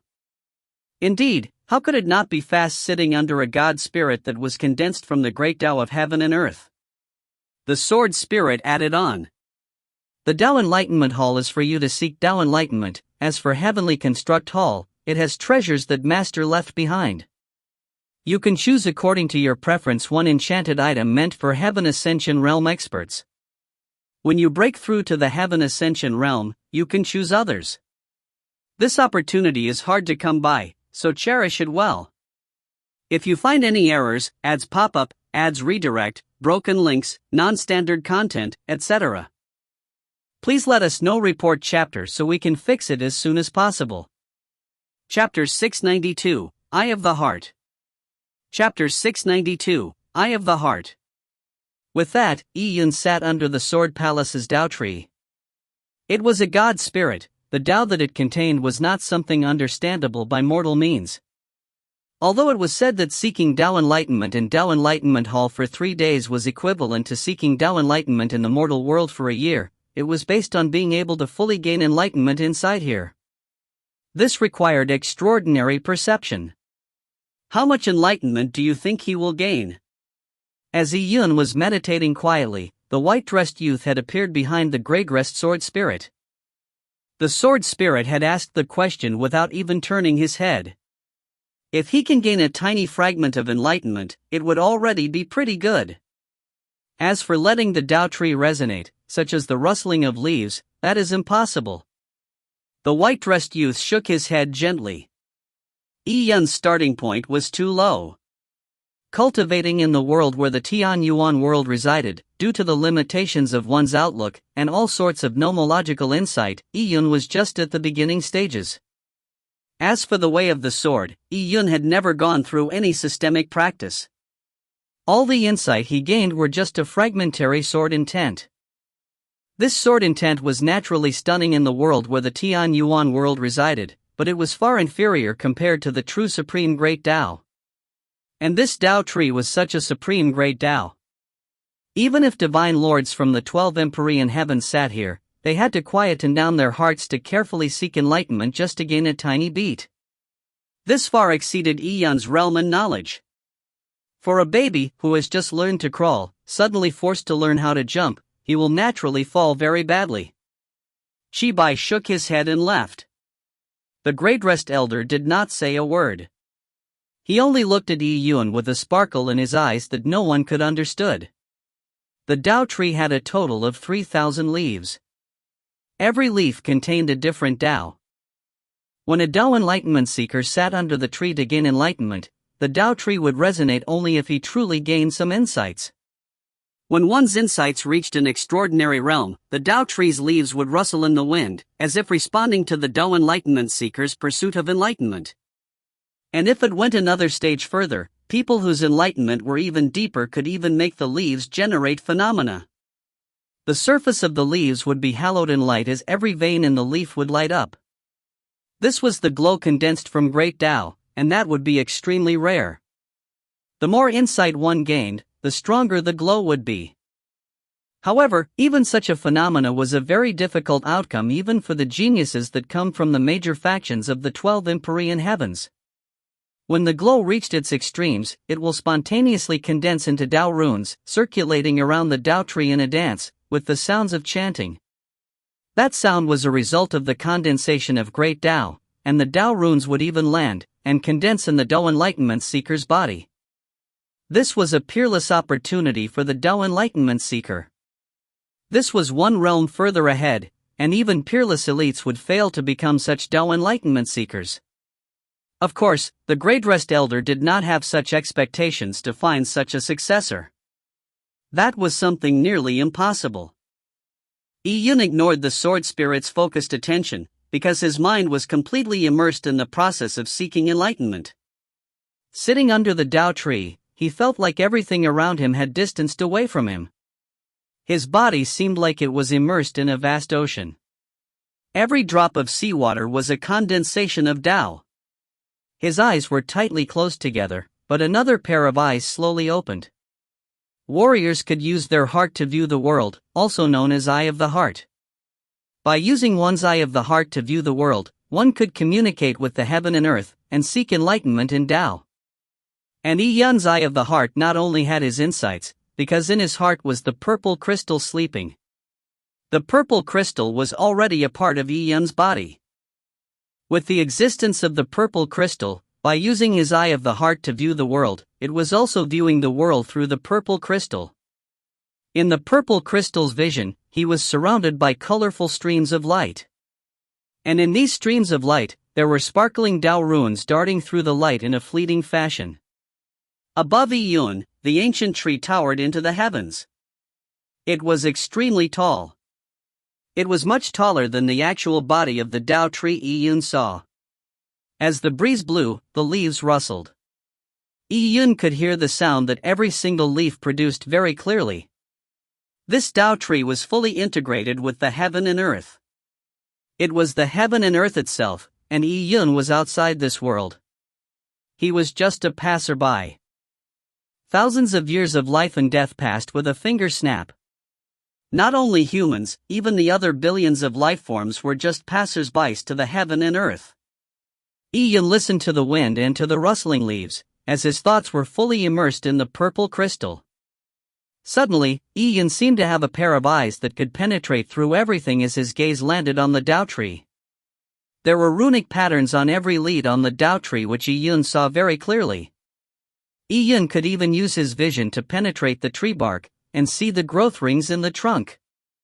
This was something even elites from the 12 Empyrean heavens could not do. The ancient tree rings circled again and again, a condensation of great Tao itself. Over countless years would one tree ring be formed. 3,000 tree leaves, 108 tree rings. Yi Yun saw through it all, but when he tried to see the energy flow trajectories in the tree rings and the Tao runes they contained, he felt like his spiritual energies were rapidly depleted. This had never happened before. Back then, Yi Yun had used his purple crystal's energy vision to see through all origin energy flows, and the rules that governed the flow of energy were laws themselves. Hence, Yi Yun could easily see through the great Tao laws. It was the same back in the Sword Tomb and the great Empress mystic realm. However, today, Yi Yun found his spiritual energy failing to hold up while watching the energy flow. Yi Yun took a deep breath and cut the purple crystal's energy vision off. He was in no hurry. Even if he saw it once clearly, with enough time, he would be able to see the 3,000 leaves and 108 tree rings in their entirety. As the Tao charms gently flowed, the breeze blew at the tree leaves, emitting rustling sounds of great Tao. This was the truth of life, and everything that the Tao tree had seen while standing here for the endless ages. Yun immediately felt his body being impacted by a surge, as if he was in the rolling rivers of time. Without being able to do a thing, he rolled away. The more a passerby peeped, the more he would not be able to withstand the accumulated insights over the endless years. As the waves tumbled, after an unknown period of time, Yun recovered his spiritual energy again and again. He struggled to peep, seeing each leaf's Tao runes sporadically. Seeing them clearly was one thing, but to gain any insights from them was very difficult. Yun suddenly understood that a passerby was just a passerby. The amount of insights gained would be extremely limited. It was all borrowed from the Tao tree. Seeking enlightenment through the Tao tree's Tao, and seeing through the Tao tree's runic patterns did not mean that it would become his own. Then what should he do? Yun suddenly recalled the time he cultivated the Taya sacred technique. He had used the purple crystal to see through the Taya sacred technique's picture of the sun. The Taya sacred technique may be low in quality, but after Yun entered the great Empress mystic realm, he learned that the Taya sacred technique had a tinge of connection with the Azure Yang Lord. And the Azure Yang Lord's Tao came from the Yang God Manual, and the Yang God Manual was truly one of the 12 supreme great Tao formed at the very beginning of the 12 empyrean heavens. Although the Taya sacred technique was no longer worthy for Yun to gain any further insights into it, the method that Yun used to gain the insights from the picture of the sun back then was not necessarily unusable. And that was copying. If you find any errors, ads pop up, ads redirect, broken links, non-standard content, etc., please let us know. Report chapter so we can fix it as soon as possible. Chapter 693, Fallen Leaf. Chapter 693, Fallen Leaf. By using the energy he controlled to copy again and again, he could copy the Tao runes that he saw.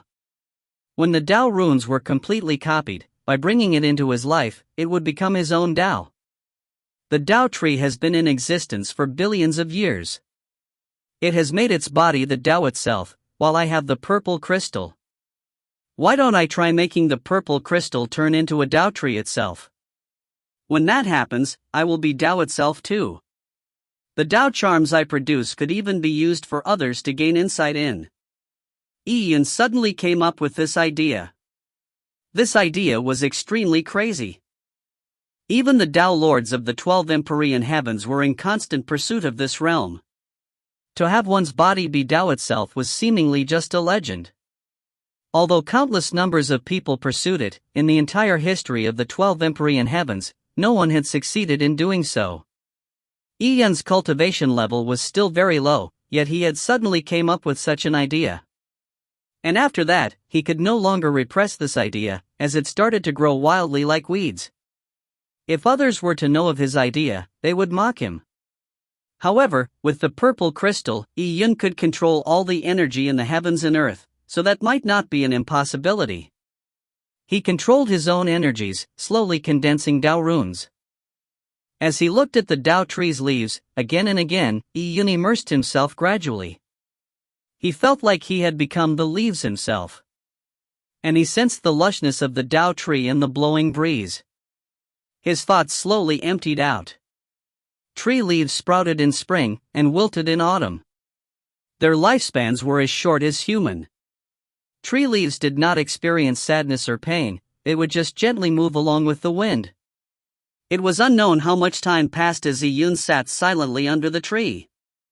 Other than the occasional breeze ruffling through his hair, he did not move one bit. The sword spirit was still waiting in Tao Enlightenment Hall. He sat in meditation, occasionally opening his eyes to glance at Yun. However, Yun was sitting there like a statue, with nothing changing. The white-dressed youth would come take a look at Yun once in a while. Seeing Yun sitting there meditating without any signs of progress and there not being any phenomenon from the Tao tree, he too was a bit disappointed. Although he did not think highly of Iyun, Iyun was still considered to be the successor of the Pyryang Sword Palace. He still wished Iyun would have some improvement, at least so that he would not embarrass his master when Iyun went out into the world. However, up to now, he did not know if Iyun had gained any insight, or how much was gained. It's already been 3 months. Although it's said that 3 days in Tao Enlightenment Hall is equivalent to a year, that means he has been seeking enlightenment for 30 years. The white-dressed youth shook his head, while the gray-dressed sword spirit said with a smile, "You also know that only by gaining some insight would it really be 3 days as a year. And in fact, no matter who sits below the Tao tree, they would forever not attain the speed of 3 days as a year. Such high speed of gaining insight would be not bad if they can maintain it for 10 days. Let's just watch and see what the situation is when he wakes up." The sword spirit was very optimistic. However, the youth did not possess such a good mood. He said, "Without any phenomenon from the Tao tree, so what if he wakes up?" As the sun set and rose, the clouds gathered and dispersed. The grasslands that the Tao tree grew on were just normal and ordinary life forms. Iyun saw the insects and worms in the grasslands spend their short lives, as new wild grass sprouted out from the soil, as the cycle of life persisted. In a state of no sorrow or joy, Iyun silently watched all of this.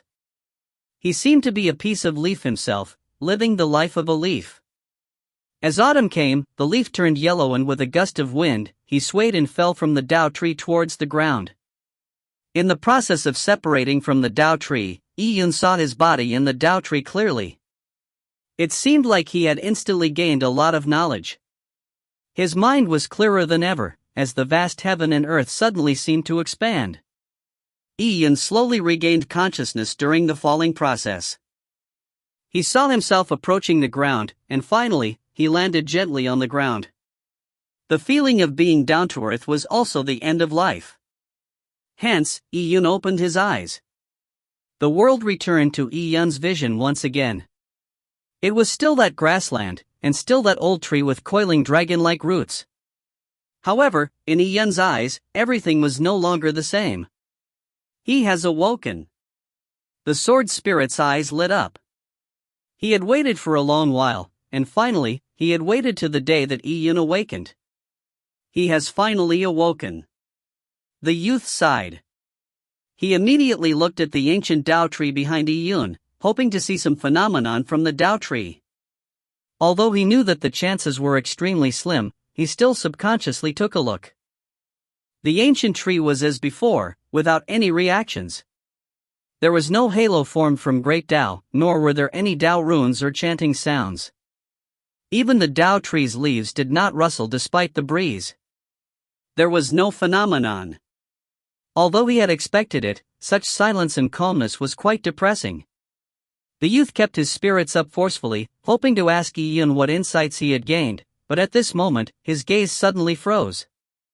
He saw, under the gentle breeze, a leaf connected to the Tao tree slowly fell like a falling leaf in autumn. It left the tree branch simply and like a green butterfly, it fluttered in the wind, and after a few spirals, it dropped towards Iyun. Iyun did not lift his head, as if he already knew about the leaf. He gently raised his hand, with his palm facing up. With that, the leaf gently landed in the middle of Iyun's palm. This scene was similar to when he was seeking enlightenment, where Iyun's body was a leaf. At the final instant of his life, he had landed on the soil. It was light and silent. This was the falling leaf's return to its maker. However, this simple scene stunned the white-dressed youth completely. And beside him, the sword spirit also stood up immediately. The two of them remained motionless like sculptures, looking at the fallen leaf in Iyun's hand. The Tao tree shed a leaf? The Tao tree had 3,000 Tao leaves, which had never changed in all these years. In fact, years ago, the Pyryang Sword Palace owner had used the grassland where the Tao tree grew as a blueprint to construct the Pyryang Sword Palace. And back then, the Tao tree already had 3,000 Tao leaves, all the way until now. The sword spirit looked at the tree's crown, and he realized that on the tree branch, a tiny shoot had sprouted up to replace the fallen leaf. The shedding of one leaf was met with the birth of a sprout. This was something that he had never seen despite the endless years he had been guarding the Tao tree. But today, it had happened. It was naturally not a coincidence that the fallen leaf fell into Yun's palm. Yun's Tao enlightenment seeking did not cause the Tao tree to exhibit any phenomenon, except for the shedding of a leaf. Why did this happen? Be it the sword spirit or Qi Bai, the temple spirit, they were not true life forms. Their understanding of Tao were established the moment they came into existence.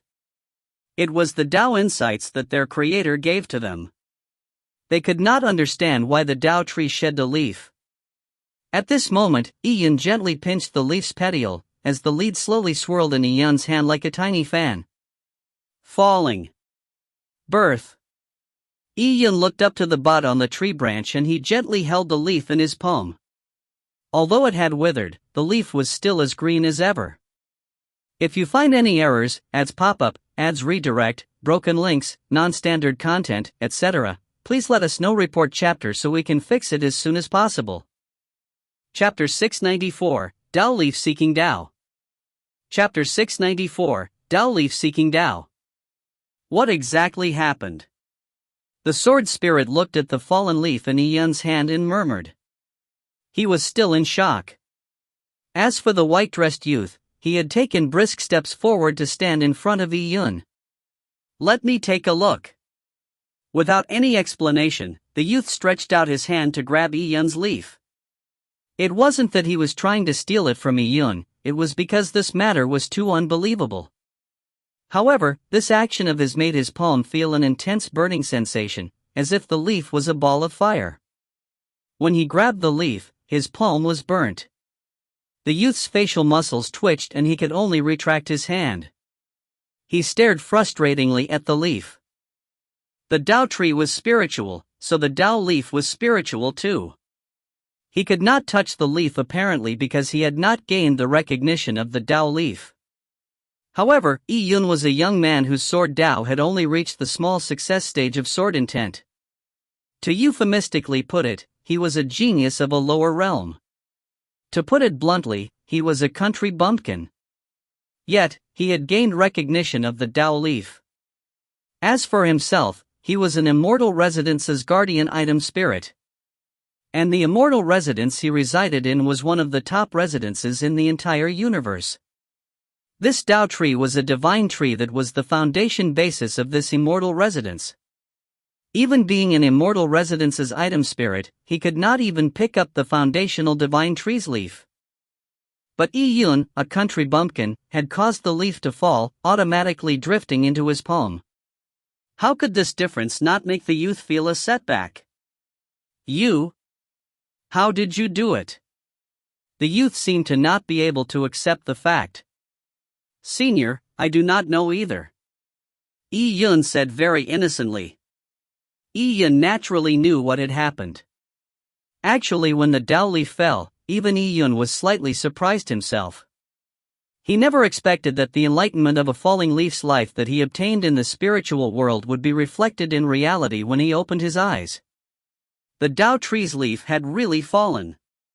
However, Yun knew that the fact that the Tao tree would wilt a leaf was most likely not because of him, but because of the purple crystal.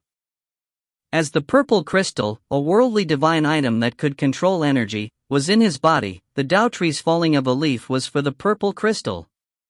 The purple crystal was originally equivalent to a heavenly Tao, or it could even represent the highest heavenly Tao laws. As for the Tao tree, it was an amalgamation of heavenly Tao, so the fallen leaf was not pursuing him, but heavenly Tao. This Tao tree was unitary, but every leaf had their own lives. The leaves themselves would make their own choice when seeking Tao. For a leaf to shed, and a bud to sprout, the Tao tree did not have a reduction in leaves. The fallen leaf was like a child growing up, and leaving their parents, walking to the outside world. With a thought from Yun, the Tao leaf suddenly merged into his body. He could clearly see that the Tao leaf was like a piece of ice crystal that had fallen into water. It slowly melted, initially only having the middle veins left, and following that, the veins disappeared as well. The leaf had merged into his bloodstream, and traveling through his bloodstream, entered his heart. That was where the purple crystal was located. The purple crystal did not block the Tao leaf. As such, the leaf successfully entered the purple crystal, reforming once again in the purple crystal. The emerald and crystal-like Tao leaf was like the most beautiful jade carving, silently floating in the purple crystal space. With a gently breeze blowing across, the Tao tree's branches swayed gently, rustling in the wind. It was as if it was responding to Yi Yun, and also bidding farewell to the departing Tao leaf. Yi Yun looked up at the Tao tree above him. The sparse, green leaves were like crystals.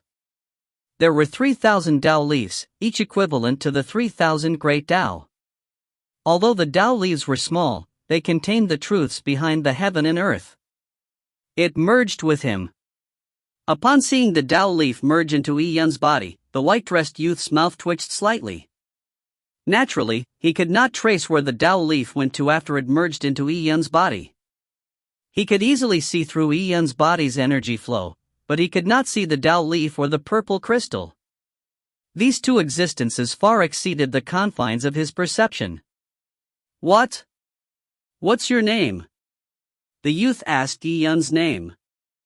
In the past, as he was arrogant, he did not even ask for Yi Yun's name. But now, his arrogance was completely wiped out by this leaf. Although he was powerful, he was after all an item spirit.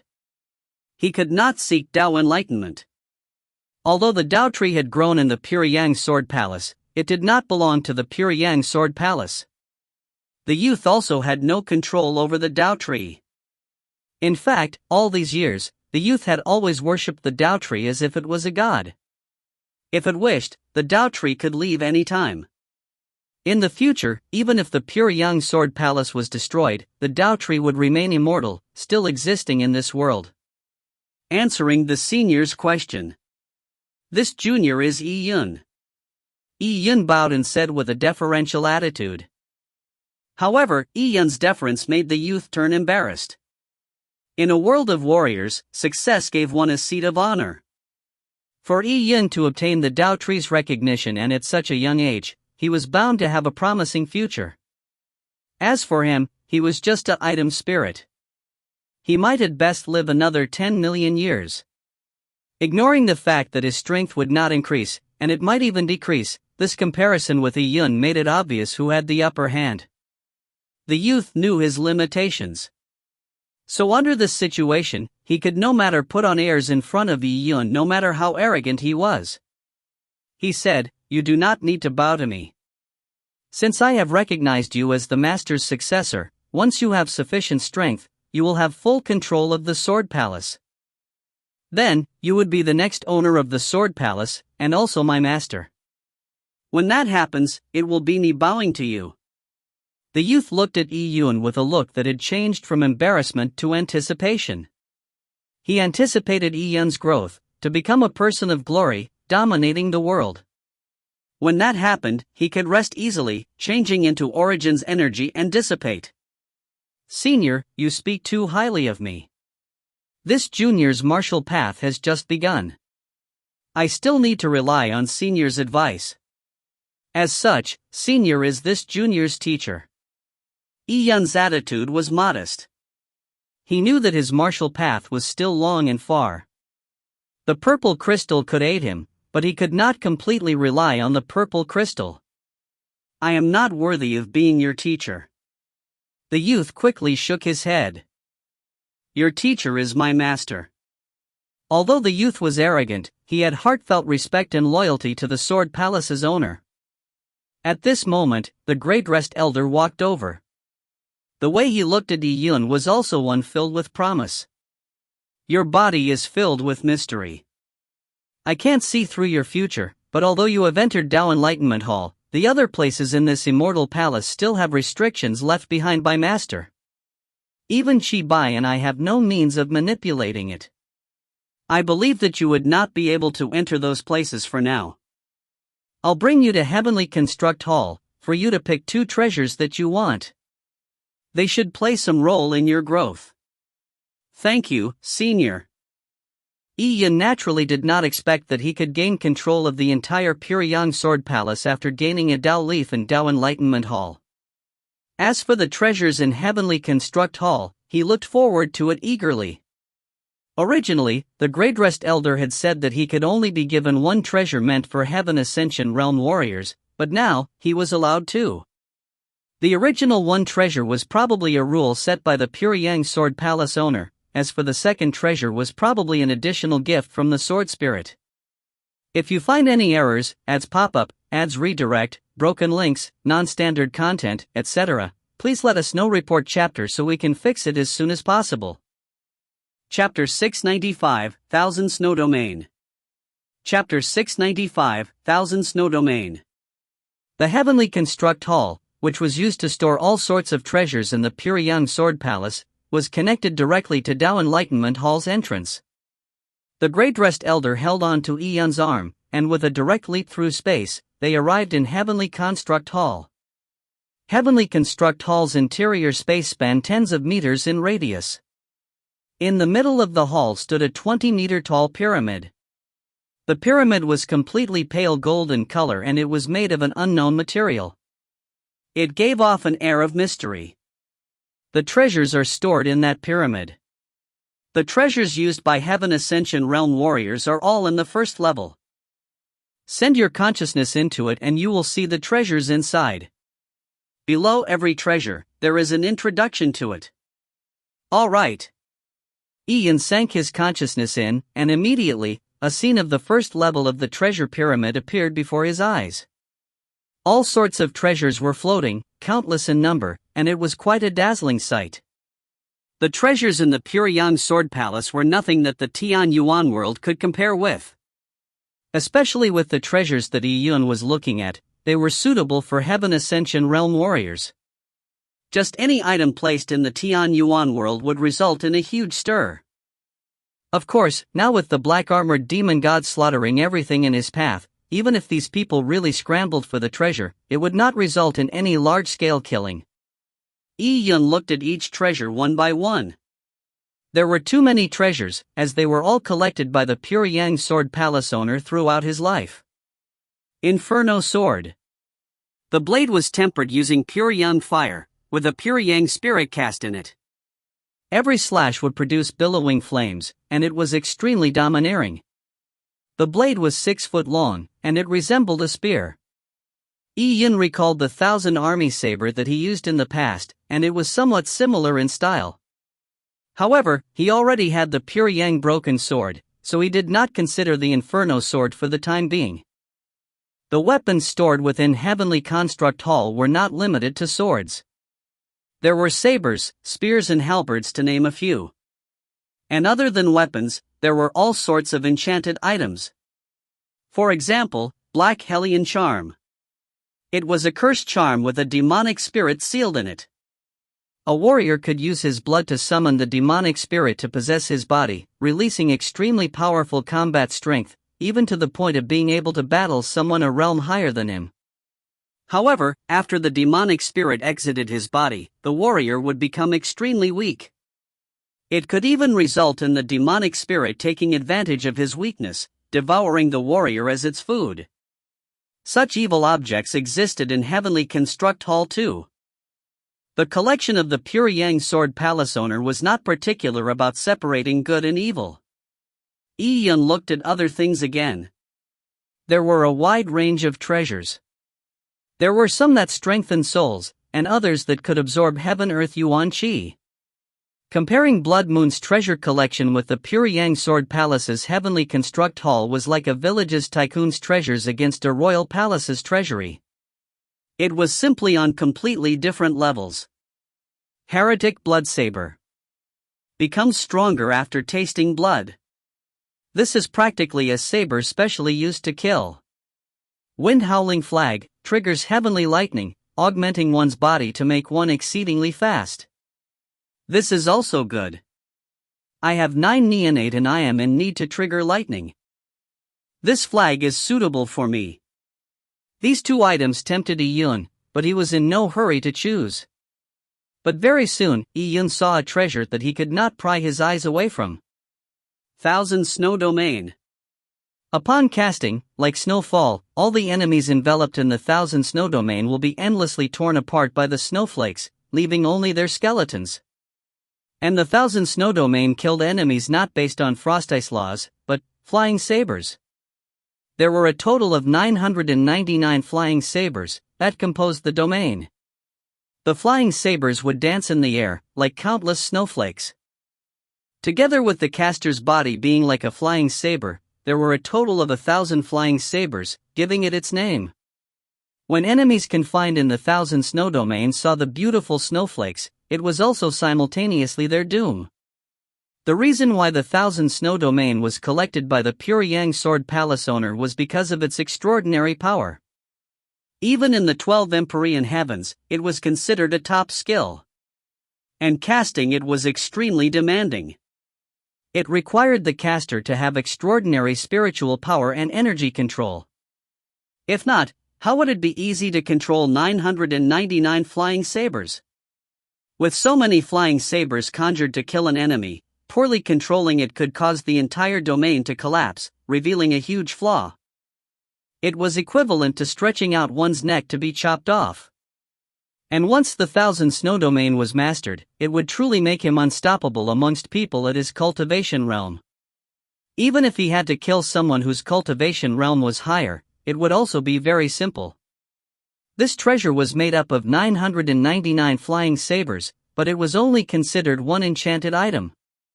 It could be taken away as a set. Every one of the 999 flying sabers were half a foot long and they were supreme grade sabers. They were all made of the same material, and they were made in one setting by a refining master. Such a set of flying sabers were extremely difficult to produce, and it had a ridiculously high value. After all, to make so many flying sabers in one sitting was extremely demanding on the refining master. If there was any mistake in the refinement, then this set of flying sabers would no longer be considered perfect. Although the Thousand Snow domain's requirements were demanding, Iyun was best at energy control. Every flying saber was augmented with Origin's energy, so it would be as easy as moving his fingers controlling them with the purple crystal. This was a flying saber array that was tailored for Iyun. Below all the flying sabers of the Thousand Snow domain, there was a Thousand Snow domain saber manual. Iyun browsed through it slightly and he felt a sense of affinity. Iyun was one who dual cultivated in both sword and saber. He too had gained insights in saber intent. Although in terms of attainment, it was weaker than Iyun's insight into sword intent. That was because when it came to swords, Iyun had entered the Pure Yang Sword Palace and seen the Azure Yang Lord display his swordsmanship. He had better teachers, so he gained more insights. As for saber techniques, other than entering the saber tomb, he had to figure things out himself. Iyun continued reading the saber manual of the Thousand Snow domain. Iyun was pleasantly surprised to see that in the later half of the saber manual, the producer of the Thousand Snow Flying Sabers had left methods that described how to produce and advance the Thousand Snow Flying Sabers behind. The Thousand Snow Flying Sabers creator was a person given the title of artisan god in the 12 Empyrean heavens. According to the creator's account, the Thousand Snow domain was a saber manual found in an ancient ruin. Although it was very powerful and had ingenious moves, he himself was not a saber user. Hence, he had never used the Thousand Snow domain before. Only later in his life, when his cultivation level and insights into Tao reached a bottleneck, signifying that he would no longer be able to break through, he placed all his efforts into refining items. He attempted creating a variety of divine weapons, and also took the opportunity to produce the 999,000 snow flying sabers. The 1,000 snow flying sabers was an amalgamation of the refiner's top refinement skills, but the materials used were not top grade. This resulted in the 1,000 snow flying saber having room for upgrading. As for how to upgrade the 1,000 snow flying sabers, the refiner had also recorded it in the saber manual. Iyun took a deep breath, for he really wanted this set of flying sabers. Just the amount of time spent looking at the 1,000 snow domain exceeded the cumulative time of him looking at the other treasures. Iyun resisted the impulse to immediately choose the 1,000 snow domain, and he carried on looking. He saw a few more treasures, But although they were supreme grade, they were still much more inferior to the 1000 snow domain. And at this moment, Yun's eyes swept past an item, causing him to pause slightly. This treasure was also very tempting to him. If you find any errors, ads pop up, ads redirect, broken links, non-standard content, etc., please let us know. Report chapter so we can fix it as soon as possible. Chapter 696, Death Soulwood. Chapter 696, Death Soulwood. The second item that caught Yun's attention was very unique. Compared to the 999,000 snow-flying sabers, it was on the complete opposite end of the spectrum. The 1000 snow-flying sabers was gorgeous and dazzling. It was a product of an artisan god, and it was accompanied by a top-grade sutra. There was no doubt to its power. But looking at this enchanted item, it was extremely simple, and it looked unremarkable. It was a piece of dead wood, about the length of an adult's arm, and it was as thick as a thumb. This dead wood looked like commonly seen dead twigs in forests at a first glance. However, just taking a more careful look would instantly make one discover how different it was. As Yun looked at this piece of dead wood, he felt like his heart was gradually being attracted to it. If he took another look, countless images would seemingly appear in front of his eyes. There was the passing of spring, and the arrival of autumn, with grass wilting and leaves turning yellow. It seemed like they were the memories of the dead wood. Yun immediately recalled the Dao leaf that he received under the Dao tree. This dead wood was quite similar to the Dao leaf, but it was also different. The Dao leaf withered, but it also had new life. As for this dead wood, Yun could only see death. It was a strange piece of dead wood. What kind of treasure was it?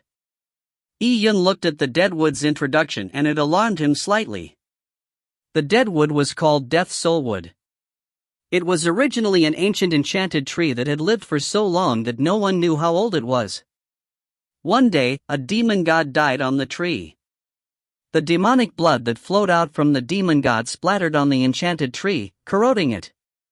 After the enchanted tree was corroded by the demonic blood, it eventually lost its vitality, becoming a piece of dead wood. And this piece of dead wood happened to be obtained by the Pyongyang Sword Palace owner.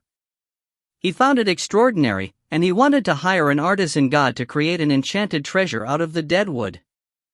He believed that with the Death Soulwood being stained with the demonic blood, and it being the remnants of an enchanted tree, the enchanted treasure produced would definitely be exceptional. However, he never expected that his bosom friend artisan god only said one line after looking at the Death Soulwood for a long while. Decayed wood cannot be carved. The artisan god did not wish to transform the Death Soulwood, and gave it back to the Pyongyang Sword Palace owner. He was initially puzzled, but after pondering about the profound meanings in the Death Soulwood in meditation, he felt that the artisan god's words contained some philosophical truth. After some contemplation, the Pyongyang Sword Palace owner gave up the thought of carving the dead wood. Hence, he placed this dead wood in the first level of the Heavenly Construct Hall. The Death Soulwood came from remarkable origins, and it was a lot more valuable than many of the treasures in the first level of Heavenly Construct Hall. The only reason why it was placed on the first level was because it was neither a weapon or an enchanted treasure. It was very difficult to use against enemies. However, this treasure that seemed to lack any offensive or defensive abilities had a special value in Yun's eyes. It could be said that its importance was not any weaker than the 1000 snow domain to Yun. After seeing the 1000 snow domain and the Death Soulwood, Yun had already decided on the two treasures.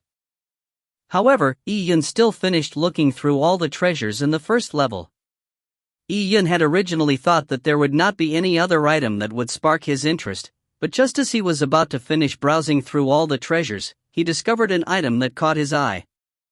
It was a formation skill, called God Confining Lock. The core of God Confining Lock was a disc array the size of a palm. It was refined by an array master from the 12 Empyrean heavens. To use the God Confining Lock, 7 experts with nearly equal strength were needed to power the formation array. Once the formation skill was activated, it would be like a complete entrapment. If the participants of the array were strong enough, it could entrap and kill demon gods. Yi Yun was actually not interested in such enchanted treasures that needed many people to be deployed. It could not raise Yi Yun's strength and it was of not much value. Yi Yun was also not the leader of a sect, so how could he easily find 6 powerful experts to aid him? But now, the situation was somewhat different. If he had this god-confining lock array, it would make the situation against the black-armored demon god much better. However, if he were to give up the 1,000 snow domain or death soulwood for this god-confining lock, then the price was too much. It was something that Yi Yun definitely did not want. Without needing to talk about the 1,000 snow domain, as a powerful killing move, it was what Yi Yun was lacking at the moment. Yi Yun was very lacking in attacking techniques. As for the death soulwood, it contained indescribable profoundness. Yi Yun had a premonition that choosing this death soulwood would aid him greatly in his future martial path. He did not want to give up any of the 2 items. Are you done choosing? After Yi Yun spent 4 hours to browse through all the treasures in the first level of Heavenly Construct Hall, the Sword Spirit asked Yi Yun. The selection of treasures also allowed one to see another's mental disposition. With so many treasures in front of him, it was very easy to be dazzled by them, making it hard to decide. At times, warriors who lacked the disposition might even abandon what suited them the most just to choose a better treasure. The gray-dressed sword spirit and the white-dressed youth were both waiting to see how Yi Yun chose. This first treasure selection in Heavenly Construct Hall was very important to Yi Yun. The treasures of Heavenly Construct Hall, even those in the first level, were all astonishing items. The treasures in the Heavenly Construct Hall's first level were all considered foundational, but foundational items did not necessarily mean they had little value. I've chosen. The first item is 1,000 Snow Domain. Yi Yun said firmly. The gray-dressed sword spirit and the white-dressed youth looked each other in the eye and frowned slightly. 1,000 Snow Domain. It was obviously an extremely powerful killing move, but it was a flying saber array. Both of them were also worried that Yi Yun was too haphazard in what he learned, which could be a waste of time. The 1,000 Snow Domain is extremely demanding on the cultivator's spiritual energy and energy control. To perfectly use the 1,000 Snow Domain, it requires a lot of practice. The white-dressed youth said. He was still hoping for Yi Yun to focus on Sword Dao. This was also the path that the Pure Yang Sword Palace owner had taken. Just Sword Dao alone was enough for Yi Yun to ponder over. This junior naturally understands what senior is implying, but this junior will still choose the 1,000 Snow Domain. Yi Yun was resolute in his decision. Others might spend large amounts of time and energy to master the 1,000 Snow Domain, but Yi Yun had the purple crystal. Each of the 999,000 snow-flying sabers had Origin's energy. It was completely effortless for Yi Yun to control it. So how could he miss out on such a technique? Besides, Yi Yun did not want to completely duplicate the path that the Pure Yang Sword Palace owner took. Although he was powerful, but Yi Yun had his own understanding towards his martial path. He wanted to take all the advantages of his predecessors, and go down a path that belonged to himself. If he were to forever follow behind someone, he would be living in the shadows of others. If that is the case, alright. The sword spirit endorsed Yi Yun's choice. Then what is the second item you're choosing? Yi Yun turned silent upon the sword spirit's inquiry. He was somewhat hesitant, but finally, Yi Yun still said, I choose the Death Soulwood. Oh? Death Soulwood? The white-dressed youth was stunned. He did not expect Yi Yun to choose the Death Soulwood. This is actually an idiom meaning an intractable person cannot be taught. If you find any errors, ads pop-up, ads redirect, broken links, non-standard content, etc., please let us know. Report chapter so we can fix it as soon as possible. Chapter 697, Eye of Destruction. Chapter 697, Eye of Destruction. Are you sure you want to choose the Death Soulwood? The white-dressed youth put his hand out as a gray beam of light shot out from the pyramid, landing in his hand. This beam of light transformed into the death soulwood and it hovered an inch above the youth's palm. "I'm sure." Yun nodded. The white-dressed youth and the gray-dressed sword spirit found it quite surprising. Although the death soulwood was extremely valuable, it was not an enchanted item. From a certain point of view, it had no practical value, and it could not directly increase Yun's strength. Could it be that you chose the death soulwood because of the concepts it contains? The sword spirit asked. The concepts in the death soulwood were difficult to put into words. When the artisan god evaluated it with the words, "decayed wood cannot be carved," it was because if he wanted to refine the death soulwood into an item, it was very likely he would destroy the concepts in the death soulwood. He felt like it was a destruction of heavenly property.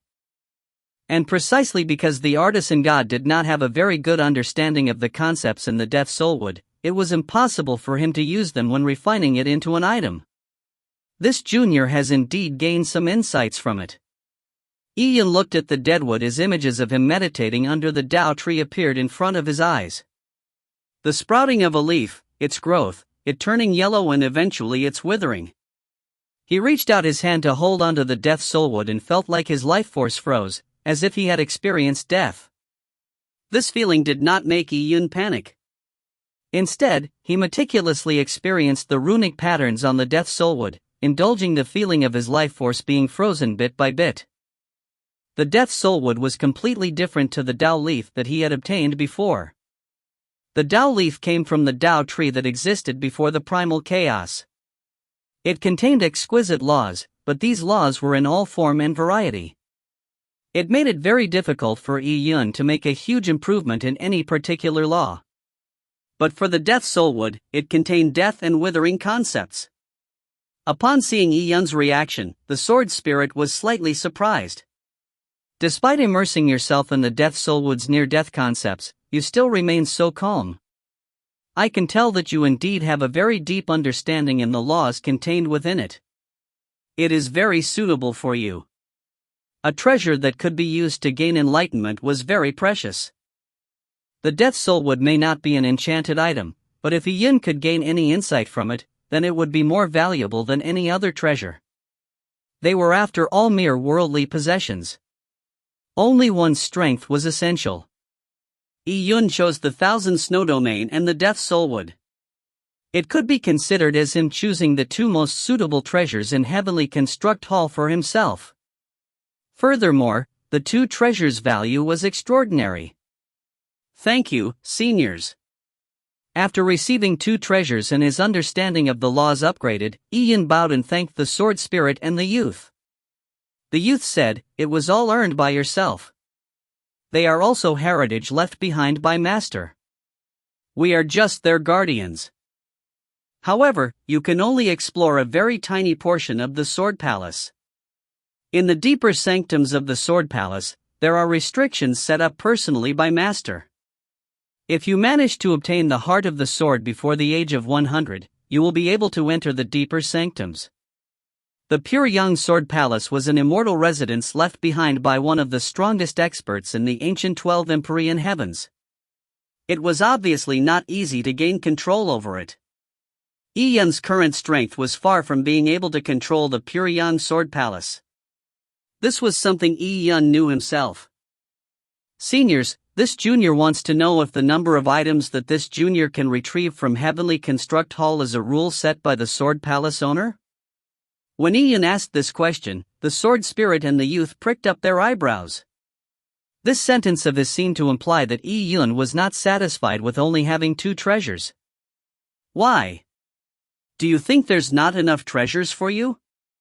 The youth spoke without beating about the bush. Choosing one or two items from Heavenly Construct Hall is indeed a rule set by Master. With the rule set in place, it is first to tell the successor who enters the Sword Palace to not be too reliant on external items. It is essential to possess true strength yourself. If you have too many external items, that would affect your practice in martial arts. There's another consideration that might not sound nice. Even if the successor of the Sword Palace has their talent recognized, it is hard to say what sort of character he has. Furthermore, the path of martial arts is fraught with danger. It is not surprising for one to die midway. Master only has that much in his collection. If one person took everything from it and if he betrayed his teacher or died midway, then those treasures would be good. There would not be any left for future successors. Upon hearing the white-dressed youth's words, Yun nodded. Character and dying midway were considerations that the pure young sword palace owner had to take into account back then. The rules he set up were very reasonable. Seniors, don't worry. Since this is a rule set by the sword palace's owner, this junior will not go too far and trouble you seniors. However, there is one treasure in Heavenly Construct Hall that is very important to this junior. Junior wishes to take it away, not for myself but to borrow it. This junior wants to borrow an array technique. It needs many people to cooperate to power it. It doesn't allow this junior to rely on external items. Furthermore, this junior swears that he will return this item in 3 years. As such, the second situation would not occur. What do seniors think about this? Yun had eyed the god-confining lock array earlier on. This array could be used to deal with the black-armored demon god, but to Yun, it could only be used once or twice in the final battle. It would then be useless after that. To waste a choice for something that could be used once or twice was not worth it. And if it could be borrowed and then returned, then it would be the best of both worlds. Upon hearing Yun's request, the youth and the sword spirit were somewhat surprised. Indeed, if the array was to be borrowed, it was not in conflict with the 2 points that the pure young sword palace owner worried over. The array technique that you want to borrow should be the god-confining lock array, right? Yun nodded at the sword spirit's question. There were not many array techniques in the first level of Heavenly Construct Hall, so it was easy to guess what he wanted. You are going to use it to fight against the 7 demon disciples from the Eternal Whirlpool? The sword spirit knew about the 7 demon disciples' appearance. However, the survival of all life in the Tian Yuan world was nothing important to him. Yes.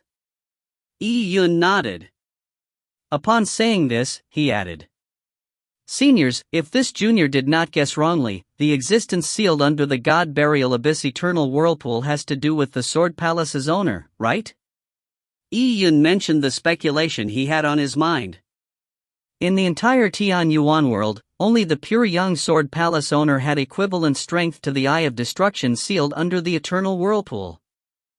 The mighty figure that sealed the Eye of Destruction was also most likely the pure young Sword Palace owner. As Yun spoke, he was focused on the sword spirit and the youth's reaction. However, the two of them remained unperturbed and they were calm as usual. You are right. The existence in the Eternal Whirlpool indeed has a huge relationship with Master. The youth said with a sigh. If not for that existence, Master would not have died so early. Oh? Upon hearing the youth's lamenting, Yun was slightly alarmed. At this moment, the sword spirit sighed and said, right at the beginning of the formation of the universe where the 12 empyrean heavens reside, ancestor gods were born out of the chaos that were in control of the heavenly Tao. They dominated everything in the universe. However, there were so many living beings in this universe. The story of the past that they had with the ancestor gods cannot be described in words. In summary, in ancient times, the strongest experts amongst the sacred beings wanted control over their fates, so they went to war against the ancestor gods. The war in ancient times was completely heaven and earth-shattering. The participants were not limited to my master. There were many peerless experts from the 12 empyrean heavens back then. All of them had a common endeavor and finally defeated the ancestor gods that ruled the worlds back then, allowing them to create a new order. And amongst these ancestor gods, the strongest king of the gods had an immortal body. There was no way to kill him. Finally, the mighty figures of the 12 empyrean heavens could only split the king of the gods' body and seal them separately. Back then, 33 large worlds were chosen to be the sealing containers of the God King. The God King's body was also split into 33 parts. They are eyes, ears, nose and mouth, head, hands, legs, forearms, upper arms, thighs, calves, the 5 visceral organs, the 6 bowel organs, the brain, the spinal cord and torso. The 33 parts were sealed in 33 large worlds. Every world seal was set up personally by an ancient mighty figure. It was an enchanted item constructed from a heaven-earth divine material used to seal. As for the Tian Yuan continent itself, it was the large enchanted item used to suppress the God King's body part. And the part of his body suppressed is the God's right eye. The ancestor God's left eye is known as the eye of creation, while its right eye is known as the eye of destruction. This eye of destruction is also the gigantic eyeball which appears in the eternal whirlpool, spanning thousands of miles in radius. If you find any errors, ads pop up, ads redirect, broken links, non-standard content, etc., please let us know. Report chapter so we can fix it as soon as possible. Chapter 698, The Destroyed Teleportation Array. The gigantic eye in the God Burial Abyss Eternal Whirlpool is really only a single eye? Yun was alarmed. He knew that the eye that appeared in the God Burial Abyss was 10,000 miles in diameter. From tens of thousands of miles away, people only saw an eye and found it as big as a star. Yun originally believed that there was an ancient demon sealed in God Burial Abyss and it had only revealed itself in the form of an eye. But now, he was informed that it was actually the right eye of the ancient ancestor god. Just a single eye had such power. It was hard to imagine what sort of power an ancient ancestor god had. How spectacular and grand was the battle in ancient times? Just this thought shocked Yun. If that is the case, in the worlds including the world that the Tian Yuan world resides in, the only significance for their existence is to seal the ancient ancestor god. The sword spirit nodded and said, "That's right. The Tian Yuan world is one of the 33 chosen worlds. The reason these worlds were chosen because they are large and stable enough, and their locations are remote." Stable world? Remote location? Yun frowned slightly. It seemed that it was indeed not easy for him to leave the Tian Yuan world to the 12 empyrean heavens. The ancient ancestor god was sealed separately, but isn't there the fear that one day, he would come back to live again? If it's fortune, then it isn't calamity, and if it's calamity, then it can't be avoided. The ancestor god was born at the beginning of the universe. He is equivalent to heavenly Tao. If the heavenly Tao destines something to happen, then it would be very difficult to prevent it. However, just those puny demon disciples aren't enough to release the ancient ancestor god's eye of destruction. The sword spirit and Shibai were not too worried about the black-armored demon god's appearance. As long as they did not affect the God Burial Abyss seals, then they would be unperturbed even if all the life in the Tian Yuan world was wiped out. Yun, if you really want to borrow the God Confining Lock Array, we can lend it to you. However, I still want to advise you. It is best not to mess with those ancient existences. You are too young. Compared to their long lives, your age is nearly negligible. The Tian Yuan world is just one of the lower realms under the 12 empyrean heavens. The lives here compared to the universe are as tiny as dust. The sword spirit wished Yun to undergo honing experiences, but 2 dangerous experiences were not optimal. On the long path a genius had to take, there were too many who died. He did not want a fine successor to be lost just like that. Seniors, rest assured. This junior would not mess with that malignant star for no reason. Without absolute confidence, I will only lay dormant and cultivate. This junior is only borrowing the God Confining Lock for exigent purposes. Yun was after all a person who crossed worlds. It was impossible for him to have the determination to swear to protect the Tian Yuan world. Many innocent lives were taken by the black-armored demon god and for this, it was against Yun's conscience. But as he was limited in strength, he could do nothing about it. All right. It's best that you understand that. No matter when, strength is fundamental. Upon saying this, the sword spirit took out the set of flying sabers of the Thousand Snow Domain. He then passed them to Yi Yun, including the 1,000 snow domains technique methods. The 1,000 snow flying sabers were all stored in a belt. This belt was itself an interspatial enchanted item. It was only 5 feet long and it could hold 999 flying sabers. Yi Yun nonchalantly took one flying saber out. The blade was grayish-white in color and it did not have a metallic texture. Instead, it resembled jade. Yi Yun knew that the 1,000 snow-flying sabers were not made out of metal. It was the artisan god, who killed a dragon-devouring divine shark in the sinkhole in ancient times, that created them. He then used the divine shark's teeth to construct them. Although the dragon-devouring divine shark was said to be dragon-devouring, it did not devour true dragons, it devoured flood dragons. But even so, such ancient divine sharks were still terrifying. A divine shark had a mouth full of teeth and it came from the same origins. By specially choosing from the teeth to construct the 999 flying sabers, the sabers were all connected spiritually, making them extremely powerful. However, when the artisan god created this set of flying sabers, it was never meant for himself, so he did not put too much thought into it. If he had added more top-grade materials into the flying sabers, this set of flying sabers would be more exceptional in quality. And if that happened, even Yi Yun would have problem controlling this set of flying sabers. Even with the purple crystal in his body, controlling such powerful flying sabers was also extremely demanding on Yi Yun. After taking the 3 treasures, Yi Yun thanked Qi Bai and the Sword Spirit once again before walking out of the Pyongyang Sword Palace. After more than half a year, this was the first time that Yi Yun stepped out of the Pyongyang Sword Palace. Outside the Sword Palace, facing the ruined world under the peak, Yi Yun took a deep breath. After gaining enlightenment of a Tao Leaf's life, he now had a transcendental feeling, as if he himself had experienced a life that went from birth to death. At this moment, in front of the 7-kill stone pillar, Lin Shintong was sitting cross-legged in silence. She was trying to gain insights into the sword intent left behind by the Pyongyang Sword Palace owner. Despite existing for so many years, the sword intent had remained as sharp as ever. Back then, when Yi Yun first came to the Pyongyang Sword Palace, he had spent 10 months just to understand the sword intent. Yi Yun did not disturb Lin Shintong. He stood quietly in front of the 7-kill stone pillar, and gently looked at the peerless beauty.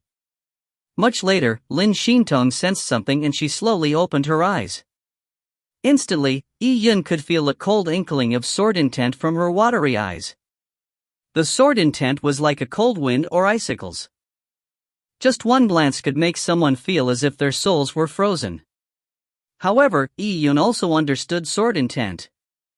When the cold sword intent came in front of him, it automatically dissolved.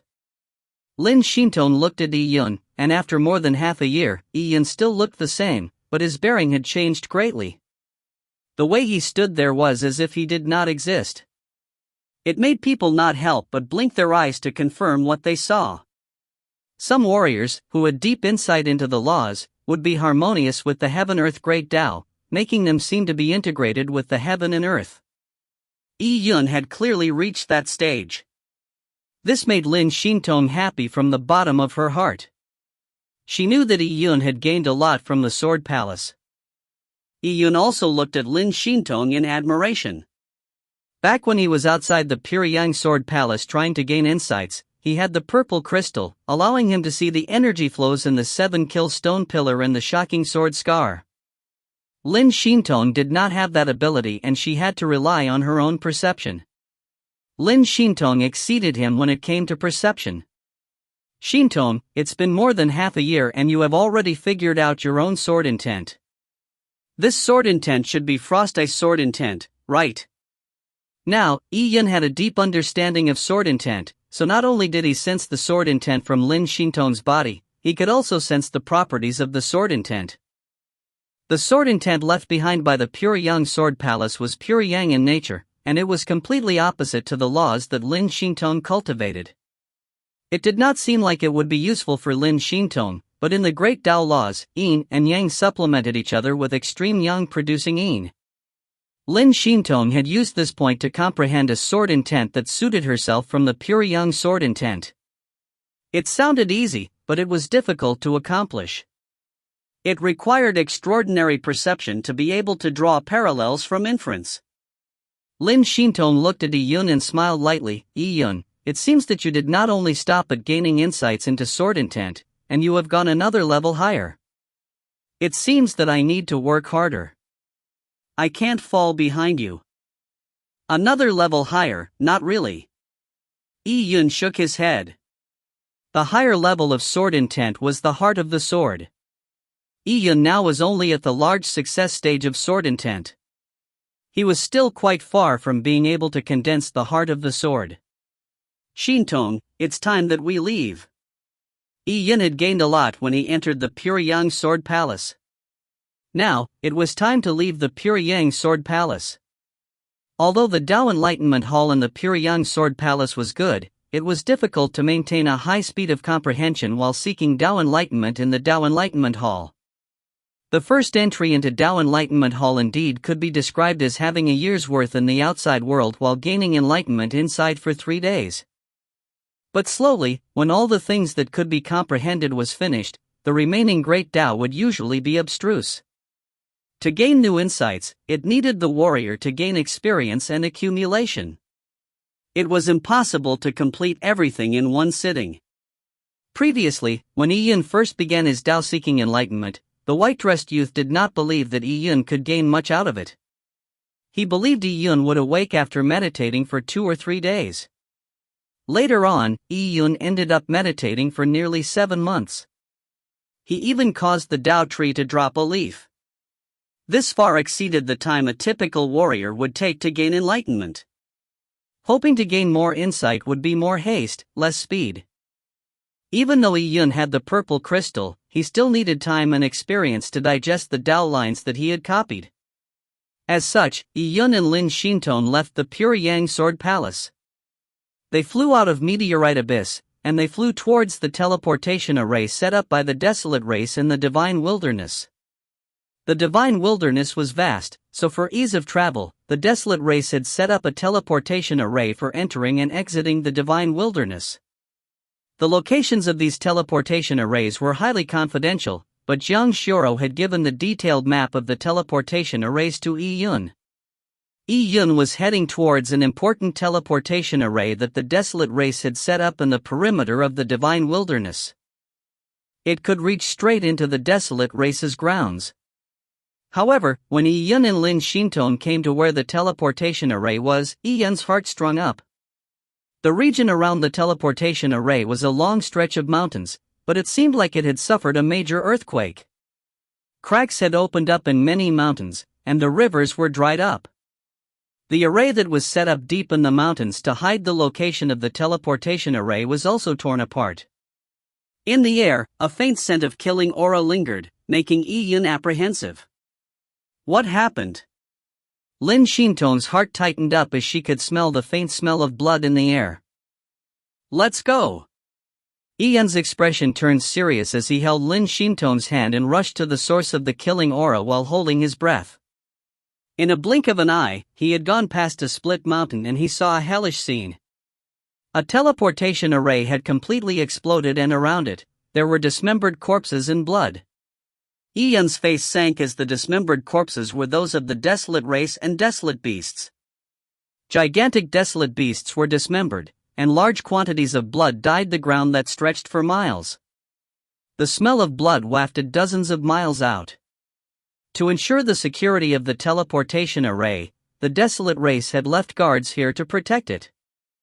There were many of these guards, who were equivalent to Yuan opening realm human warriors, holding the ground. In addition to the numerous primordial species guarding this location, the defensive capabilities were extremely high. But now, they had been wiped out. Chapter 698, The Destroyed Teleportation Array. If you find any errors, ads pop up, ads redirect, broken links, non-standard content, etc., please let us know. Report chapter so we can fix it as soon as possible. Chapter 699, The Desolate Race Attacked. Upon seeing the Desolate Race's teleportation array in such a state, Yun's heart tightened. He did not know how the hidden Desolate Race teleportation array had been razed to the ground. Black-armored demon god? At this moment, this could only be done by the black-armored demon god. It was unlikely that the human race would oppose the desolate race when their lives and deaths were on the line. Yi-Yun became extremely uneasy when he thought of the black-armored demon god. Could the black-armored demon god have abandoned the Tian Yuan world and gone to the divine wilderness? Yi-Yun was unsure why that was so. He had previously seen from the disc array images that the black-armored demon god was slaughtering and drawing heaven-earth Yuan Qi at the same time. Even some of the mighty figures of the Tian Yuan world were sealed in his armor. The black-armored demon god was doing so most likely because of his serious injuries. He needed to mend his soul and life force that was about to collapse at any time. If the black-armored demon god carried on his slaughter in the rich and dense Tian Yuan world, just killing one martial family clan would allow him to replenish even more energy. But, he had abandoned the Tian Yuan world and gone to the divine wilderness? The divine wilderness was sparsely populated and it was low in resources. There was a single soul in sight for hundreds of thousands of miles. The desolate race were few in number and their whereabouts were a secret. Why did he come to the divine wilderness? Yi-Yun, this teleportation array should have been forcefully opened. Lin Xintong carefully investigated the shattered teleportation array, and she came out with this conclusion from the energy fluctuations in it. Some powerful existences, who knew spatial dimension laws, could indeed forcefully use a teleportation array and be transported to the other end through the void. If he was powerful enough, he could even cause the teleportation array to crumble while passing through. Lin Xintong believed that the teleportation array in shambles in front of them was likely a result of that situation. And of all things, this teleportation array directly led to the desolate race in the core of the divine wilderness. Just thinking of the desolate race's core residents, the Lin family's elites as well as Jiang Sharo were all there. If the black-armored demon god went there, Yi-Yun's heart sank. Lin Xintong did not dare to think either. How could the desolate race and the Lin family withstand the black-armored demon god? It has been a long time since the black-armored demon god traveled through the teleportation array. The blood that covered the ground was slowly turning black. The blood of warriors was not easily susceptible to decay, but now, the blood had turned black, indicating that a long period of time had passed. It was reasonable after all. Yi-Yun and Lin Xintong had been cultivating in the Pyongyang Sword Palace for more than half a year. Coincidences would not occur with them coming out on the same day the black-armored demon god traveled through the teleportation array. Damn it! Yi-Yun clenched his fists as his knuckles trembled. I should have left an information stone, so Sis Shiro could crush it to inform me in times of danger. Yi-Yun was feeling regret. He and Jiang Sharo had supported each other in the cloud wilderness, and they had undergone a few life and death separations. If Jiang Sharo was killed by the black-armored demon god, he did not dare to imagine the scenario. He had sought enlightenment in the Pyongyang Sword Palace, losing track of time. He never imagined that this situation would occur. Lin Xintong sighed, leaving the information stone would be useless. When the black-armored demon god traveled through the teleportation array, this teleportation array was already destroyed. We would not have made it in time coming from the Pyongyang Sword Palace. Besides, even if we could get there in time, Miss Jiang would probably not crush the information stone at that moment. The black-armored demon god was too powerful. With Jiang Shiro's feelings for Yi-Yun, she would rather face the black-armored demon god alone than implicate Yi-Yun. I know, Yi-Yun said with a deep and solemn voice. His expression was slowly turning very terrifying. An air of killing intent began to emanate from his body. Even Lin Xintong felt breathless while immersed in the killing intent around Yi-Yun. She had never felt such a terrifying killing intent from Yi-Yun's body. Without a word, Yi-Yun suddenly shot into the sky and flew towards the desolate race. The teleportation array had been destroyed, so they naturally could not use it. They could only use their own bodies to traverse the divine wilderness, crossing tens of millions of miles. Yi-Yun was extremely fast. All the heaven-earth yuan qi was gathered towards Yi Yun. With this energy augmenting him, he was like a burning shooting star. Everywhere he passed, the atmosphere was torn apart, causing tumultuous rumbles that resembled thunder. A terrifying aura radiated in all directions. The powerful pressure cracked the land open, swept towering trees away and cut off rivers. Along their path, primordial species who felt his aura trembled.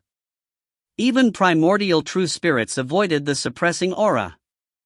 Yi Yun passed through with an indomitable momentum. As for Lin Xintong, she was following close behind. As she looked at Yi Yun charging ahead of her, she was slightly astonished. She nearly could not keep up with his speed. After seeking enlightenment in the Puryang Sword Palace, Yi Yun seemed to have integrated with the heaven and earth. As the two of them shuttled through the air silently, Yi Yun's expression was solemn and the atmosphere was extremely repressive. Lin Xintong was also very worried for Matriarch Lin. It was Lin Xintong and Yi Yun who had suggested for the Lin family to seek refuge in the divine wilderness. If the Lin family was slaughtered as a result, Lin Xintong would feel great remorse. The distance that spanned tens of millions of miles did not need more than a few days at the blazing speed Lin Xintong and Yi Yun were traveling at. The closer they approached the desolate race headquarters, the more nervous Yi Yun and Lin Xintong felt. Reason told them that the desolate race and the Lin family were probably finished because it was impossible for them to fight the black-armored demon god. However, without seeing the outcome, they still held that tiny bit of hope. Finally, the two of them arrived at the desolate race's territory. Ruins. It was all ruins as far their eyes could see.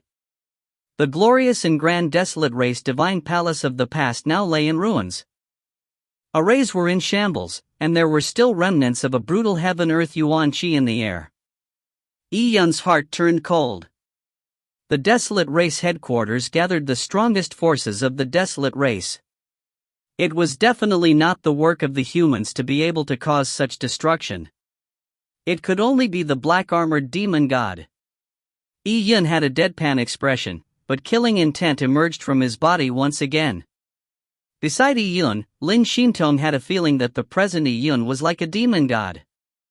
If the black-armored demon god appeared, Yi Yun would have been a fair match for him. Yi Yun, don't worry. There aren't that many corpses here. The situation might not be as bad as we think. There were not many corpses scattered around the desolate race ruins. The few primordial true spirits that Yi Yun and Lin Xintong saw who guarded the desolate race's grand palace were dismembered, and large amounts of blood dyed the ruins crimson. As for other places, there were few corpses scattered around. There were indeed not many. It was much fewer in number than the desolate race army stationed in the desolate race headquarters from Yi Yun's recollections.